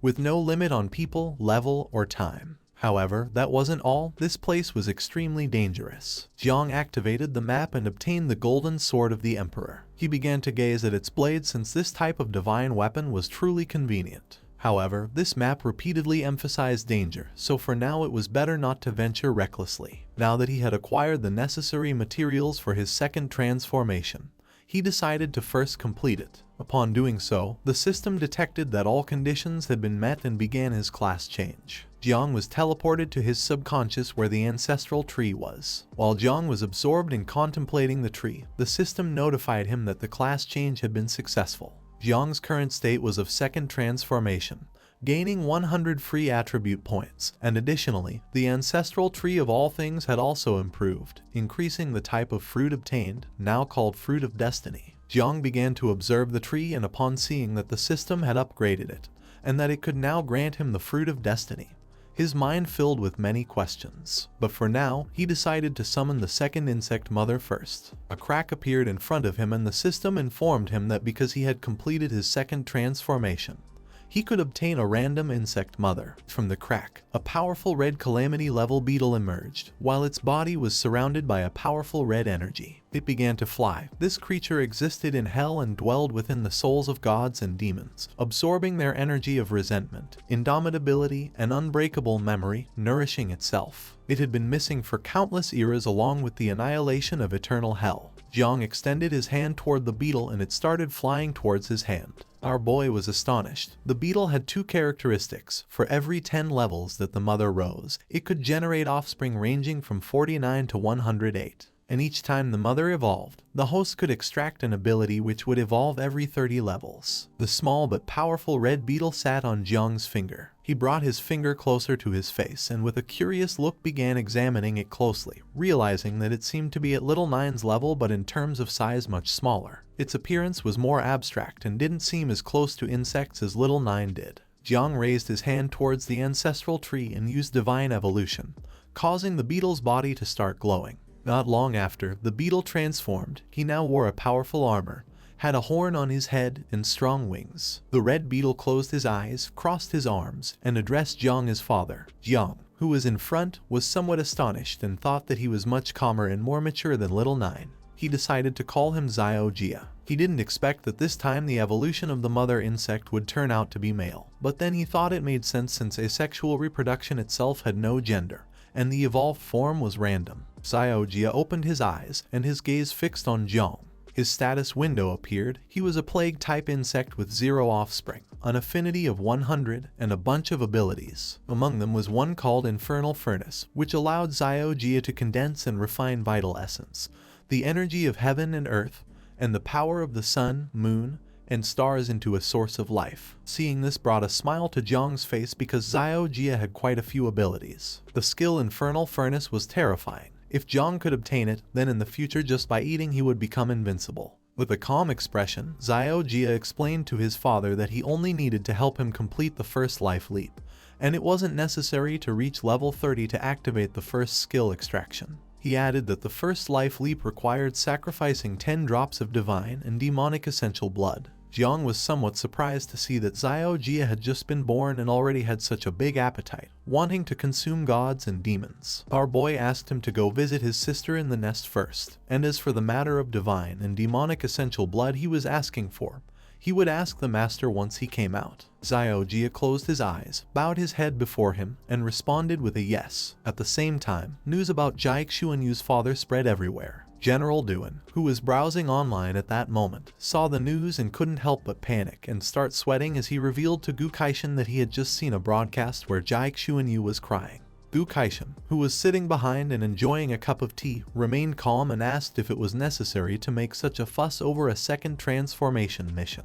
Duan replied that although the king was indifferent and didn't care about anything, when it came to his daughter, he could go crazy. He summoned a portal and started running. Seeing this, Gu Kaishan threw down his cup of tea and began to follow him, realizing that this wasn't good. Jiang returned to the main hall of the Celestial Tower, and upon seeing him, everyone was impressed and excited because a good show was about to take place. The king began rolling up his sleeves, staring at him with a furious expression, and decided to give him a good punishment. Xuanyu, who was sitting next to him, panicked and begged her father to stop, but he refused, saying that he knew what he was doing. Jiang started walking, and it didn't take long for him to realize that these guys were staring at him intently. But just before Jiang could take another step, the generals appeared and grabbed him by the arms. Seeing this, Jiang's mind filled with confusion. He didn't know what Commander Duan and the Master were doing, but they advised him to run as they would explain it on the way. But just then, the father leaped forward, extended his hand toward Jiang, and invoked a powerful golden energy. He ordered Duan Xinghai to stop, mentioning that Jiang had made his daughter cry.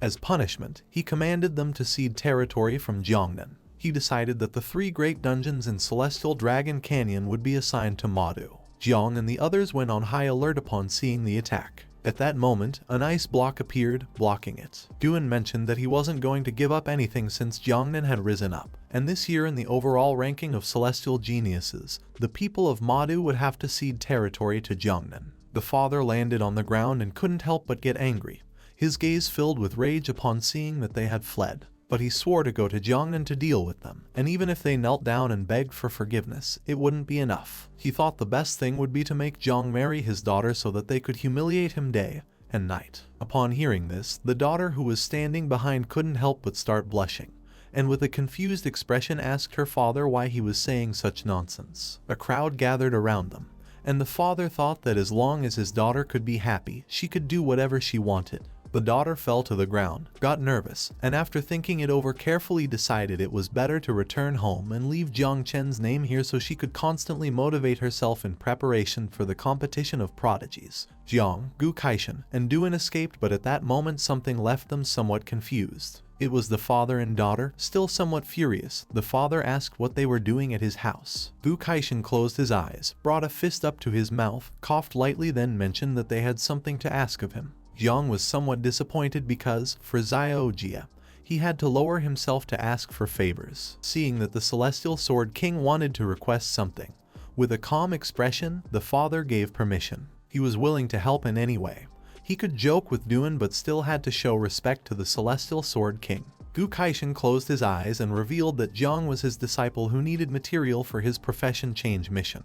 10 drops of divine and demonic essential blood, which only the Jai family possessed. Duan began to raise a finger and with a forced smile explained that the conflict had nothing to do with this, as Jong Chen only needed it for his profession change. And if there was no other option, as compensation they were willing to exchange the Celestial Dragon Cannon with the king. He placed his hand on his daughter's shoulder and asked what the Celestial Dragon Cannon was, explaining that it could not be exchanged for a drop of divine and demonic essential blood. He was willing to accept, but under one condition: Jiang must marry his daughter. Upon hearing this, the daughter was somewhat surprised and couldn't help but blush. With a confident expression, her father asked her to think carefully since she would be more motivated by having Jiang on her side, and seeing him every day would give her infinite energy to improve herself, become stronger, and protect the city. She turned as red as a tomato, and with an expression full of embarrassment, she asked what he was saying and also mentioned that she felt something wasn't right. Duan put one foot on the table, started pointing at them with his finger, and got angry, deciding to tell these conditions to Mu Henian and Tang Wangchuan to make them join forces against him. Jiang, who was sitting down, began to sweat. He didn't know what was happening. Gu Kaishan became serious and asked the father to mind his words. The father extended his hand to one side, and with a smile explained that although Jiang would not marry his daughter, it would be good to establish a relationship as in-laws. Jai Xuanyu's gaze fixed on her father, and she couldn't help but drop her jaw and turn red like a tomato. She didn't know what her father was trying to achieve with this. She got angry, moved away from her father, and with an enraged expression asked if he was trying to force her into marriage, explaining that she did not agree. If the father wanted someone to get married, then he could marry Jiang. The father remained calm, and with a tranquil smile explained that feelings could be cultivated. Young people were not very into the idea of getting married first and falling in love later. Jai Xuanyu did not change her mind. She turned her back on the father and began heading toward the door. She was so furious that she no longer wanted to continue talking to him. The father's eyes filled with confusion and concern.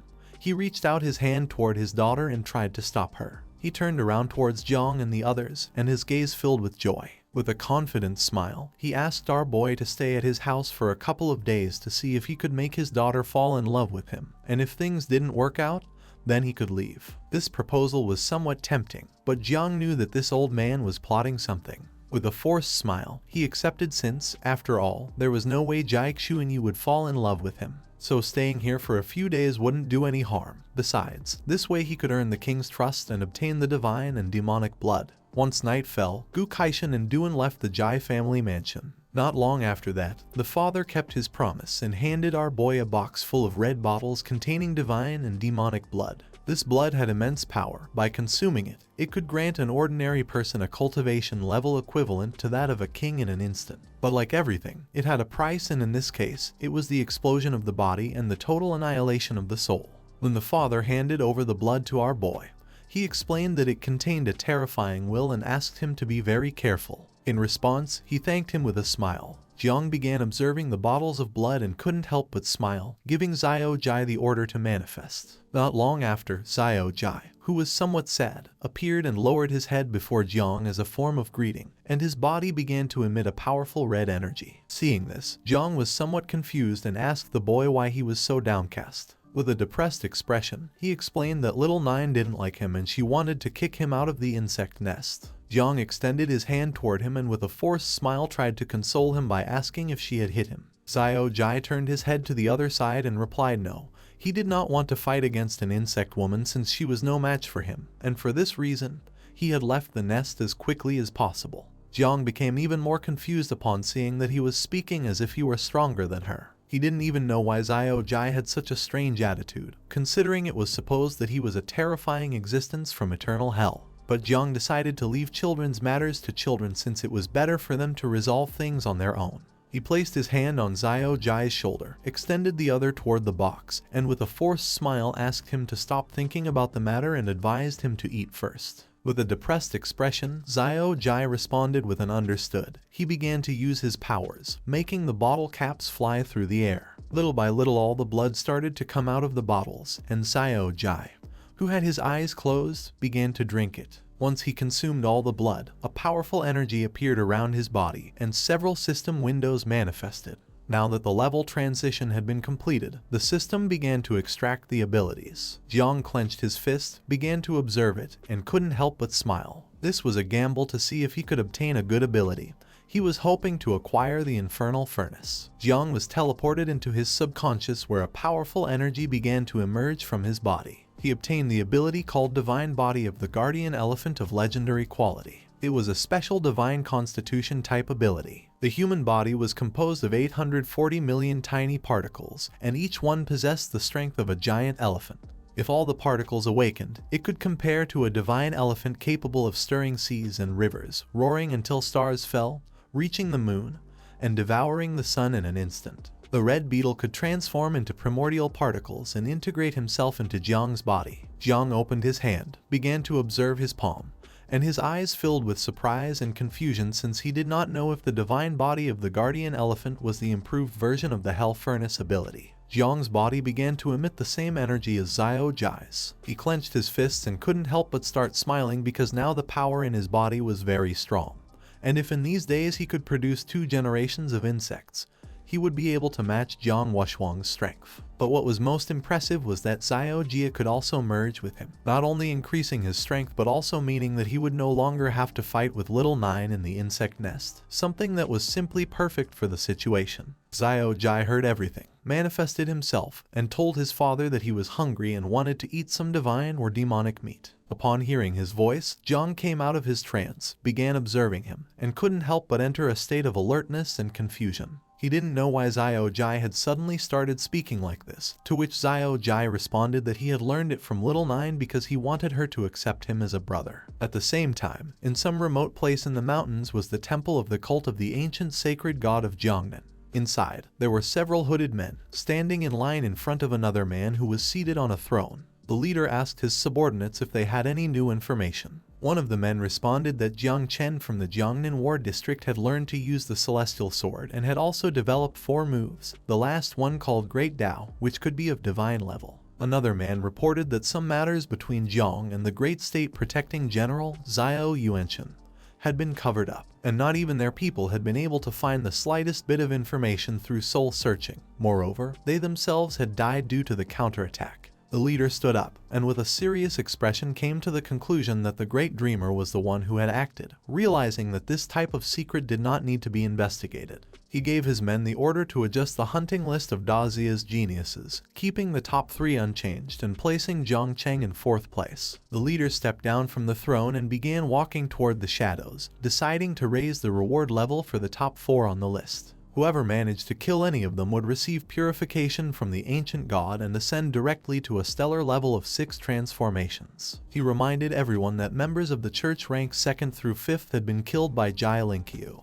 He decided it was time to rise up and fight since the church of the ancient god had remained silent for too long. Somewhere in the temple, there was a giant beast with dozens of eyes. The leader approached it and thanked his god for not abandoning them and for granting them a divine opportunity. According to him, now was time to do something for their ancient gods. The entire place was filled with cobwebs, and compared to the place, the leader seemed like a simple fly. He began to gaze at the ground and greeted the Spider Queen, introducing himself as the seventh seat of the Church of the Ancient Gods. The man revealed that this time he had come to talk about an alliance. The Spider Queen extended her sharp leg, and her gaze fixed on the man, letting him know that she did not trust humanity. The man placed his hand over his chest, bowed his head, and explained that they were different from ordinary humans since although they possessed impure human bodies, their souls had already been delivered into the embrace of the ancient gods. They proclaimed themselves as apostles of the ancient gods. The strength of the Spider Queen was among the top 100 across countless races in the Abyss, and the man was certain that she had orders to get along with them since after all their objectives were aligned. She got tired of the man and asked him to get to the point since she didn't want to listen to nonsense. The man began to show an evil smile, and his eyes filled with excitement, revealing that the south of the river was empty. He wanted to invite the Spider Queen there when the prodigies competition began, in order to unleash a horde of beasts, and completely devastate Jiangnan City and Chuzhong. The Spider Queen fully emerged. The man extended his hands and mentioned that with this sacrifice, they would summon the arrival of the ancient god, and at that moment, the Spider Queen could make any request she desired. The next day at the Jai mansion, Yuanwu went to Zhang's room and began knocking on the door, asking him to get up. She thought that our boy was still sleeping, but to her surprise, Zhang opened the door and started showing a kind smile. Seeing this, she couldn't help but feel somewhat confused. She began blushing like a tomato and with an angry gaze asked him where he planned to go. Zhang remained calm and with a serene expression asked if she didn't want to go out on a date with him, questioning whether perhaps she wanted to enter his room. Upon hearing this, she got even angrier. She got nervous, turned her back on our boy, and asked him to come with her since her father had something to tell him. Zhang couldn't help but feel somewhat surprised. At the same time, in the training field, the father was lying on a beach lounger, and next to him were several men. Several minutes later, his daughter and Zhang arrived, and upon seeing this, the father became excited. The father was known as the king of lounging around, and Zhang thought that the father truly lived up to his name since he was lying down so early in the morning.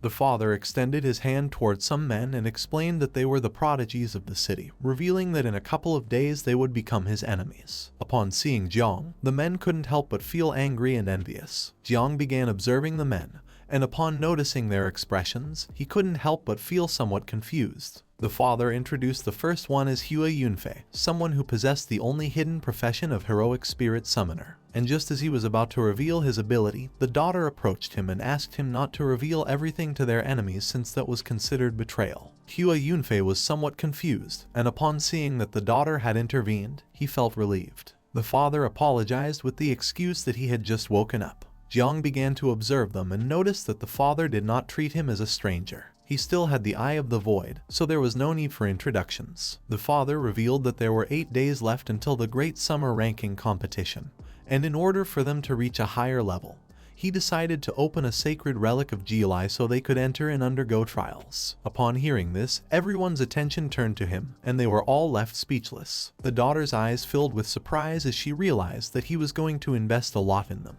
Yuanwu's gaze filled with emotion, and he couldn't help but smile since the divine treasure of Jilai was the supreme secret of Daxia. Zhang was somewhat confused upon seeing that the father had summoned him just to tell him this, questioning whether it wasn't planned to use this as bait to make him sell his body. What they were going to explore on this journey was the third divine vault of the Jai, an ancient divine corpse 10,000 jang long. 80% of its interior had already been explored, but even so, it remained extremely dangerous. Under no circumstances should they enter the head of the divine corpse as it would mean certain death. Xiao Jai manifested upon hearing this and told his father that he was hungry. Zhang couldn't help but feel somewhat disappointed and explained to him that repeating the same thing wasn't suitable for his poker face, asking him not to use them anymore, promising that he could take him or not to eat depending on what conditions the king set. The father stood up and asked everyone to follow him, but once he looked back, he saw Zhang standing still. He asked what he was doing and if he didn't want to go. Quickly, Zhang replied that yes, he did want to go. Now that the king hadn't set any conditions, Xiao Jia was going to have food, something that made the little red beetle happy. With a worried expression, Hua Yunfei asked the king why Jong Chen, an outsider, could also enter the divine treasure. The father, in a calm voice, mentioned that although Jong was now a stranger, in the future he would be someone very close. He turned around, gave him a thumbs up, winked at our boy, and asked him to protect his daughter in the divine treasure since they both needed to support each other to be a good couple. She began to blush again and said that she did not need him to protect her. Our boy remained silent. While on the other side, Hua Yunfei got angry and started feeling envious of our boy. At the same time, somewhere in the forest where the trees had no leaves, there was a giant coffin, and in front of it stood a man holding a golden staff, who realized that this place was dangerous and asked everyone to move away quickly. Jai Xuanyu's father reached the place where the man was, placed his hand on his chest, began to walk toward him, and introduced himself as the head of the Jai family, Jai Hongyin, explaining that he had come with his apprentices, asking him to please open the door. The man who was holding the staff began pointing at the entrance with the weapon, giving them permission to enter. Jiang and the others started walking toward the entrance, and he began observing them with a serene expression. The Jai family was very powerful, and even so they needed to be cautious when it came to Jialai's divine treasure, which showed that it was not something ordinary. First, he decided to familiarize himself with this place and then investigate using Xiao Jai. The man used his power, causing a portal to begin opening in the giant coffin. He struck the staff forcefully on the ground, making a powerful red energy start emerging from the ground. The father, who had his arms behind his back, remained silent, while on the other side Jiang began observing the energy and couldn't help but go into shock. A strange smell appeared in the air. The father turned around, extended his hand towards them, explaining that the recent power came from the 20% undiscovered of the divine soul of the ancient god's corpse in the sea of consciousness. The attention of Jiang and the others was fixed on the father, and they remained silently listening. Everyone took a small flag, and while Jiang was inspecting it, Jai Xuanyu approached him and crossed her arms. The father began to walk towards them, extended his hands to the sides, explaining that it was very likely there would be a mutation in that area, asking them under no circumstances to attempt entering it, and just in case decided to give them a teleportation flag so that in case of danger they could teleport back. Jiang started touching his head, closed his eyes, and with a smile thanked the father. Jai Xuanyu turned her back to them, began saying goodbye to her father using her hand, and asked him to return home. She was eager to go in, so she asked the others to follow her and stay close since she was going to guide them. A while later, they entered the corpse, and Jai Xuanyu was the leader of the group. Along the way, she explained that this was the calf region of the ancient god's corpse. The passage they were now in was its meridian. She had been here many times before, and there was almost no danger. They only needed to be careful with blood beasts because even if they killed them, not only would they gain many experience points but also strengthen their bodies. While everyone was walking, Jiang's attention was fixed on the sky. His eyes filled with amazement as it had a height of dozens of meters and a width of dozens of meters, wondering if this area was really just the meridian of the corpse. His mind was filled with many questions, not knowing how large the corpse of the ancient god was. Xiao Jai appeared on our boy's shoulder. He began to observe him with a serene look and couldn't help but start smiling. Xiao Jai was somewhat surprised to see that his father had brought him so he could devour the magnificent corpse of the ancient god. He was impressed because his father was the best, thinking that he had learned to flatter only for something to eat. While Jiang and the others were exploring the area, with a smile our boy gave his son permission to devour everything he could but advised him to be careful not to be discovered. Xiao Jai transformed into a beetle and began moving away from them. At that moment, a six-eyed blood beast appeared and began panting heavily. A horde of beasts appeared in front of them, while some beasts stood in front to prevent them from escaping. Others jumped and prepared to attack. Seeing this, Jai Xuanyu panicked, drew her bow, turned around, and with a worried gaze asked everyone to be careful. The status window of the beasts appeared. They were level 35 and had several abilities: Illusory Blood Mist, Blood Explosion, and Blood Arrow. Hua Yunfei filled himself with enthusiasm, began to use his power, making fire appear in the palm of his hand, and with a confident smile, he started running towards the beasts with the intention of finishing them all. Instead of panicking, our boy remained calm and his gaze was filled with confusion. The blood beasts in the area were not bad food, but Xiao Jai had flown directly to another place, not knowing if he wasn't interested in eating them. Hua Yunfei used his power, causing a powerful burst of energy to shoot out from his hand and strike against the beasts, making them start roaring in agony. Not long after, the beasts struck by his attack lost their lives, falling to the ground. Hua Yunfei clenched his fist and somewhat confidently mocked our boy, asking if he could instantly kill more than 10 blood beasts. Jai Xuanyu, who had her hand on her hip, began silently observing the beasts. Our boy did not fall into temptation. He gave a thumbs up saying that Hua Yunfei was impressive. He had finally seen a proud guy with mental retardation. Jai Xuanyu stood with her arms crossed and her gaze fixed on Hua Yunfei. She was somewhat annoyed by his behavior, so she asked him not to boast about something so insignificant. He placed his hand over his chest, closed his eyes, and bowed his head before her, deciding to follow the goddess's orders. Our boy began to show a forced smile, realizing that this guy was also a bootlicker. With a serious expression, she decided to lead the group to the heart section of the ancient god's corpse, explaining that there were more blood beasts there and it was also more suitable for training. She revealed that the ancient god's corpse had a structure different from the human body, having 3 hearts. But at that moment, Xiao Jai began to communicate with our boy, asking him not to pay attention to her nonsense, since the ancient god of Jialai actually had 4 hearts, and as long as one remained intact, it could revive. Jiang went into shock and his eyes filled with alertness, asking if he was saying that the ancient god was alive.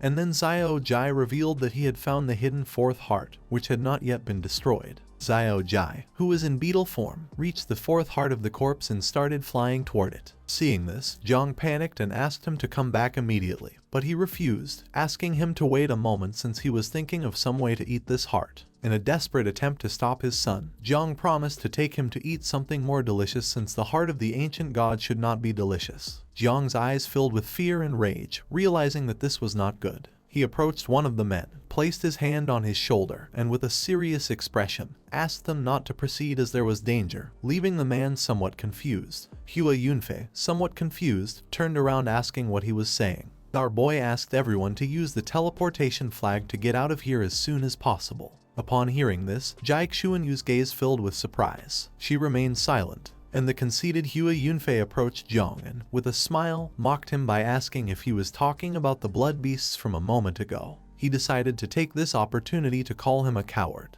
Jiang began staring at him intently and stayed silent, and upon seeing this, Hua Yunfei demanded that he respond. Our boy's eyes filled with fury, realizing that this guy was a fool, and deciding it was better to sacrifice him. Without hesitating for even a second, he delivered a strong punch to his face, sending his body flying and leaving everyone else in shock. He knew that if he hit Hua Yunfei, the others would have no choice but to agree on going out first to seek medical attention. Hua Yunfei's body flew out until it forcefully hit the ground several meters back. Jai Xuanyu, somewhat furious, turned around and her attention fixed on Jiang, asking what he was doing and why he had hit Hua Yunfei. Our boy replied that nothing in particular.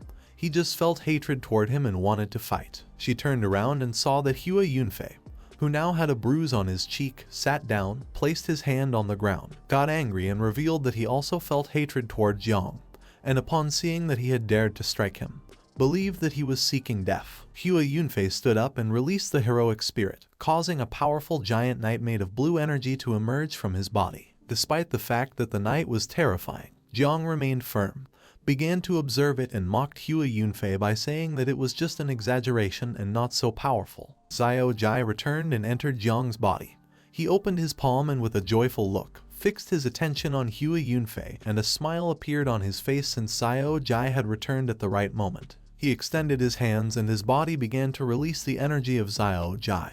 Hua Yunfei, thirsty for revenge, decided to attack, making the knight prepare to attack using its claw. Jiang's eyes began to shine, and his hand started to emit a powerful energy. This was the perfect moment to test the power of the divine body of the guardian elephant. Just before the knight's attack could reach Jiang, he counterattacked, and his strike was so powerful that the spirit of the knight disintegrated into pieces. Jai Xuanyu and the others couldn't help but be left speechless, their eyes filled with surprise, upon seeing that with a simple move Jiang had defeated the knight's spirit. Hua Yunfei was shocked, his eyes full of fear. He didn't know how this was possible. While he was distracted, Jiang leaped, appeared above him, and prepared to attack. Just before he had time to react, Jiang delivered a strong punch, causing his body to crash forcefully against the wall. In a matter of seconds, he lost consciousness. Jai Xuanyu approached Jiang and, somewhat furious, asked why he had done this. The others were shocked to see that he had defeated Hua Yunfei with a single blow without using his sword or the help of the 9 miasma wings. Jiang closed his eyes and began to show a confident smile, explaining that Hua Yunfei's injuries were not serious.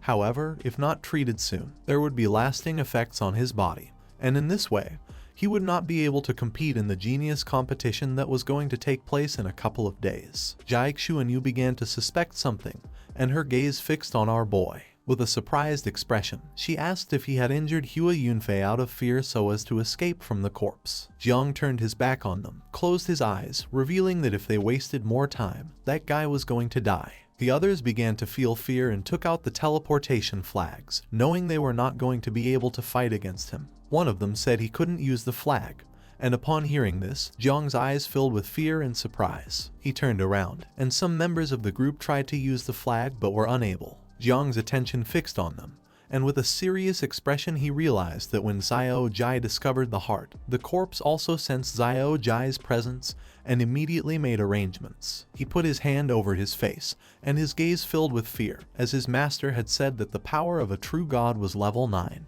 He knew that the enemy they were going to face was level 10 or higher, and if this was the case, they were doomed to die. He decided to calm himself and took out the teleportation flag, realizing that the god was sealing the power of the flags and not directly eliminating it, which meant that it itself was subject to some restriction and unable to act. With a determined gaze, he began to fly alongside Xiao Jai, asking him to guide him to the fourth heart, deciding that it was time to destroy the heart. He must treat the god as if it were alive and had to kill it before it came back to life. Jiang started moving away from them at great speed, and upon seeing this, Jai Xuanyu realized that he had noticed something was wrong all this time, and that's why he wanted them to leave here as soon as possible. One of the men carried Hua Yunfei's body on his back, and they began following Jiang since something bad could happen. Jiang approached the fourth heart, but at that moment he was forced to stop as more blood beasts appeared, which prepared to attack. Jai Xuanyu and the others also reached him, and a horde of blood beasts with a level between 70 and 120 appeared. Now they were surrounded by the beasts, and their level had also doubled compared to before. The others went on alert, realizing that they were finished since there were blood beasts of level 120, even some of 150. Jiang extended his hand towards the beasts, giving the order to Little Nine and the insects to attack the beasts in front. Little Nine appeared and got happy upon seeing so much food. Our boy gave Jai Xuanyu the order to lead the others to hold back the beasts behind. Jiang, confident, grabbed one of the veins, clenched his fist and with a determined look, decided to open a hole in the vein to enter and solve the problem. Jai Xuanyu unsheathed the bow, turned around and with a surprised expression revealed that it was impossible since the veins of the ancient god could not be broken. But Jiang asked them to hold their position and wait for him to return, as only then would they be able to leave this place alive. Jiang used the oppressive body of the divine elephant, and, using all his strength, delivered a strong punch to the vein. His attack began to take effect, and in a matter of seconds, a cut appeared in the spot where Jiang had struck. But then it started to regenerate. Jai Xuanyu turned around, and upon seeing that he had managed to create a cut in the vein, she couldn't help but be shocked. With a surprised expression, she explained that even if the vein could be destroyed, the ancient corpse would heal it very quickly. Jiang clenched his fist tightly, and his gaze fixed on the vein. He prepared to strike again as he was not willing to give up so easily. With a determined gaze, he struck the vein again, shattering the area into pieces. If they couldn't penetrate its meridians, they wouldn't be able to break through the most defensible outer exit. Now, instead of the easier external advance, internal advancement was the best way. Jiang used his power again and delivered another strong punch to the vein, creating a large curtain of smoke in the area. Jiang's attacks took effect, and a large hole appeared in the vein. Seeing this, Jiang, who had his fist clenched and was ready to strike again with a calm expression, realized that now was the time to enter. Just before the vein could regenerate again, Jiang entered inside and asked her to wait for him to return. Jai Xuanyu turned around, and upon seeing that Jiang had managed to enter, her eyes filled with surprise and concern, asking him to be careful. Two men from the group extended their hands and used their powers to create a shield to repel the beasts. Jai Xuanyu turned around and with a serious gaze asked Lui Fei and Song Yuming, the two professional tanks of the group, to fight on the left side and hold out. Lui Fei nodded his head. She began walking toward the others, extended her hand to one side, and gave orders to Zhu Manman and Ningbo Zhang Chujing to take care of the left side while she and Su Zio would handle the right. Upon hearing this order, one of the men started heading toward the left side. The members of the group created a shield behind and two on the sides to prevent the beasts from attacking from various directions. A horde of blood beasts appeared and surrounded the group. Seeing this, Jai Xuanyu grabbed the bow, prepared to shoot, began observing the beasts, and revealed that staying alive or ending up dead depended on them. The only thing she could tell them was that her great-grandfather Jai Linghu would come immediately to rescue them. Upon seeing a glimmer of hope, the members of the group were filled with enthusiasm. The guardian at the entrance of the divine corpse went to Jai Xuanyu's father's office, revealing that he had lost contact with the group. Hearing this, her father's eyes filled with concern. He placed both hands on top of his desk and with a confused expression asked when exactly they had lost contact. The guardian responded that he had lost contact 3 minutes ago, when suddenly there was a sudden energy fluctuation inside, something that had never happened before. He had entered the divine residence and discovered that the corpse was completely isolated from the outside world. The guardian's eyes were full of seriousness. He began to gaze at the father, explaining that the strange thing was that the corpse of the ancient god had not disappeared and was still in its original dimensional space, and the connected position of the calf was still within their formation's range. The father, somewhat astonished, remained listening silently without interrupting. He sat down again, rested his hand on the table, and his gaze filled with fear as he remembered that the Jai family had taken more than 100 years to barely open the passage toward the calf, and now it was impossible to forcibly break through the defense of the ancient god from outside with their own strength. He gave the order to the guardian to notify this to the elder so he could return as soon as possible. Now they could only seek him out, and he also decided to notify Gu Kaishan of Jiangnan. Once Jiang crossed the vein, a horde of blood beasts appeared.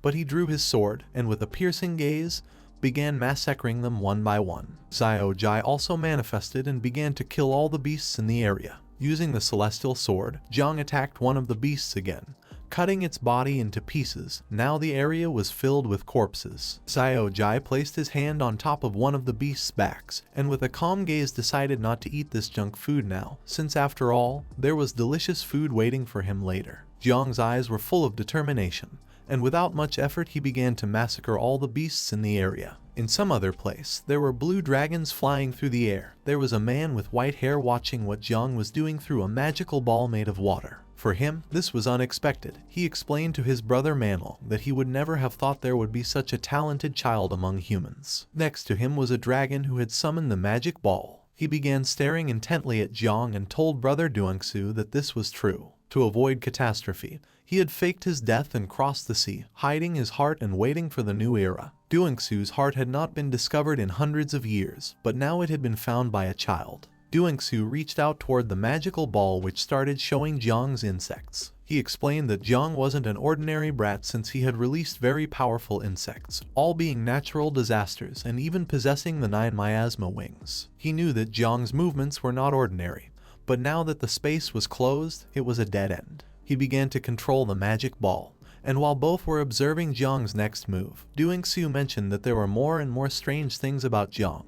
He was worried that he might really touch his heart, but all he could do now was create blood beasts, but for the moment, it seemed that the beasts couldn't stop him. He knew that if Jiang destroyed his heart, he would no longer be able to shelter them, and he feared they would all disappear. Nanlong summoned a blue flame in the palm of his hand, began to observe it, and with a confident smile told Duangsu not to worry since he still had much of his origin left.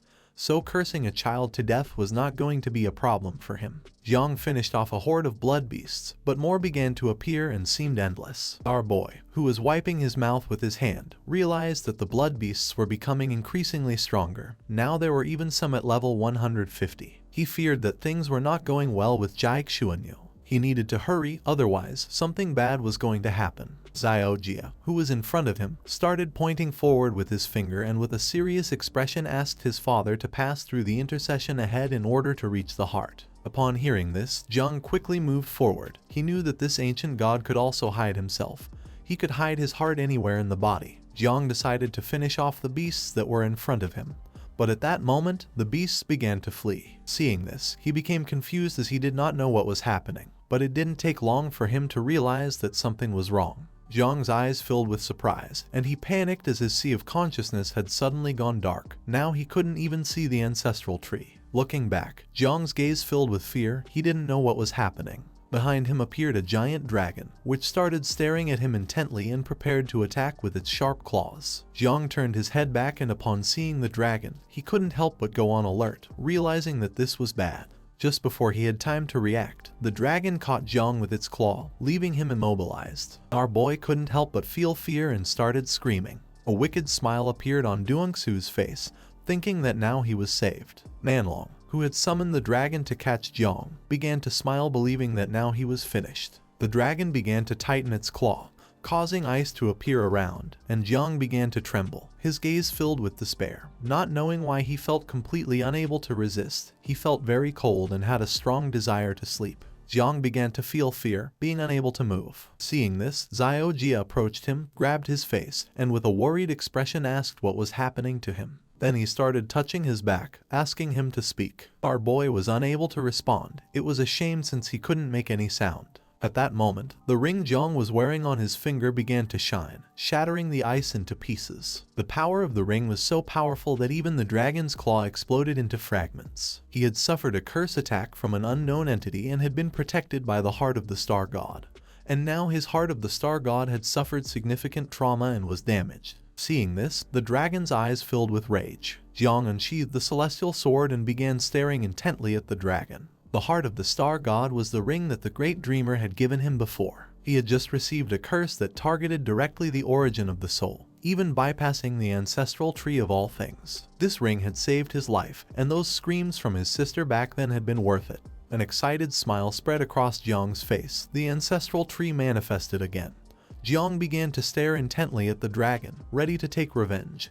The invincible level 9 divine rank equipment could not be destroyed. He realized that the dragon was very strong, but since it could not kill him, now it was his turn. Manlong fell to his knees on the ground and put his hand on his throat. Duangsu extended his hand and urged him to make another attack as soon as possible, since he did not believe that Jong could escape from the second curse. Jong and Xiao Jia began to move toward the heart. Manlong started observing them through the magic ball, explaining that the difficulty of the curse at this moment was completely beyond their imagination. His soul's essence had been exhausted in the fight centuries ago, and if the curse were released again, he would fall into eternal sleep. Duangsu approached him and with a gaze full of rage began staring at him intently. With an uncertain gaze, Manlong asked if he was going to devour him or revive him after he fell into eternal sleep. In response, Duangsu began to show an evil smile. Seeing this, Manlong decided to kill him now, but at that moment Duangsu started controlling the small dragons, which began devouring Manlong.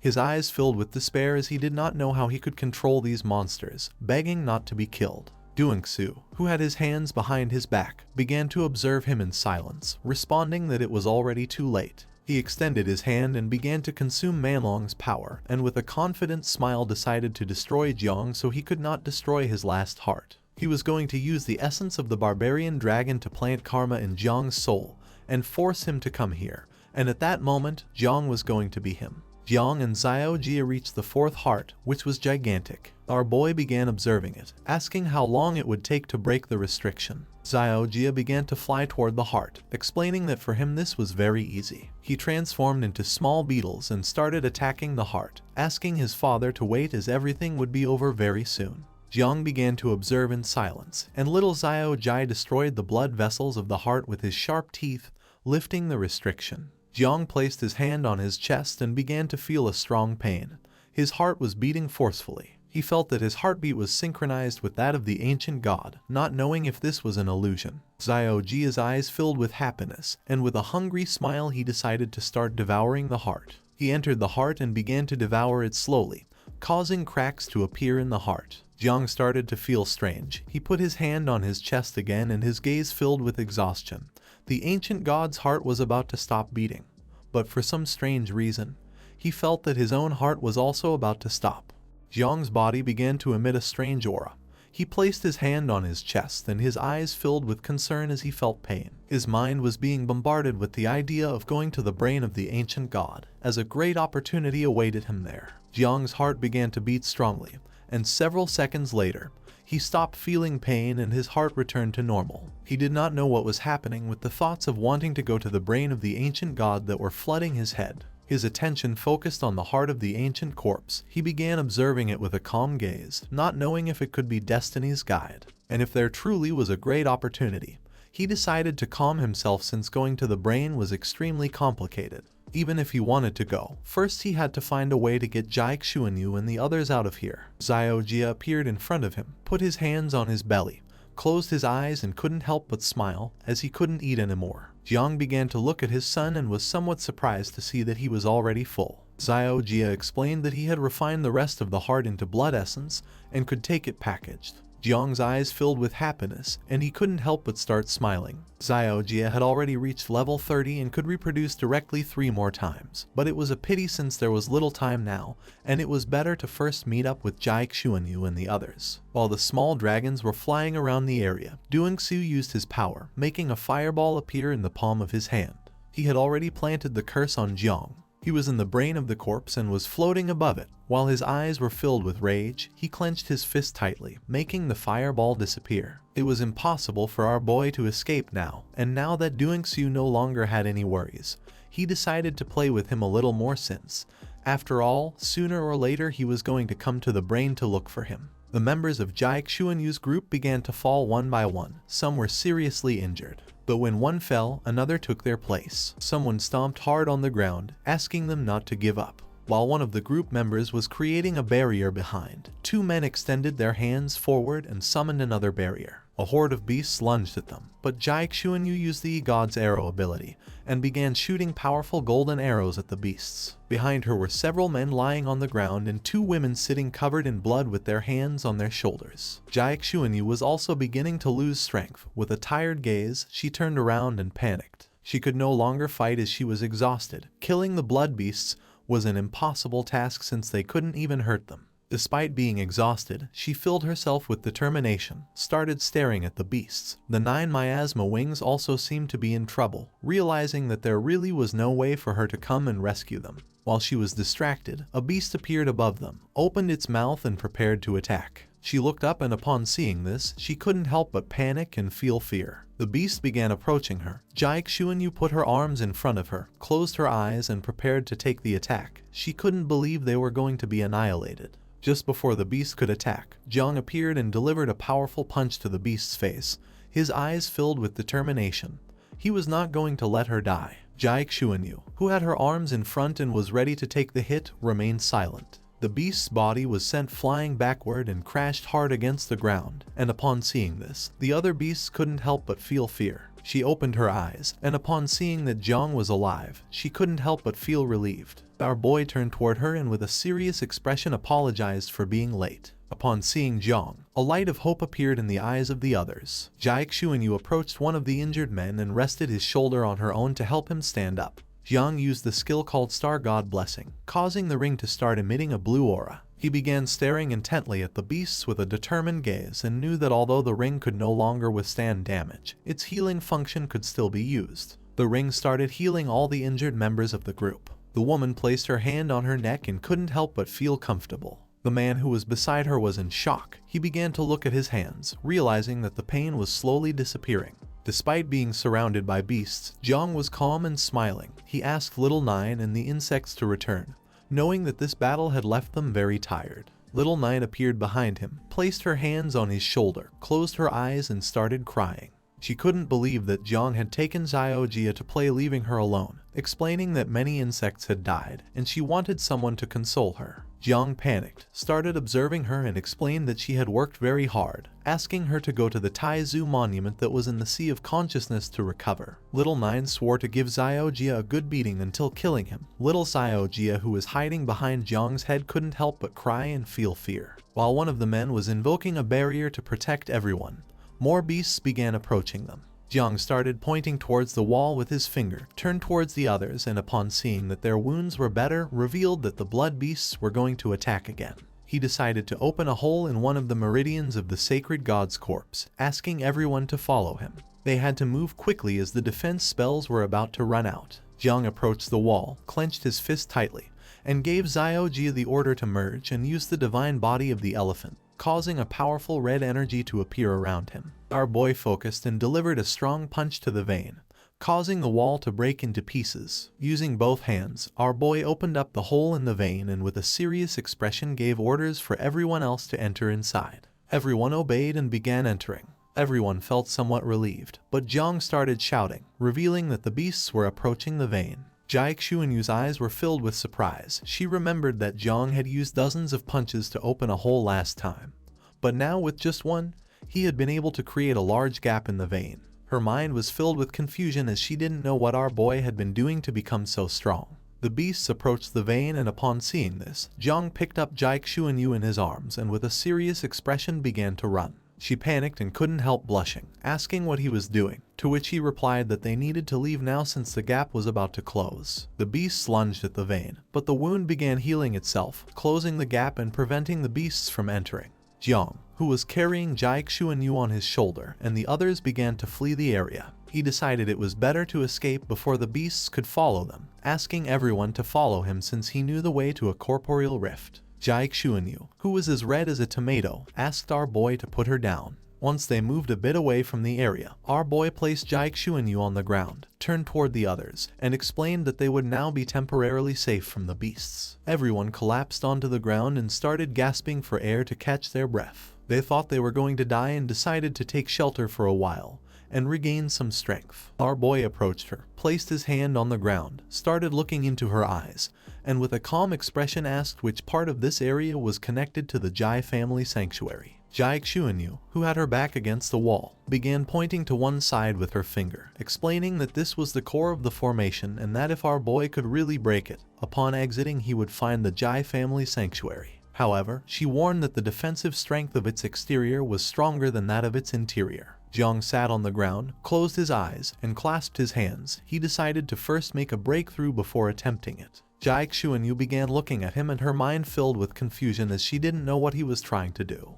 Jiang went to the sea of consciousness, opened his eyes, and with a serious gaze gave Xiao Jia the order to go out and reproduce. Xiao Jia, who had his eyes closed and arms crossed, appeared behind him and nodded. Little Xiao Jia was hiding behind the Taizu monument. Little Nine put her hands near her face and started crying, explaining with tears in her eyes that this was her territory. Jiang began observing, and upon seeing that little Xiao Jia was hiding behind the monument, he couldn't help but feel confused. He explained to little Nine that they were only using her territory temporarily, and as soon as her younger brother finished reproducing, they would leave immediately. Xiao Jia stuck his head around the corner, started touching his lip with his finger, and with a confused expression asked why he didn't have his own home. Little Nine got angry and started arguing with him. Jiang crossed his arms and promised to buy Xiao Jia a home later. Upon hearing this, he decided to start reproducing. He transformed into a small beetle, and his body began to duplicate. Jiang sat on the ground, clasped his hands together, and began meditating while using his ability to speed up the process. 3 simultaneous reproductions of the infernal red-shelled beetle commenced. The waiting time was 30 minutes.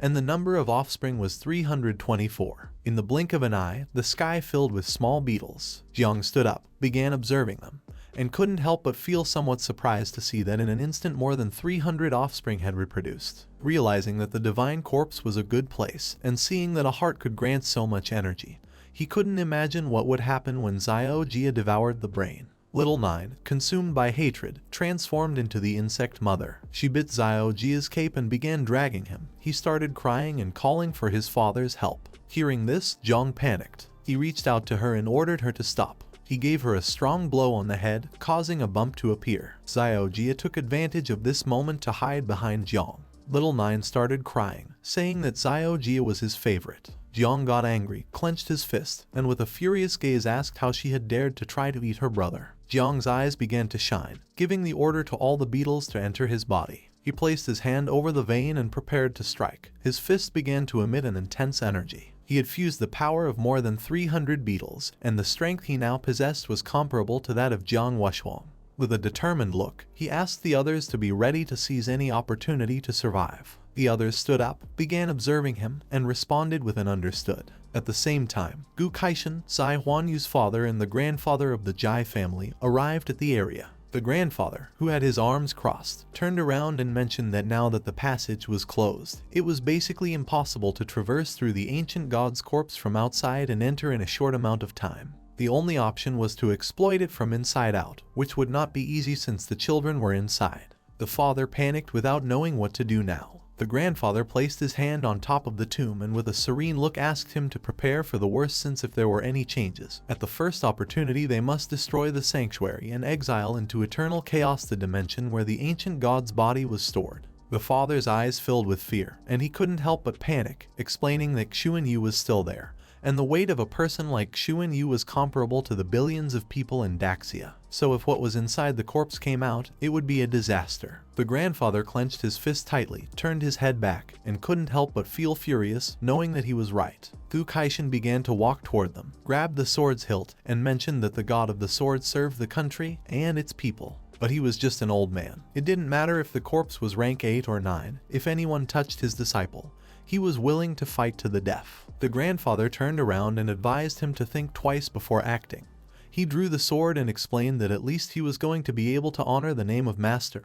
The grandfather remained silent and began to release energy. Just before they could do anything, knocks started to be heard coming from inside the coffin. Upon hearing this, everyone turned around and their attention fixed on it, not knowing what was happening. The grandfather's eyes filled with fear. He did not know how this was possible. Gu Kaishan asked him not to stand still since it was time to act. Once Zhang finished meditating, he stood up, approached the wall, and using the divine elephant fist began to punch the wall, creating shockwaves. His punches were so strong that Yuanwu and the others raised their arms in front of their faces. Almost all members of the group were injured and very tired. Yuanwu opened her eyes and quickly realized that the force of the impacts was too strong. She began observing Zhang and with a serious expression asked everyone to step back a little, otherwise they would end up dead due to the impacts. Several seconds passed, and Zhang kept punching. He was not willing to give up, so he adopted an offensive stance and struck again. This time, the wall of flesh started breaking apart. A hole formed in the wall, and Zhang told everyone to take advantage now to escape from inside it. But at that moment, the wound began healing itself. The speed of regeneration was too fast, leaving no time for escape. Upon seeing this, the eyes of our boy filled with determination. He clenched his fist tightly and it began to emit poisonous mist. He asked Little Nine for help. He wanted her to summon a couple of insects to create an explosion. Using the insects and Xiaojia's power, Zhang struck again, now creating a small explosion. He managed to open another hole in the wall, but the corpse quickly healed itself. Yuanwu couldn't help but clench her teeth tightly. With a gaze full of fear, her attention was fixed on the wall. The explosion had created small cracks in the wall, but the wounds healed immediately and no one knew why. Zhang thought about giving up, but just then, the wall started to break. Seeing this, our boy's mind filled with confusion. He didn't know what was happening. At that moment, someone broke the wall from the outside, leaving Zhang and the others in shock. Once the curtain of smoke disappeared, Gu Kaishan and Yuanwu's great-grandfather could be seen standing in front of the opening. The great-grandfather looked somewhat tired, while on the other hand Gu Kaishan seemed unaffected. They were the ones who had broken through the wall from outside. Yuanwu's great-grandfather stood up and extended his hand to one side, giving everyone an order to leave the corpse. Seeing Salvation's light, all members of the group including Hua Yunfei ran out with all their strength. Upon exiting, some collapsed to the ground due to exhaustion. Gu Kaishan, who was standing nearby, couldn't help but wonder where Yuanwu and Zhang were. While 3 members of the group were leaving the corpse through the gap, Zhang and Yuanwu were still inside, and the wound was already beginning to heal. She panicked, placed her hand on our boy's shoulder, and decided it was time to leave this place. She entered the gap to go outside, and the wound began to heal quickly. Yuanwu grabbed Zhang by the shoulder and with a confused and worried expression asked him to come with her. But Zhang turned his back on her and explained that the gap was no longer wide enough for 2 people to fit through, asking her to go first. His eyes were full of confusion as he didn't understand why women were always problematic at moments like this. Zhang started moving away, and Yuanwu's mind filled with despair. She panicked and decided to stay with him and find another way out of the corpse. But Zhang used a technique called Growth of All Things and summoned some roots which wrapped around her body. He wanted her to leave this place. The roots began to expel her body outward, and while the wound was slowly healing, she extended her hand toward him in a desperate attempt, asking him to stop, but it was already too late. The roots expelled her body outside, causing her to fall to the ground. Now the wall was almost sealed again. The father, somewhat worried, started walking toward his daughter, and Gu Kaishan and the grandfather who were beside him quickly realized that Zhang had not come out and the wall had already sealed itself again. Yuanwu fell to her knees on the ground, The father approached her and grabbed her by the wrists. He couldn't help but start crying and feel relieved upon seeing that she was okay. She began crying as well, and desperation consumed her mind since Jong Chen was still trapped inside the corpse. She wanted her father to save him. He asked his daughter not to worry since as long as Jong and her great-grandfather cooperated and attacked from inside and outside once again, he was sure he would be able to get out. The grandfather's body began to emit a powerful blue energy. He unsheathed the sword and with a serene expression asked Gu Kaishan to prepare to attack again.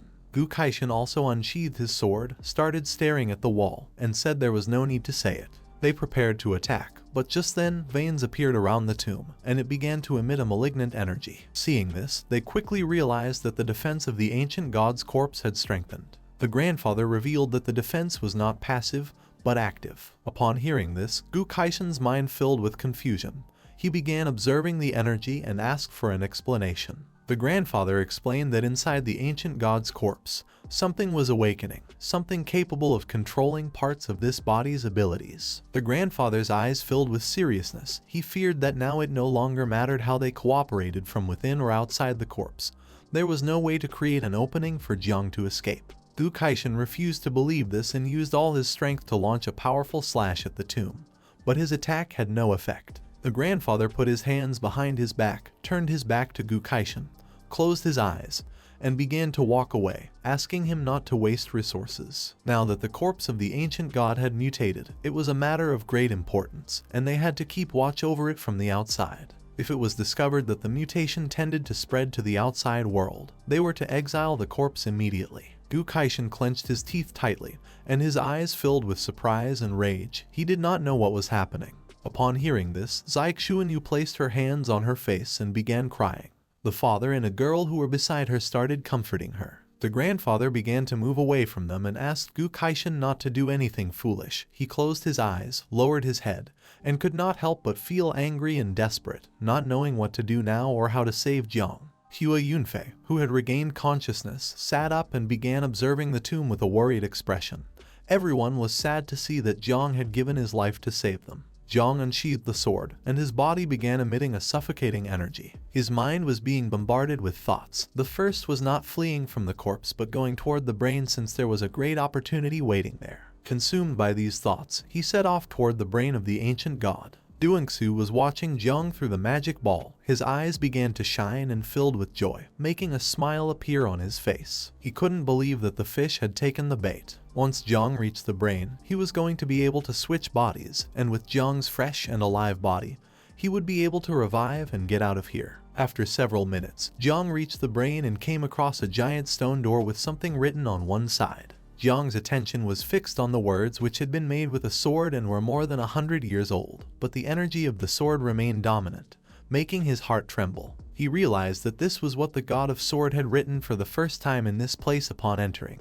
Behind this door was the corpse's brain. Using both hands, he opened the door and asked little Nine and Xiaojia to hide and not come out unless he called them, since they were going to be his ace up the sleeve. Jiang entered a hallway, and a strange energy began to emerge, with many whispers starting to resonate. He put his hands on his head and couldn't help but feel pain, not knowing where the whispers were coming from. The whispers became more intense, causing Jiang to begin losing composure. He fell to his knees on the ground and couldn't help but get angry. Just then, he appeared in another place, and someone with white hair began to descend from the sky. Jiang, who was holding the sword with one hand, raised his head, and upon seeing this, he couldn't help but fall into confusion. It was Duangsu. He had been waiting in this place for hundreds of years for Jiang to arrive. Upon hearing this, our boy's eyes filled with surprise, and a warm sensation took control of his body. Duangsu began to descend toward him and introduced himself as the ancient god.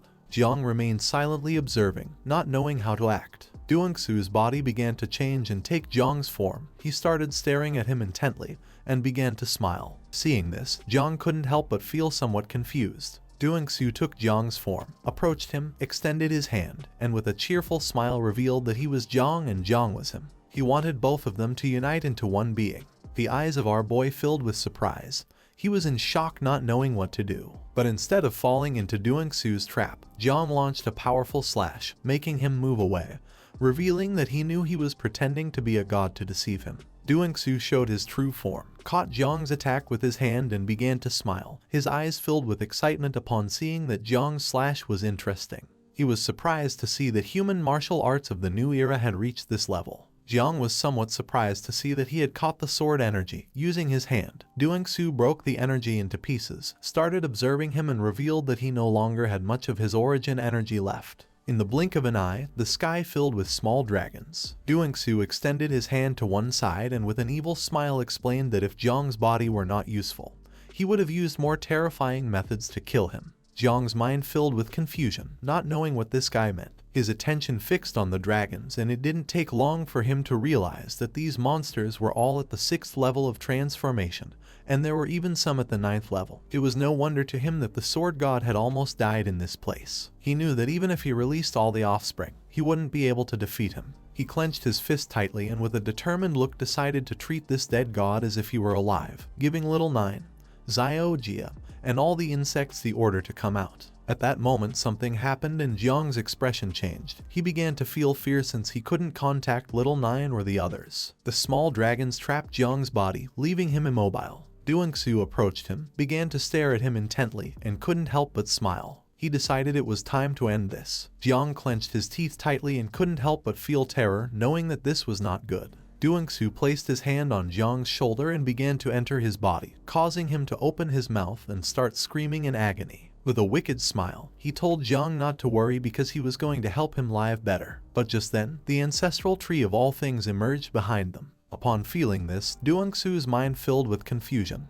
He didn't know how this thing had entered here. On the tree there was a rainbow-colored fruit, a new fruit never seen before. Once the ancestral tree of all things appeared, Duel disappeared, releasing our boy's body. Zhang fell on his butt to the ground, and his attention fixed on the tree. He was confused since he didn't know why he was in the sea of consciousness. He remembered being possessed by the ancient god. Many questions came to his mind as he didn't know what was happening. The fruit began to shine intensely, catching Zhang's attention. He couldn't believe that the ancestral tree of all things was bearing fruit again. This fruit was different from the previous ones. Zhang stood up and started observing the fruit with a curious gaze. He knew that with the current level of the ancestral tree, it wasn't possible for it to bear colorful fruits. Then a system window appeared. Currently, the fruit wasn't ripe. It was a fruit formed by an extremely powerful divine soul as its embryo. It contained the source of divinity of that soul. For the fruit to mature successfully, he had to water it regularly with divine souls. Zhang put his hand under his chin and his eyes filled with joy, making a smile appear on his face, as this fruit contained the divine soul of the ancient god. Duel wanted to take over Zhang's body and did not expect the ancestral tree to form a fruit with his soul. Although the tree could not block the curse, it was still powerful when it came to divine souls and divine consciousness. The only bad thing about the fruit was that Zhang had to water it regularly with the divine souls of living beings, a condition too strict. While he was distracted, a familiar voice caught his attention, asking if he had awakened. Zhang came out of his trance and his mind filled with confusion, not knowing what was happening. Once our boy turned around, his eyes widened in surprise at what was in front of him. There was a powerful giant dragon with the shape of a six-eyed bat, and on top of its head sat Xiao. With a casual voice, he revealed to his father that he had managed to tame this monster. Zhang's attention fixed on the dragon, leaving him paralyzed with fear. Taming the dragon, Xiao approached his father, began observing him, and asked if his new pet wasn't imposing. Zhang couldn't help but step back in shock, realizing that these creatures belonged to the Sea of Consciousness. He couldn't believe that little Jia was riding a 9 transformations creature. These were beings that not even the great Jialinku had been able to tame back then.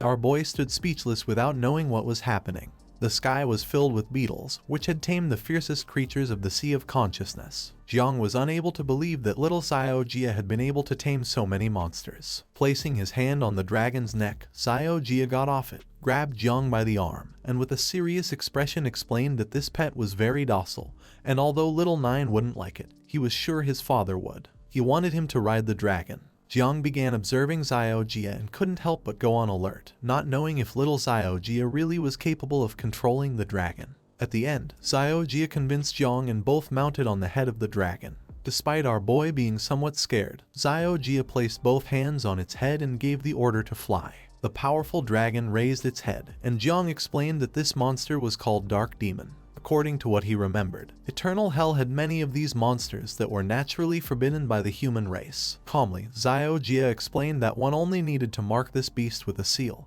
and it could be used as a mount. Jiang was somewhat surprised since he knew that a 9 transformation monster would be very useful. The dragon spread its wings and prepared to fly. Just then, Xiao Jia's mind filled with confusion. He was not very sure if this thing could be taken outside. Jiang, who was behind him, mentioned that if they took the dragon out of the corpse, it would not take long before it was eliminated by the path of heaven. According to what he knew, this creature should only exist in the depths of eternal hell. He did not expect that it would also be born in the sea of consciousness of the ancient god. With a lost look, Jiang thought it was a shame since they could not expose this beast for too long. And although there wasn't much time left, at critical moments this beast could be very helpful. Jiang's eyes filled with surprise. He began to imagine a powerful serpent and remembered that there should still be 5 more monsters like the Dark Demon. He didn't know why he couldn't see them anywhere. Upon hearing this, little Xiao Jia couldn't help but get nervous and sweat. With a sincere expression, Xiao Jia revealed that he had eaten the other creatures. This left both the dragon and Jiang confused. He remembered that his son had filled his stomach with the heart of the ancient god. Little Xiao Jia casually responded that he was hungry since he had reproduced again. Jiang couldn't help but feel somewhat disappointed. He placed one hand over his face and rested the other on Xiao Jia's shoulder, thinking that he had done what needed to be done. He decided to leave this place to find peace. Xiao Jia began observing his father with a confused expression. Jiang got off the dragon and started crying, realizing that his son was only wasting fortune. He decided to look at things from a positive perspective. At least one monster was still alive. As a human being, he should be grateful. The attention of the dragon and Xiao Jia was fixed on Jiang. His son could not help but fall into confusion upon seeing his behavior. Just then, loud knocks began to be heard coming from the door. Jiang's gaze fixed on the door, realizing it was Gu Kaishan. The divine soul of the ancient god was sealed, and now that the dark demon had been captured, he knew that the outer defense would soon disappear. Sensing his master's energy, Jiang realized that the Jai family would also arrive soon. He turned to Xiao Jia and with a serene expression gave him the order to make the insects devour everything quickly and pack up what remained to take away. They needed to retreat soon, so he urged him to hurry. Xiao Jia began to observe his father in silence, not knowing why he was in such a hurry. He started touching his chin with his finger, and his eyes filled with sadness since he could no longer eat, asking if he could eat next time. Jiang refused, explaining that this was not a restaurant but the treasure of a god. Jiang's eyes filled with seriousness. He began to imagine Zai Xuanyu's powerful great-grandfather exuding an overwhelming energy. He knew that the reason Jai Linghu had not been able to become the god of the 9 transformations sword was not disconnected from the opportunities present in this place, realizing that if that person entered here and discovered what had happened, it would cause a great commotion. Using his power, little Xiao Jia began to drain and compress the food that the insects couldn't devour, turning it into a ball of water. The only bad thing was that he couldn't store it. Jiang turned around and told him not to worry since his sister was going to take care of that. Little Nine manifested herself, and upon seeing this, her eyes filled with fury, making her sweat. In front of her was a pile of giant balls made of water. She put her hands on her hips and her attention fixed on them. For her, these balls were nothing more than foul-smelling dung. She could no longer tolerate her brother because he wouldn't stop causing problems. With a smile, Jiang began flying toward the exit. Now that little Nine had cleaned up all the mess, it was time to return and call the master. Outside the tomb, Gu Kaishan attacked again and this time cut the corpse's wall, creating an opening. He began to observe carefully and mentioned that the wound was not healing. Upon hearing this, Jai Linghu's attention focused on the wound. He couldn't help but be surprised to see that not only had the defense of the ancient god's corpse weakened, but it even seemed like it was about to disappear. The gaze of Gu Kaishan, who had his arms crossed, filled with joy. He wanted to go in and save Jong Chen. Jai Linghu's eyes widened with curiosity. He was suspicious and wanted to go in as well to see what had happened. Just before they could act, Jong Chen appeared flying. He reached out his hand toward his master and with a desperate expression asked him to take him along. Gu Kaishan and Jai Linghu began observing him silently, not knowing what was happening. Once Jiang came out of the corpse, Zai Xuanyu came running and gave him a strong hug. She couldn't help but cry and feel relieved to see that he was okay. The eyes of our boy widened in surprise. Despite feeling relieved, he knew this was not the moment. Gu Kaishan, who was next to him, couldn't help but feel an inner peace upon seeing that Jiang was fine. Quickly, Jiang pushed her aside with his hand, and with a furious expression gave her the order to leave since there was no time. Upon seeing this, Xuanyu's eyes filled with tears and her mind was full of confusion. She did not know what was happening to Jong and why he said there was no time.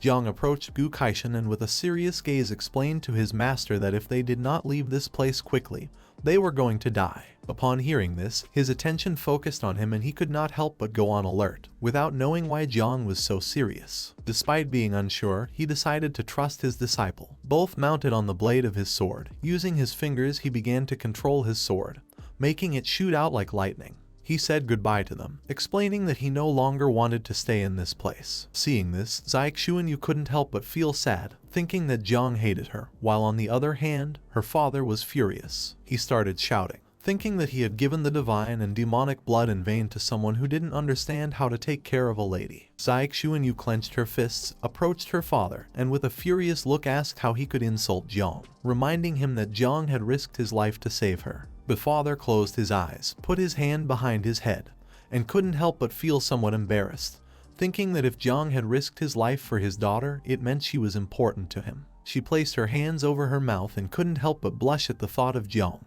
Her eyes filled with tears as she realized that to Jong she was important and he was afraid this might affect her performance during the competition of the prodigies of heaven.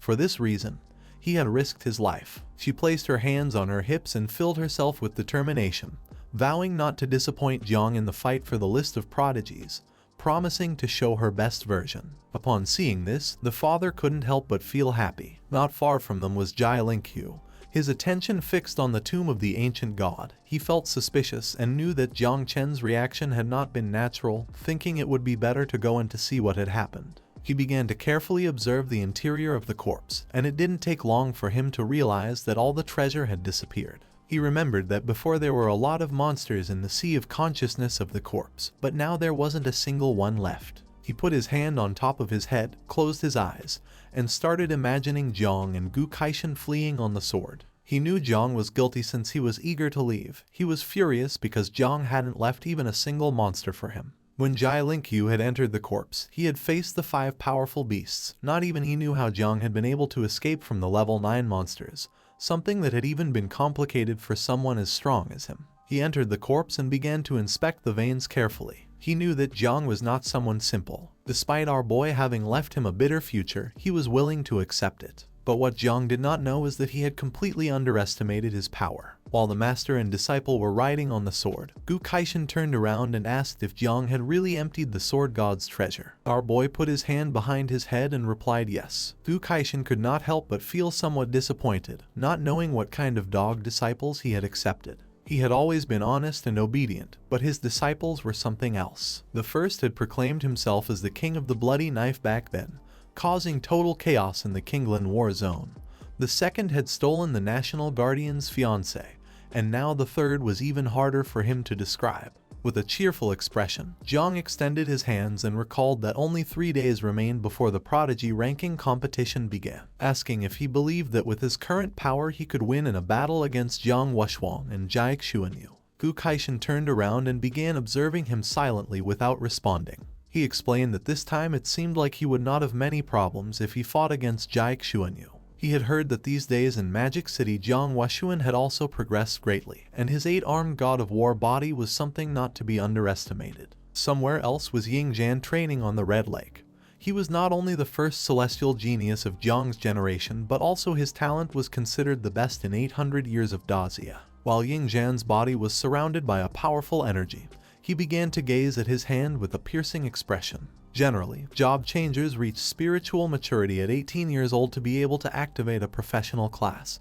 But Ying Zhan was different. He had activated his professional class at 3 years old, obtaining recognition from the divine weapon, the human emperor's sword, at 9 years old. Next to him were several powerful red dragons. At 12 years old, he had entered a forbidden zone and returned at 15. During these last 3 years, he had been training in seclusion in the military region of the capital. Jiang knew that Ying Zhan had awakened a class very early, but he didn't know why his current level barely reached the 3 transformations. Gu Kaishan explained that this was because, in addition to the system, he also cultivated the supreme techniques of all celestial races, leaving our boy in shock. Using his hand, Ying Zhan wiped his chin, his eyes filled with curiosity. His body of murderous blood was about to be completed and he wanted to know if there was news about Jong Chen. Jiang and Gu Kaishan were flying on the sword. Our boy's mind was filled with questions and curiosity.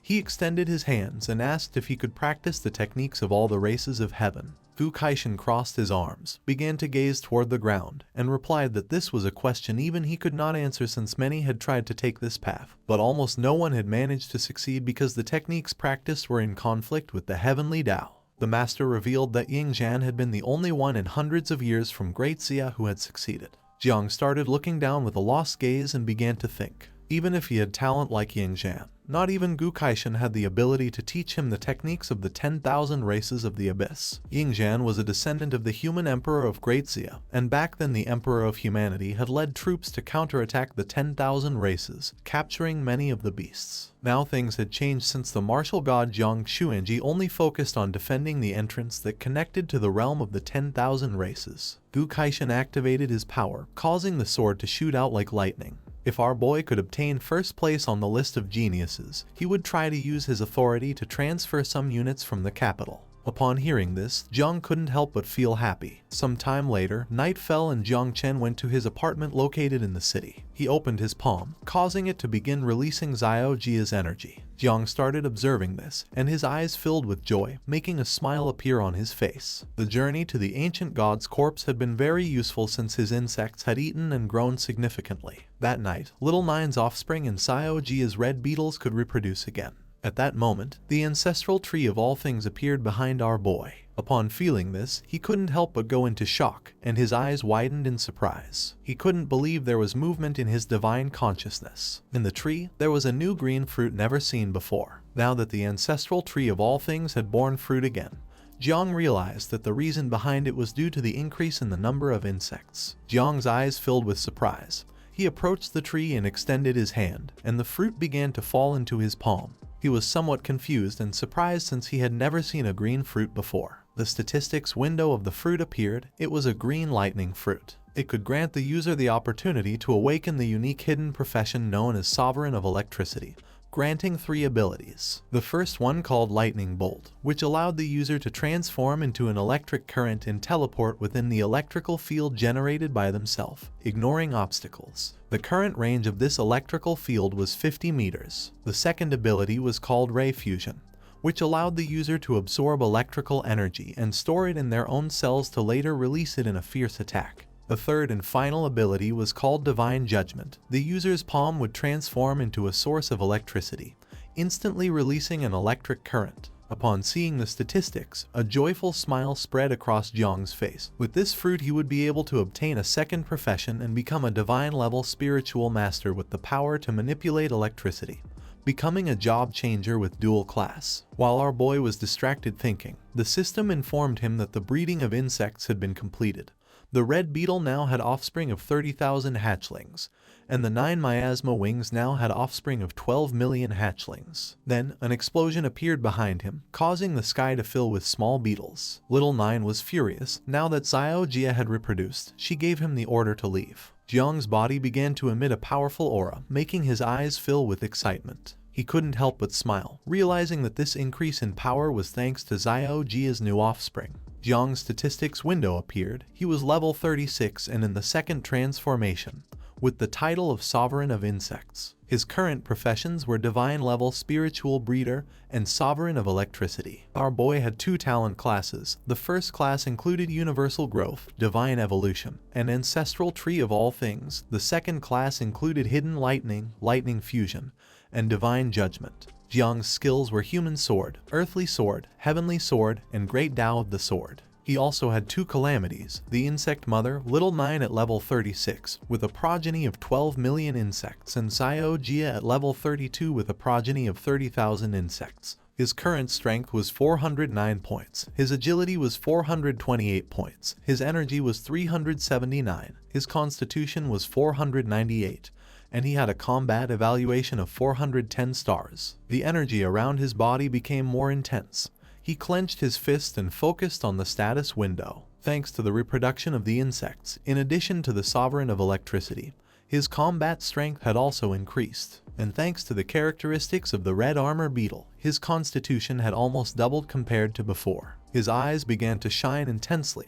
He punched the air, making electricity appear around his arm. He couldn't help but smile because even though in the prodigy competition he wouldn't be able to use Little Nine's power, with his new class and new abilities, he would be able to sweep through an area without much effort. And if all this didn't work, in the worst case scenario, he could use Xiao Jia's power and unleash the Dark Demon. It was nighttime in the mountains of Qin Luo's war zone. In the depths of Qinling, there was a powerful blue dragon flying through the sky. Somewhere in the mountains, there was a group of men and a woman sitting. In front of them stood a large wooden table. The powerful dragon descended to the ground, and a black-haired man wearing a summer shirt got off the beast. The others were somewhat surprised to see that the man had arrived. With a forced smile, he asked them not to exaggerate since they were indeed punctual compared to him who had come all the way from Guanghai, mentioning that he was exhausted. The woman who had her eyes closed turned towards him, and with a cheerful smile mentioned that it was surprising to see someone from Guanghai dressed in this way. While everyone else wore formal clothes, the two of them were protectors of the country, so she didn't understand why there was such a difference between them.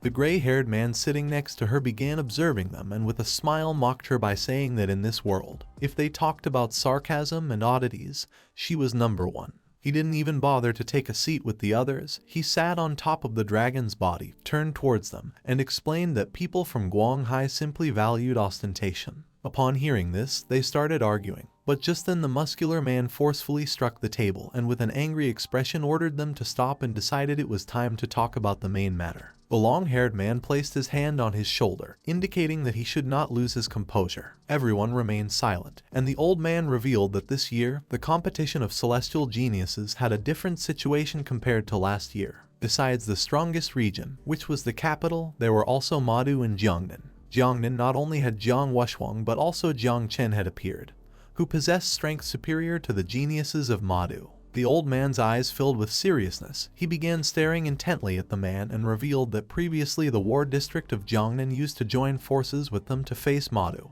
and the capital together, but this year they had no intention of allying with them. The gray-haired man intervened, began to observe the old man, and mentioned that his old friend Xiao Yuanchen had been inexplicably exiled to the underground abyss. With a cheerful smile, the woman extended her hand and asked if this year's plan was to join forces to eliminate Jiangnan first, since anyway, before the 6 war zones had united to confront the capital without gaining much advantage. Upon hearing this, the others thought Xing was right and that it was better to fight for second place than for first. The old man decided to hold a vote.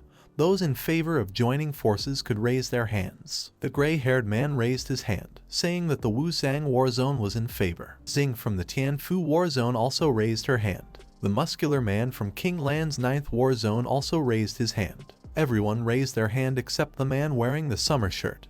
He was Yun Jantian. The others asked why he was not in favor of joining forces. Yun Jantian stuck his finger into his ear and his eyes filled with disdain and hatred, asking if they had finished discussing. He began to gaze at the ground and with a smile revealed that this time he had not come to form an alliance with them. He approached them, slammed the table hard, and with a confident smile made it clear that this summer in the Daxia Genius competition, the Guanghai War District was going to win. Everyone remained silent except for the gray-haired man, his attention fixed on Yun Jantian.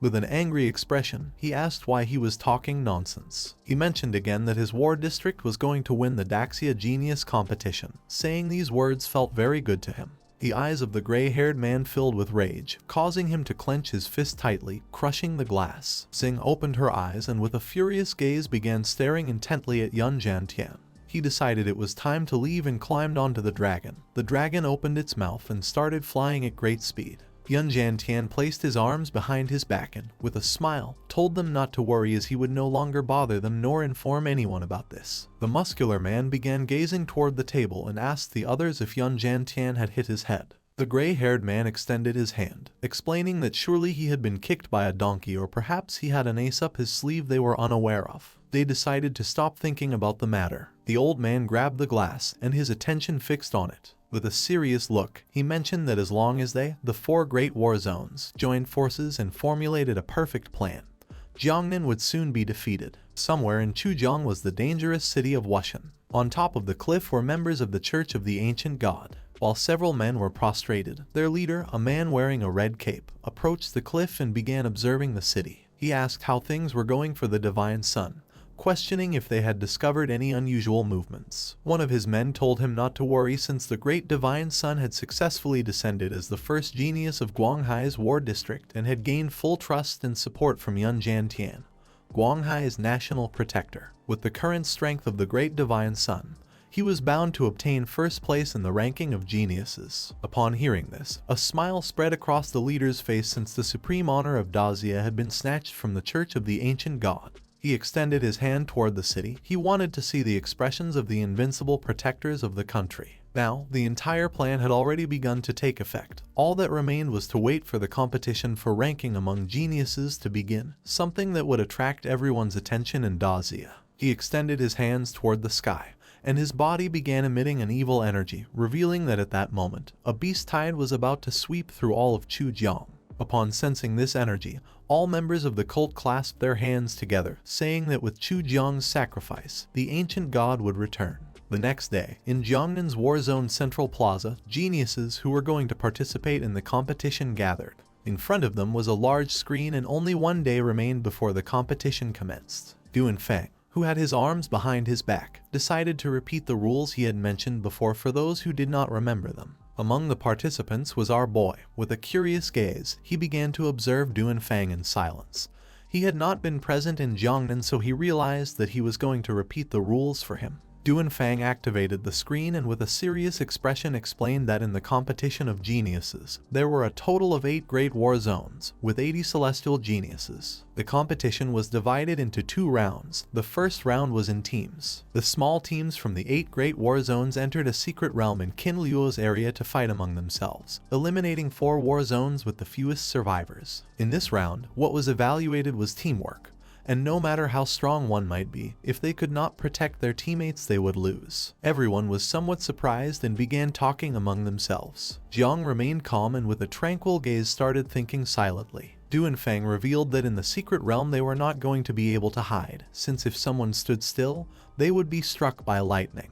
Additionally, the range of the secret realm was going to shrink every hour, and people outside the circle were going to be directly eliminated. Even though they died in the secret realm, they would be able to revive afterward. Jiang's eyes filled with excitement, causing a smile to spread across his face. If he stayed still, he would be struck by lightning, which was going to be perfect for using his new class and accumulating electricity. Thinking about this made his body start emitting thunder. One of the boys next to him couldn't help but feel somewhat surprised. The second round was an individual ranking battle. After the elimination from the first round, around 30 people were expected to remain in this round. Matches were going to take place. The rules were simple. Whoever wins advances and whoever loses is eliminated. Duanfang turned towards them and with a serious gaze asked them to choose the team captain. Everyone started talking among themselves, and our boy felt that many gazes were going to focus on him. Just then, Luo Sandow and Mu Hankyu appeared behind them, and with a smile formed a heart with their arms, saying that they wanted Jiang to be the captain. Our boy couldn't help but feel somewhat embarrassed. He put his hand over his face and tried to pretend as if he didn't know who they were. Dao Jiang began to smile. He extended his hand to form a heart with his companion, saying that they also wanted Jiang to be the captain. His friend did not form the heart. He simply turned towards him, gave a thumbs up and with a sincere expression mentioned that he also agreed with the idea. Jiang couldn't help but feel somewhat confused, although deep down he knew he should feel happy. Bai Feng and Jiang Wushuang were also present. With a calm gaze, Bai Feng explained that he and Tang Ying wanted Jiang Wushuang to be the captain since although Jong Chen was very strong, after all, Jiang Wushuang was more stable. Jiang Wushwang's gaze fixed on our boy. He didn't know why everyone wanted him to be the captain. A girl who was next to Jiang mentioned that she also wanted Jiang to be the captain because he was very handsome. The blonde-haired man joined her. Jiang started touching his head with his hand and with a forced smile explained that he didn't know who they were. The woman placed her hand on her chest and with a tender expression introduced herself as Lai Bing. The blue-haired boy began pointing to himself with his thumb and with a confident smile introduced himself as Prince. Jiang Wushwang approached our boy, placed his hand on his shoulder, and with a kind smile he also decided to vote for Jiang just to lighten the mood. Jiang snapped out of his trance, turned around and upon seeing this, he couldn't help but start sweating. He placed his hand on his chest, sighed, and explained that he didn't want to be the captain because he couldn't handle so much pressure. Everyone remained silent, while on the other side Duanfang got angry. With an enraged expression, he asked Jiang to stop acting in front of him since it would take him another 800 years to fool someone like him. Now that everyone trusted him, he had to do it well. Jong took several steps back and his attention fixed on Duanfang. He was somewhat surprised to see the reaction of this old man. Duanfang extended his hand to one side, and a staircase made of ice appeared. He began observing them, revealing that the Jiangnan war zone had been intimidated for many years.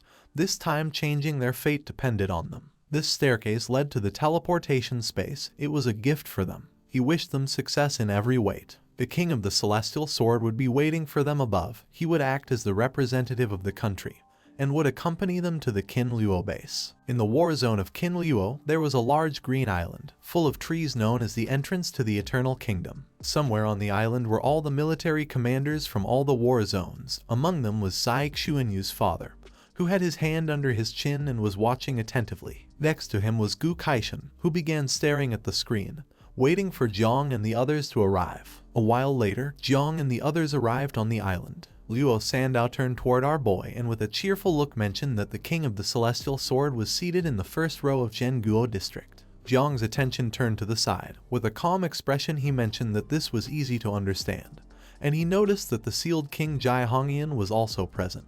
A question came to his mind. He did not know why he too was sitting in the Zhenguo district. Behind them was Mu Henkyu. She began to gaze at the ground silently. Just then, Zai Xuanyu appeared. While she was red as a tomato, she placed her hand on her arm, looked away, and explained that the reason was that currently the war zone of the Magic City had no national protector, so her father would take charge. Upon seeing Zai Xuanyu, Luo Sandow and Mu Henkyu's eyes filled with fury. They stood in front of Jiang and started covering him with their arms. She was a captain of an enemy team, and they thought she was trying to win over Jiang. Upon seeing their behavior, the mind of our boy was filled with confusion. He remained silent, not knowing what to do or how to act. A crack opened in the sky, and a giant flying ship appeared. On the ship were several men, a general, and another man with white hair. They were from the war zone of the capital, and the combat power of the ship could be compared to the level of an 8th rank protector of the country. Fang Zhenghao was the national protector of the capital and feared that others would not know how great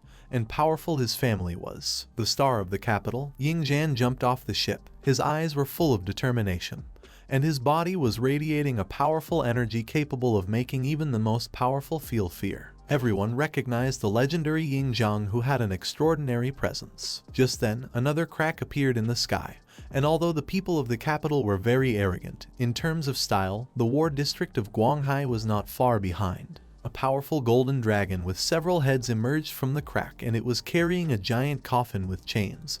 On top of the dragon was a man wearing a summer shirt. It was Yun Jantian. His eyes spread with joy, and with a confident smile, he extended his hand toward the coffin, announcing that his team called Rebirth Towards Death was going to emerge from the coffin. The coffin fell on top of the dragon and began to break into pieces. The coffin fell to the ground, but just then, the participants from the Guanhai war zone emerged. Among them was a man with long hair. Yun Jantian revealed that this year, the first place was going to belong to their war zone. Now that all the participants had arrived, a giant portal appeared, and while some were entering, others stayed silently observing. The first round consisted of a team battle. Out of 8 major war zones, 4 were going to be eliminated. Within the secret realm, the survival area would shrink every hour, and if any team remained motionless, they would be struck by thunder as punishment. Everyone entered the portal, and the last team was Jiangnan's team. Jiang and the others began scanning the area. This place was a forest with abandoned buildings. This was the area where the team battles were going to take place.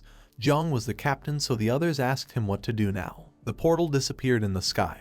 Jiang's eyes filled with confusion. He turned to Bai Feng and asked what they meant. With a serene gaze, Bai Feng extended his hand and explained that among the 8 major war zones, the probability of participating in this was 1 in 1,000. If they wanted to eliminate their opponents, then they had to find a way to take initiative first and gain an advantage. Everyone remained silent, thinking about what to do now, while on the other side, Mu Henkyu began staring at Bai Feng and couldn't help but feel furious. She asked how he could speak like that to the captain, demanding that he show more respect. Just before things could escalate to another level, Jiang intervened and placed his hand on her head, closed his eyes, and with a forced smile thought that Bai Feng was right, since in a situation like this it was better to get organized. Our boy reached into the storage space and asked everyone to wait. Seeing this, everyone felt happy, thinking that the captain had already made some preparations. Jiang took out a sofa, meat, vegetables, and a grill. He sat on the ground, rested his hands on his knees,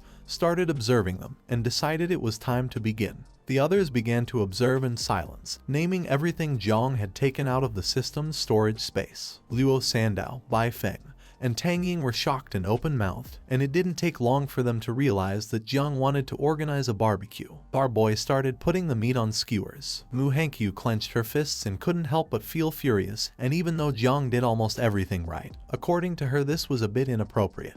Luo Sandow sided with her, saying that now was not the time to be having barbecues since it was a matter of life or death. Tang Ying turned around and put her hand over her face out of embarrassment. She knew that although our boy had many virtues, he was not made to be the team leader. Jiang's eyes filled with surprise and confusion upon seeing his team's reaction. Bai Feng approached, and his attention fixed on the skewers. With a confused gaze, he questioned whether Jiang did not remember the rules. If they stayed still, they would be struck by lightning. The mind of the man standing next to him filled with surprise.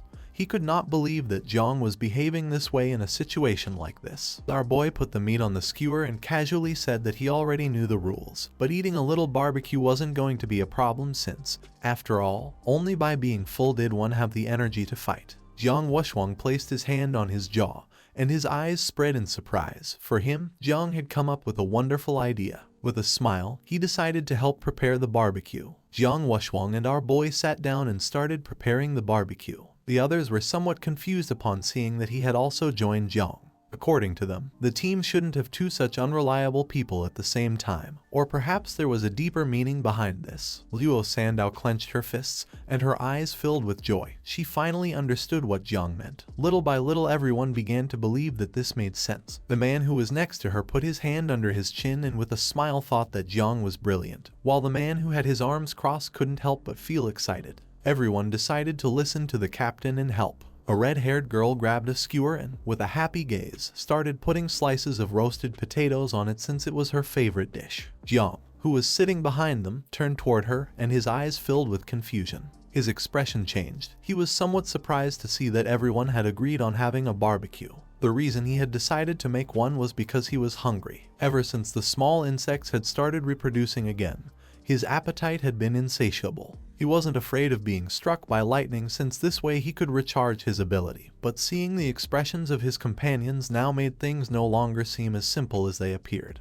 While he was distracted, Mu Hankyu approached him and with a smile explained that now she also understood it. Thinking that Jiang's thoughts were too deep, she was very foolish and hadn't thought it through well. With a calm expression, Jiang asked what she had understood. In response, she put her hand behind her head, closed her eyes, and explained that everyone had understood Jiang's plan, and if she said she didn't understand it, she'd look foolish. Jiang couldn't help but fall into confusion, not knowing what was happening. After preparing the skewers, Jiang Wushwang placed them on the grill. The strategy our boy was using had only appeared once in history. If he hadn't reviewed the lists of geniuses from hundreds of generations ago, he really wouldn't have understood it. He didn't expect our boy to make such an effort for this evaluation.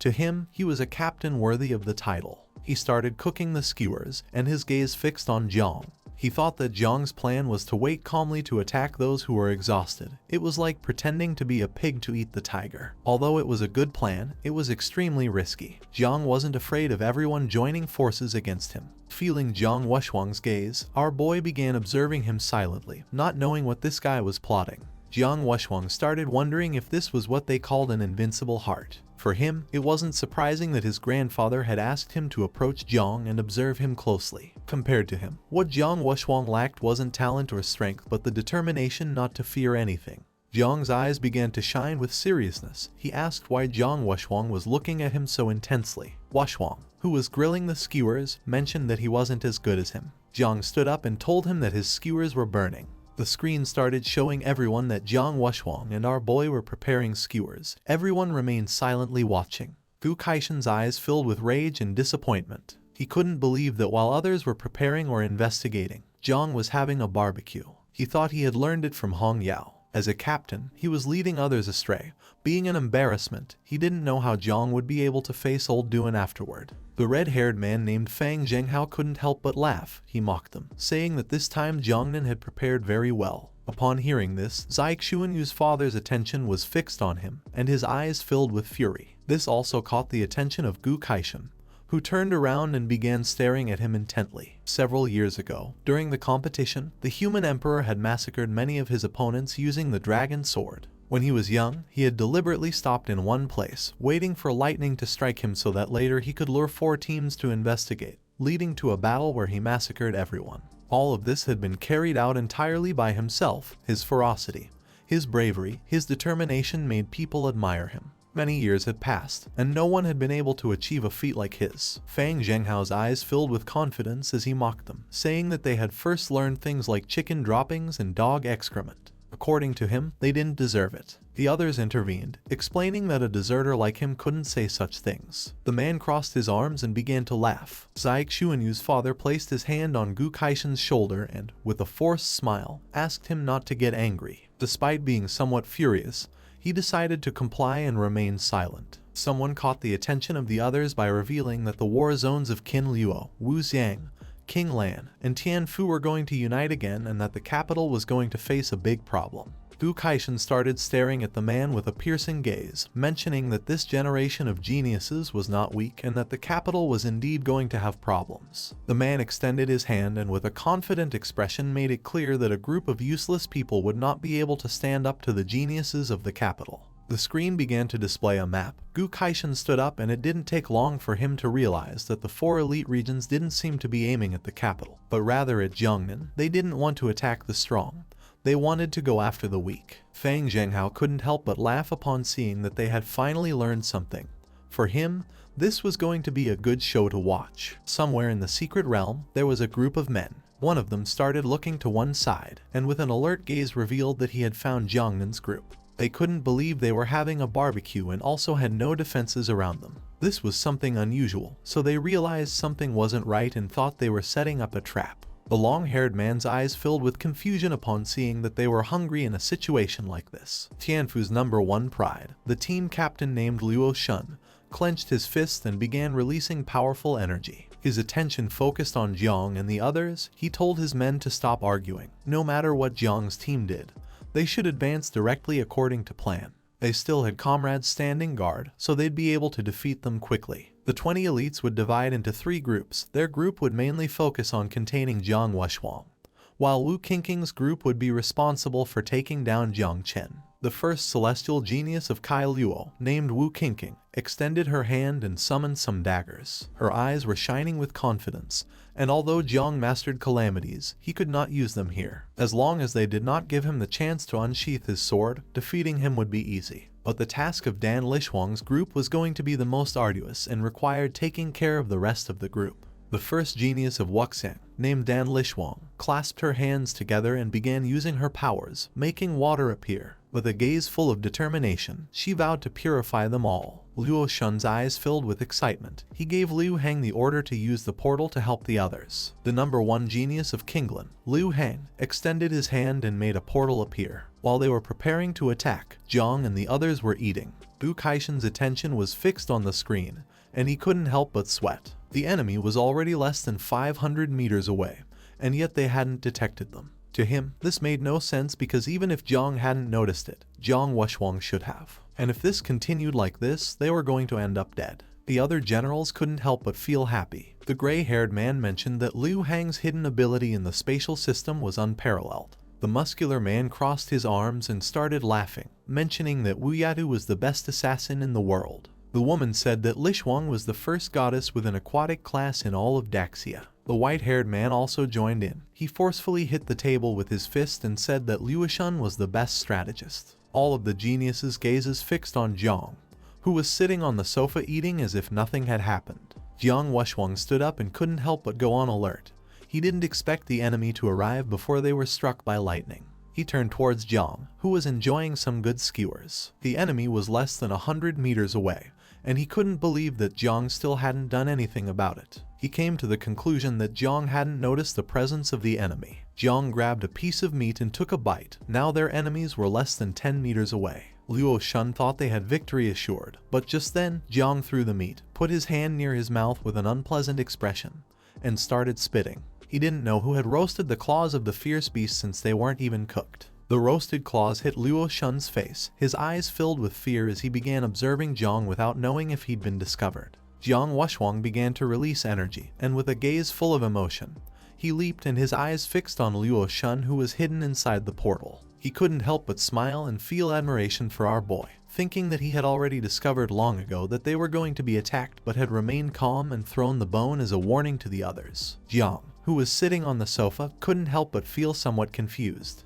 Jiang Wuxuang's eyes began to shine, and with a smile, he struck the portal. He was impressed to see that his opponents could establish a triple void restriction, and even create cyclical illusions within the restrictions. But it had been useless since they had fallen completely into Jong Chen's trap. The portal shattered into pieces, making Luo Shen and his men visible. He couldn't help but panic and feel furious upon seeing that our boy had sensed their presence yet still waited until the last moment in order to humiliate them. Jiang Wuxuang descended to the ground and began staring at them intently, asking them to stop saying so much nonsense. Luo Shen and the others realized that if they retreated now, they were going to die. They decided to follow the plan and finish off Jiangnan altogether. The members of Jiang's team went on alert. Our boy stood up, and everyone started praising him. For them, he was someone who had everything under control and observed even the smallest detail. They felt admiration toward him. Mu Hankyu approached him, her eyes filled with joy. With a confident smile, she mentioned that this time she really understood it. Then Luo Sandow appeared and mentioned that she also understood it. Jiang's eyes filled with confusion. With a forced smile, he said that it wasn't actually as deep as they thought. But now that he had guessed by chance, he decided to get down to business for the battle. He started running towards the others, but not before asking Luo Sandow and Mu Hankyu to take care of protecting Lai Bing and Prince Wang well, and not let others take the kills. Seeing that our boy had entrusted them with a mission, they couldn't help but feel happy and promised to protect them at all costs. In reality, our boy just wanted to get some exercise. The men of Luo Shan lunged at Jiang Wuxuang, but in the blink of an eye, he grabbed one of their heads and slammed his body forcefully against the ground, causing the man to start screaming in agony. Two men wielding swords tried to take advantage of his lowered guard to attack, but Wuxuang used his technique called 8-armed war god body, and several fists made of energy emerged from his body, effortlessly knocking down the two men. One of the fists attacked Luo Shan, but he unsheathed his sword and blocked the attack at the last moment. At first our boy decided to help him, but upon seeing how strong he was, he realized that this guy didn't need anyone's help. The energy from the attack grew more intense, and it became increasingly difficult for Luo Shan to defend himself. He panicked and his eyes widened with fear. Behind them was Liu Han. Jiang Wuxuang was too strong, so he gave Liu Han the order to bring support from other groups. Liu Han, who was deep in his thoughts, came out of his trance and asked him to hold on a bit. His eyes filled with seriousness, he reached back and summoned a portal, and while sweating he called Dan Lishuang's group and gave them the order to send reinforcements. At first, they refused since things were not going according to plan, but eventually they relented. Just then, Jiang appeared above him, unsheathed the sword, and with a piercing gaze noticed that this guy had the support class. Liu Han raised his head, and upon seeing Jiang his eyes widened in fear. Jiang did not want to let this guy use his powers, so he descended to the ground and with a determined expression attacked with a fierce slash. But to his surprise, Liu Han reacted in time and entered the portal, saving himself by a hair's breadth. His eyes began to shine with rage. He clenched his teeth knowing that he had no other option but to surrender himself into the void. He was furious because he didn't know why Wu Qingqing's group hadn't dealt with Jong Chen yet. The reality was that she was busy. Tang Ying unsheathed her daggers, and her eyes began to gleam with malice. With a smile, she attacked Qingqing, but she blocked the attack using her small knives. Her attention focused on her, making her eyes widen in surprise. She informed Liu Han that she was being held back by Tang Ying. Both were assassins, and people always said that Qingqing was number 1 and Tang Ying number 2. And today was the day when she wanted to see if this was true. Liu Han questioned where Dan Lishuang was. She too was busy. As she headed toward the others, Bai Feng stood in her way. He unsheathed his sword and with a gaze full of rage said that if she wanted to attack his companions then she would have to go over his dead body. Dan Lishuang activated her power, making a powerful blue energy appear. She decided to first purify Bai Feng and then purify the others. Several members of Luo Shan's group were fighting against the others, but Jiang's team had 2 strong warriors who were blocking the attacks. Following Jiang's order, Luo Sandow went with Lai Bing, who was sitting on the ground holding her bow. Luo Sandow crossed her arms in front of her chest and activated the Eternal Earth Shield. In the blink of an eye, a powerful shield began to form in front of her. She suggested to Lai Bing to hide behind her and support the others. Now that Lai Bing didn't have to worry about being ambushed, she turned around and her eyes filled with seriousness. She launched a powerful ice arrow towards her opponents. Mu Hengqiu unsheathed her sword and her eyes began to shine. She started advancing towards Luo Shan and gave the order to the prince to cast the curse to cover her while she went into battle. He obeyed, extended his hand, and used the discouragement curse, making an evil energy appear. Upon noticing the curse, one of the men activated mental defense. But in the blink of an eye, Mu Hengqiu moved like lightning and with a murderous gaze attacked the man, cutting his abdomen. The man opened his mouth and began to scream in pain. Liu Han was hiding inside the portal. He started observing our boy carefully, realizing that at this rate, sooner or later Luo Shan and the others were going to end up defeated. Jiang sensed the presence of the portal and using his sword cut it. Our boy was tired of seeing that Liu Han liked playing whack-a-mole games, but with a calm look he decided to play along with him. Liu Han was busy trying to escape from Jong Chen, so he couldn't move, much less support his companions with spatial teleportation. Two men tried to attack our boy from behind, but as expected, he had already noticed them. Jiang threw the sword at them, which struck their chests directly, creating deep cuts. With a smile, he mentioned that he could search for moles and cut them at the same time. Luo Shan, who was somewhat injured, opened his mouth and began spitting blood. Many of his men who were fighting against Jiang Wushuang had fallen, and the ground was filled with corpses. Jiang Wushuang was still unscathed. He clenched his fist and with a penetrating gaze began to stare at him intently. He couldn't help but mock them upon seeing that they hadn't been able to defeat him even being 8, advising them to gather 9 more warriors to try again. Luo Shan was lying on the ground with his hand over his shoulder. The group's formation was completely disordered, and Jiang Wushuang was too strong. Moreover, Jong Chen was still fighting freely. He knew that if this continued like this, they were going to lose. But then something happened and the sky filled with black clouds and thunder began to form. Luo Shan clenched his teeth and lost hope, but when he looked toward the sky, a light of hope appeared in his eyes. The cloud was a power of calamity, and he felt relieved to see it had arrived. They were going to be struck by the thunder, so he gave the order to Dan Lai Shuang to use her powers. She extended her hands and her body began to emit a powerful blue energy. Bai Feng tightly gripped his sword and started advancing quickly towards her. Dan Lishuang summoned a barrier to protect herself from the attack. Jiang Wushhuang's attention focused on her, and it didn't take him long to realize that this was Luo Shan's true plan. He gave the order to everyone to kill Dan Lishuang first. Now that he was distracted, Luo Shan stood up and his gaze fixed on him. He placed his hand on the ground, and an energy began to spread across the floor. He couldn't help but smile, revealing that it was already too late. The energy entered Jiang Wushhuang's body, causing him to fall to his knees on the ground. While resting one hand on his knee, he placed the other on the floor and couldn't help but grit his teeth in fury, knowing he had been too careless. Now Jiang Wushhuang was immobilized. Bai Feng approached Dan Lishuang and prepared to attack. Luo Shan knew that even if he used all the illusions he had, he wouldn't be able to trap him for long. But keeping him immobilized for 10 seconds was more than enough, since by the time he escaped from the illusion, Jiangnan would have already been eliminated. He gave Dan Lishuang the order to act as there was no time to lose. She used the technique called Water Dragon Dance. The divine and demonic energy was protecting her body. A powerful burst of energy shot out towards Bai Feng. Luckily, he blocked the attack using the sword, but in the process his body was sent flying backward, forcing him to retreat. While Dan Lishuang's eyes were shining, she extended her hands toward the sky and used her best technique called Blue Sky Water Serpent Dragon.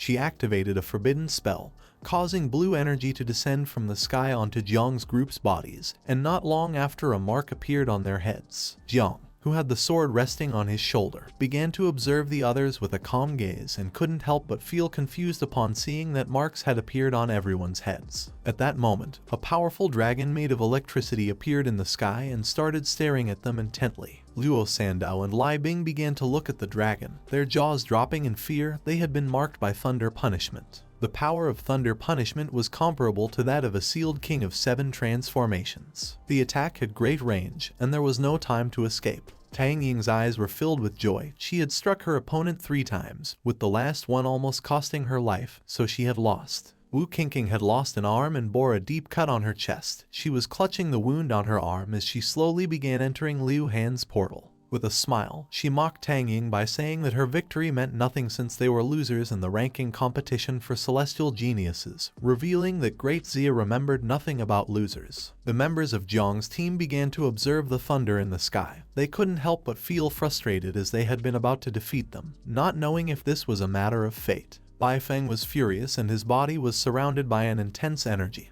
He prepared to attack again, revealing that Da Lishuang had the ability to escape into the void. She entered the portal saying that he was going to be purified. The prince started looking at the thunder and couldn't help but feel fear, but he said that he and Mu Hankyu were going to die together. She put her hands on her head and couldn't help crying. She gave him the order to leave since no one wanted to die with him. She wanted to go with Jiang. Little by little, Jiang Wuxuang began to free himself from the illusion, and his eyes started to shine with a thirst for revenge. Luo Shan revealed that they were going to die and Jiangnan had lost, and none of them in the 4 great war zones was going to advance. Jiang Wuxuang knew that the thunder punishment would not be able to kill him, and he swore to pursue them until death after leaving the secret realm. Luo Shan entered the portal and mocked him, saying that first he must survive in order to then kill them. But then, someone jumped. It was Jiang who had thrown himself toward the thunder punishment. The dragon began staring at him intently, ready to attack. Jiang's eyes were full of determination. He asked why they were so afraid of a simple thunder, not knowing if it was necessary to flee. Luo Shan and the others who were hiding in the portal couldn't help but laugh, thinking that Jiang had gone crazy and believed that the punishment of thunder wasn't powerful enough. With a confident expression, he extended his hand toward the dragon and with a smile revealed that he had been waiting for this moment for a long time, and asked if this wasn't the hidden card they had, revealing that it was something weak. Several dragons made of electricity appeared in the sky and began to roar, but Jiang remained calm. Seeing this, they couldn't help but panic as the 9 dragons were heading toward Jong Chen. They asked what Dan Lishuang was doing, giving her the order to make the dragons attack the others. She extended her hand toward the dragons, and her eyes filled with fear. She tried to control them but was unable. She panicked, not knowing how it was possible that she couldn't control her own calamity. Our boy descended to the ground and began absorbing the electric dragons. His eyes started shining with excitement, and with a smile, he revealed that her water was no longer pure. Then he used the Thunder Dominator ability called Lightning Fusion. He started to fly in the sky, and everyone's attention was fixed on him. He revealed that this time, the ones who were going to lose were them. Everyone was in shock upon seeing that our boy had absorbed the electricity of the dragons. Realizing that he had 2 classes, they didn't know how many more secrets our boy had hidden. Jiang began to stare at them and extended his hand, making electrical energy appear. It was time for Jiangnan to start hunting. He used the skill called Sky Blade and Thunder Blade. He wanted to see who was faster, his thunder or Liu Han's portal.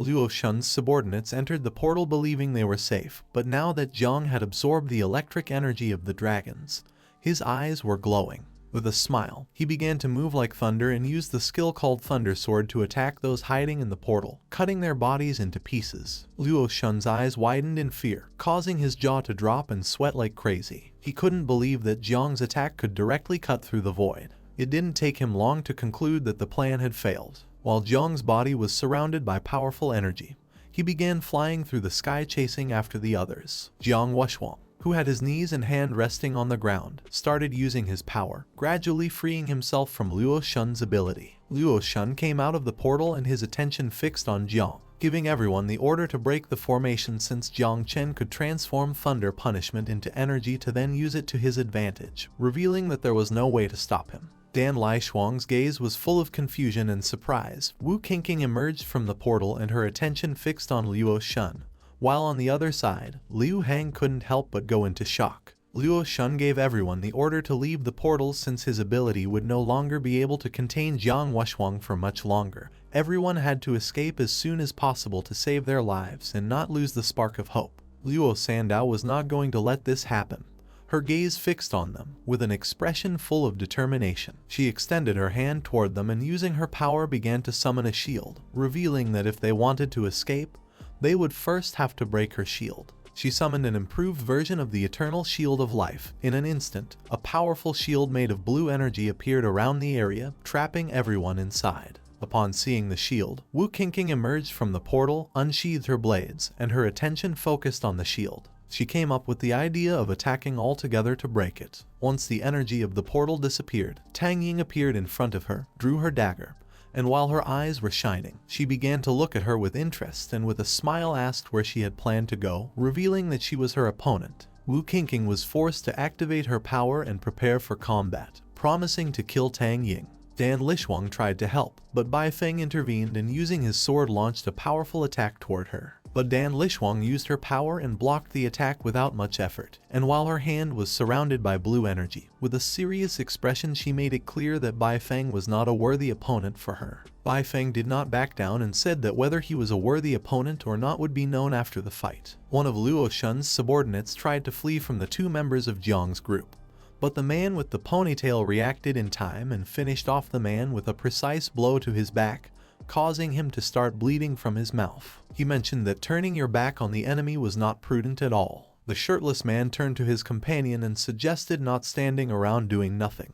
He wanted to fight to help Jiang. Mu Hengku's eyes began to shine upon seeing Jiang killing everyone. She also decided to show off a little. Using her daggers, she ended the life of one of her enemies. The prince decided not to stay behind. With a serious gaze, he extended his hand and used his power. According to him, Mu Hengku was right. To be the perfect couple, they both had to kill several more. The sky was filled with thunder, and Jiang moved quickly through the air, leaving a trail of energy in his path. Using the thunder sword, Jiang once again ended the lives of two men who were hiding inside the portal. He put his hand into his pocket, and with a murderous look, began to watch how they writhed in pain silently. Seeing that two more members had fallen, Luo Shun gave Liu Hang the order to first get rid of Jiang.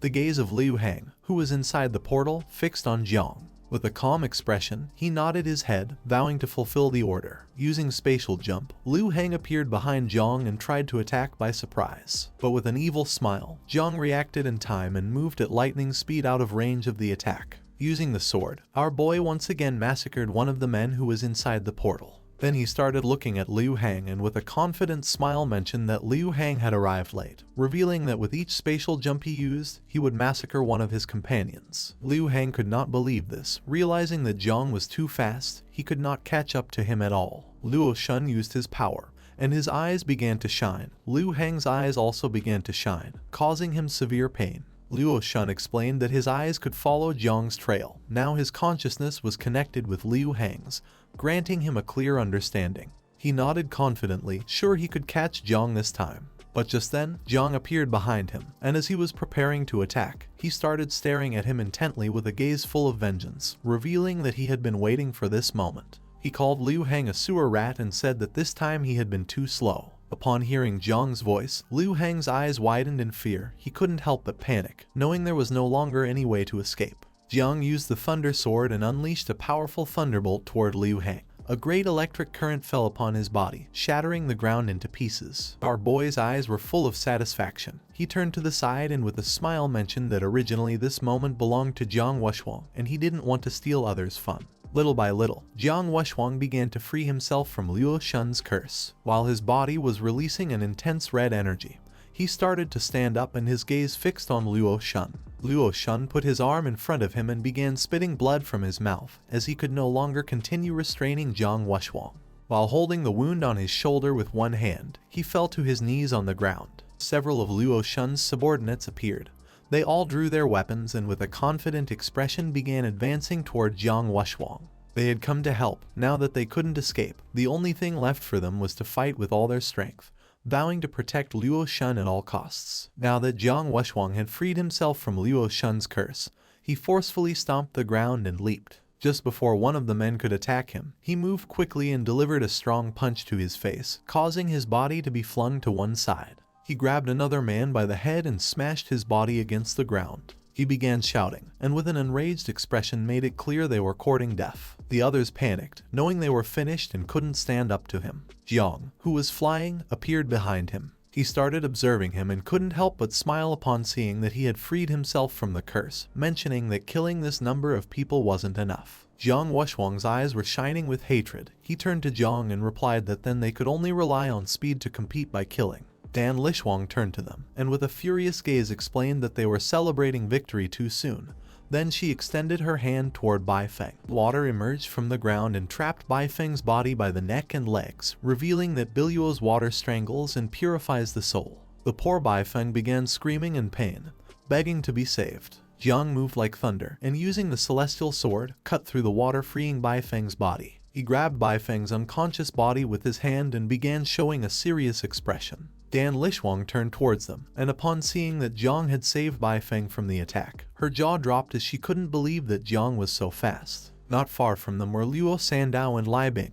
He reached out to them and used his ability called Growth of All Things. A root emerged from the ground and began transporting Baifeng's body to them. Our boy gave the order to Luo Sandow to catch the body and to Lai Bing to heal it. Luo Shun's eyes filled with fear and surprise, his gaze fixed on Jiang, and it didn't take him long to realize that he was using an electric field, a 50-meter field. Jiang was moving quickly with the help of the electric field, similar to an electric current. He gave the order to Dan Lishuang to isolate Jiang's electric field. She had to find a way to break it as soon as possible. Her eyes filled with seriousness, and she extended her hand toward Jiang, releasing water. She used the technique called golden water to isolate the electric field, making a water barrier appear around Jiang. Our boy turned to one side, and upon seeing this, he realized that she had planned to trap him inside the water barrier. He unsheathed the celestial sword, focused, and attacked the water barrier with all his strength. At first, a small cut was made in the barrier, but it quickly closed again. Jiang realized that it could not be cut. Our boy placed the sword on his shoulder and began to observe Dan Lishuang. She started to fly and asked Jiang if he hadn't heard that cutting water with a sword only made it flow more, revealing that water benefited things without edges. The stiffer and stronger his sword was, the stronger the barrier would become. A smile appeared on Jiang's face, and seeing that he didn't need to use the sword, he called Little Nine and asked for her help to store the sword. She summoned a small portal, and Jiang inserted the sword into it, asking her not to devour it. Jiang clenched his fist, which began to release Xiao Jia's energy. He didn't believe that the stronger he hit, the harder it would be to break the barrier. Dan Lishuang, who was flying in the air, admitted that Jiang was someone stubborn. The eyes of our boy began to shine, and he prepared to strike the barrier, mentioning that if he didn't try it, they would never know. He used the technique called Divine Prison Fist and launched a powerful red burst of energy towards it. His attack was so powerful that his foot sank into the ground. A powerful fist made of energy began to advance toward Dan Lishuang. She couldn't help but panic upon seeing that Jiang had been able to break the golden water barrier, which was one of the strongest defenses in the world.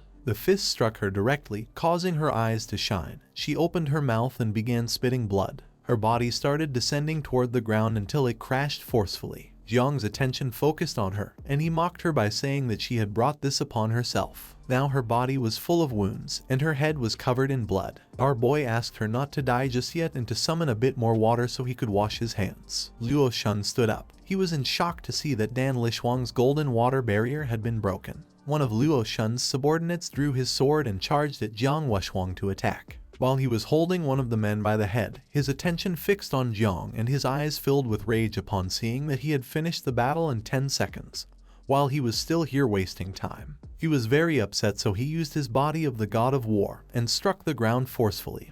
Hands made of energy emerged from his body and crushed his opponents without much effort. Luo Shun put his hand in front and his attention fixed on him, realizing there was no way to escape. His eyes began to shine. He extended his hand toward Jiang Wushuang and used his ability called Double Pupil, Extinction of the Desolate Horizon. In an instant, 3 eyes appeared behind him. The eyes started staring at Jiang Wushuang. Instead of feeling fear, he began to smile, calling Luo Shun useless for believing he could catch him again. 3 eyes appeared around Jiang, with a calm expression. He remembered that with the help of the ancestral tree, no type of illusion had any effect on him. Luo Shun launched himself towards Jiang Wushuang, swearing that even if he had to fall, he would do so alongside them. He was determined to take at least one of them with him, since without them, his other companions from the 4 war zones would still have hope. Jiang Wushuang turned around and began observing how little by little he was getting closer. Just before Luo Shun could attack, he reacted in time and delivered a strong punch to his back, causing his body to crash forcefully against the ground. His eyes began to shine with rage as he swore to exterminate the 4 great war zones. He turned to Jiang and with a smile praised him, since everything was thanks to his tactic. Jiang began to show a finger and with a serious expression asked him not to get excited so soon, advising to look up. Just then, the secret realm circle began to shrink. Everyone panicked as they had to clear the battlefield and defeat their opponents as soon as possible. The screen was showing Jiang, who activated his power and prepared to attack. In the room were Jiang Xuanji and Linkyu, they were somewhat surprised to see that Jiang had the Sovereign of Electricity class at a hidden level. Jiang Xuanji's attention, as he floated, was fixed on the screen. He was impressed since Jong Chen was becoming more and more remarkable. With his own potential combined with the 9 miasma wings, perhaps in the future he would be able to enter the golden list of the 10,000 races. Linkyu's eyes were shining calmly. With a smile, he mentioned that aside from Jong Chen, his grandson Jiang Wuxuang also had potential, and according to him, Luo Shan and Dan Lishuang had also shown an acceptable performance. He put his hand over his face, closed his eyes, began to imagine his granddaughter Xuanyu, and could not help but feel disappointed since she was the leader of her team and instead of making use of the time, she had been wasting it. Jiang Xuanji placed his hand on his shoulder and with a kind smile reassured him by saying that many geniuses were disoriented so he did not have to worry. Xiaoq Xuanyu's father's eyes filled with rage. He turned to Gu Kaishan and with a furious expression asked why he had hidden that his disciple also had the profession of electricity. Gu Kaishan also got angry, but he remained silent. He couldn't believe that Jiang had hidden from him that he had obtained a new class. According to him, this was an unforgivable lack of respect, but he couldn't let others know that he didn't know about it, and he thought that at this moment, staying silent was the best way to appear profound. The father crossed his arms, turned towards the screen, and couldn't help but smile with an envious expression. He mentioned that the electricity profession was the best in attack. According to him, Gu Kaishan was very lucky to have accepted Jiang as a disciple. Gu Kaishan also crossed his arms and, with a serious gaze, began observing Jiang. Our boy was making him look good, and for him it wasn't surprising that before entering the secret realm, Jiang had told him that he was going to give him a surprise. The statistics table appeared. The war zone of the capital, Jiangnan, Madu, and Guanhai had 10 people remaining. The war zone of Wuxang, Tianfu, Qinglan, and Qinluo had 5 people remaining. It was a pity that old Duan, the commander of Jiangnan, was not present, otherwise, he would be so happy that he would do a few military boxing sessions to celebrate. Seeing the table, Xing and the others began to discuss among themselves. With an angry expression, the gray-haired man turned to them and explained that half of their geniuses had been eliminated and that their warriors were not as good as those from Jiangnan. Xing supported her hands on her abdomen, began to observe the screen, and with a serene gaze explained that there were still 2 hours left, and she hoped that the others could hide well. The muscular man crossed his arms. He was furious upon seeing that the Jiangnan War District really knew how to pretend to be weak and then attack with force. Beside them sat Gu Kaishan and the others. Xing's gaze fixed on Gu Kaishan. She took it out on him, saying that when it came to playing dirty, Jiangnan always won since old Gu Kaishan had taught them well. Gu Kaishan did not lose his composure and with a calm gaze made it clear that whoever wanted to kill must also be ready to be killed. He mocked them by explaining that a sewer rat had attempted a stealth attack and did not expect to be counterattacked, mentioning that Xing and the others could not accept defeat. Some thought that Jiangnan this time seemed to be aiming for first place, and now even the capital could suffer a great defeat. The general of the capital rested his hand on his knee, turned towards them, and with a confident gaze made it clear that the capital was not full of useless people compared to them. Pointing at the table with his finger, he suggested they check to see how many geniuses they had left instead of wasting time provoking. Just then, someone mentioned that the Guanghai War Zone was the best. The muscular man stood up, and when he looked to the side, he saw Yun Jianchen. He was furious to see that even he had betrayed them. Yun Jianchen stuck his finger inside his nose, closed his eyes, and with an arrogant smile said that he would be a fool if he didn't take advantage of the opportunity. He threw a snot at them, and a smile spread across his face. Seeing this, Xing and the others began to curse him, calling him a scoundrel. Back in the secret realm, several men tried to attack 2 unsuspecting girls, but the brown-haired girl drew her sword, turned around, and with an expression full of determination, swung her weapon forcefully, ending the man's life. The other girl also reacted in time and using her weapon, killed the man. Both began shouting that they would not allow anyone to approach Song Chengji. While they were fighting, a black-haired man was watching everything from a cliff. He placed his hands behind his back and fixed his attention on them, making a smile appear on his face. He was Guanghai's top genius, called Song Chengji. His eyes were filled with surprise as he realized there was no need for him to intervene to take care of them, realizing that even the useless had their utility. The identity that the Church of the Ancient God had assigned him this time was not bad at all. A few days after his sudden arrival in the Guanghai War Zone, the geniuses did not accept him, so he had to tie up the women, whose eyes were shining with hatred. They were very furious. He approached one of them, began to caress her cheek, and showed a kind smile. Feeling this, the woman could not help but blush, and instead of feeling hatred, she now felt love. Thanks to his strength and courteous manners, Song Cheng-ji managed to earn everyone's trust since, after all,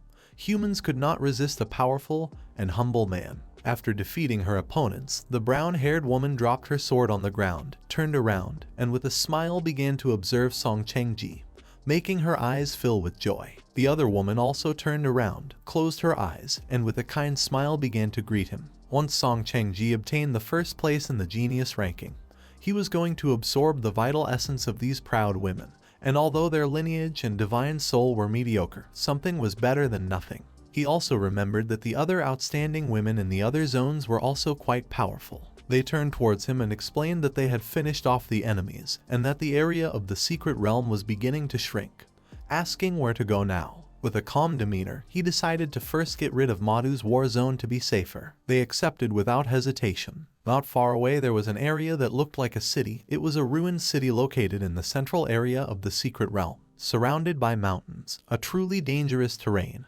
and the only way to enter was by using the bridge. Ying Zhan was the leader of the team of geniuses from the capital. With a calm gaze, he turned towards the others and decided to block the bridge. They were going to wait hidden like a hunter awaited its prey. His eyes filled with determination, he made it clear that this year they were going to eliminate the other 7 teams. He wanted the geniuses from the capital to occupy the ranking of the top 10 geniuses. Upon hearing this, everyone was filled with enthusiasm, raised their fists, and started shouting. The statistics board appeared in front of him. The war zone of capital, Jiangnan, Madu, and Guanghai had 10 people, while the war zone of Wuxang, Tianfu, Qinglin, and Qinluo had already lost their teams. Ying Zhan clenched his fist and his gaze fixed on the system window. He could not believe that 4 teams had already been eliminated. He was somewhat surprised to see that the other teams had not suffered any casualties. He did not know who besides him had this ability, questioning whether they were the geniuses of Jiangnan or Madu. He extended his hand to one side, and while his eyes were shining, he summoned his dragons. With an excited smile, he decided to change plans since winning effortlessly was very boring. He no longer wanted to wait and gave the order to his team to come with him to the front to search for and face the other teams. At the same time, somewhere else in the secret realm, there was Zai Xuanyu's team. One of the men extended his hands and, with a confused expression, asked how 4 teams had been eliminated in less than half an hour. They had barely found the right path, and already the circle had begun to close. With an angry expression, Hua Yunfei turned to them and made it clear that the captain had guided them on the right path. Zai Xuanyu's eyes widened with seriousness. She turned to them and, with a serene gaze, gave them the order to stop talking and keep walking. Her expression changed, and her eyes began to shine with sadness. She wanted to show off in front of Jong Chen, but in the end, she hadn't had the opportunity to do so. She remembered that the 4 war zones that had been eliminated used to attack the capital together, and this year it was likely that they had also been eliminated by the capital. She felt relieved since luckily, the Jiangnan team was still complete, and it was very likely that they had not yet entered combat just like her team. While she was deep in thought, birds flew out of their nests. Her attention fixed on them, she knew something was not right. She drew her bow, put her hand in front of the others, started looking at the sky, and with a serious gaze gave her team the order to stop and be on guard as someone wanted to attack them. She asked the attackers to show themselves. Everyone remained watching in silence, not knowing what was happening. At that moment, Song Cheng-ji emerged from the portal and his gaze fixed on her, his eyes filled with confidence, and he mentioned that he knew Zai Xuanyu had the divine level profession called God's Sun Extinguisher, along with the divine weapon called Extreme Flame Bow. The members of his team also emerged from the portal. They began to stare at Zai Xuanyu and the others in silence. Song Cheng-ji appeared above the cliff and explained that it was no wonder she was second on the Great Xia Genius list. For him, it was a pity to have to face her since if it had been elsewhere, he would have shown compassion. But in this battle for the genius ranking list, he had no choice but to finish her off. Zai Xuanyu started staring at him with a furious gaze and told him to go to hell. Upon hearing this, Song Cheng-ji asked if she was ready to die. Her eyes began to shine with determination. She aimed at them with the bow and used the technique called Celestial Fire Meteor, causing a powerful arrow surrounded by fire to shoot towards them.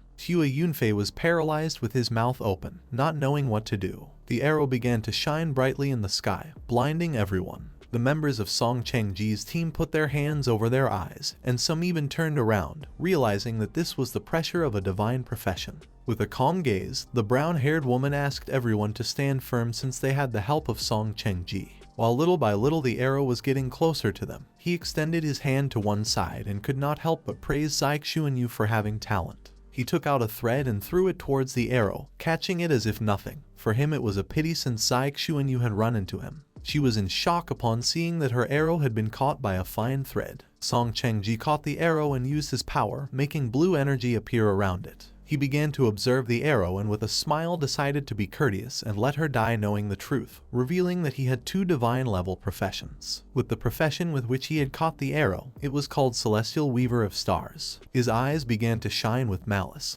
He started staring at her intently and with a smile revealed that his second profession was called Divine Shadow of the Great Jutian. He used his power, making a copy of his body emerge. In the blink of an eye, hundreds of copies of Song Chengji appeared in the area, surrounding them on all sides. He said that although these 2 divine-level professions separately could not compare to her profession, being under the control of a single person, they had a terrifying power. The members of Zai Xuanyu's team were in shock upon seeing that he had 2 professions. One of the men was paralyzed with fear as he did not expect Song Chengji to have this ace up his sleeve. She grabbed one of the arrows she had on her back, started staring intently at Song Chengji, and caught Zai Asong's attention, who was from the perceptive class. She asked if he had found the main body. Zai Asong extended his hand towards him, and with a gaze full of fear, he used his powers and revealed that all the clones had anchor points, and the main body could transfer to any anchor point at any time, which meant that each clone could be the main body. The people from the Guanghai War Zone were cunning. They didn't know why they weren't going to attack the capital with these kinds of dirty tricks instead of attacking them.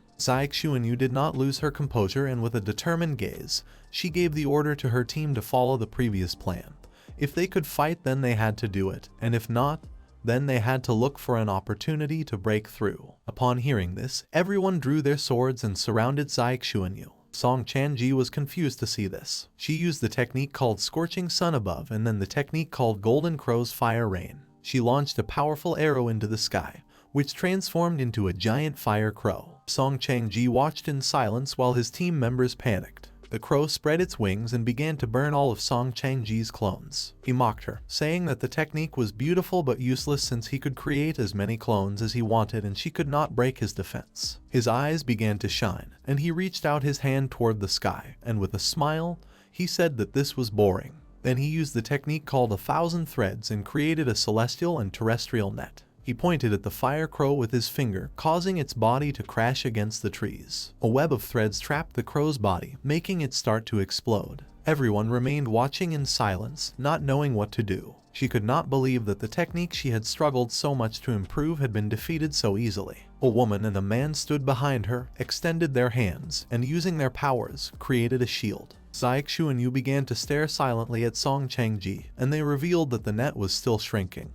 and he wanted to trap them to death. She raised the bow and ordered everyone to use their ultimate abilities to resist. Everyone obeyed and summoned a shield. She used the ability called Extreme Flame, making a giant bow appear in the sky. She asked everyone to take advantage of this moment to find a way to break through from above. An explosion occurred in the place. Zhang and his team were near the area. Upon feeling the explosion, he could not avoid wondering if it was Xuanyu and the others. The man who was by his side became curious and asked if there was any problem. Our boy knew that they had gotten into big trouble. His eyes began to shine with fear.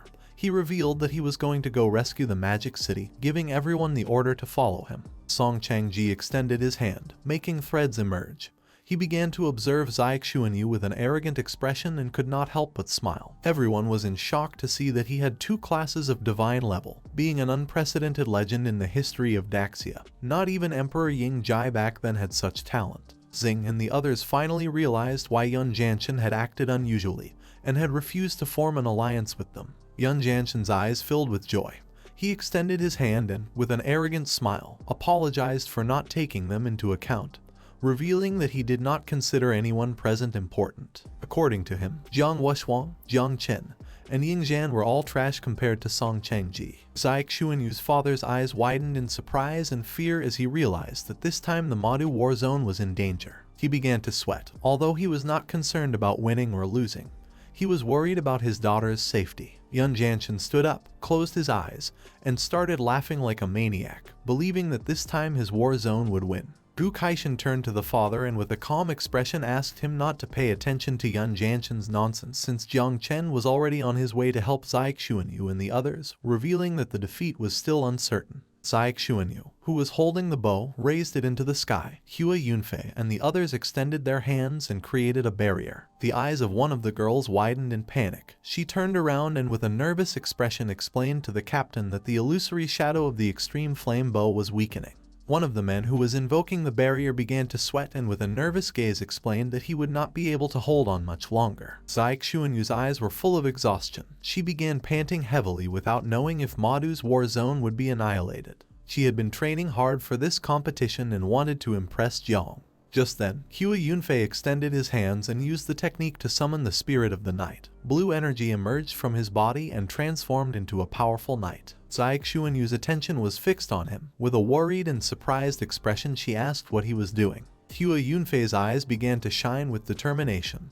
He swore that the team was not going to be annihilated, promising to protect the captain until death. He commanded his knight to attack. It moved quickly and struck forcefully at the threads that were in the sky. The attack was working as little by little the threads began to lose tension. Song Changji's attention, who was floating in the air with his arms behind his back, was fixed on it. He questioned whether Hua Yunfei thought that with his spirit and divine sacrifice he would be able to break his threads. He admitted that although he had talent, unfortunately, it was still not enough to impress him. His eyes widened in confusion, and his gaze was fixed on Hua Yunfei.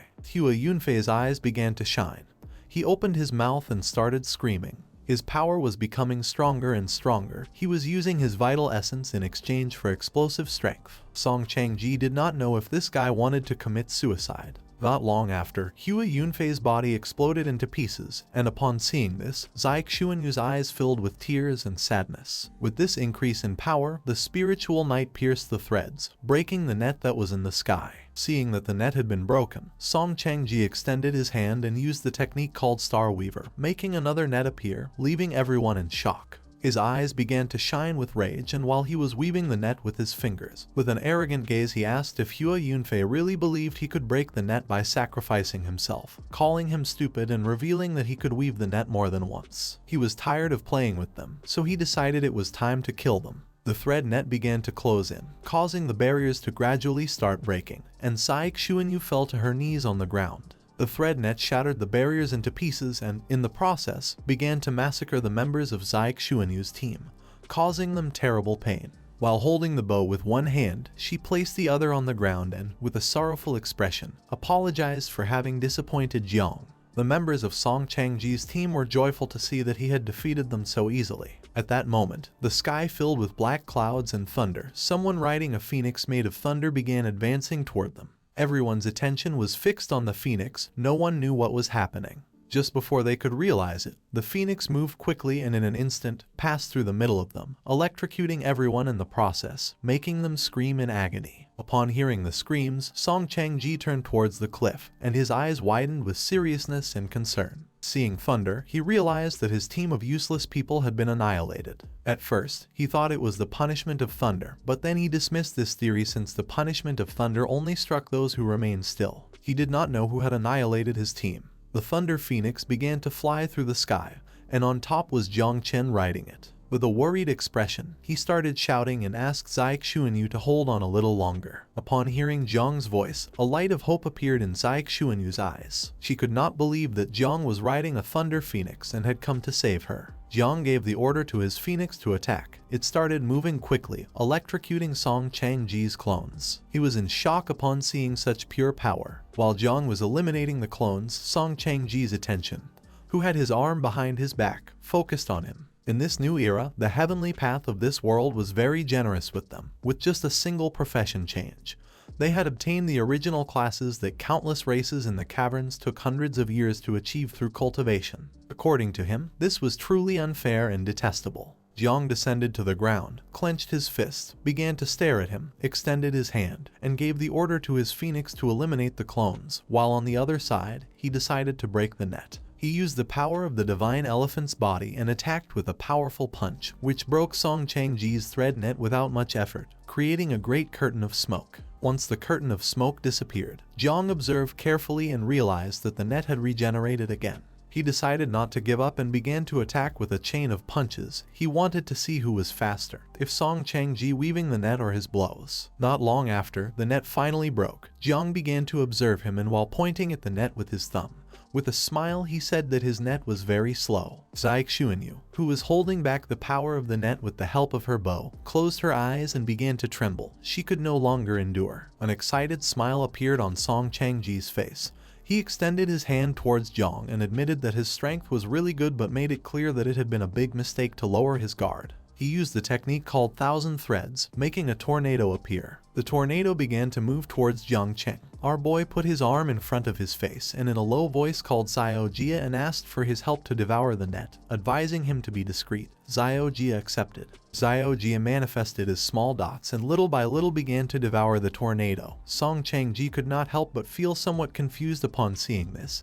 He could not believe that the small points of light could corrode his thread tornado. Jong approached Xuanwu and placed his hand on her shoulder. Her eyes widened with surprise and love upon seeing that Jong had come to save her. With a serious gaze, Jong began to stare at Song Changji and asked her to hurry up and go somewhere safe. The Thunder Phoenix began to fly through the sky, massacring and electrocuting the clones. Little by little, the energy of his phoenix was running out, so he asked her to hurry up and leave. Just then, Yingzhan and his men arrived at the area. He was somewhat surprised to see that everyone was here, revealing that today none of them would be able to escape. Upon hearing his voice, Jong and Xuanwu turned around. Our boy's attention was fixed on him, entering into alert mode. But then, Jiang Wuxuang and the others appeared and informed Jong that they had arrived. Seeing this, Jong turned around and mentioned that they had arrived just in time. He started running and decided to take care of Song Changji, leaving Jiang Wuxuang to handle Yingzhan.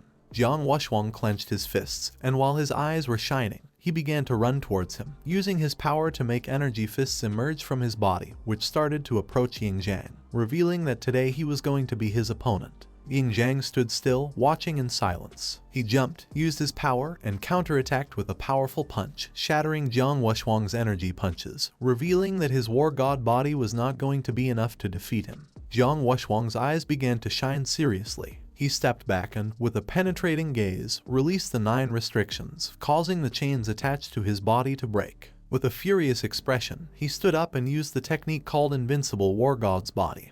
His own giant spirit with 9 arms emerged from his body. Yingzhan remained silently observing. His eyes began to shine with excitement. He extended his hand to one side and used his power, summoning a blood dragon, making a powerful red dragon appear behind him. For him, this was quite interesting. With a smile, he mentioned that according to rumors, Jiang Wuxuang's grandfather had killed the dragon race in the underground cave. He wanted to see if his legitimate grandson was as powerful as him. Jiang Wuxuang's spirit and the dragon began to fight each other. Luo Sandow and Mu Hengku arrived at the area. She placed her hands on Xuanwu's shoulders and with a serious expression asked her to come with them to face the people from the capital. Mu Hengku started observing her and explained that they should not interfere in Jiang's battle. Xuanwu turned towards them and with an indecisive gaze accepted. Jiang Wuxuang's eyes were shining with hatred. While Song Changji was watching the battle, someone caught his attention. He became curious and turned around. The Thunder Phoenix descended to the ground. Jiang began to stroke its head, and with a confident smile asked if he was ready for combat. Song Changji's eyes widened with excitement. Using his power, he began to absorb his clones and couldn't help but smile upon seeing that Jong Chen, Yingzhan, Jiang Wuxuang, and Jiang Xuanwu, the 4 divine geniuses of Great Xia, had gathered. It was no longer necessary to wait for the genius ranking battle, nor was it necessary to continue pretending to be of their inferior race. He decided to use his 30% power. Upon hearing this, Zhang's expression changed and he became suspicious. With a confused expression, he asked what he meant. Song Changji extended his hand. An angel wings emerged on his back while his eyes turned white. With a smile, he decided to release the origin restriction and restore the true body of the tanking divine clan. He used his power and restricted entry and exit to the secret realm.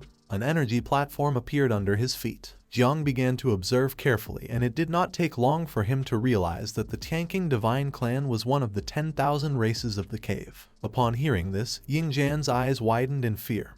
He turned around and asked everyone to leave the secret realm, but then a powerful energy began to descend from the sky. Jiang Wushuang fell to his knees on the ground, clenched his teeth, and with a worried expression revealed that he could not move. Song Changji's eyes widened with malice. He extended his hand and with a smile revealed that it was already too late. The entire secret realm was under his control. Now no one could move or leave, and no one from outside would be able to enter. Originally, if they died here, they could still revive outside, but now that he was here and completely refined their divine souls, then no one would be able to revive.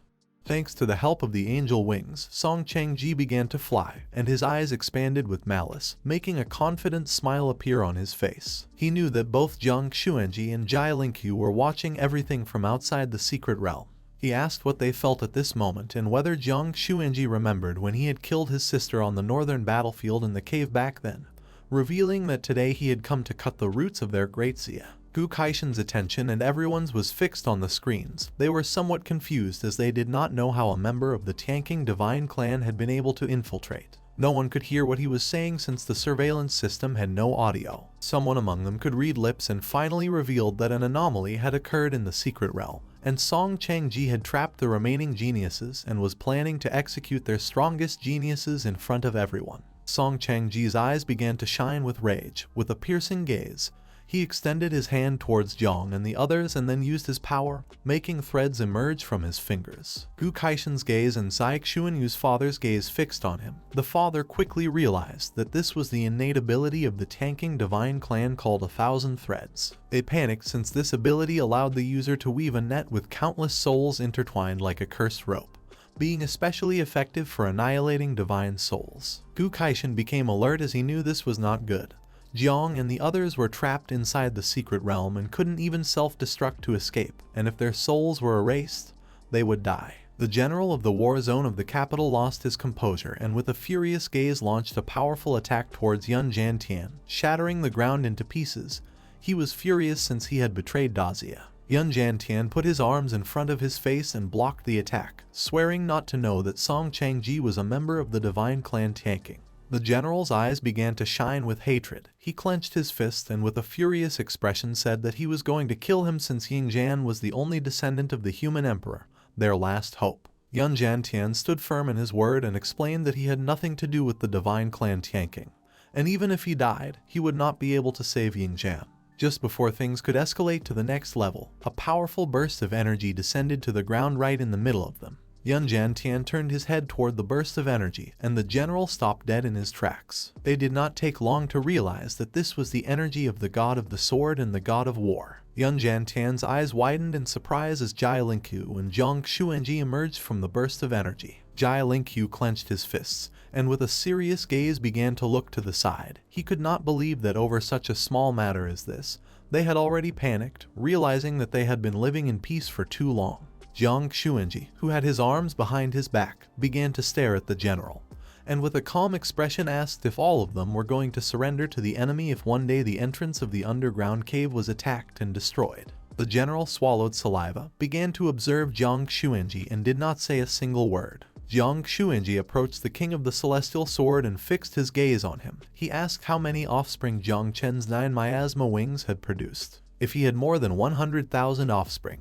then he could use them to cause an explosion that could turn this situation around. Gu Kaishan's eyes widened in surprise and confusion. With an uncertain gaze he replied that he did not know since he had never asked Jong Chen about it. Jiang Xuanji's eyes began to shine with seriousness as he remembered that no more than a week ago, Jiang had used more than 1 million offspring, realizing that raising 100,000 more was an impossible task. While he was distracted, Jai Lingqiu approached and with a suspicious gaze said that although it was a shame that the lives of the geniuses were in danger, this was more than a coincidence. Upon hearing this, Jiang Xuanji came out of his trance and his mind was filled with curiosity and surprise. Jai Lingqiu explained that the divine tanking race was in the deepest part of the underground cave, and wanting to disguise themselves and come to Dazia was not an easy thing.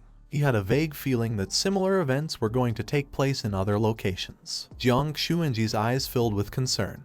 He began to gaze at the ground and thought that he was right, but he reminded Jai Lingqiu that his main body was suppressing the underground cave, so there should be no problems with it. He began to imagine a scientific facility and mentioned that if more related events were going to take place, then it should be at Dazia's main headquarters. Besides the headquarters, there were also the 9 forbidden zones, such as the White Bone Temple located deep within Qinling. Jai Lingqiu felt something, turned around, and with a gaze full of fear revealed that the related events were about to begin. Just then, at the top of the cliff, a red temple appeared, which began to emit an evil energy, and in front appeared a man. Everyone's attention was fixed on the temple. They were in shock, not knowing if this was an illusion. They noticed that the man did not have the appearance of the self-human appearance, nor the appearance of the living. He was an old man. His eyes began to shine with malice, and a smile appeared on his face when he explained that the appearance of the self was precisely having no appearance, and that when all appearances were separated, they were called Buddhas. He recognized 2 of his old friends and introduced himself as a monk with Diamond Sutra. Without losing a second, Jai Lingqiu drew his sword, began to point at the monk with it, and with a furious expression, he demanded to know what the old monk from the White Bone Temple was doing here and how he dared to come out at this moment to cause trouble. Jiang Xuanji turned around and his attention fixed on the monk. He began to observe him with a serene expression. A wicked smile spread across the monk's face as he revealed that all the young people here were going to hear his sutra and would soon attain enlightenment. Jai Lingqiu became alert and turned around without knowing what the monk had in mind. Just then, a strange energy appeared in the place, slowly affecting all the geniuses, making their eyes turn white. Seeing this, Jai Lingqiu quickly realized that the monk's target was Dazia's geniuses. Jiang Xuanji knew that this was not good. While his eyes were shining, he began to shout and ask the geniuses to wake up and not fall into the trap. Upon hearing his voice, most of the young people woke up. Their eyes widened with surprise and fear, making them sweat. Some of the geniuses did not wake up, while on the other side, a brown-haired girl opened her eyes and with a gaze full of terror began to gasp heavily. The eyes of the boy who was next to her widened in surprise. He placed his hand on his chest and could not help but panic without knowing what was happening. The monk became angry and mentioned that preventing others from understanding the Tao was not tolerated by the celestial mandate, advising them to be careful with divine retribution. Upon hearing this, the attention of Jai Lingqiu and Jiang Xuanji was fixed on him. Just then, the heads of the geniuses who had not woken up were cut into pieces. The boy and the girl turned around, and upon seeing this, their jaws dropped and their eyes widened in fear. The monk explained that fortunately, the blessed geniuses had already ascended. For him, it was a pity because if Jiang Xuanji had not intervened, in just 2 more seconds, more geniuses would have ascended to supreme bliss. Jai Lingqiu could no longer contain himself. He gathered momentum and with a leap began advancing toward the monk with a gaze full of hatred. He decided to take care of this demonic monk since when he cut him into pieces, he would not have the strength to attack. He also explained to Xuanji that the change in the secret realm was only the beginning and that a single movement could affect the entire body, asking him to stand firm and return to the cave. Jiang Xuanji looked to the side and saw black smoke emerging. His attention fixed on them and he did not take long to realize that a great calamity was upon Dazia. With a determined expression, he called the attention of all the kingdom's guardians, giving them the order to return to their war zones to defend them, and that there must be no mistakes. All the kingdom's guardians jumped and began to return to their posts. They knew that the general situation was important, swearing to Jiang Xuanji to protect Dazia with their lives and redeem their sins with merits. Xuanji's attention, who had his arms behind his back, and Gu Kaishen's attention were fixed on them. They began to ponder in silence. Gu Kaishen turned his back and with a gaze full of determination revealed that if Jong Chen lost his life in the secret realm, once this was over, he was going to follow Jiang Xuanji to the cave and annihilate the entire Tianqing divine tribe. At first, Jiang Xuanji remained silent, but then his eyes widened in surprise and something caught his attention. In front of them was a screen showing what was happening in the secret realm. Jiang Xuanji and Gu Kaishen's eyes widened in surprise as they did not know what was going on. Inside the secret realm, Jiang was standing in front of Song Changji, who was kneeling on the ground and bleeding from his mouth. Seeing this, Jiang Xuanji couldn't help but laugh, and although he didn't know the reason, it seemed that there had been an unexpected turn inside the secret realm.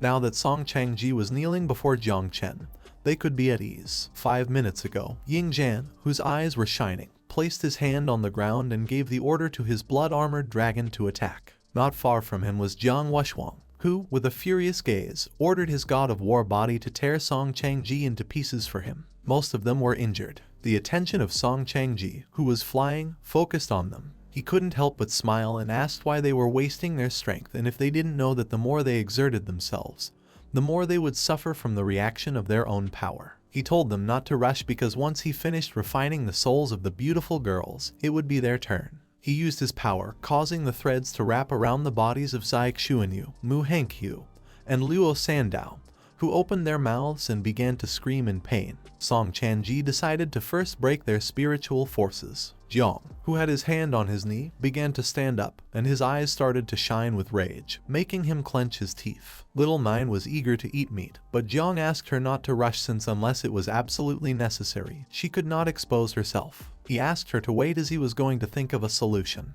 Now that Little Nine was so hungry, she was capable of killing her opponent with ease. However, Jiang had made a promise not to use Little Nine in this competition. Jiang's gaze fixed on him. Apart from Little Nine, he had many cards up his sleeve, but without understanding the opponent enough, he could not be reckless. Otherwise, even if he could protect himself, he would not be able to ensure that his companions did not lose their lives. Song Changji's eyes turned white, and a smile spread across his face. Jiang used the system, making his status window appear. His real name was Shu Lan Duo, and he belonged to the Tianqing divine race, being the 19th heir in the line of succession with a level 6 power. He was acting as a secret agent for the Church of the Ancient God and had descended to Dazia through an abyssal rift, suppressing the source and disguising himself as a genius with a dual profession. The divine Tianqing race occupied the 61st place among the 10,000 races, and was a secondary branch of the 3 main primordial divine races. Furthermore, he possessed the Tianyan Pearl, which served to block the perception of the heavenly Tao. With a curious gaze, Jiang began to think and found a way to defeat this guy. He asked if Xiaojia still had the divine and demonic blood essence that they had previously packed in Jialai's sacred treasure. He asked him to give him a drop. Xiaojia, who was sleeping like a log, revealed that there was nothing left since he had eaten it all. Xiaojia transformed, and while his eyes were shining, he extended his hand toward Jiang and mentioned that if he wished, he could extract a drop of blood from his body to give it to him. He added that the blood essence he had refined had the same effect as the original with fewer side effects, swearing that he would not explode and die. Upon hearing this, Jiang's eyes filled with joy and a smile appeared on his face. He decided to first use a little blood to break the restriction and save the rest for later. Once Xiaojia gave Jiang a drop of his blood, he stood up, and his body began to emit a powerful energy. Song Changji's attention was fixed on him.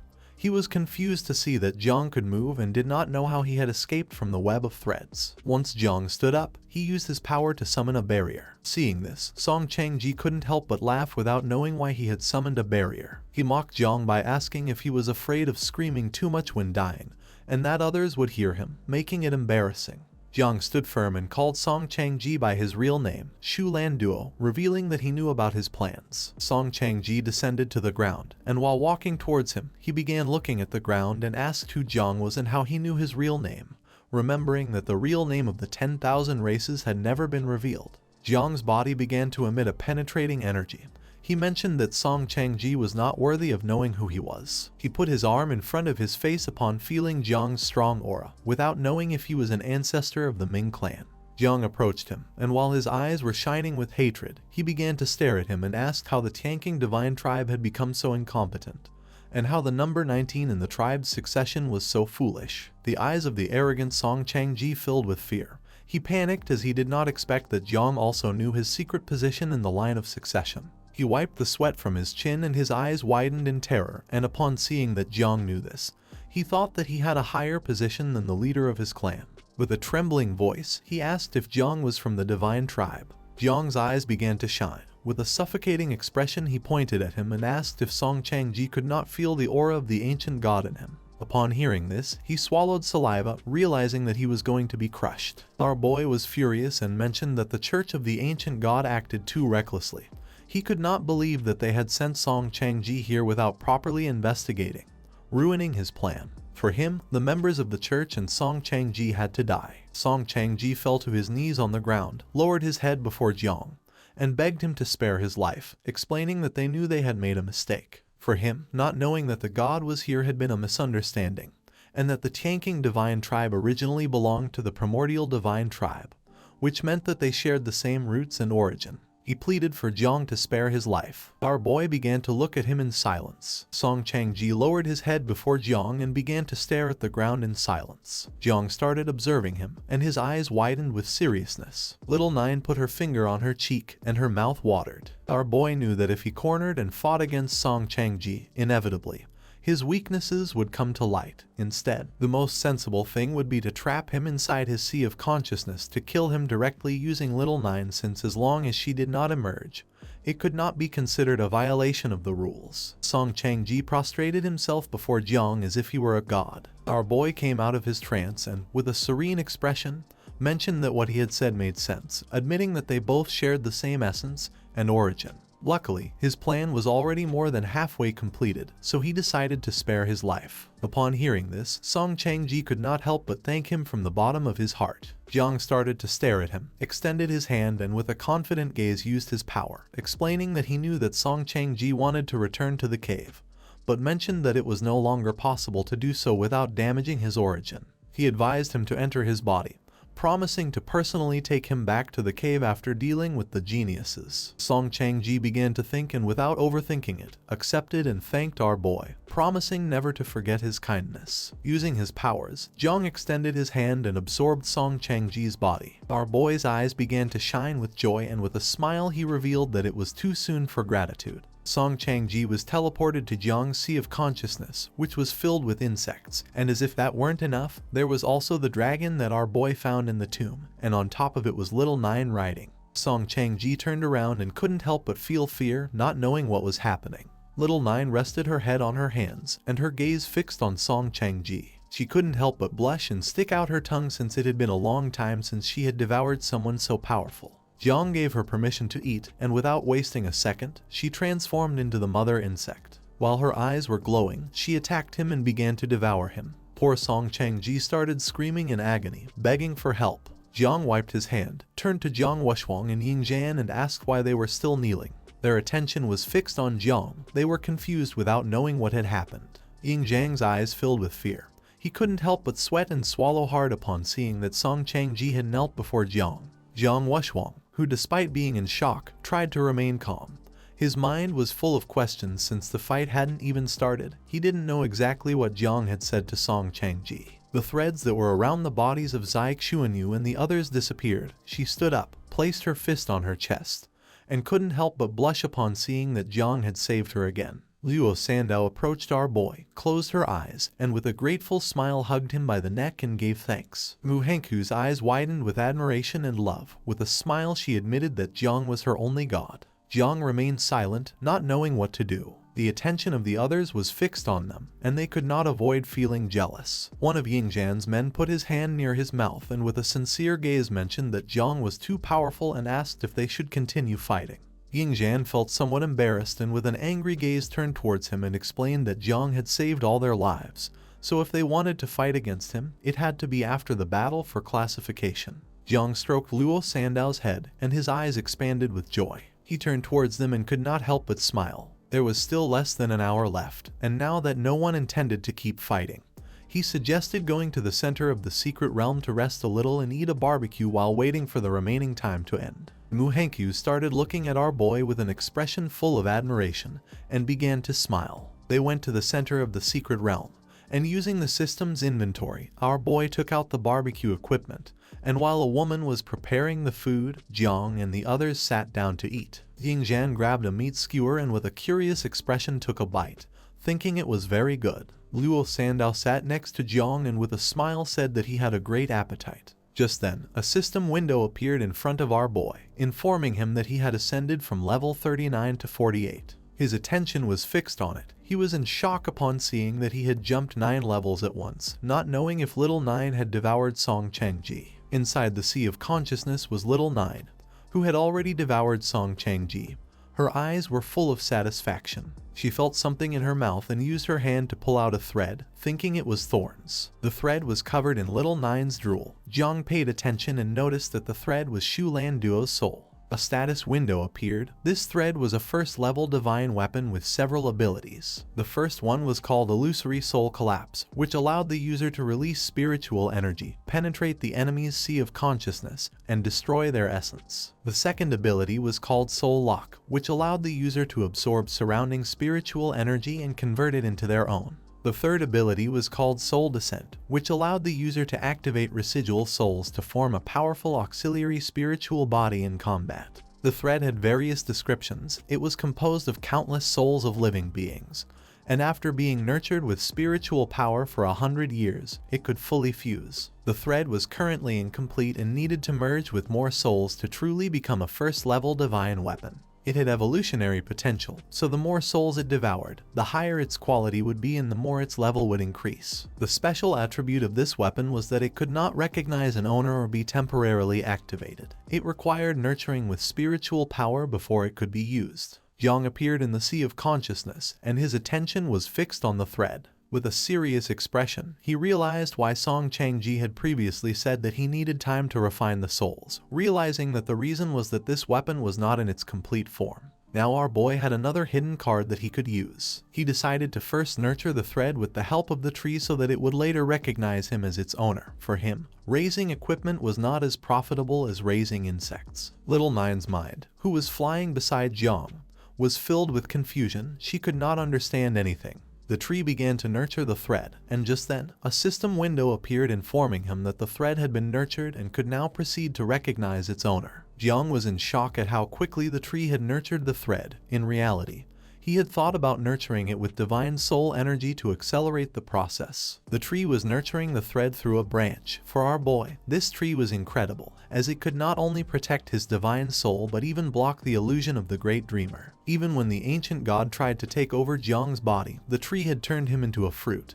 And now it turned out that it also had a special effect on divine weapons. Jiang took the thread, and the system notified him that the divine weapon had recognized him as its owner. Jiang's eyes filled with joy, bringing a smile to his face. When he obtained the Hupo sword from the divine emperor of Jiu Liu in the future, he would also give it to the tree so it could nurture it. With a curious expression, Little Nine began silently observing the thread. Fruits had grown on the tree again.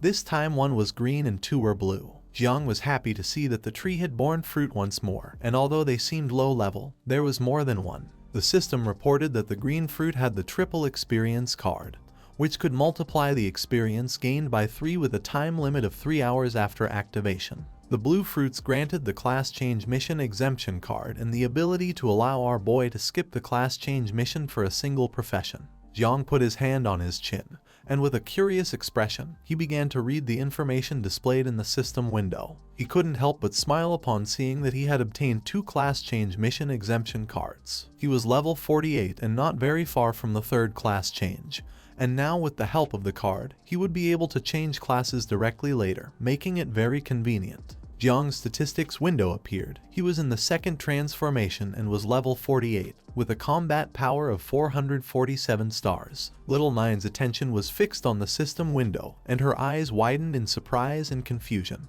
Jiang snapped his fingers and remembered that he had also obtained a triple experience card. He decided to find a place to gain experience after leaving the secret realm and thought that perhaps he could complete the 3rd transformation. At the same time, in the Great Hall of the Church of the Ancient God, someone wearing a red hood placed their hand on their chin and began observing Song Changji through some portals. This person was the 7th pillar of the Church of the Ancient God known as the Lover. They couldn't help but laugh since they thought they needed to wait for the ranking competition, and they didn't expect that the Divine Sun could completely annihilate Daxia's divine level geniuses. Using their hand, they closed the portals and thought there was no need to keep watching and that it was time to act. The Lover was on top of a cliff, and below were the other members of the cult. The Lover extended their hand and gave them the order to inform all headquarters that their allies in the caves, the marine race, and the forbidden zone of the depths should start stirring Daxia's waters. Zhang Xuanji was going to be in charge of defending the cave. Jai Lingqiu was going to face the old monk. And the great dreamer was not going to wake up for a while.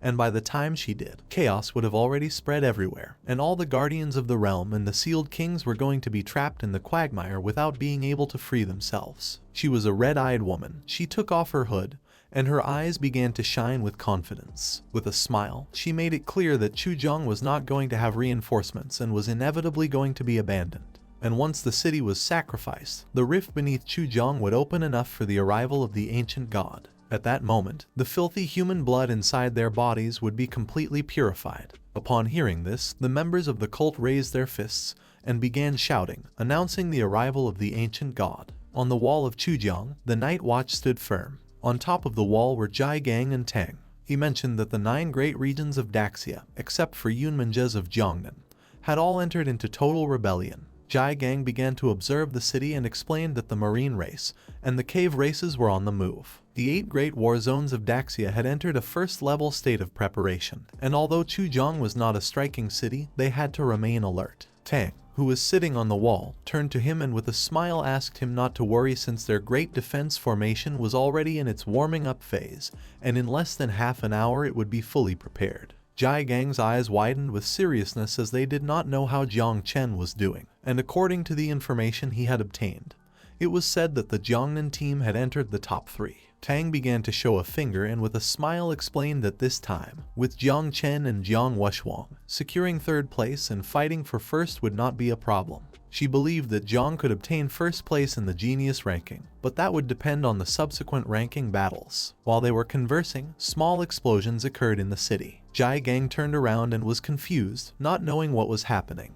Duan Feng and the others arrived. He began to shout, informing them that the transportation center had been destroyed and communication equipment had been cut off, and Chuzhong City was being surrounded by a beast horde from all directions. A beast horde began attacking the city, and Jai Gang knew this was not good. Now that transmission and communication had been destroyed, Chuzhong City was isolated. He realized that this was a distraction to divert everyone's attention and attack the city. Jai Gang approached the others and explained that the more critical the situation was, the less they could panic. He asked Duan Feng to maintain the defense of the wall and find a way to accelerate the full activation of the Great Defensive Formation and nuclear weapons. He entrusted Xiaoqi with the mission of activating the reserve emergency plan and finding those transferred who could transmit sound, and for those who could not receive it, then she had to use loudspeakers and manual transmission. He entrusted Bu Lang with the mission of gathering all the transferred in the city and coming with him to the front to hold back the beasts. Everyone's eyes began to shine with determination,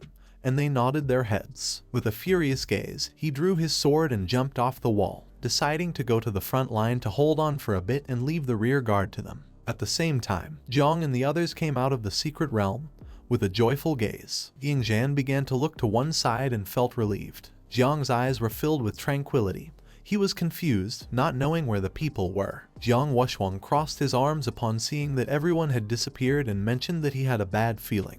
Xuanji manifested and with a sincere gaze said that he had 2 pieces of news. The first was that the main forbidden zones of Daxia, the marine race, and the caverns had been revealed, forcing the high commands of each war zone to go provide assistance. Everyone remained listening in silence. The second piece of news was that half an hour ago an urgent message had arrived from Chuzhong, one of Jiangnan's war zones. Our boy's eyes widened in fear, causing his jaw to drop. He did not know if his master and his senior sister had gone to help. Xuanji's eyes began to shine, revealing that the southeastern coast was in chaos. The marine race had rebelled and forces had been sent there to suppress them. Upon hearing this, Jiang then asked who had been sent to Chuzhong. Xuanji revealed that no one had been sent to Chuzhong since the city ranked last among Jiangnan's cities.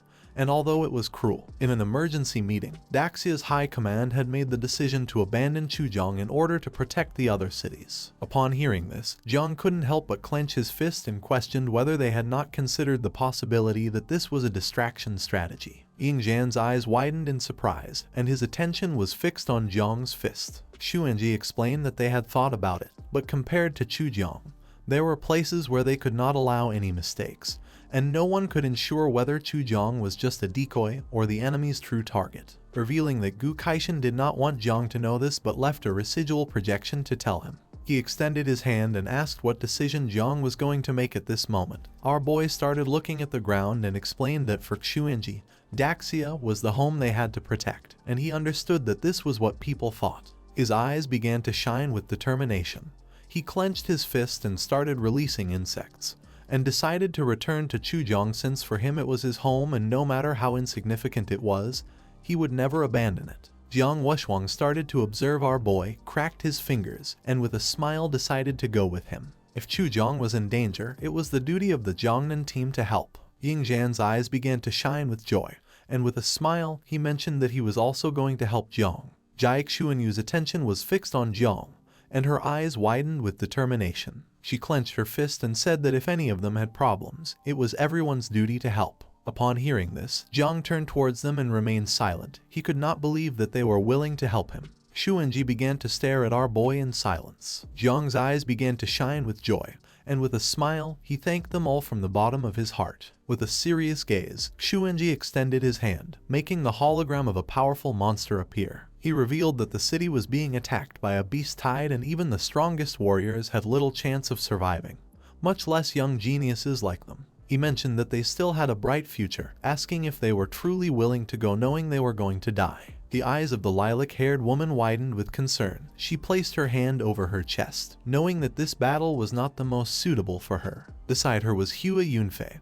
His eyes widened in fear, making him unable to avoid swallowing hard and becoming nervous. Little by little, many of the geniuses began to feel afraid, knowing that being weak would only slow down the others. For Ying Zhan and the others, it was a shame for the capital to have such companions as them. With an angry gaze, he gave orders for those who were cowardly and weak to leave since otherwise they would only be a burden on everyone else. Many of the geniuses, including Hua Yunfei, turned their backs on Jiang and the others and left. Seeing this, Xuanji asked if Jiang really wanted to go save Chu Jiang. Our boy's eyes widened with determination, and with a confident gaze, he mentioned that even if the whole world was against him, he was going to save his city. Ying Zhang began stretching his arms and, with a serious expression, explained that if his ancestors, the descendants of the human emperor, were here, they would undoubtedly praise Jong Chen. Jiang Wushwang joined his hands, closed his eyes, and began to meditate, explaining to his grandfather that he had managed to obtain an invincible heart and from this moment on, he was going to start his own journey. Jai Xuanyu's eyes expanded with rage. She clenched her fists, and with a furious expression asked how there could be no one from her city helping. The others also filled themselves with determination since they could not say that they could not help when they shared the same city. Xuanji's gaze fixed on them. He extended his hands to the sides and praised them for being brave. For him, it was no surprise that they were prodigies of the new generation of Great Xia. He decided to allow only the top 10 of the prodigy ranking to go to Chujiang. He revealed that the others would be eliminated from the competition. Upon hearing this, the geniuses put their hands on their heads and could not help but panic. Xuanji explained that the next phase of the competition had been cancelled and instead a battle of merits would take place. He used his powers, making a bracelet appear on Jiang's wrists and those of the others. Our boy's attention focused on the bracelet, and his eyes widened with curiosity. Meanwhile, on the other side, Jiang Wushwang began observing the bracelet in silence. The bracelet was responsible for recording merits, and the final ranking would be based on merits obtained during battle. Xuanji closed his eyes, started touching his chin, and decided to warn them one last time. The Great Xia could not afford to lose and wait, and if they died, they would only prove that they were not worthy enough. He asked them not to have illusions since if they wanted to survive, they could only rely on their own strength. Xuanji opened his eyes and saw that no one was listening to him. Seeing this, he became somewhat confused. A portal appeared. Jiang and the others began to enter inside it. Jiang Wushwang turned towards his grandfather and, with a confused expression, asked the old man to stop talking so much. Ying Zhang, who was walking towards the portal, thanked Xuanji for worrying about them but admitted that his old persuasion trick was not going to work, asking him not to worry about them since they were not going to die so easily. Xuanji began to observe them in silence, until he started stroking his beard and his gaze fixed on the sky. He was furious to see that they dared to say that he was old. With a smile, he decided to take them next time to the depths of the cave so they could see his imposing murderous figure, knowing that then they would not speak of him that way. To him, they were worthy of admiration and he hoped they would manage to survive. The lilac-haired woman fell to her knees on the ground,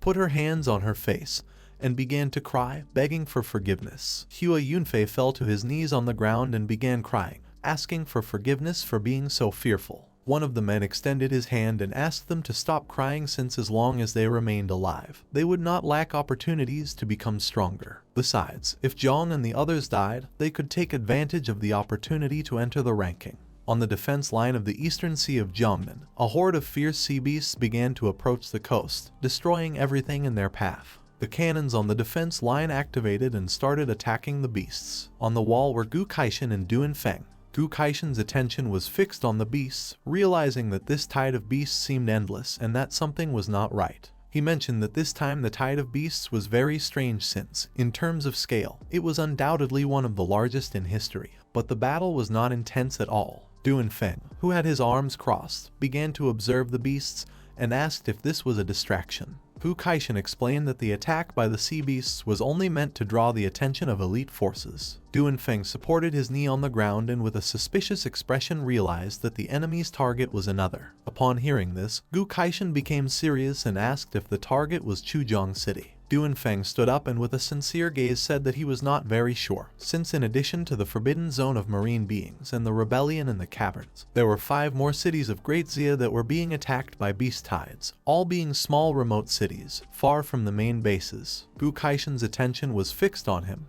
He became curious and remained listening in silence. Duan Feng revealed that Chuzhong was one of the cities that was being attacked, and no one knew for sure if the enemy's target was this city or another. While the cannons were attacking the beasts, Duan Feng revealed that Xuanji had sent a message saying that Jong Chen and the others had teleported from the main base of the Kai Luo War Zone to City E in the Jiangnan War Zone. Upon hearing this, Gu Kaishan did not take long to realize that they were planning to go to Chizhong. He could not help but panic since he had told Xuanji not to tell Zhang about the beast tide in Chuzhong.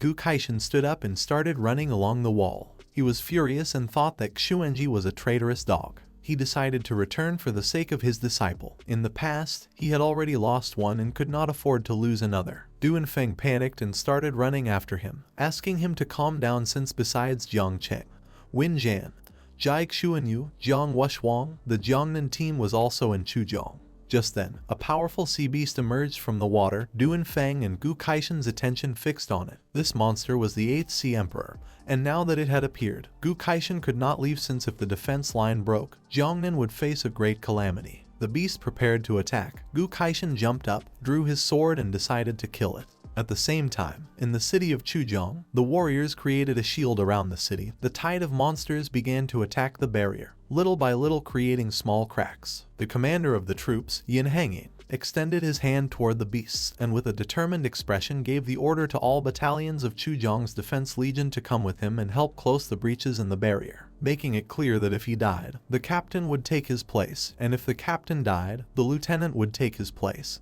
And if the lieutenant died, the sergeant would take his place. The number of casualties did not matter since what was most important was buying time for the warriors in the rear. Outside the city, several beasts tried to attack Jai Gang, but he drew his sword and finished them off without much effort. While Aunt Tang's eyes were shining with hatred, she jumped and delivered a powerful kick to a flying beast, splitting its body in half. Chu Buling activated the celestial armor, making his body more muscular. Without much effort, he caught a beast and using his strength split its arm in half. Xiao Qi extended her hands, and her eyes began to shine with seriousness. She applied the buff of the sacred light on Chu Buling and asked him not to lower his guard since a devouring crow was behind him. After killing the beast, Chu Buling turned around and saw how the devouring crow was approaching him at full speed. He went on alert as a monster's tentacle was wrapping around his arm, knowing he was in trouble. Duan Feng, who was on top of the turret, attacked the beast with his bow, barely saving Chu Buling. Seeing this, he couldn't help but thank him, saying that he had arrived just in time.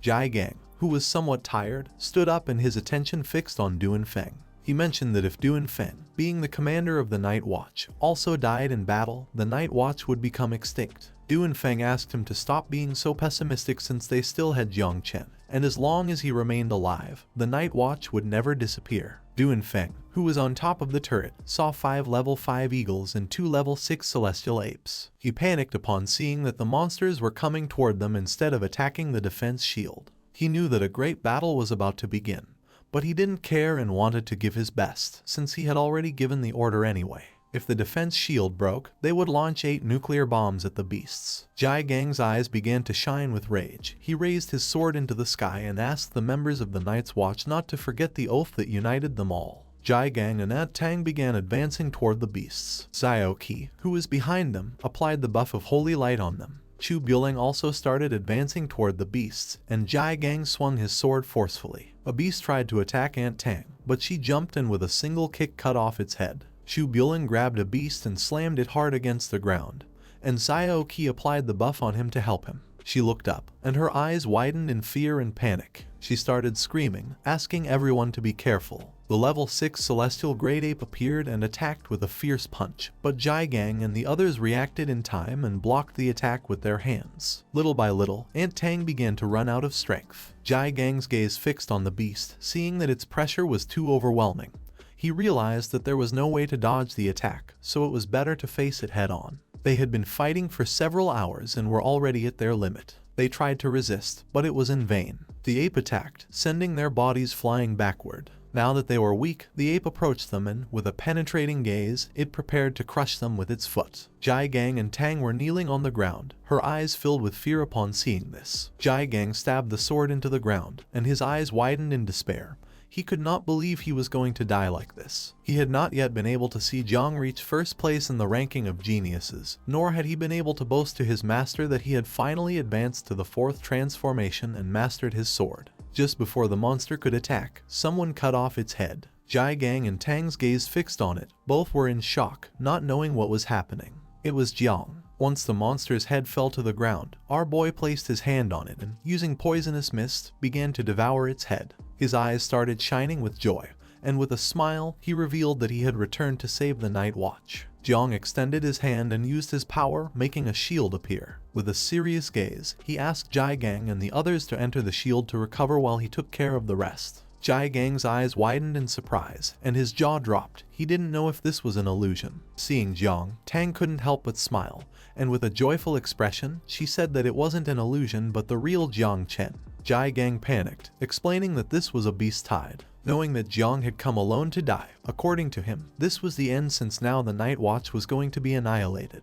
Jiang turned towards them and with a smile realized that no one knew about the time he had used Little Nine against Xiao Zhenguo. Little by little, the poisonous mist began to devour the ape's corpse. Our boy turned towards the corpse and asked Jai Gang and the others not to underestimate him, advising them to pay attention. Everyone's attention was fixed on the corpse, realizing that this was the power of the Calamity 9 miasma wings. Upon seeing Jiang's poisonous mist, Jai Gang's eyes widened in surprise and his jaw dropped, realizing that Jiang had defeated a 6th level beast, with strength similar to that of a professional of the 6th transformation of star rank. Aunt Tang's eyes expanded in confusion. She was in shock upon seeing our boy's power. To them, Jong Chen was not someone ordinary, realizing that now the city of Chujiang had hope. Jiang turned towards them and couldn't help but feel relieved to see that he had arrived on time. With a confident smile, he revealed that this time he was not alone. His companions had also come. This was not just a rescue mission but the final stage of the genius ranking competition, a battle for glory and merit. At the same time, Tang Ying and Bai Feng were fighting against several beasts. Both turned their backs to each other and started battling. With a confused expression, she began looking at Jiang and explained that even if they gave their best effort, it took them several minutes to defeat a level 4 fierce beast. But Zhang Chen, using Little Nine's poisonous mist, had annihilated a 6th level beast in less than a minute. For her, competing for the merit ranking made no sense. The beast tried to attack Bai Feng, but he drew his sword and cut the monster's head in half. His attention fixed on Tang Ying, and with a calm gaze, he explained that this was not as unfair as she believed since, after all, the merits that Jiang obtained using the power of the 9 miasma wings only counted as 1/10 of normal merits. Not far away were Lei and his friend. Lei's eyes began to shine with excitement, and with a smile, he attacked a beast, slamming its body against the ground and tearing off a limb. He was excited because it was the first time he had fought against a horde of beasts, realizing that they kept coming non-stop. His friend, who was behind him, extended his hands and using his power began to strengthen Lei, asking him not to get distracted since these beasts were not like those from the camp of geniuses. They had to be careful with beasts beyond their ability since they could attack them by surprise. Mu Hankyu and Luo Sandow had also come to help Jiang. Mu Hankyu drew both daggers and defeated a flying beast. But just then, another beast tried to launch a surprise attack. Fortunately, Luo Sandow summoned a barrier around her, blocking the attack. Luo Sandow's eyes filled with seriousness, and she asked Mu Hankyu to remain calm since as long as she was covering her, there was nothing to fear. With a determined gaze, Mu Hankyu promised to fight with everything she had to protect Zhong's city. They did not care about the competition. They were willing to let others fight for the genius ranking since they only cared about Jiang. Yuanwu decided not to stand idly by. She raised the bow into the sky and used the scorching sun technique called Golden Phoenix Fire Rain, causing a powerful phoenix made of fire to emerge from her bow. During the secret realm, she had not shown a good performance and knew that now was the perfect time to do so. She decided to give her best to impress Jong Wushwang clasped his hands together and used his power, causing a powerful golden energy to emerge from his body. He used the technique called War God's Body, making a powerful 9-armed spirit appear. A beast tried to attack, but the spirit delivered a powerful punch, splitting the beast's body in half. Jong Wushwang wanted to completely master the invincible heart since he did not want Jong Chen to be the only hero. And although in the secret realm he had not been up to par with him, now things were different. Ying Zhang's eyes began to shine with excitement. He had defeated a large number of beasts, and now under his feet was a mountain of corpses. Several powerful beasts began to fly towards him. Ying Zhang started to smile and decided that it was time to use the human emperor's sword. A powerful sword surrounded by a suffocating energy began to descend from the sky.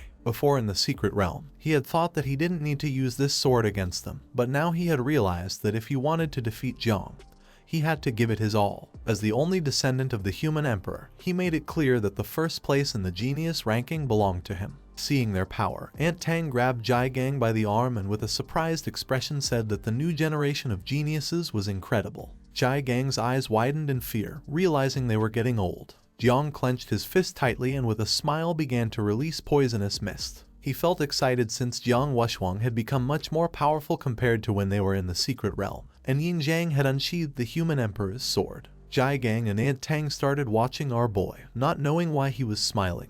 Jiang knew very well that even though he had Little Nine as his trump card, he couldn't just stand idly by. Jiang took momentum and while his eyes were shining with joy, he began to move quickly towards the horde of beasts, and with a smile, he asked Jai Gang and Tang to watch since today he was not only going to finish off the beasts, but also going to obtain the first place in the ranking of geniuses. Jai Gang and Tang started to observe our boy, firmly believing that he could achieve it. Xiao Qi stood up, extended her hands towards Chu Bulang and the others, and using her power, she began to heal them. Jai Gang stood up, began to approach them, and with an expression full of fear revealed that he had a bad feeling, asking Xiao Qi to come with him as they needed to hurry and repair the protection spell. With a serious gaze, she turned to Jai Gang and nodded her head. Not far from the area was the lover. Her eyes widened in rage upon seeing Jong Chen. She was furious not knowing how he and the others were still alive. They were on top of a cliff. In the middle of the city, a great explosion occurred, and the air filled with poisonous mist. She was confused, not knowing if the young divine had been defeated. She had heard about the poisonous mist of the 9 miasma wings but had never imagined it would be such a powerful ability. She leaped and decided to go to Chu Zhong's underground rift to inform the ancient god, ordering her subordinates to immediately report to the Abyss Spider Queen so that she could act at once since only she could face off against the 9 miasma wings. The hooded men crouched down and nodded their heads. Back to the battle, Jiang drew his sword and using the Thunder Sword skill, he moved quickly, cutting the body of a beast into pieces. After defeating the beast, he rested his sword on his shoulder and his eyes widened with confidence. Little Nine manifested, but now in the form of the mother insect. She devoured a beast and with a piercing gaze informed Jiang that she had eaten another beast. With a smile, our boy gave her permission to eat until she could no longer. Little by little, she began to fill up, and after devouring so many beasts, the system granted our boy more than 60,000 experience points, leveling up from 48 to 57 in an instant. Jiang appeared in his sea of consciousness where Little Nine was eating a beast. Our boy extended his hand, making appear the cards he had obtained from the tree's fruits. His eyes widened with joy as a smile appeared on his face. Thanks to the double experience card, he and Little Nine had reached level 57. This horde of beasts was a perfect opportunity. As if that weren't enough, they also had an exemption card for the third transformation. So tonight they were going to be able to complete it, obtaining a new mother insect. Xiao Jia appeared, began to show a finger and with a sincere look explained that on the battlefield there were many souls, asking if he needed help to collect them. Upon hearing his voice, Jiang turned towards him and with a confused expression asked if he did not want to devour the souls. Xiao Jia began to gaze at the ground and touch the tips of his fingers, explaining that these things did not interest him since Jiang had promised him a great banquet. but our boy explained that the fruits of the tree needed to be watered with souls, asking him to go collect the souls. With a serious expression, he asked Xiao Jia to be careful and keep a low profile since he was his secret card and should not reveal his existence unless absolutely necessary. Xiao Jia nodded his head. The merit list of Grand Xia appeared. In the first place was Jiang Xuanji, in the second was Jai Linghu, in the third the great dreamer Yuanwu, in 28th place was Gu Kaishan, in 296th place was Jong Chen, in 401st place was Ying Zhang, and in 568th place was Jiang Washuang. Ying Zhang, who was holding the human emperor's sword, began to observe the bracelet, and upon seeing that in such a short time Jong Chen had entered the top 300 of the Daxia merit ranking, his eyes filled with rage, as unlike Jiang, he was still outside the top 400. With an expression full of determination, Ying Zhang moved quickly and started using the sword to massacre all the beasts in his path. He knew that if he wanted to surpass Jiang, he had to find another way. Merits could not only be obtained by killing beasts, but also by contributing. He knew that with such a large horde of beasts, there had to be a rift. He decided to find it and destroy it since only this way would he be able to surpass Jiang. At the same time, Jai Gang and the others were on top of the city wall. Xiao Qi's eyes widened with seriousness. She placed her hands on her knees and informed Jai Gang that she had already repaired the protection spell. Jai Gang, who was sitting on the wall, began to observe Jiang and asked why he had ventured so deep into enemy lines. Chu Buling crossed his arms and explained that he had nothing to fear since, with the help of the 9 miasma wings, he could carve his way through. Jiang Chen was like a monarch, strolling through his own territory. Jai Gang's eyes widened with confidence. He began pointing at Jiang with his finger and thought that he must be taking advantage of this great opportunity to level up and advance directly to the third transformation. Chu Buling's eyes expanded in surprise upon learning that Jiang was about to advance to the third transformation. He put his hand under his chin and remembered that after the third class change, warriors became stronger and could even evolve their professions. But the third change mission was a great obstacle, in which even Chu Buling had been stuck for 4 years. Jai Gang's gaze fixed on Jiang, and he began to imagine Jiang Xuanji, Gu Kaishan, and Jiang explaining that the 3rd, 6th, and 9th class changes were 3 great challenges difficult to overcome. Many awakened spent their entire lives without being able to break these barriers, but this generation of prodigies was different. Ying Zhang, Jai Xuanyu, and Jiang Washuang had reached the 3rd class change before the Great Genius competition. Some were even already at a stage where they could reach the 4th transformation at any moment. Compared to them, Jong Chen was somewhat slow. As they were conversing, Jiang's ancestral tree manifested itself, capturing everyone's attention. Jai Gang's eyes widened in surprise along with those of Chu Buling and Xiao Qi as their jaws dropped upon realizing that Jiang had begun the 3rd class change. They were in shock seeing that his professions were improving directly. No one knew how he had skipped the class change mission. The ancestral tree was gigantic, and the area was filled with the corpses of beasts. Seeing this, Jai Gang couldn't help but wonder if Jiang had some legendary item to skip the mission. But he panicked since he knew that Jiang had been transported to the initiation space, leaving him vulnerable, and making it very dangerous. Tang Ying's attention, who was holding the body of a beast, and Bai Feng's focused on the ancestral tree. To them, Jiang was very brave for wanting to make a breakthrough directly on the battlefield. They decided to hurry and go protect him. Luo Sandow jumped and asked Mu Hankyu not to get caught up in battle since Jiang was making a breakthrough, and they needed to go protect him. Jiang Washuang's eyes widened with excitement. He knew that he couldn't surpass him for now, so he decided to go help defend him. Meanwhile, Ying Zhang reached a giant beast which could establish a long-distance transmission channel. There were 2 beasts, one called Yin and the other Yang. The Yang beast was in front of him, and the Yin beast had to be on the other side, underground. He began to observe the beast and felt fortunate since he only had to eliminate one of them, and the transmission would stop. He gripped his sword tightly, and despite knowing that this was a 7th level beast, it was no match for the descendant of the human emperor. With a confident expression, he took out 3 forbidden spell seals, which were more than enough to defeat a 7th level beast. He was confident that 1st place in the genius ranking would be his. Just then, the portal behind him activated. Ying Zhang turned around and with a confused expression began to wonder what was happening. Not long after, someone emerged from the portal. Ying Zhang's attention fixed on it and his eyes widened in fear, leaving him in shock. A powerful spider emerged from the portal and began staring at Ying Zhang. To her, he looked delicious. His attention fixed on her and it didn't take long for him to realize that she was the Abyss Spider Queen. Compared to the spider, Ying Zhang was like a small insect. he remembered that she had managed to escape several times from the hands of the sword god Jai Linkyu, so her strength was not ordinary. Moreover, forbidden spell seals were useless against her, making him realize that he had to flee since he was no match for her. He knew that Jong Chen was in the middle of his breakthrough.